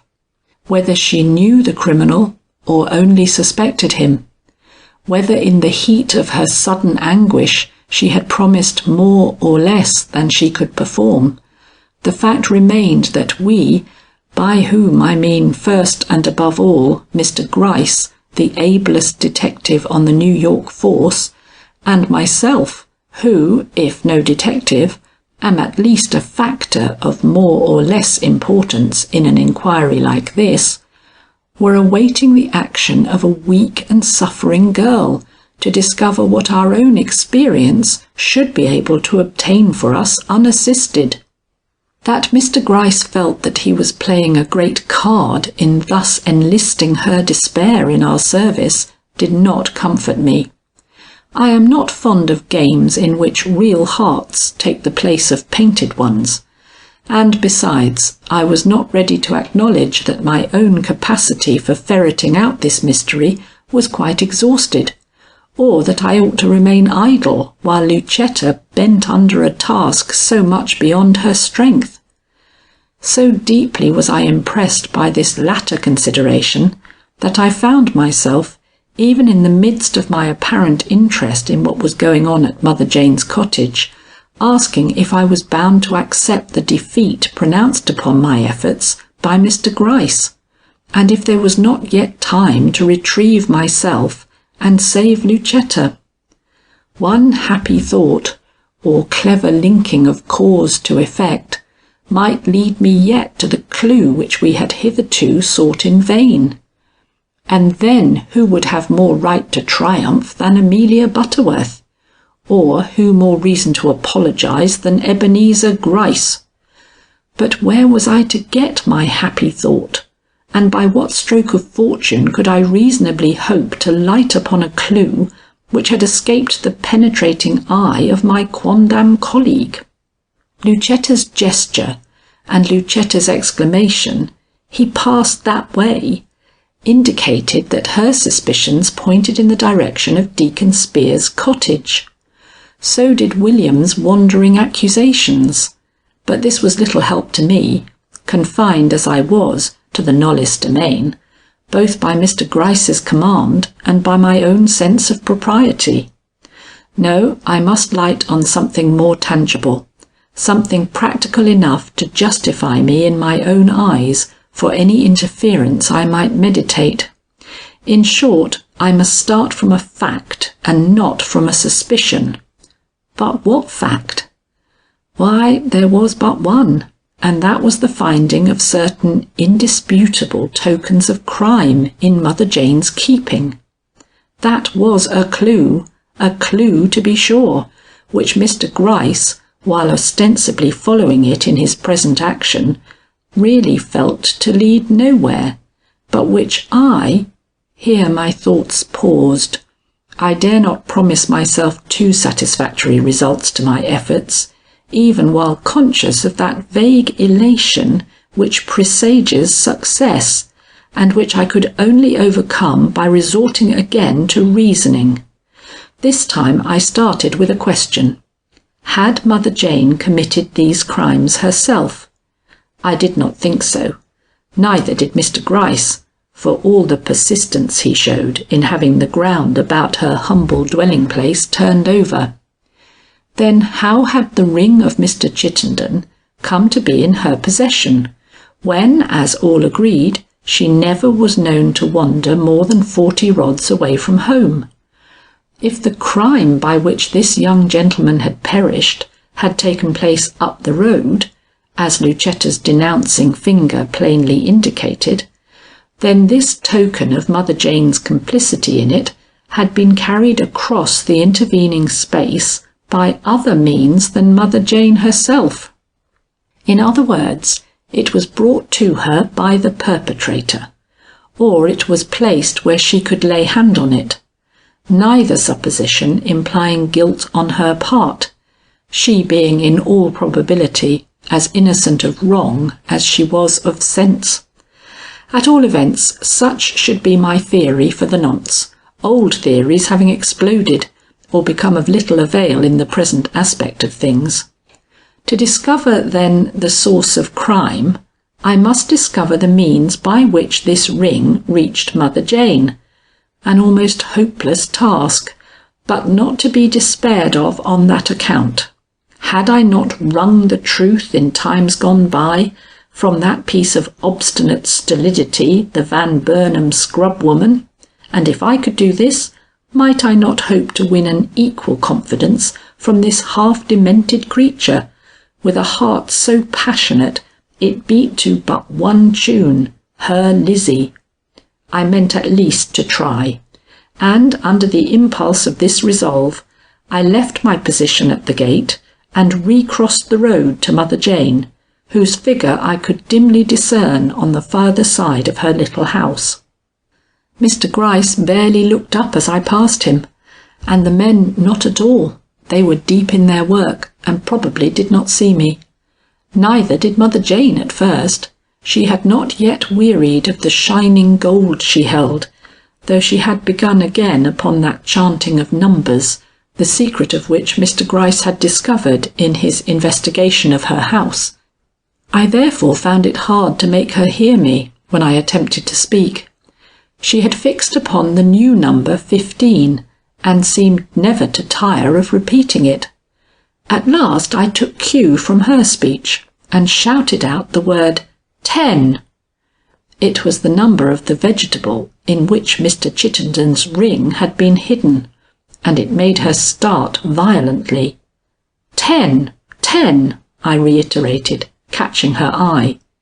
He who brought it has carried it away. Come into the house and look. It was a desperate attempt. I felt myself quake inwardly as I realized how near Mr Gryce was standing, and what his anger would be if he surprised me at this move after he had cried "Halt!"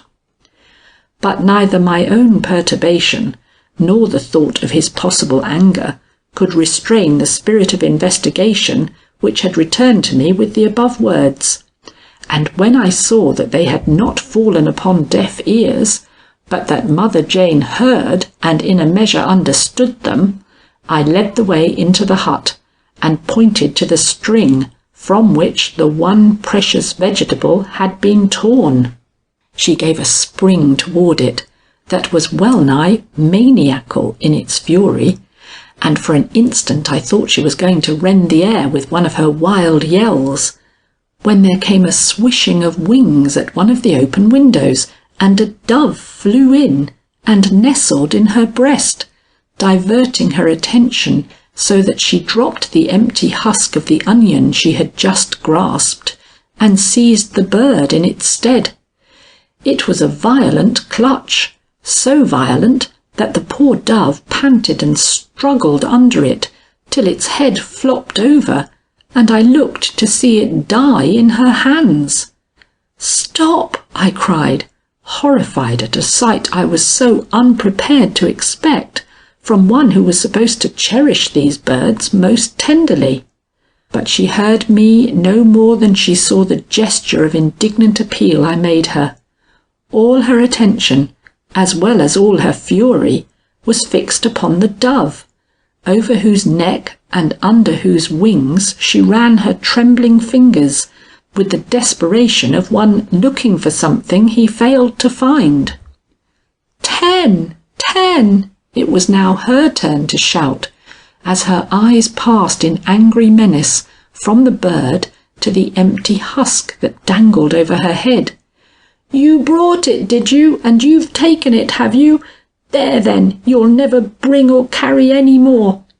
And lifting up her hand, she flung the bird to the other side of the room, and would have turned upon me, in which contingency I would for once have met my match, if, in releasing the bird from her hands, she had not at the same time released the coin which she had hitherto managed to hold through all her passionate gestures.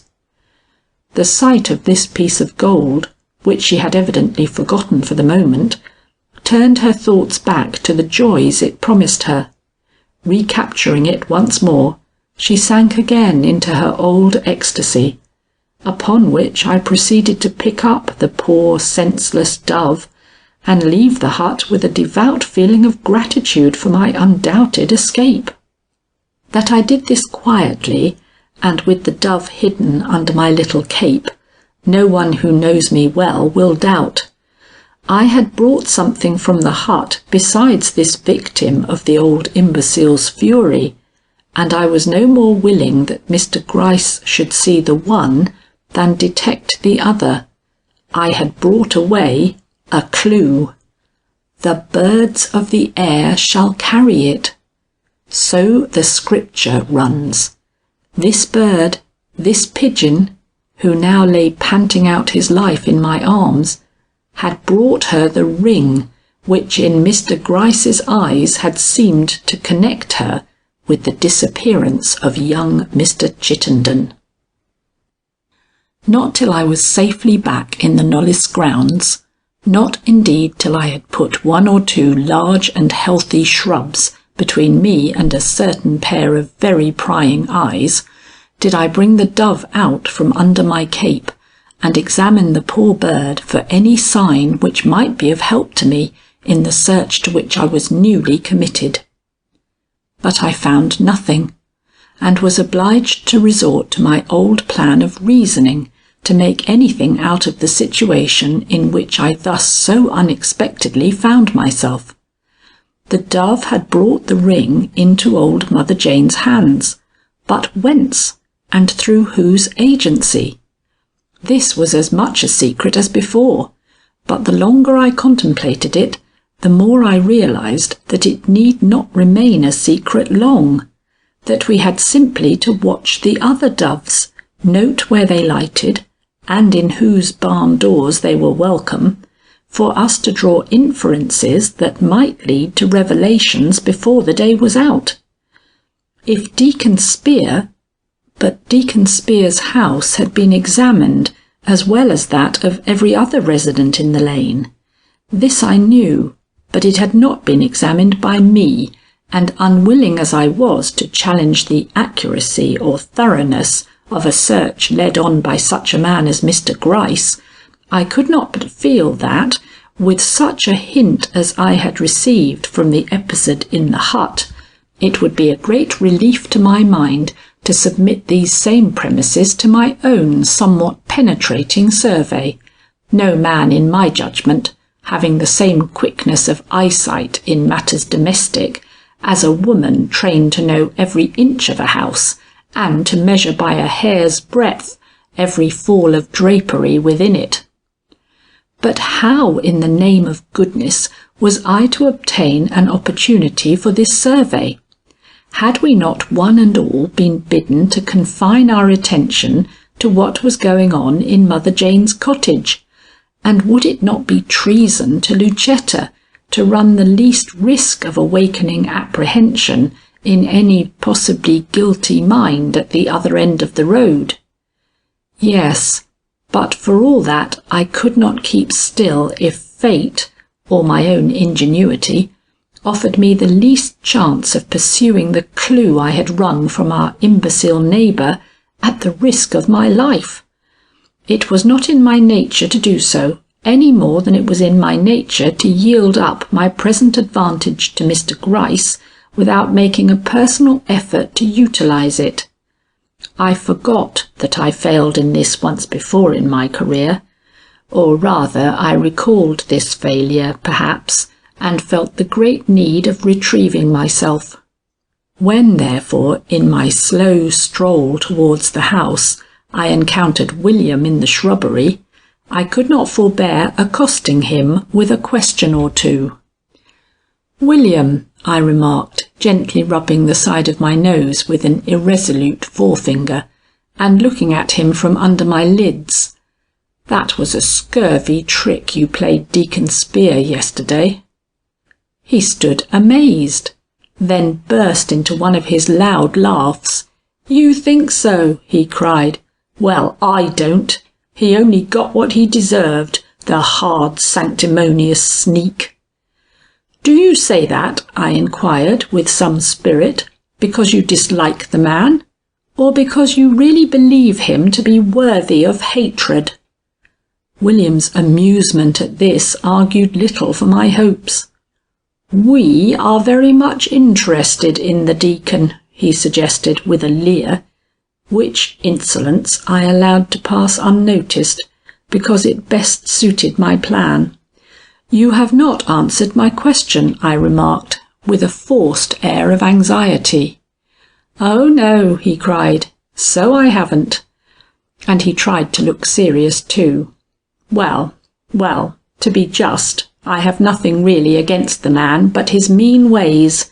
Still, if I were going to risk my life on a hazard as to who is the evil spirit of this lane, I should say Spear and done with it. He has such cursed small eyes." "I don't think his eyes are too small," I returned loftily. Then, with a sudden change of manner, I suggested anxiously, "And my opinion is shared by your sisters. They evidently think very well of him." "Oh," he sneered, "girls are no judges. They don't know a good man when they see him, and they don't know a bad. You mustn't go by what they say." I had it on the tip of my tongue to ask if he did not think Lucetta sufficiently understood herself to be trusted in what she contemplated doing that night. But this was neither in accordance with my plan, nor did it seem quite loyal to Lucetta, who, so far as I knew, had not communicated her intentions to this booby brother. I therefore changed this question into a repetition of my first remark. "Well, I still think the trick you played Deacon Spear yesterday a poor one, and I advise you, as a gentleman, to go and ask his pardon." This was such a preposterous proposition he could not hold his peace. "I ask his pardon?" he snorted. "Well, Saracen, did you ever hear the like of that? I ask Deacon Spear's pardon for obliging him to be treated with as great attention as I had been myself. If you do not, I went on, unmoved, I shall go and do it myself. I think that is what my friendship for you warrants. I am determined that while I am a visitor in your house, no one shall be able to pick a flaw in your conduct. He stared, as he might well do, tried to read my face, then my intentions, and failing to do both, which was not strange, broke into noisy mirth. "Oh ho," he laughed, "so that is your game, is it? Well, I never. Saracen, Miss Butterworth wants to reform me, wants to make one of her sleek city chaps out of William Knollys. She'll have hard work of it, won't she? But then we're beginning to like her well enough to let her try. Miss Butterworth, I'll go with you to Deacon Spear. I haven't had so much chance for fun in a 12-month. I had not expected such success, and was duly thankful, but I made no reference to it aloud.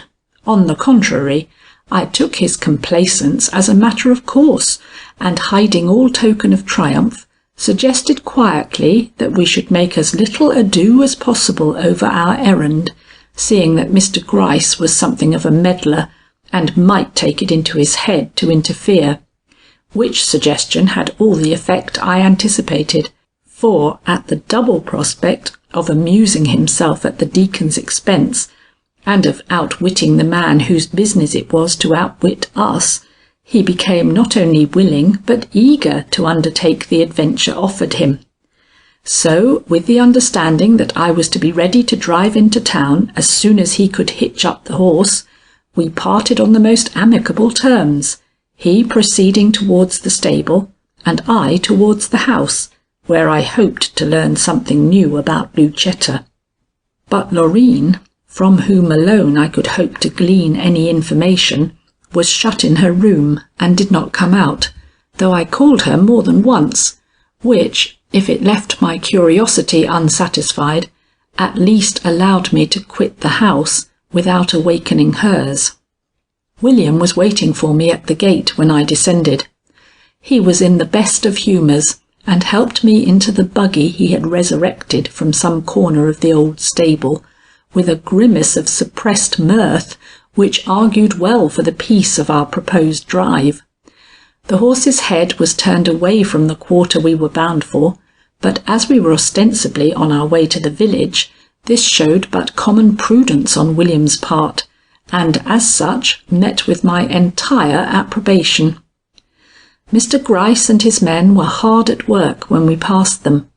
Knowing the detective so well, and rating at its full value his undoubted talent for reading the motives of those about him, I made no attempt at cajolery in the explanation I proffered of our sudden departure, but merely said, in my old peremptory way, that I found waiting at the gate so tedious that I had accepted William's invitation to drive into town, which, while it astonished the old gentleman, did not really arouse his suspicions, as a more conciliatory manner and speech might have done.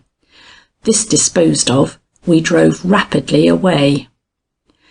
William's sense of humour once aroused was not easily allayed. He seemed so pleased with his errand that he could talk of nothing else, and turned the subject over and over in his clumsy way, till I began to wonder if he had seen through the object of our proposed visit, and was making me the butt of his none too brilliant wit.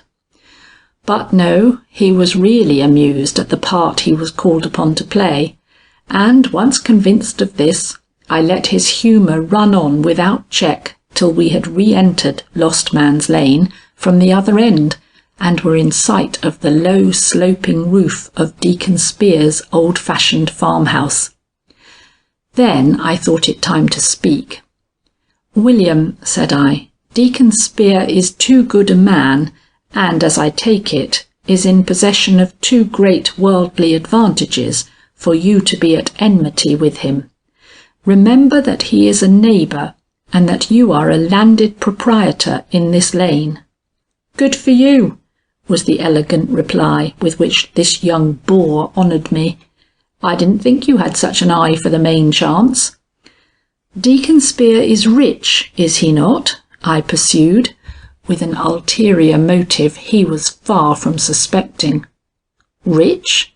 Why, I don't know. That depends upon what you city ladies call rich. I shouldn't call him so, but then, as you say, I am a landed proprietor myself." His laugh was boisterously loud, and as we were then nearly in front of the deacon's house, it rang in through the open windows, causing such surprise that more than one head bobbed up from within to see who dared to laugh like that in Lost Man's Lane. While I noted these heads and various other small matters about the house and place, William tied up the horse and held out his hand for me to descend. "I begin to suspect," he whispered as he helped me out, "why you are so anxious to have me on good terms with the deacon." At which insinuation I attempted to smile, but only succeeded in forcing a grim twitch or two to my lips, for at that moment, and before I could take one step towards the house, a couple of pigeons rose up from behind the house and flew away in a beeline for Mother Jane's cottage. "Ha!" thought I, "my instinct has not failed me. Behold the link between this house and the hut in which those tokens of crime were found," and was for the moment so overwhelmed by this confirmation of my secret suspicions that I quite forgot to advance, and stood stupidly staring after these birds now rapidly disappearing in the distance. William's voice aroused me. "Come," he cried, "don't be bashful. I don't think much of Deacon Spear myself, but if you do—" "Why? What's the matter now?" he asked, with a startled look at me. I had clutched him by the arm. "Nothing," I protested, "only you see that window over there? The one in the gable of the barn, I mean. I thought I saw a hand thrust out, a white hand that dropped crumbs. Have they a child on this place?" "No," replied William in an odd voice, and with an odd look toward the window I have mentioned. "Did you really see a hand there?" "I most certainly did," I answered, with an air of indifference I was far from feeling. "Someone is up in the hayloft. Perhaps it is Deacon Spear himself. If so, he will have to come down, for now that we are here, I am determined you shall do your duty." "Deacon Spear can't climb that hayloft," was the perplexed answer I received in a hardly intelligible mutter. "I've been there and I know. Only a boy or a very agile young man could crawl along the beams that lead to that window. It is the one hiding place in this part of the lane, and when I said yesterday that if I were the police and had the same search to make which they have, I knew where I would look, I meant that same little platform up behind the hay, whose only outlook is yonder window. But I forgot that you have no suspicions of our good deacon, that you are here on quite a different errand than to search for silly Rufus. So come along and—" But I resisted his impelling hand. He was so much in earnest, and so evidently under the excitement of what appeared to him a great discovery, that he seemed quite another man. This made my own suspicions less hazardous, and also added to the situation fresh difficulties, which could only be met by an appearance on my part of perfect ingenuousness.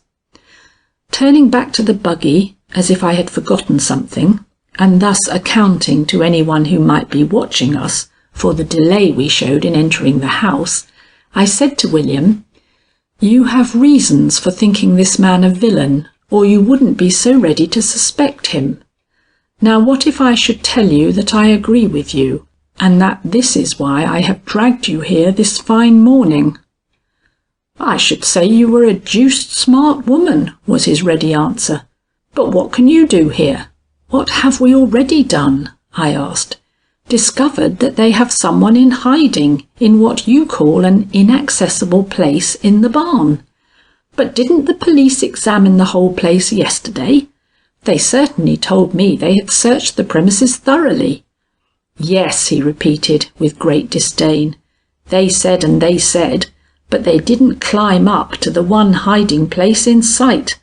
That old fellow Gryce declared it wasn't worth their while, that only birds could reach that loophole."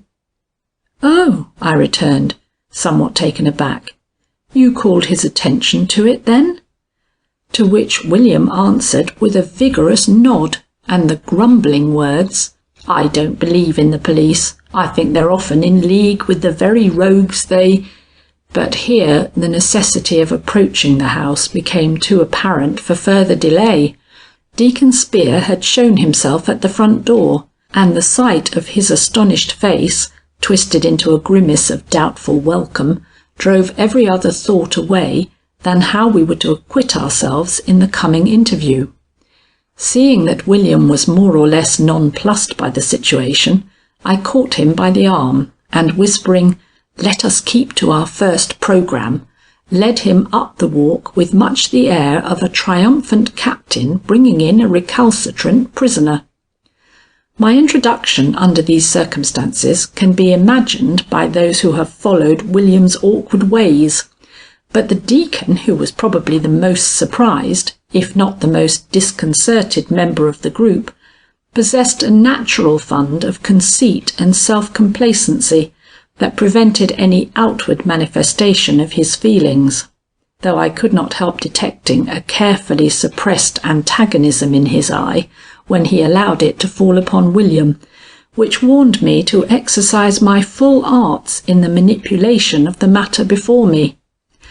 I accordingly spoke first, and with all the prim courtesy such a man might naturally expect from an intruder of my sex and appearance. "Deacon Spear," said I, as soon as we were seated in his stiff, old-fashioned parlour, "you are astonished to see us here, no doubt, especially after the display of animosity shown towards you yesterday by this graceless young friend of mine. But it is on account of this unfortunate occurrence that we are here.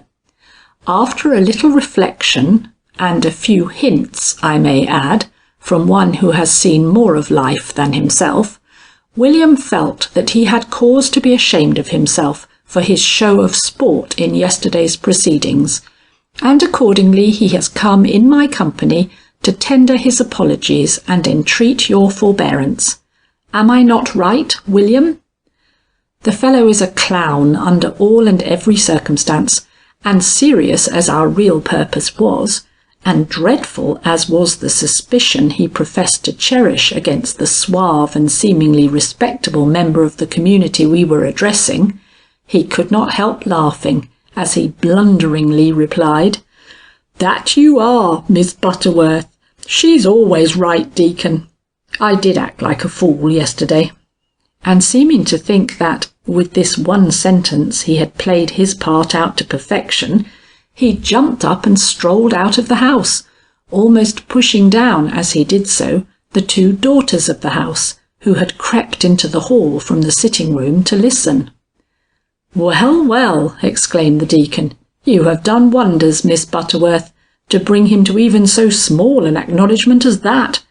He's a vicious one, is William Knollys, and if I were not such a lover of peace and concord, he should not long be the only aggressive one. But I have no taste for strife, and so you may both regard his apology as accepted. But why do you rise, madam? Sit down, I pray, and let me do the honours. Martha? Jemima?" But I would not allow him to summon his daughters. The man inspired me with too much dislike, if not fear. Besides, I was anxious about William. What was he doing, and of what blunder might he not be guilty without my judicious guidance? "I am obliged to you," I returned, "but I cannot wait to meet your daughters now. Another time, Deacon. There is important business going on at the other end of the lane, and William's presence there may be required." "Ah," he observed, following me to the door, "they are digging up Mother Jane's garden." I nodded, restraining myself with difficulty. "Fool's work," he muttered. Then, with a curious look, which made me instinctively draw back, he added, "These things must inconvenience you, madam. I wish you had made your visit to the lane in happier times." There was a smirk on his face which made him positively repellent. I could scarcely bow my acknowledgments. His look and attitude made the interview so obnoxious. Looking about for William, I stepped down from the stoop. The deacon followed me. "Where is William?" I asked. The deacon ran his eye over the place, and suddenly frowned with ill-concealed vexation. "The scapegrace," he murmured. "What business has he in my barn?" I immediately forced a smile, which, in days long past, I've almost forgotten them now, used to do some execution. "Oh, he's a boy," I exclaimed. "Do not mind his pranks, I pray. What a comfortable place you have here." Instantly a change passed over the deacon, and he turned to me with an air of great interest, broken now and then by an uneasy glance behind him at the barn. "I am glad you like the place," he insinuated, keeping close at my side as I stepped somewhat briskly down the walk. "It is a nice place, worthy of the commendation of so competent a judge as yourself." It was a barren, hard-worked farm without one attractive feature. "I have lived on it now 40 years, 32 of them with my beloved wife Caroline, and 2—" Here he stopped and wiped a tear from the driest eye I ever saw. "Miss Butterworth, I am a widower."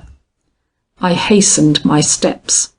I here duly and with the strictest regard for the truth aver that I decidedly hastened my steps at this very unnecessary announcement.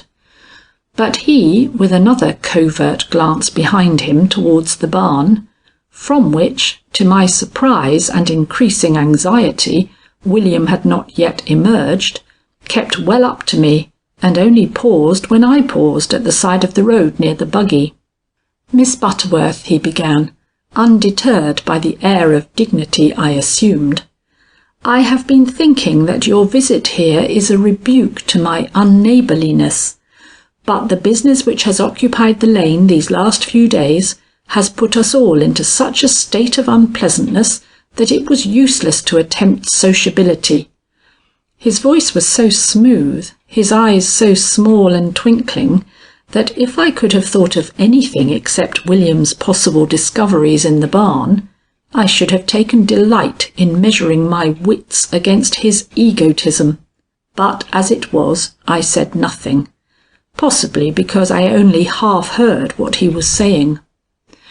"I am no lady's man," these were the next words I heard, "but then I judge you're not anxious for flattery, but prefer the square thing uttered by a square man without delay or circumlocution. Madam, I am 53, and I have been a widower 2 years. I am not fitted for a solitary life, and I am fitted for the companionship of an affectionate wife who will keep my hearth clean and my affections in good working order. Will you be that wife? You see my home." Here his eye stole behind him with that uneasy look towards the barn which William's presence in it certainly warranted. "A home which I can offer you unencumbered if you—" "Desire to live in Lost Man's Lane," I put in, subduing both my surprise and my disgust at this preposterous proposal, in order to throw all the sarcasm of which I was capable into this single sentence. "Oh," he exclaimed, "you don't like the neighbourhood. Well, we could go elsewhere. I am not set against the city myself." Astounded at his presumption, regarding him as a possible criminal who was endeavouring to beguile me for purposes of his own, I could no longer repress either my indignation or the wrath with which such impromptu addresses naturally inspired me. Cutting him short with a gesture which made him open his small eyes, I exclaimed in continuation of his remark, "Nor, as I take it, are you set against the comfortable little income somebody has told you I possessed. I see your disinterestedness, Deacon, but I should be sorry to profit by it. Why, man, I never spoke to you before in my life, and do you think—" "Oh," he suavely insinuated, with a suppressed chuckle which even his increasing uneasiness as to William could not altogether repress, "I see you are not above the flattery that pleases other women. Well, madam, I know a tremendous fine woman when I see her, and from the moment I saw you riding by the other day, I made up my mind I would have you for the second Mrs. Spear, if persistence and a proper advocacy of my cause could accomplish it. Madam, I was going to visit you with this proposal tonight, but seeing you here, the temptation was too great for my discretion, and so I have addressed you on the spot. But you need not answer me at once. I don't need to know any more about you than what I can take in with my 2 eyes. But if you would like a little more acquaintance with me, why, I can wait a couple of weeks till we've rubbed the edges off our strangeness, when you think I will be so charmed with Deacon Spear that I will be ready to settle down with him in Lost Man's Lane, or if that will not do, carry him off to Gramercy Park, where he will be the admiration of all New York and Brooklyn to boot. Why, man, if I was so easily satisfied as that, I would not be in a position today for you to honour me with this proposal. I am not easy to suit, so I advise you to turn your attention to someone much more anxious to be married than I am. But," and here I allowed some of my real feelings to appear, "if you value your own reputation, or the happiness of the lady you propose to inveigle into a union with you, do not venture too far in the matrimonial way, till the mystery is dispelled which shrouds Lost Man's Lane in horror. If you were an honest man, you would ask no one to share your fortunes, whilst the least doubt rests upon your reputation." "My reputation?" He had started very visibly at these words. "Madam, be careful. I admire you, but—" "No offence," said I. "For a stranger I have been perhaps unduly frank. I only mean that anyone who lives in this lane must feel himself more or less enveloped by the shadow which rests upon it. When that is lifted, each and every one of you will feel himself a man again. From indications to be seen in the lane today, that time may not be far distant. Mother Jane is a likely source for the mysteries that agitate us. She knows just enough to have no proper idea of the value of a human life." The deacon's retort was instantaneous. "Madam," said he, with a snap of his fingers, "I have not that much interest in what is going on down there. If men have been killed in this lane, which I do not believe, old Mother Jane has had no hand in it. My opinion is, and you may value it or not just as you please, that what the people hereabout call crimes are so many coincidences, which some day or other will receive their due explanation. Everyone who has disappeared in this vicinity has disappeared naturally. No one has been killed. That is my theory, and you will find it correct. On this point I have expended more than a little thought." I was irate. I was also dumbfounded at his audacity. Did he think I was the woman to be deceived by any such balderdash as that? But I shut my lips tightly, lest I should say something, and he, not finding this agreeable, being no conversationalist himself, drew himself up with a pompously expressed hope that he would see me again after his reputation was cleared, when his attention, as well as my own, was diverted by seeing William's slouching figure appear in the barn door and make slowly towards us. Instantly the deacon forgot me in his interest in William's approach, which was so slow as to be tantalizing to us both. When he was within speaking distance, Deacon Spear started towards him. "Well," he cried, "one would think you had gone back a dozen or so years and were again robbing your neighbours' hen roosts.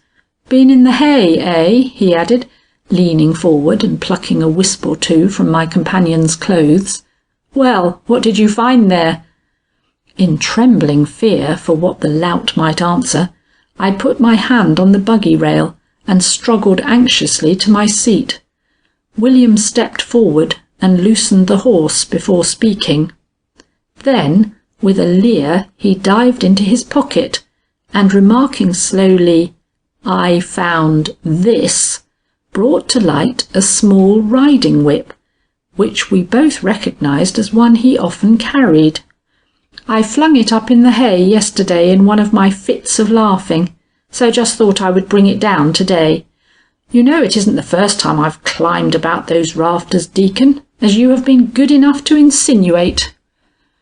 The Deacon, evidently taken aback, eyed the young fellow with a leer in which I saw something more serious than mere suspicion. "Was that all?" he began, but evidently thought better than to finish, whilst William, with a nonchalance that surprised me, blunderingly avoided his eye, and bounding into the buggy beside me, started up the horse and drove slowly off. "Ta-ta, Deacon," he called back. "If you want to see fun, come up to our end of the lane. There's precious little here," and thus, with a laugh, terminated an interview which, all things considered, was the most exciting, as well as the most humiliating, I have ever taken part in. "William," I began, but stopped. The two pigeons, whose departure I had watched a little while before, were coming back, and as I spoke fluttered up to the window before mentioned, where they alighted and began picking up the crumbs which I had seen scattered for them. "See!" I suddenly exclaimed, pointing them out to William. "Was I mistaken when I thought I saw a hand drop crumbs from that window?" The answer was a very grave one for him. "No," said he, "for I have seen more than a hand, through the loophole I made in the hay. I saw a man's leg stretched out as if he were lying on the floor with his head toward the window. It was but a glimpse I got, but the leg moved as I looked at it, and so I know that someone lies hid in that little nook up under the roof. Now it isn't anyone belonging to the lane, for I know where every one of us is or ought to be at this blessed moment, and it isn't a detective, for I heard a sound like heavy sobbing as I crouched there. Then who is it?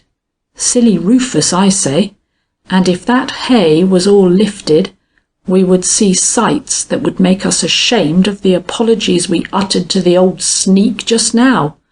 "I want to get home," said I. "Drive fast. Your sisters ought to know this." "The girls?" he cried. "Yes, it will be a triumph over them. They never would believe I had an atom of judgment, but we'll show them if William Knollys is altogether a fool." We were now near to Mr. Trome's hospitable gateway. Coming from the excitements of my late interview, it was a relief to perceive the genial owner of this beautiful place wandering among his vines and testing the condition of his fruit by a careful touch here and there. As he heard our wheels, he turned, and seeing who we were, threw up his hands in ill-restrained pleasure, and came buoyantly forward. There was nothing to do but to stop, so we stopped. "Why, William! Why, Miss Butterworth, what a pleasure!" Such was his amiable greeting. "I thought you were all busy at your end of the lane, but I see you have just come from town. Had an errand there, I suppose?" "Yes," William grumbled, eyeing the luscious pear Mr. Trome held in his hand. The look drew a smile from that gentleman. "Admiring the first fruits?" he observed. "Well, it is a handsome specimen," he admitted, handing it to me with his own peculiar grace. "I beg you will take it, Miss Butterworth. You look tired. Pardon me if I mention it. He is the only person I know who detects any signs of suffering or fatigue on my part." "I am worried by the mysteries of this lane," I ventured to remark. "I hate to see Mother Jane's garden uprooted." "Ah," he acquiesced, with much evidence of good feeling. "It is a distressing thing to witness. I wish she might have been spared. William, there are other pears on the tree this came from. Tie up the horse, I pray, and gather a dozen or so of these for your sisters. They will never be in better condition for plucking than they are today." William, whose mouth and eyes were both watering for a taste of the fine fruit thus offered, moved with alacrity to obey this invitation, while I, more startled than pleased, or rather as much startled as pleased, by the prospect of a momentary tete-a-tete with our agreeable neighbour, sat uneasily eyeing the luscious fruit in my hand, and wishing I was 10 years younger, that the blush I felt slowly stealing up my cheek might seem more appropriate to the occasion. But Mr. Trome appeared not to share my wish. He was evidently so satisfied with me as I was, that he found it difficult to speak at first, and when he did, "But, tut-tut, you have no desire to hear any such confidences as these, I am sure. A middle-aged gentleman's expressions of admiration for a middle-aged lady may savour of romance to her, but hardly to the rest of the world.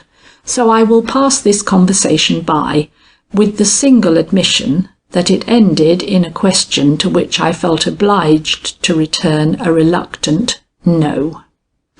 Mr. Trome was just recovering from the disappointment of this, when William sauntered back with his hands and pockets full. "Ah," that graceless scamp chuckled, with a suspicious look at our downcast faces. "Been improving the opportunity, eh?"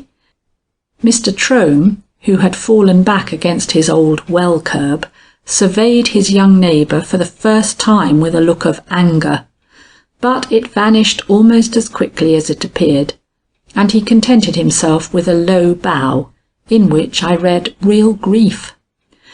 This was too much for me, and I was about to open my lips with a kind phrase or two, when a flutter took place over our heads, and the 2 pigeons whose flight I had watched more than once during the last hour, flew down and settled upon Mr. Trome's arms and shoulders.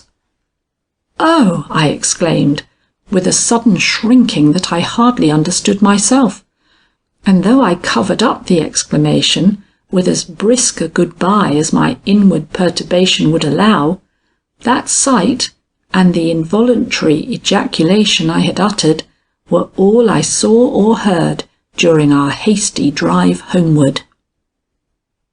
But as we approached the group of curious people which now filled up the whole highway in front of Mother Jane's cottage, I broke from the nightmare into which this last discovery had thrown me, and turning to William, said with a resolute air, "You and your sisters are not of one mind regarding these disappearances. You ascribe them to Deacon Spear, but whom do they ascribe them to? I shouldn't think it would take a woman of your wit to answer that question."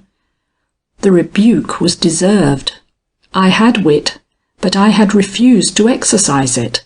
My blind partiality for a man of pleasing exterior and magnetic address had prevented the cool play of my usual judgment, due to the occasion and the trust which had been imposed in me by Mr. Gryce.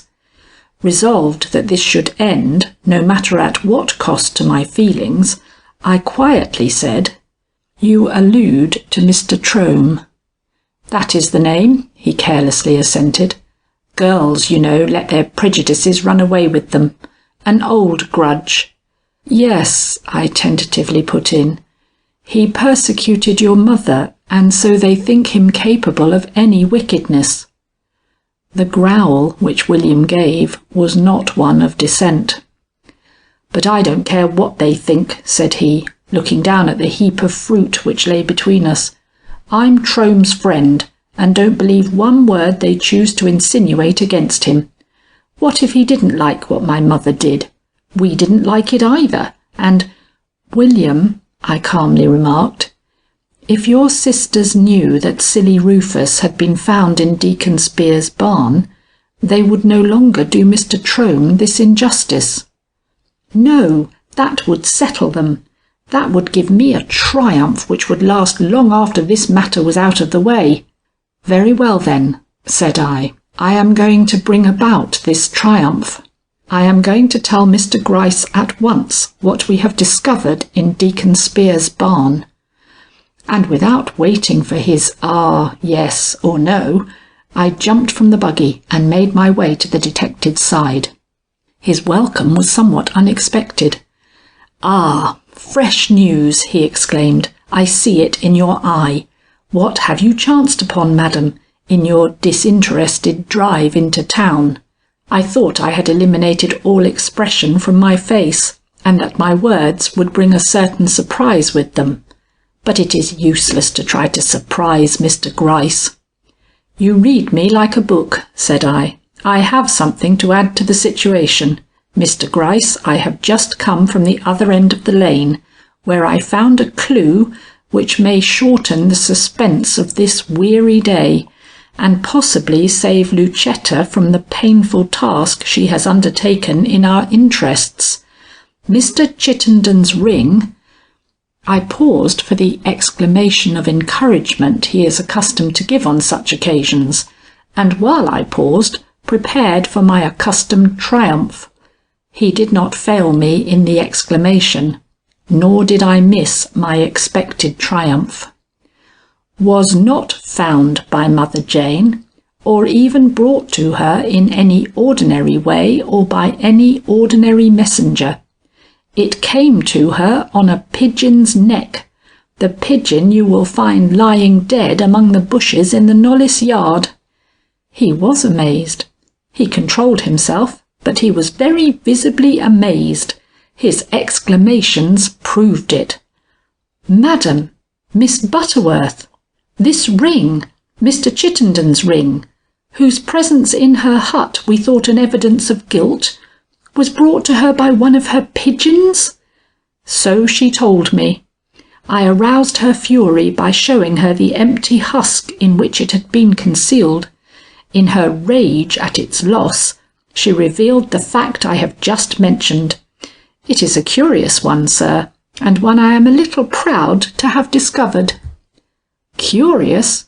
It is more than curious, it is bizarre, and will rank, I am safe in prophesying, as one of the most remarkable facts that have ever adorned the annals of the police. Madam, when I say I envy you the honour of its discovery, you will appreciate my estimate of it, and you. But when did you find this out? And what explanation are you able to give of the presence of this ring on a pigeon's neck? Sir, to your first question, I need only reply that I was here 2 hours or so ago, and to the second, that everything points to the fact that the ring was attached to the bird by the victim himself, as an appeal for succour to whoever might be fortunate enough to find it. Unhappily, it fell into the wrong hands. That is the ill luck which often befalls prisoners. Prisoners? Yes. Cannot you imagine a person shut up in an inaccessible place, making some such attempt to communicate with his fellow creatures? But what inaccessible place have we in— Wait, said I. You have been in Deacon Spear's barn. Certainly, many times. But the answer, glib as it was, showed shock. I began to gather courage. Well, said I, there is a hiding place in that barn which I dare declare you have not penetrated. Do you think so, madam? A little loft way up under the eaves, which can only be reached by clambering over the rafters. Didn't Deacon Spear tell you there was such a place? No, but— William, then, I inexorably pursued. He says he pointed such a spot out to you, and that you pooh-poohed at it as inaccessible and not worth the searching. William is Madam, I beg your pardon, but William has just wit enough to make trouble." "But there is such a place there," I urged. "And, what is more, there is someone hidden in it now. I saw him myself." "You saw him?" "Saw a part of him. In short, saw his hand. He was engaged in scattering crumbs for the pigeons." "That does not look like starvation," smiled Mr Gryce, with the first hint of sarcasm he had allowed himself to make use of in this interview. "No," said I, "but the time may not have come to inflict this penalty on silly Rufus. He has been there but a few days, and, well, what have I said now?" "Nothing, ma'am, nothing. But what made you think the hand you saw belonged to silly Rufus?" "Because he was the last person to disappear from this lane. The last—" "What am I saying? He wasn't the last. Lucetta's lover was the last. Mr Gryce, could that hand have belonged to Mr Ostrander?" I was intensely excited, so much so that Mr Gryce made me a warning gesture. "Hush," he whispered, "you are attracting attention. That hand was the hand of Mr Ostrander, and the reason why I did not accept William Knollys's suggestion to search the deacon's barn loft was because I knew it had been chosen as a place of refuge by this missing lover of Lucetta." Never have keener or more conflicting emotions been awakened in my breast than by these simple words. But alive to the necessity of hiding my feelings from those about me, I gave no token of my surprise, but rather turned a stonier face than common upon the man who had caused it. "Refuge?" I repeated. "He is there, then, of his own free will? Or yours?" I sarcastically added, not being able to quite keep down this reproach, as I remembered the deception practised upon Lucetta. "Mr Ostrander, madam, has been spending the week with Deacon Spear. They are old friends, you know. That he should spend it quietly, and to a degree in hiding, was as much his plan as mine. For while he found it impossible to leave Lucetta in the doubtful position in which she and her family at present stand, he did not wish to aggravate her misery by the thought that he was thus jeopardizing the position on which all his hopes of future advancement depended. He preferred to watch and wait in secret, seeing which I did what I could to further his wishes.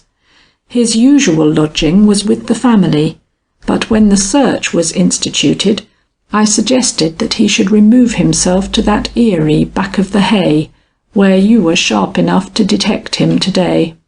"Don't attempt any of your flatteries upon me," I protested. "They will not make me forget that I have not been treated fairly. And Lucetta!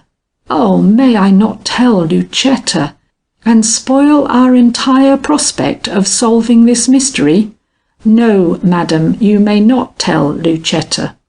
When fate has put such a card into our hands as I played with that telegram today, we would be flying in the face of Providence not to profit by it. Lucetta's despair makes her bold. Upon that boldness we depend to discover and bring to justice a great criminal." I felt myself turn pale. For that very reason, perhaps, I assumed a still sterner air, and composedly said, "If Mr Ostrander is in hiding at the Deacon's, and he and his host are both in your confidence, then the only man whom you can designate in your thoughts by this dreadful title must be Mr Trome." I had perhaps hoped he would recoil at this, or give some other evidence of his amazement at an assumption which to me seemed preposterous. But he did not, and I saw, with what feelings may be imagined, that this conclusion, which was half bravado with me, had been accepted by him long enough for no emotion to follow its utterance. "Oh," I exclaimed, "how can you reconcile such a suspicion with the attitude you have always preserved towards Mr. Trome?" "Madam," said he, "do not criticise my attitude without taking into account existing appearances. They are undoubtedly in Mr. Trome's favour." "I am glad to hear you say so," said I. "I am glad to hear you say so. Why, it was in response to his appeal that you came to X at all." Mr. Gryce's smile conveyed a reproach which I could not but acknowledge I amply merited. Had he spent evening after evening at my house, entertaining me with tales of the devices and the many inconsistencies of criminals, to be met now by such a puerile disclaimer as this? But beyond that smile he said nothing. On the contrary, he continued as if I had not spoken at all. "But appearances," he declared, "will not stand before the insight of a girl like Lucetta. She has marked the man as guilty, and we will give her the opportunity of proving the correctness of her instinct." "But Mr. Trome's house has been searched, and you have found nothing, nothing," I argued, somewhat feebly. "That is the reason we find ourselves forced to yield our judgment to Lucetta's intuitions," was his quick reply. And smiling upon me with his blandest air, he obligingly added, "Miss Butterworth is a woman of too much character not to abide the event with all her accustomed composure." And with this final suggestion, I was as yet too crushed to resent, he dismissed me to an afternoon of unparalleled suspense and many contradictory emotions. When, in the course of events, the current of my thoughts receive a decided check, and I find myself forced to change former conclusions, or habituate myself to new ideas and a fresh standpoint, I do it, as I do everything else, with determination and a total disregard of my own previous predilections. Before the afternoon was well over, I was ready for any revelations which might follow Lucetta's contemplated action, merely reserving a vague hope that my judgment would yet be found superior to her instinct. At 5 o'clock the diggers began to go home. Nothing had been found under the soil of Mother Jane's garden, and the excitement of search which had animated them early in the day had given place to a dull resentment, mainly directed towards the Knollys family, if one could judge of these men's feelings by the heavy scowls and significant gestures with which they passed our broken-down gateway.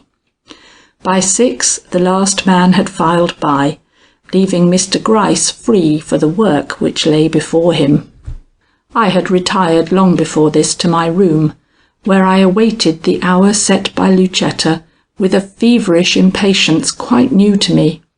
As none of us could eat, the supper table had not been laid, and though I had no means of knowing what was in store for us, the sombre silence and oppression under which the whole house lay seemed a portent that was by no means encouraging.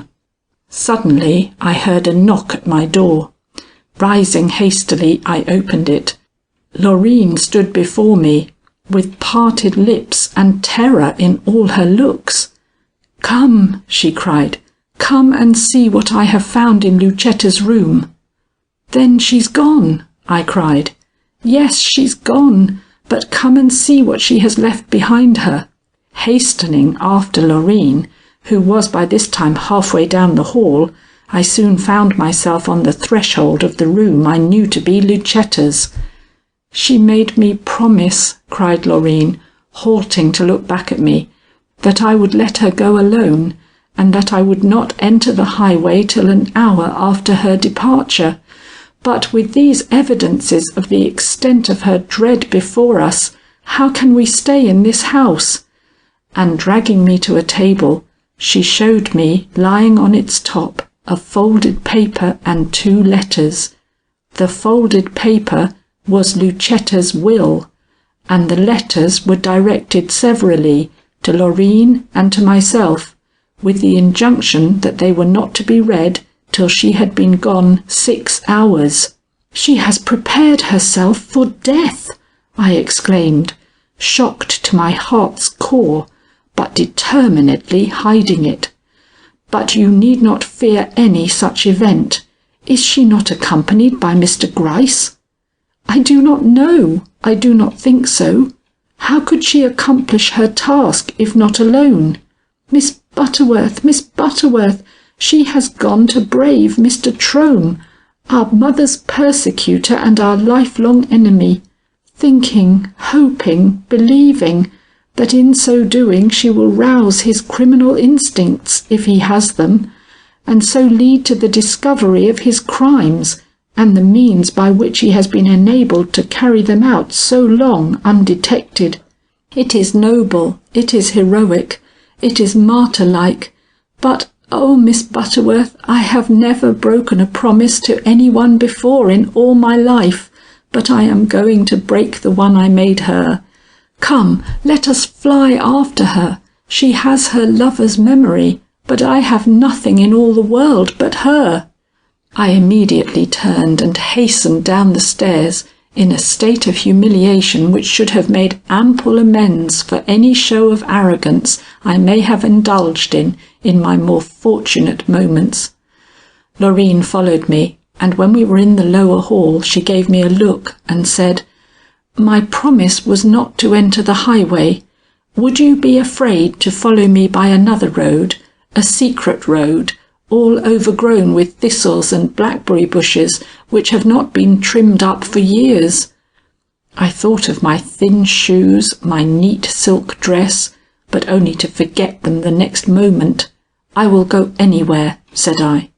But Loreen was already too far in advance of me to answer. She was young and lithe, and had reached the kitchen before I had passed the flower parlour. But when we had sped clear of the house, I found that my progress bade fair to be as rapid as hers, for her agitation was a hindrance to her, while excitement always brings out my powers and heightens both my wits and my judgment. Our way lay past the stables, from which I expected every minute to see 2 or 3 dogs jump. But William, who had been discreetly sent out of the way early in the afternoon, had taken Saracen with him, and possibly the rest, so our passing by disturbed nothing, not even ourselves. The next moment we were in a field of prickers, through which we both struggled till we came into a sort of swamp. Here was bad going, but we floundered on, edging continually toward a distant fence, beyond which rose the symmetrical lines of an orchard, Mr Trome's orchard, in which those pleasant fruits grew which, bah! should I ever be able to get the taste of them out of my mouth? At a tiny gateway covered with vines, Loreen stopped. "I do not believe this has been opened for years, but it must be opened now," and throwing her whole weight against it, she burst it through, and bidding me pass, hastened after me over the trailing branches, and made without a word for the winding path we now saw clearly defined on the edge of the orchard before us. "Oh!" exclaimed Loreen, stopping one moment to catch her breath. "I do not know what I fear, or to what our steps will bring us. I only know that I must hunt for Lucetta till I find her. If there is danger where she is, I must share it. You can rest here, or come farther on." I went farther on. Suddenly we both started. A man had sprung up from behind the hedgerow that ran parallel with the fence that surrounded Mr Trome's place. "Silence," he whispered, putting his finger on his lips. "If you are looking for Miss Knollys," he added, seeing us both pause aghast, "she is on the lawn beyond, talking to Mr Trome. If you will step here you can see her. She is in no kind of danger, But if she were, Mr Gryce is in the first row of trees to the back there, and a call from me. That made me remember my whistle. It was still round my neck, but my hand, which had instinctively gone to it, fell again in extraordinary emotion as I realized the situation and compared it with that of the morning when, blinded by egotism and foolish prejudice in favour of this man, I ate of his fruit and hearkened to his outrageous addresses. "Come," beckoned Loreen, happily too absorbed in her own emotions to notice mine. "Let us get nearer. If Mr Trome is the wicked man we fear, there is no telling what the means are which he uses to get rid of his victims. There was nothing to be found in his house, but who knows where the danger may lurk, and that it may not be near her now. It was evidently to dare it she came, to offer herself as a martyr that we might know." "Hush," I whispered, controlling my own fears, roused against my will by this display of terror in this usually calmest of natures. "No danger can menace her where they stand, unless he is a common assassin and carries a pistol." "No pistol," murmured the man, who had crept again near us. "Pistols make a noise. He will not use a pistol." "Good God," I whispered, "you do not share her sister's fears, that it is in the heart of this man to kill Lucetta?" "5 strong men have disappeared hereabout," said the fellow, never moving his eye from the couple before us. "Why not one weak girl?" With a cry, Loreen started forward. "Run," she whispered, "run!" But as the word left her lips, a slight movement took place in the belt of trees where we had been told Mr Gryce lay in hiding, and we could see him issue for a moment into sight, with his finger like that of his man laid warningly on his lips. Loreen trembled and drew back, seeing which, the man beside us pointed to the hedge and whispered softly, "There is just room between it and the fence for a person to pass sideways. If you and this lady want to get nearer to Miss Knollys, you might take that road. But Mr Gryce will expect you to be very quiet. The young lady expressly said, before she came into this place, that she could do nothing if for any reason Mr Trome should suspect they were not alone." "We will be quiet," I assured him, anxious to hide my face, which I felt twitch at every mention of Mr Trome's name. Loreen was already behind the hedge. The evening was one of those which are made for peace. The sun, which had set in crimson, had left a glow on the branches of the forest, which had not yet faded into the grey of twilight. The lawn around which we were skirting had not lost the mellow brilliancy which made it sparkle, nor had the cluster of varied-hued hollyhocks which set their gorgeousness against the neat yellow of the peaceful doorposts shown any dimness in their glory, which was on a par with that of the setting sun. But though I saw all this, it no longer appeared to me desirable. Lucetta and Lucetta's fate, the mystery and the impossibility of its being explained out here in the midst of turf and blossoms, filled all my thoughts, and made me forget my own secret cause for shame and humiliation. Loreen, who had wormed her way along till she crouched nearly opposite to the place where her sister stood, plucked me by the gown as I approached her, and, pointing to the hedge, which pressed up so close it nearly touched our faces, seemed to bid me look through. Searching for a spot where there was a small opening, I put my eye to this, and immediately drew back. "They are moving nearer the gate," I signalled to Loreen, at which she crept along a few paces, but with a stealth so great that, alert as I was, I could not hear a twig snap. I endeavoured to imitate her, but not with as much success as I could wish.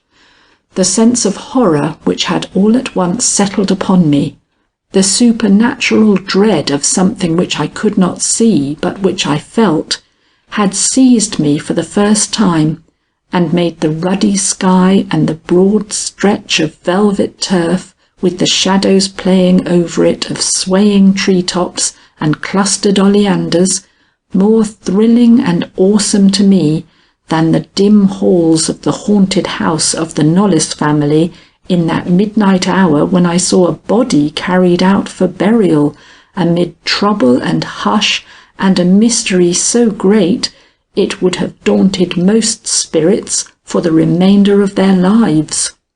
The very sweetness of the scene made its horror. Never have I had such sensations, never have I felt so deeply the power of the unseen. Yet it seemed so impossible that anything could happen here, anything which would explain the total disappearance of several persons at different times, without a trace of their fate being left to the eye, that I could but liken my state to that of nightmare, where visions take the place of realities, and often overwhelm them. I had pressed too close against the hedge as I struggled with these feelings, and the sound I made struck me as distinct if not alarming. But the tree-tops were rustling overhead, and while Lucetta might have heard the hedge branches crack, her companion gave no evidence of doing so. We could distinguish what they were saying now, and realizing this, we stopped moving and gave our whole attention to listening. Mr. Trome was speaking. I could hardly believe it was his voice, it had so changed in tone, nor could I perceive in his features, distorted as they now were by every evil passion, the once quiet and dignified countenance which had so lately imposed upon me. "Lucetta, my little Lucetta," he was saying. "So she has come to see me, come to taunt me with the loss of her lover, whom she says I have robbed her of almost before her eyes. I rob her? How can I rob her, or anyone, of a man with a voice and arm of his own stronger than mine? Am I a wizard, to dissipate his body in vapour? Yet can you find it in my house or on my lawn? You are a fool, Lucetta. So are all these men about here fools. It is in your house. Hush!" she cried, her slight figure rising till we forgot it was the feeble Lucetta we were gazing at.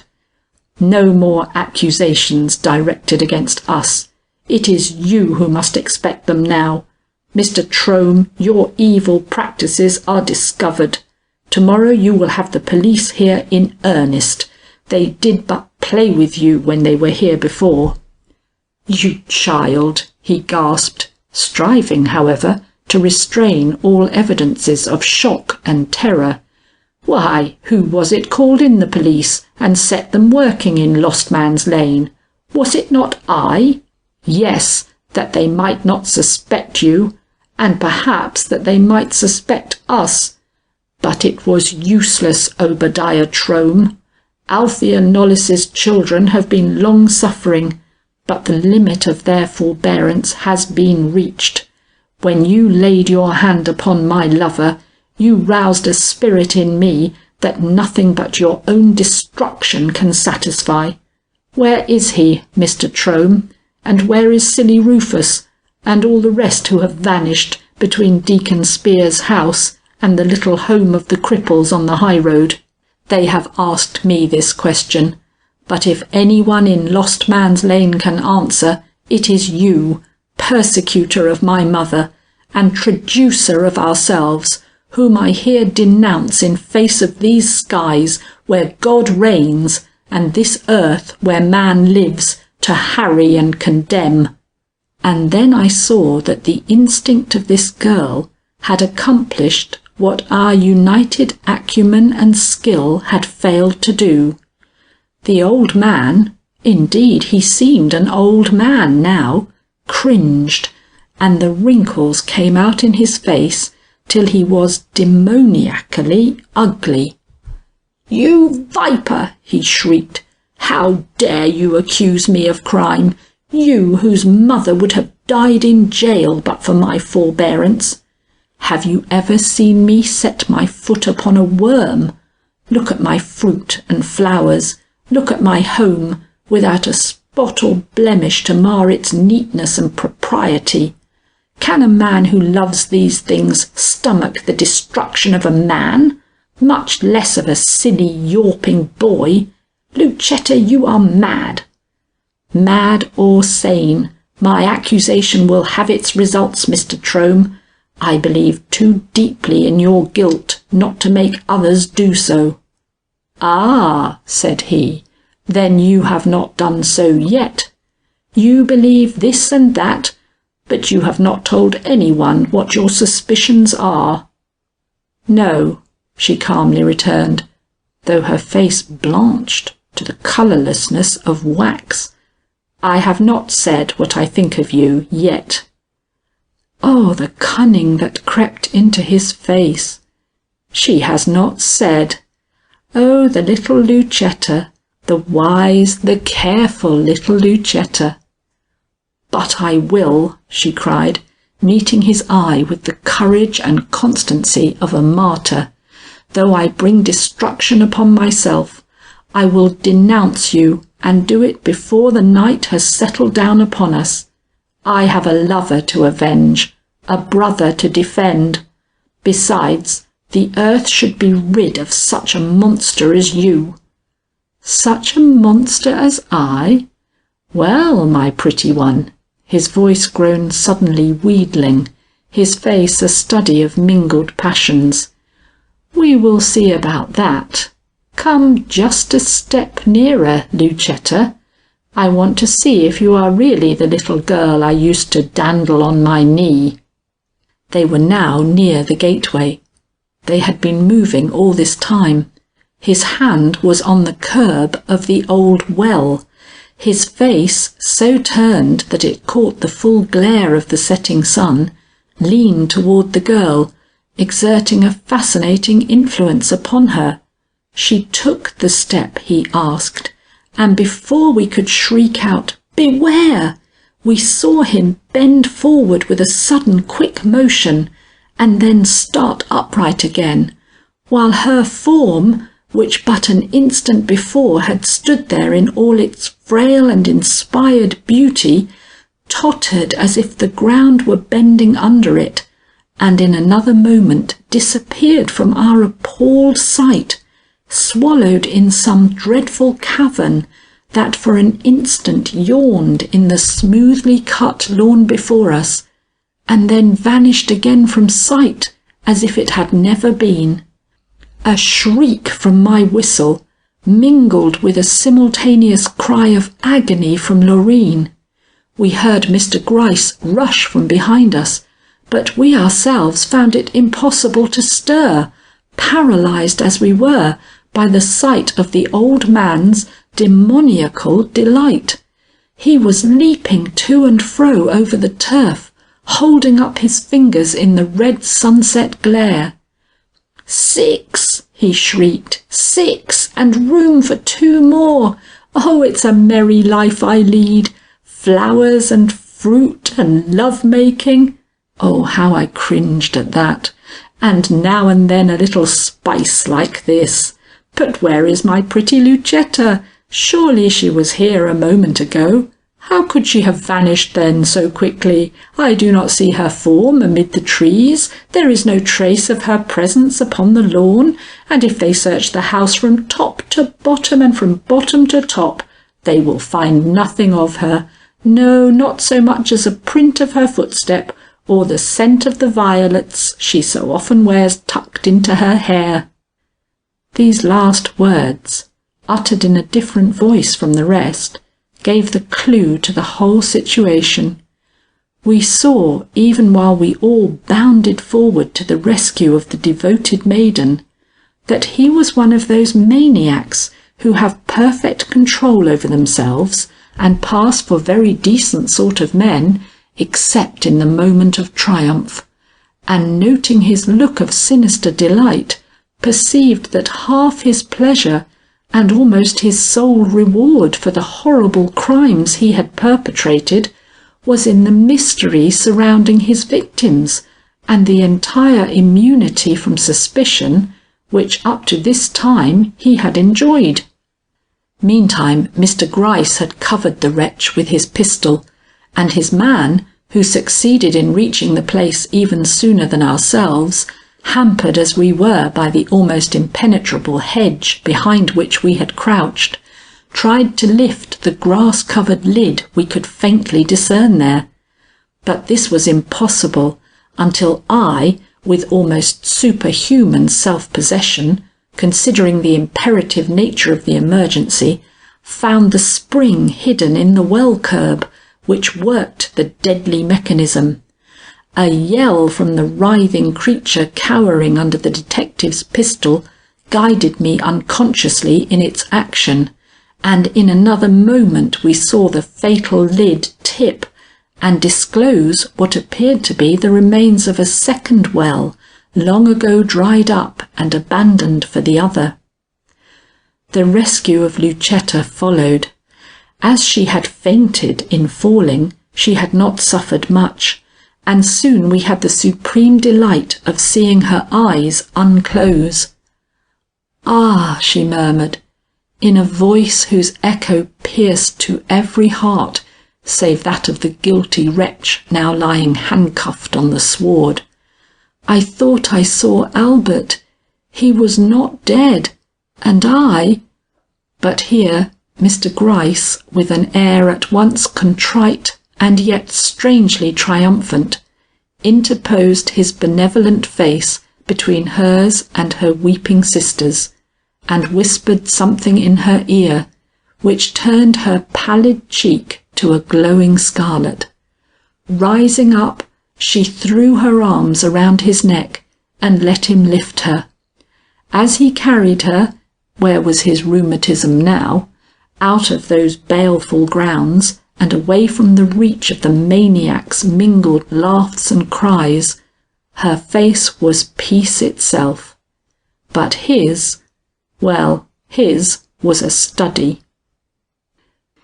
The hour we all spent together late that night in the old house was unlike any hour which that place had seen for years. Mr Ostrander, Lucetta, Laurine, William, Mr Gryce and myself, all were there, and as an especial grace, Saracen was allowed to enter, that there might not be a cloud upon a single face there assembled. Though it is a small matter, I will add that this dog persisted in lying down by my side, not yielding even to the wiles of his master, whose amusement over this fact kept him good-natured to the last adieu. There were too few candles in the house to make it bright, but Lucetta's unearthly beauty, the peace in Laurine's soft eyes, made us forget the sombreness of our surroundings and the meagreness of the entertainment Hannah attempted to offer us. It was the promise of coming joy, and when our two guests departed, I bade good night to the girls in their grim upper hall. It was with feelings which found their best expression in the 2 letters I hastened to write as soon as I gained the refuge of my own apartment. I will admit you sufficiently into my confidence to let you read those letters. The first of them ran thus: Dear Olive, to make others happy is the best way to forget our own misfortunes. A sudden wedding is to take place in this house. Order at once for me from the shops you know me to be in the habit of patronizing, a wedding gown of dainty white taffeta. I did this not to recall too painfully to herself the wedding dress I helped her buy, and which was, as you may remember, of creamy satin, with chiffon trimmings, and a wedding veil of tulle.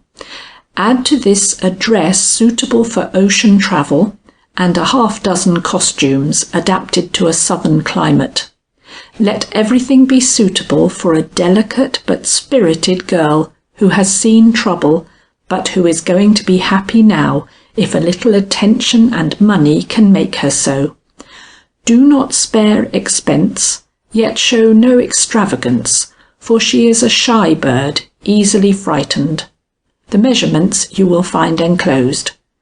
Also those of another young lady, her sister, who must also be supplied with a white dress, the material of which, however, had better be of crepe. All these things must be here by Wednesday evening, my own best dress included. On Saturday evening you may look for my return. I shall bring the latter young lady with me, so your present loneliness will be forgotten in the pleasure of entertaining an agreeable guest. Faithfully yours, Amelia Butterworth. The second letter was a longer and more important one. It was directed to the president of the company which had proposed to send Mr Ostrander to South America. In it I related enough of the circumstances which had kept Mr Ostrander in X to interest him in the young couple personally, and then I told him that if he would forgive Mr Ostrander this delay and allow him to sail with his young bride by the next steamer, I myself would undertake to advance whatever sums might have been lost by this change of arrangement. I did not know then that Mr Gryce had already made this matter good with this same gentleman. The next morning we all took a walk in the lane. I say nothing about the night. If I did not choose to sleep, or if I had any cause not to feel quite as elevated in spirit as the young people about me, there is surely no reason why I should dwell upon it with you, or even apologize for a weakness which you will regard, I hope, as an exception setting off my customary strength. Now, a walk in this lane was an event.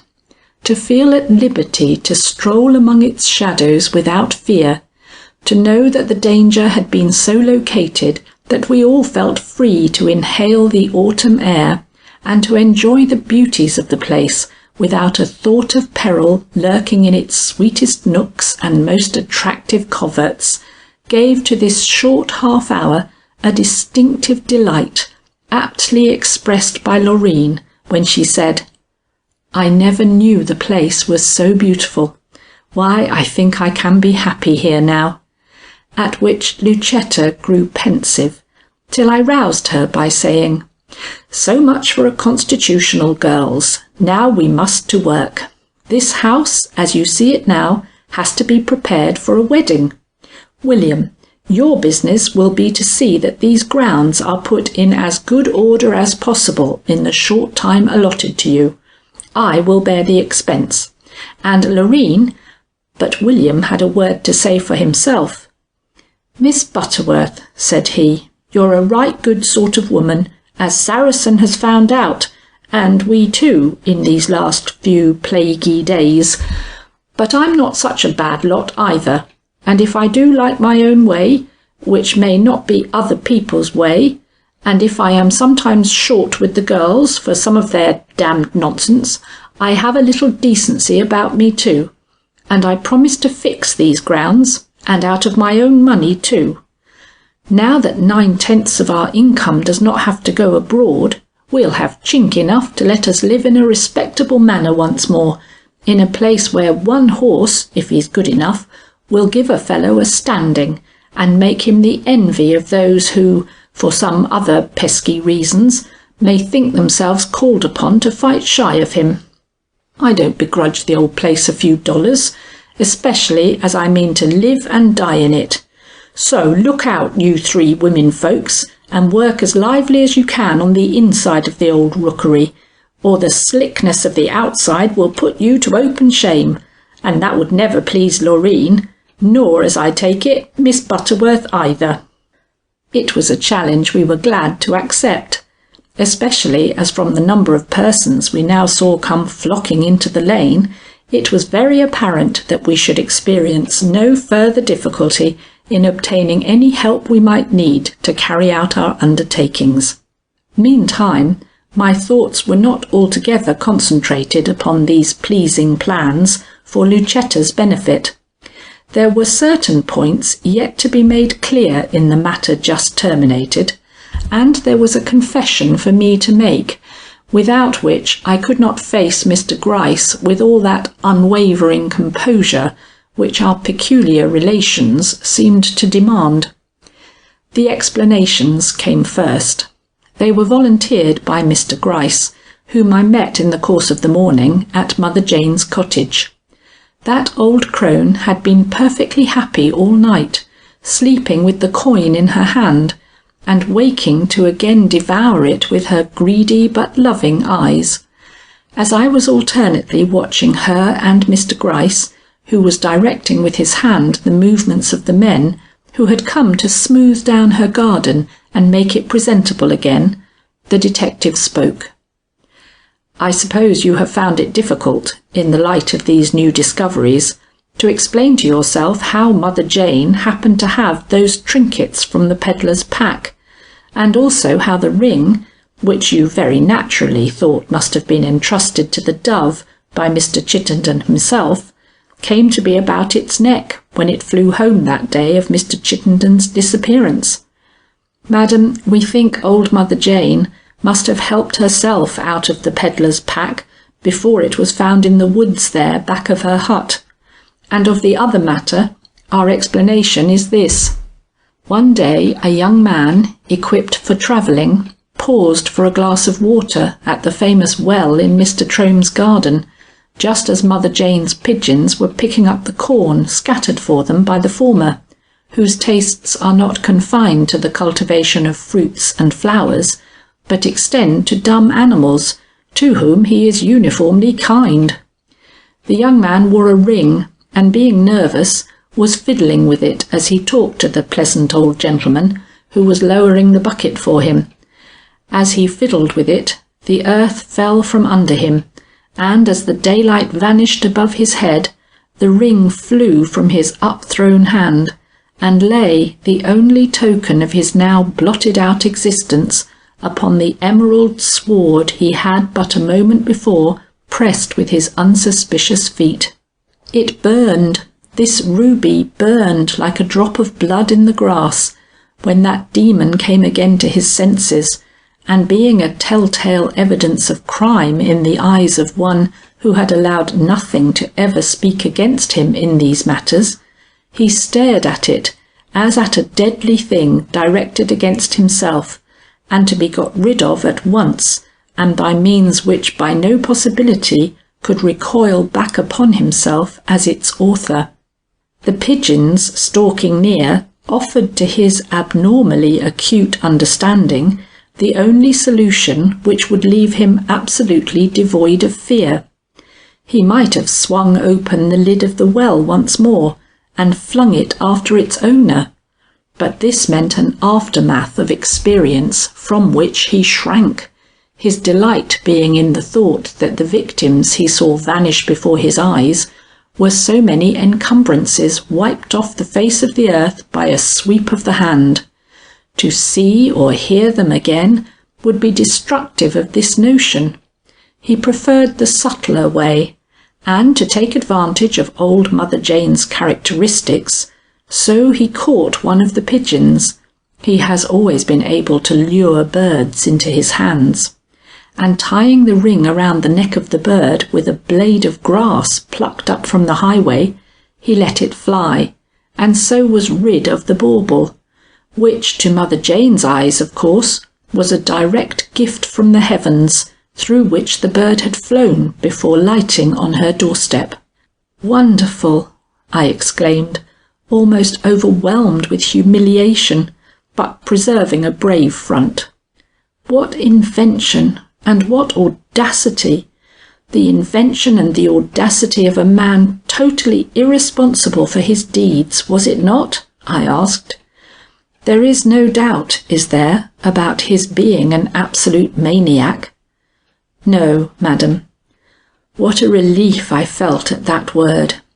Since we entrapped him yesterday, and he found himself fully discovered, he has lost all grip upon himself, and fills the room we put him in with the unmistakable ravings of a madman. It was through these I learned the facts I have just mentioned." I drew a deep breath. We were standing in the sight of several men, and their presence there seemed intolerable. Unconsciously I began to walk away. Unconsciously Mr Gryce followed me. At the end of several paces we both stopped. We were no longer visible to the crowd, and I felt I could speak the words I had been burning to say ever since I saw the true nature of Mr Trome's character exposed. "Mr Gryce," said I, flushing scarlet, "which I here solemnly declare is something which has not happened to me before in years, and if I can help it shall never happen to me again. I am interested in what you say, because yesterday, at his own gateway, Mr Trome proposed to me, and—" "You did not accept him?" "No! What do you think I am made of, Mr Gryce? I did not accept him. But I made the refusal a gentle one, and—" "This is not easy work, Mr Gryce," I interrupted myself to say with suitable grimness. "The same thing took place between me and Deacon Spear, and to him I gave a response such as I thought his presumption warranted. The discrimination does not argue well for my astuteness, Mr Gryce. You see, I crave no credit that I do not deserve. Perhaps you cannot understand that, but it is a part of my nature." "Madam," said he, and I must own I thought his conduct perfect. "Had I not been as completely deceived as yourself, I might find words of criticism for this possibly unprofessional partiality. But when an old hand like myself can listen to the insinuations of a maniac, and repose, as I must say I did repose, more or less confidence in the statements he chose to make me, and which were true enough as to the facts he mentioned, but wickedly false and preposterously wrong in suggestion, I can have no words of blame for a woman who, whatever her understanding and whatever her experience, necessarily has seen less of human nature and its incalculable surprises. As to the more delicate matter you have been good enough to confide to me, madam, I have but one remark to make. With such an example of womanhood suddenly brought to their notice, in such a wild as this, how could you expect them, sane or insane, to do otherwise than they did? I know many a worthy man who would like to follow their example." And with a bow that left me speechless, Mr Gryce laid his hand on his heart and softly withdrew. Some stray leaflets from an old diary of Althea Knollys, found by me in the packet left in my charge by her daughter Lucetta. I never thought I should do so foolish a thing as begin a diary. When in my boarding school days, which I am very glad to be rid of, I used to see Amelia Butterworth sit down every night of her life over a little book which she called the repository of her daily actions, I thought that if ever I reached that point of imbecility, I would deserve to have fewer lovers and more sense, just as she so frequently advised me to. And yet here I am, pencil in hand, jotting down the nothings of the moment, and with every prospect of continuing to do so for 2 weeks at least. For, why was I born such a chatterbox? I have seen my fate, and must talk to someone about him, if only to myself, nature never having meant me to keep silence on any living topic that interests me. Yes, with lovers in Boston, lovers in New York, and a most determined suitor on the other side of our own home walls in Peekskill. I have fallen victim to the grave face and methodical ways of a person I need not name, since he is the only gentleman in this whole town, but I won't accept anybody. Charles Knollys has no peer here or anywhere, and this I am ready to declare after only one sight of his face and one look from his eye, though to no one but you, my secret non-committal confidant, for to acknowledge to any human being that my admiration could be caught, or my heart touched, by a person who had not sued 2 years at my feet, would be to abdicate an ascendancy I am so accustomed to, I could not see it vanish without pain. Besides, who knows how I shall feel tomorrow?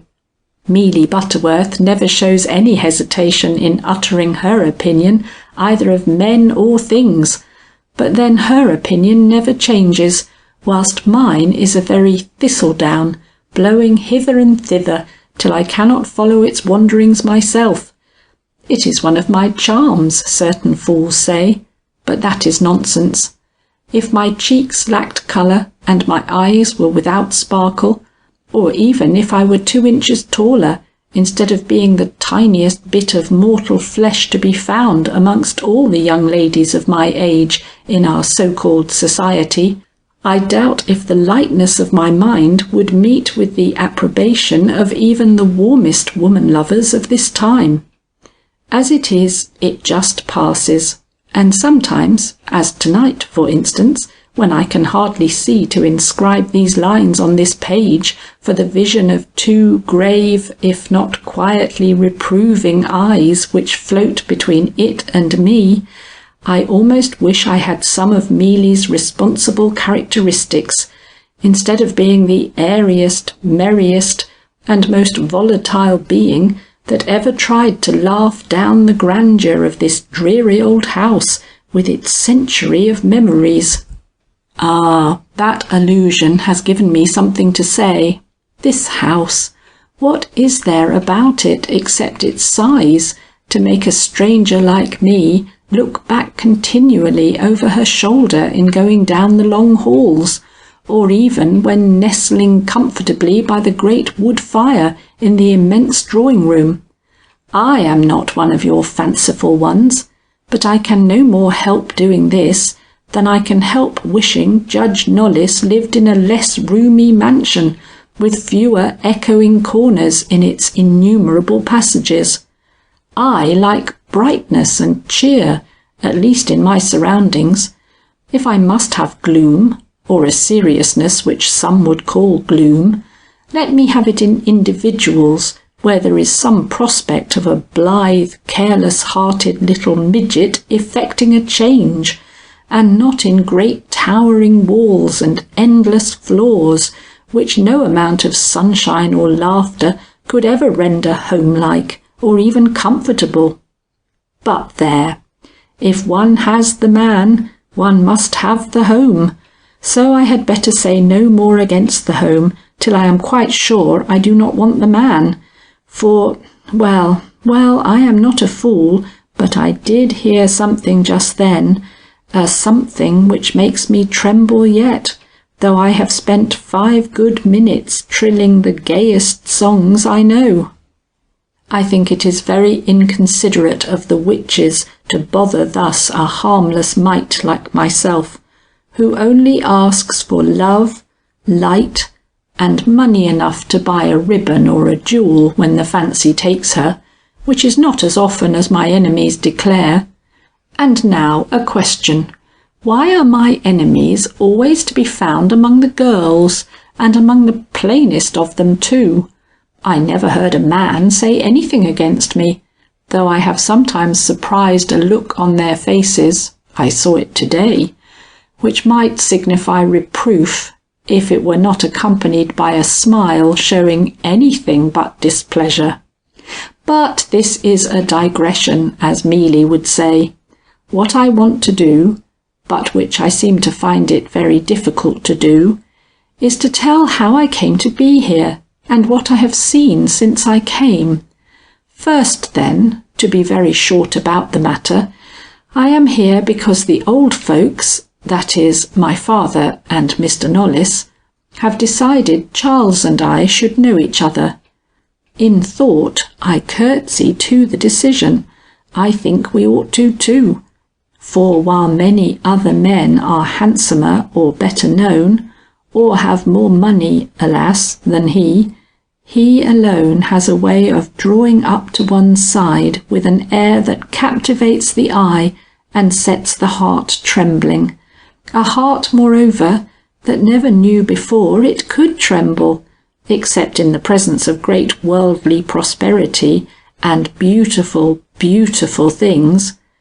So, as this experience is new, I am dutifully obliged for the excitement it gives me, and am glad to be here, awesome as the place is, and destitute of any such pleasures as I have been accustomed to in the gay cities where I have hitherto spent most of my time. But there I am rambling again.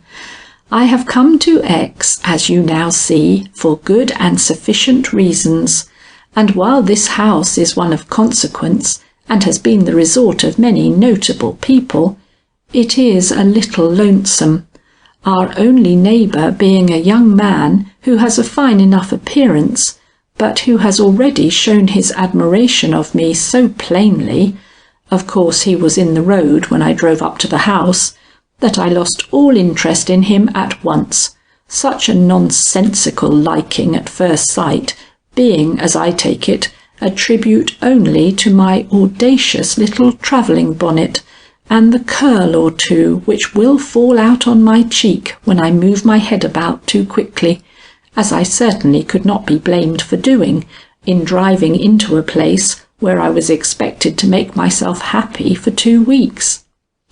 He, then, is out of these chronicles.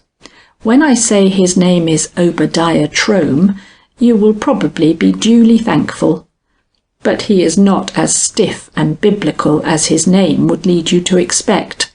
On the contrary, he is lithe, graceful, and suave to a point which makes Charles Knollys's judicial face a positive relief to the eye, and such little understanding as has been accorded me.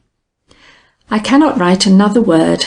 It is 12 o'clock, and though I have the cosiest room in the house, all chintz and decorated china, I find myself listening and peering just as I did downstairs in their great barn of a drawing-room. I wonder if any very dreadful things ever happened in this house. I will ask old Mr Knollys to-morrow, or Mr Charles. I am sorry I was so inquisitive. For the stories Charles told me, I thought I had better not trouble the old gentleman, have only served to people the shadows of this rambling old house with figures of whose acquaintance I am likely to be more or less shy. One tale in particular gave me the shivers. It was about a mother and daughter who both loved the same man. It seems incredible, girls so seldom seeing with the eyes of their mothers. And it was the daughter who married him, while the mother, broken-hearted, fled from the wedding, and was driven up to the great door here in a coach, dead. They say that the coach still travels the road just before some calamity to the family, a phantom coach which floats along in shadow, turning the air about it to mist that chills the marrow in the bones of the unfortunate who sees it. I am going to see it myself some day, the real coach, I mean, in which this tragic event took place. It is still in the stable, Charles tells me. I wonder if I will have the courage to sit where that poor devoted mother breathed out her miserable existence. I shall endeavour to do so, if only to defy the fate which seems to be closing in upon me.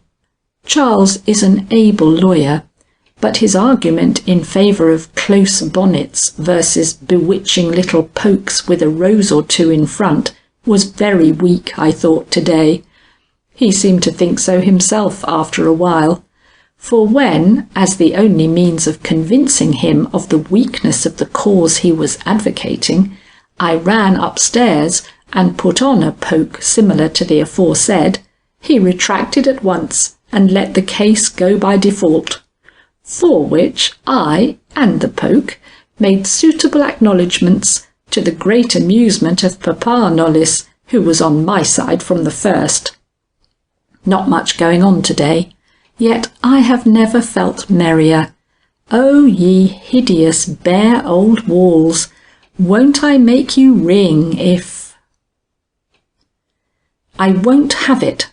I won't have that smooth, persistent hypocrite pushing his way into my presence, when my whole heart and attention belong to a man who would love me if he only could get his own leave to do so. Obadiah Trome has been here to-day, on one pretext or another, 3 times. Once he came to bring some very choice apples, as if I cared for apples. The second time he had a question of great importance, no doubt, to put to Charles, and, as Charles was in my company, the whole interview lasted, let us say, a good half-hour at least. The third time he came, it was to see me, which, as it was now evening, meant talk, talk, talk in the great drawing-room, with just a song interpolated now and then, instead of a cosy chat in the window-seat of the pretty flower-parlour, with only one pair of ears to please and one pair of eyes to watch. Master Trome was intrusive, and if no one felt it but myself, it is because Charles Knollys has set himself up an ideal of womanhood to which I am a contradiction. But that will not affect the end. A woman may be such a contradiction and yet win, if her heart is in the struggle, and she has, besides, a certain individuality of her own, which appeals to the eye and heart, if not to the understanding. I do not despair of seeing Charles Knollys's forehead taking a very deep frown at sight of his handsome and most attentive neighbour. Hey-ho! Why don't I answer Amelia Butterworth's last letter? Am I ashamed to tell her that I have to limit my effusion to just 4 pages because I have commenced a diary? I declare, I begin to regard it a misfortune to have dimples. I never have regarded it so before, when I have seen man after man succumb to them, but now they have become my bane, for they attract 2 admirers, just at the time they should attract but 1, and it is upon the wrong man they flash the oftenest. Why, I leave it to all true lovers to explain. As a consequence, Master Trome is beginning to assume an air of superiority, and Charles, who may not believe in dimples, but who on that very account perhaps seems to be always on the lookout for them, shrinks more or less into the background, as is not becoming in a man with so many claims to respect, if not to love. I want to feel that each one of these precious 14 days contains all that it can of delight and satisfaction, and how can I when Obadiah, oh, the charming and romantic name, holds my crewels instead of Charles, and whispers words which, coming from other lips, would do more than waken my dimples. But if I must have a suitor, just when a suitor is not wanted, let me at least make him useful. Charles shall read his own heart in this man's passion. I don't know why, but I have taken a dislike to the flower-parlour. It now vies with the great drawing-room in my disregard. Yesterday, in crossing it, I felt a chill, so sudden and so penetrating that I irresistibly thought of the old saying, "Someone is walking over my grave." My grave! Where lies it? And why should I feel the shudder of it now? Am I destined to an early death? The bounding life in my veins says no. But I never again shall like that room. It has made me think. I have not only sat in the old coach, but I had, let me drop the words slowly, they are so precious. I have had a kiss given me there. Charles gave me this kiss. He could not help it. I was sitting on the seat in front, in a sort of mock mirth he was endeavouring to frown upon, when suddenly I glanced up and our eyes met, and he says it was the sauciness of my dimples. Oh, those old dimples! They seem to have stood me in good stead after all. But I say it was my sincere affection which drew him, for he stooped like a man forgetful of everything in the whole wide world but the little trembling, panting being before him, and gave me one of those caresses which seals a woman's fate for ever, and made me, the feather-brained and thoughtless coquette, a slave to this large-minded and true-hearted man for all my life hereafter. Why I should be so happy over this event is beyond my understanding. That he should be in the seventh heaven of delight is only to be expected, but that I should find myself tripping through this gloomy old house like one treading on air is a mystery, to the elucidation of which I can only give my dimples. My reason can make nothing out of it. I, who thought of nothing short of a grand establishment in Boston, money, servants, and a husband who would love me blindly whatever my faults, have given my troth, you will say my lips, but the one means the other, to a man who will never be known outside of his own county, never be rich, never be blind even, for he frowns upon me as often as he smiles, and worst of all, who lives in a house so vast and so full of tragic suggestion that it might well awaken doleful anticipations in much more serious-minded persons than myself. And yet I am happy.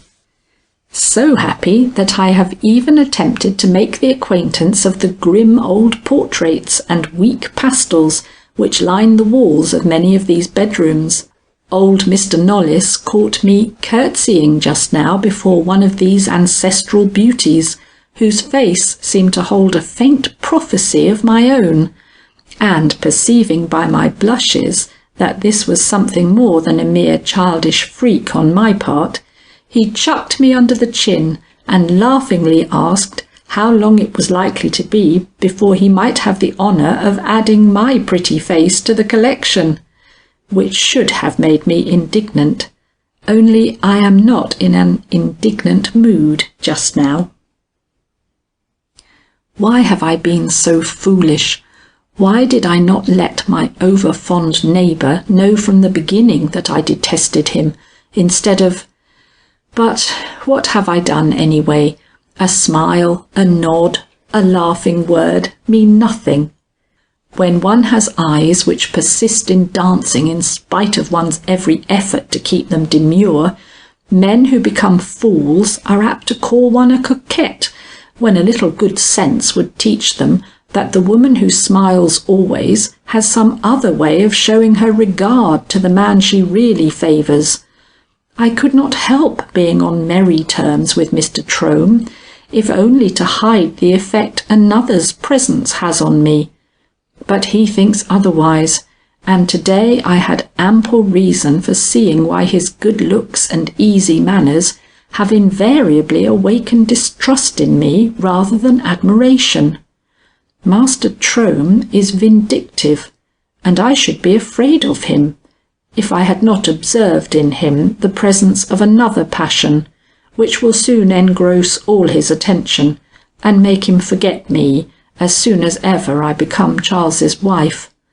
Money is his idol, and as fortune seems to favour him, he will soon be happy in the mere pleasure of accumulation. But this is not relating what happened today. We were walking in the shrubbery. By we, I naturally mean Charles and myself, and he was saying things which made me at the same time happy and a bit serious, when I suddenly felt myself under the spell of some baleful influence that filled me with a dismay I could neither understand nor escape from.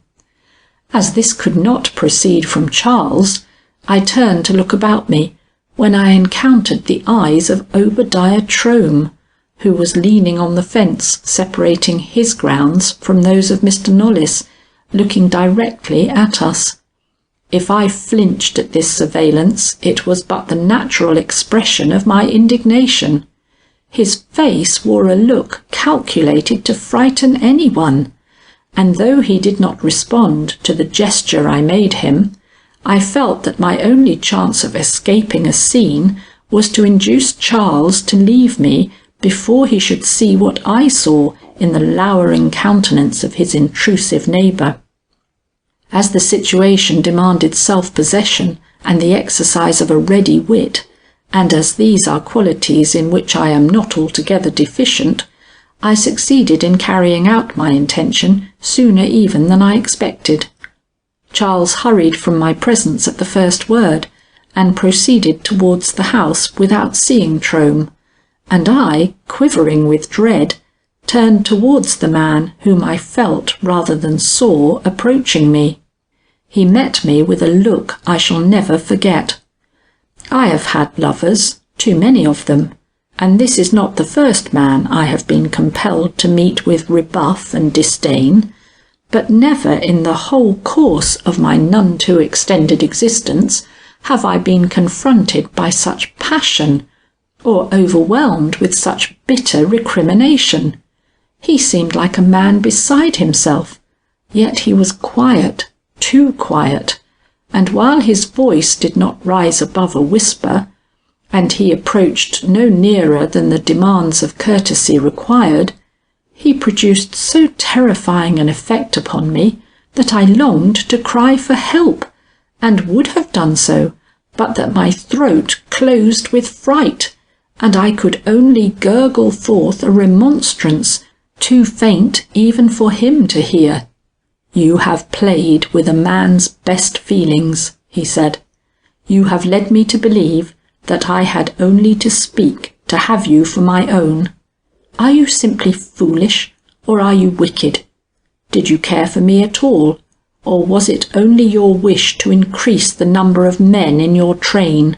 This one," here his hand pointed quiveringly towards the house, "has enjoyed a happiness denied me. His hand has touched yours, his lips—" Here his words became almost unintelligible, till his purpose gave him strength, and he cried, "But notwithstanding this, notwithstanding any vows you may have exchanged, I have claims upon you that I will not yield. I, who have loved no woman before you, will have such a hand in your fate that you will never be able to separate yourself from the influence I shall exert over you. I will not intrude between you and your lover. I will not affect dislike, or disturb your outer life with any vain display of my hatred or my passion, but I will work upon your secret thoughts, and create a slowly increasing dread in the inner sanctuary of your heart, till you wish you had called up the deadliest of serpents in your pathway, rather than the latent fury of Obadiah Trome. You are a girl now. When you are married and become a mother, you will understand me. For the present, I leave you. The shadow of this old house, which has never seen much happiness within it, will soon rest upon your thoughtless head. What that will not do, your own inherent weakness will. The woman who trifles with a strong man's heart has a flaw in her nature which will work out her own destruction in time. I can afford to let you enjoy your prospective honeymoon in peace. Afterwards," He cast a threatening look towards the decaying structure behind me, and was silent. But that silence did not unloose my tongue. I was absolutely speechless. 10 brides have crossed yonder threshold, he presently went on, in a low, musing tone freighted with horrible fatality. One, and she was the girl whose mother was driven up to these doors dead, lived to take her grandchildren on her knees. The rest died early, and most of them unhappily. Oh, I have studied the traditions of your future home. You will live, but of all the brides who have triumphed in the honourable name of Knollys, you will lead the saddest life, and meet the gloomiest end, notwithstanding you stand before me now, with loose locks flying in the wind, and a heart so gay that even my despair can barely pale the roses on your cheek. This was the raving of a madman. I recognised it as such, and took a little heart. How could he see into my future? How could he prophesy evil to one over whom he will have no control, to one watched over and beloved by a man like Charles? He is a dreamer, a fanatic. His talk about the flaw in my nature is nonsense, and as for the fate lowering over my head, in the shadows falling from the toppling old house in which I am likely to take up my abode, that is only frenzy, and I would be unworthy of happiness to heed it. As I realised this, my indignation grew, and uttering a few contemptuous words, I was hurrying away when he stopped me with a final warning. "Wait," he said. "Women like you cannot keep either their joys or their miseries to themselves. But I advise you not to take Charles Knollys into your confidence. If you do, a duel will follow, and if I have not the legal acumen of your intended, I have an eye and a hand before which he must fall if our passions come to an issue. So beware. Never while you live betray what has passed between us at this interview, unless the weariness of a misplaced affection should come to you, and with it the desire to be rid of your husband." A frightful threat, which, unfortunately perhaps, has sealed my lips. Oh, why should such monsters live? I have been all through the house today with old Mr Knollys. Every room was opened for my inspection, and I was bidden to choose which should be refurnished for my benefit. It was a gruesome trip, from which I have returned to my own little nook of chintz as to a refuge. Great rooms, which for years have been the abode of spiders, are not much to my liking. But I chose out 2 which at least have fireplaces in them, and these are to be made as cheerful as circumstances will permit. I hope, when I again see them, it will not be by the light of a waning November afternoon, when the few leaves still left to flutter from the trees blow soggy and wet against the panes of the solitary windows, or lie in sodden masses at the foot of the bare trunks, which cluster so thickly on the lawn as to hide all view of the high road. I was meant for laughter and joy, flashing lights and the splendours of ballrooms. Why have I chosen, then, to give up the great world, and settle down in this grimmest of grim old houses, in a none too lively village? I think it is because I love Charles Knollys, and so, no matter how my heart sinks in the dim shadows that haunt every spot I stray into, I will be merry, will think of Charles instead of myself, and so live down the unhappy prophecies uttered by the wretch who, with his venomous words, has robbed the future of whatever charm my love was likely to cast upon it. The fact that this man left the town today for a lengthy trip abroad should raise my spirits more than it has. If we were going now, Charles and I. But why dream of a paradise whose doors remain closed to you? It is here our honeymoon is destined to be passed, within these walls, and in sight of the bare boughs rattling at this moment against the panes. I made a misstatement when I said that I had gone into all the rooms of the house this afternoon. I did not enter the flower parlour.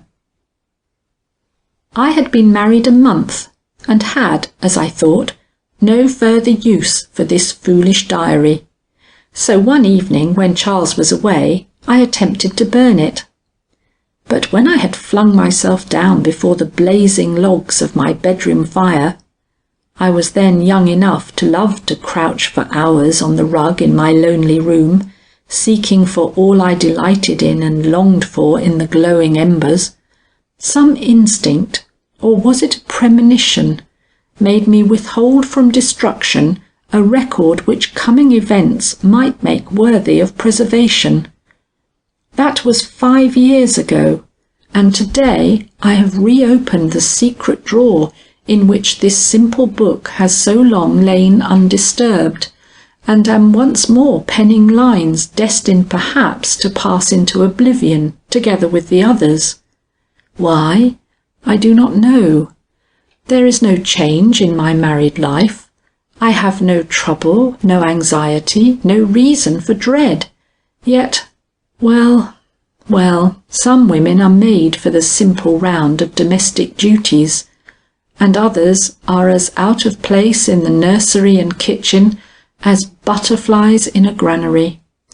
I want just the things Charles cannot give me.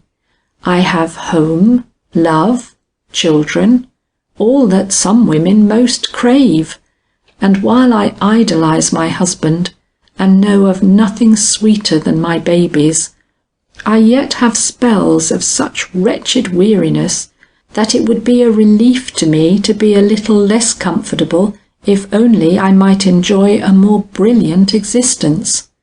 But Charles is not rich. Sometimes I think he is poor, and however much I may desire change, I cannot have it. Hey-ho! And what is worse, I haven't had a new dress in a year. I who so love dress, and become it so well.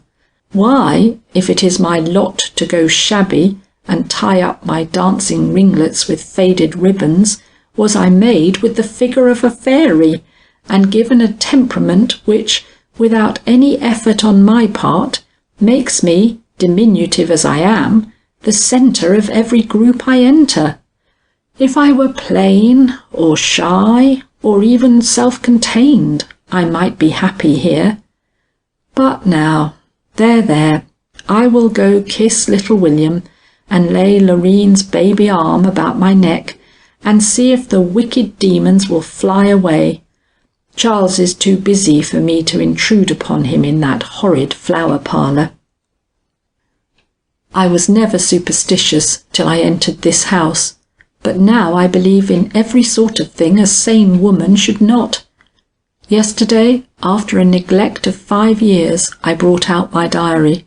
Today I have to record in it that there was a reason for my doing so. Obadiah Trome has returned home. I saw him this morning, leaning over his fence in the same place and in very much the same attitude as on that day when he frightened me so, a month before my wedding. But he did not frighten me today. He merely looked at me very sharply, and with a less offensive admiration than in the early days of our first acquaintance, at which I made him my best curtsy. I was not going to remind him of the past in our new relations, and he, thankful perhaps for this, took off his hat with a smile I am trying even yet to explain to myself. Then we began to talk. He had travelled everywhere, and I had been nowhere. He wore the dress and displayed the manners of the great world, while I had only a hungry desire to do the same. As for fashion, I needed all my beauty and the fading sparkle of my old animation to enable me to hold up my head before him. But as for liking him, I did not. I could admire his appearance, but he himself attracted me no more than when he had words of angry fury on his tongue. He is a gentleman, and one who has seen the world, but in other ways he is no more to be compared with my Charles than his pert new house, built in his absence, with the grand old structure with whose fatality he once threatened me. I do not think he wants to threaten me with disaster now. Time closes such wounds as his very effectually. I wish we had some of his money. I have always heard that the wives of the Knollys, whatever their misfortune, have always loved their husbands. I do not think I am any exception to the rule. When Charles has leisure to give me an hour from his musty old books, the place here seems lively enough, and the children's voices do not sound so shrill. But these hours are so infrequent.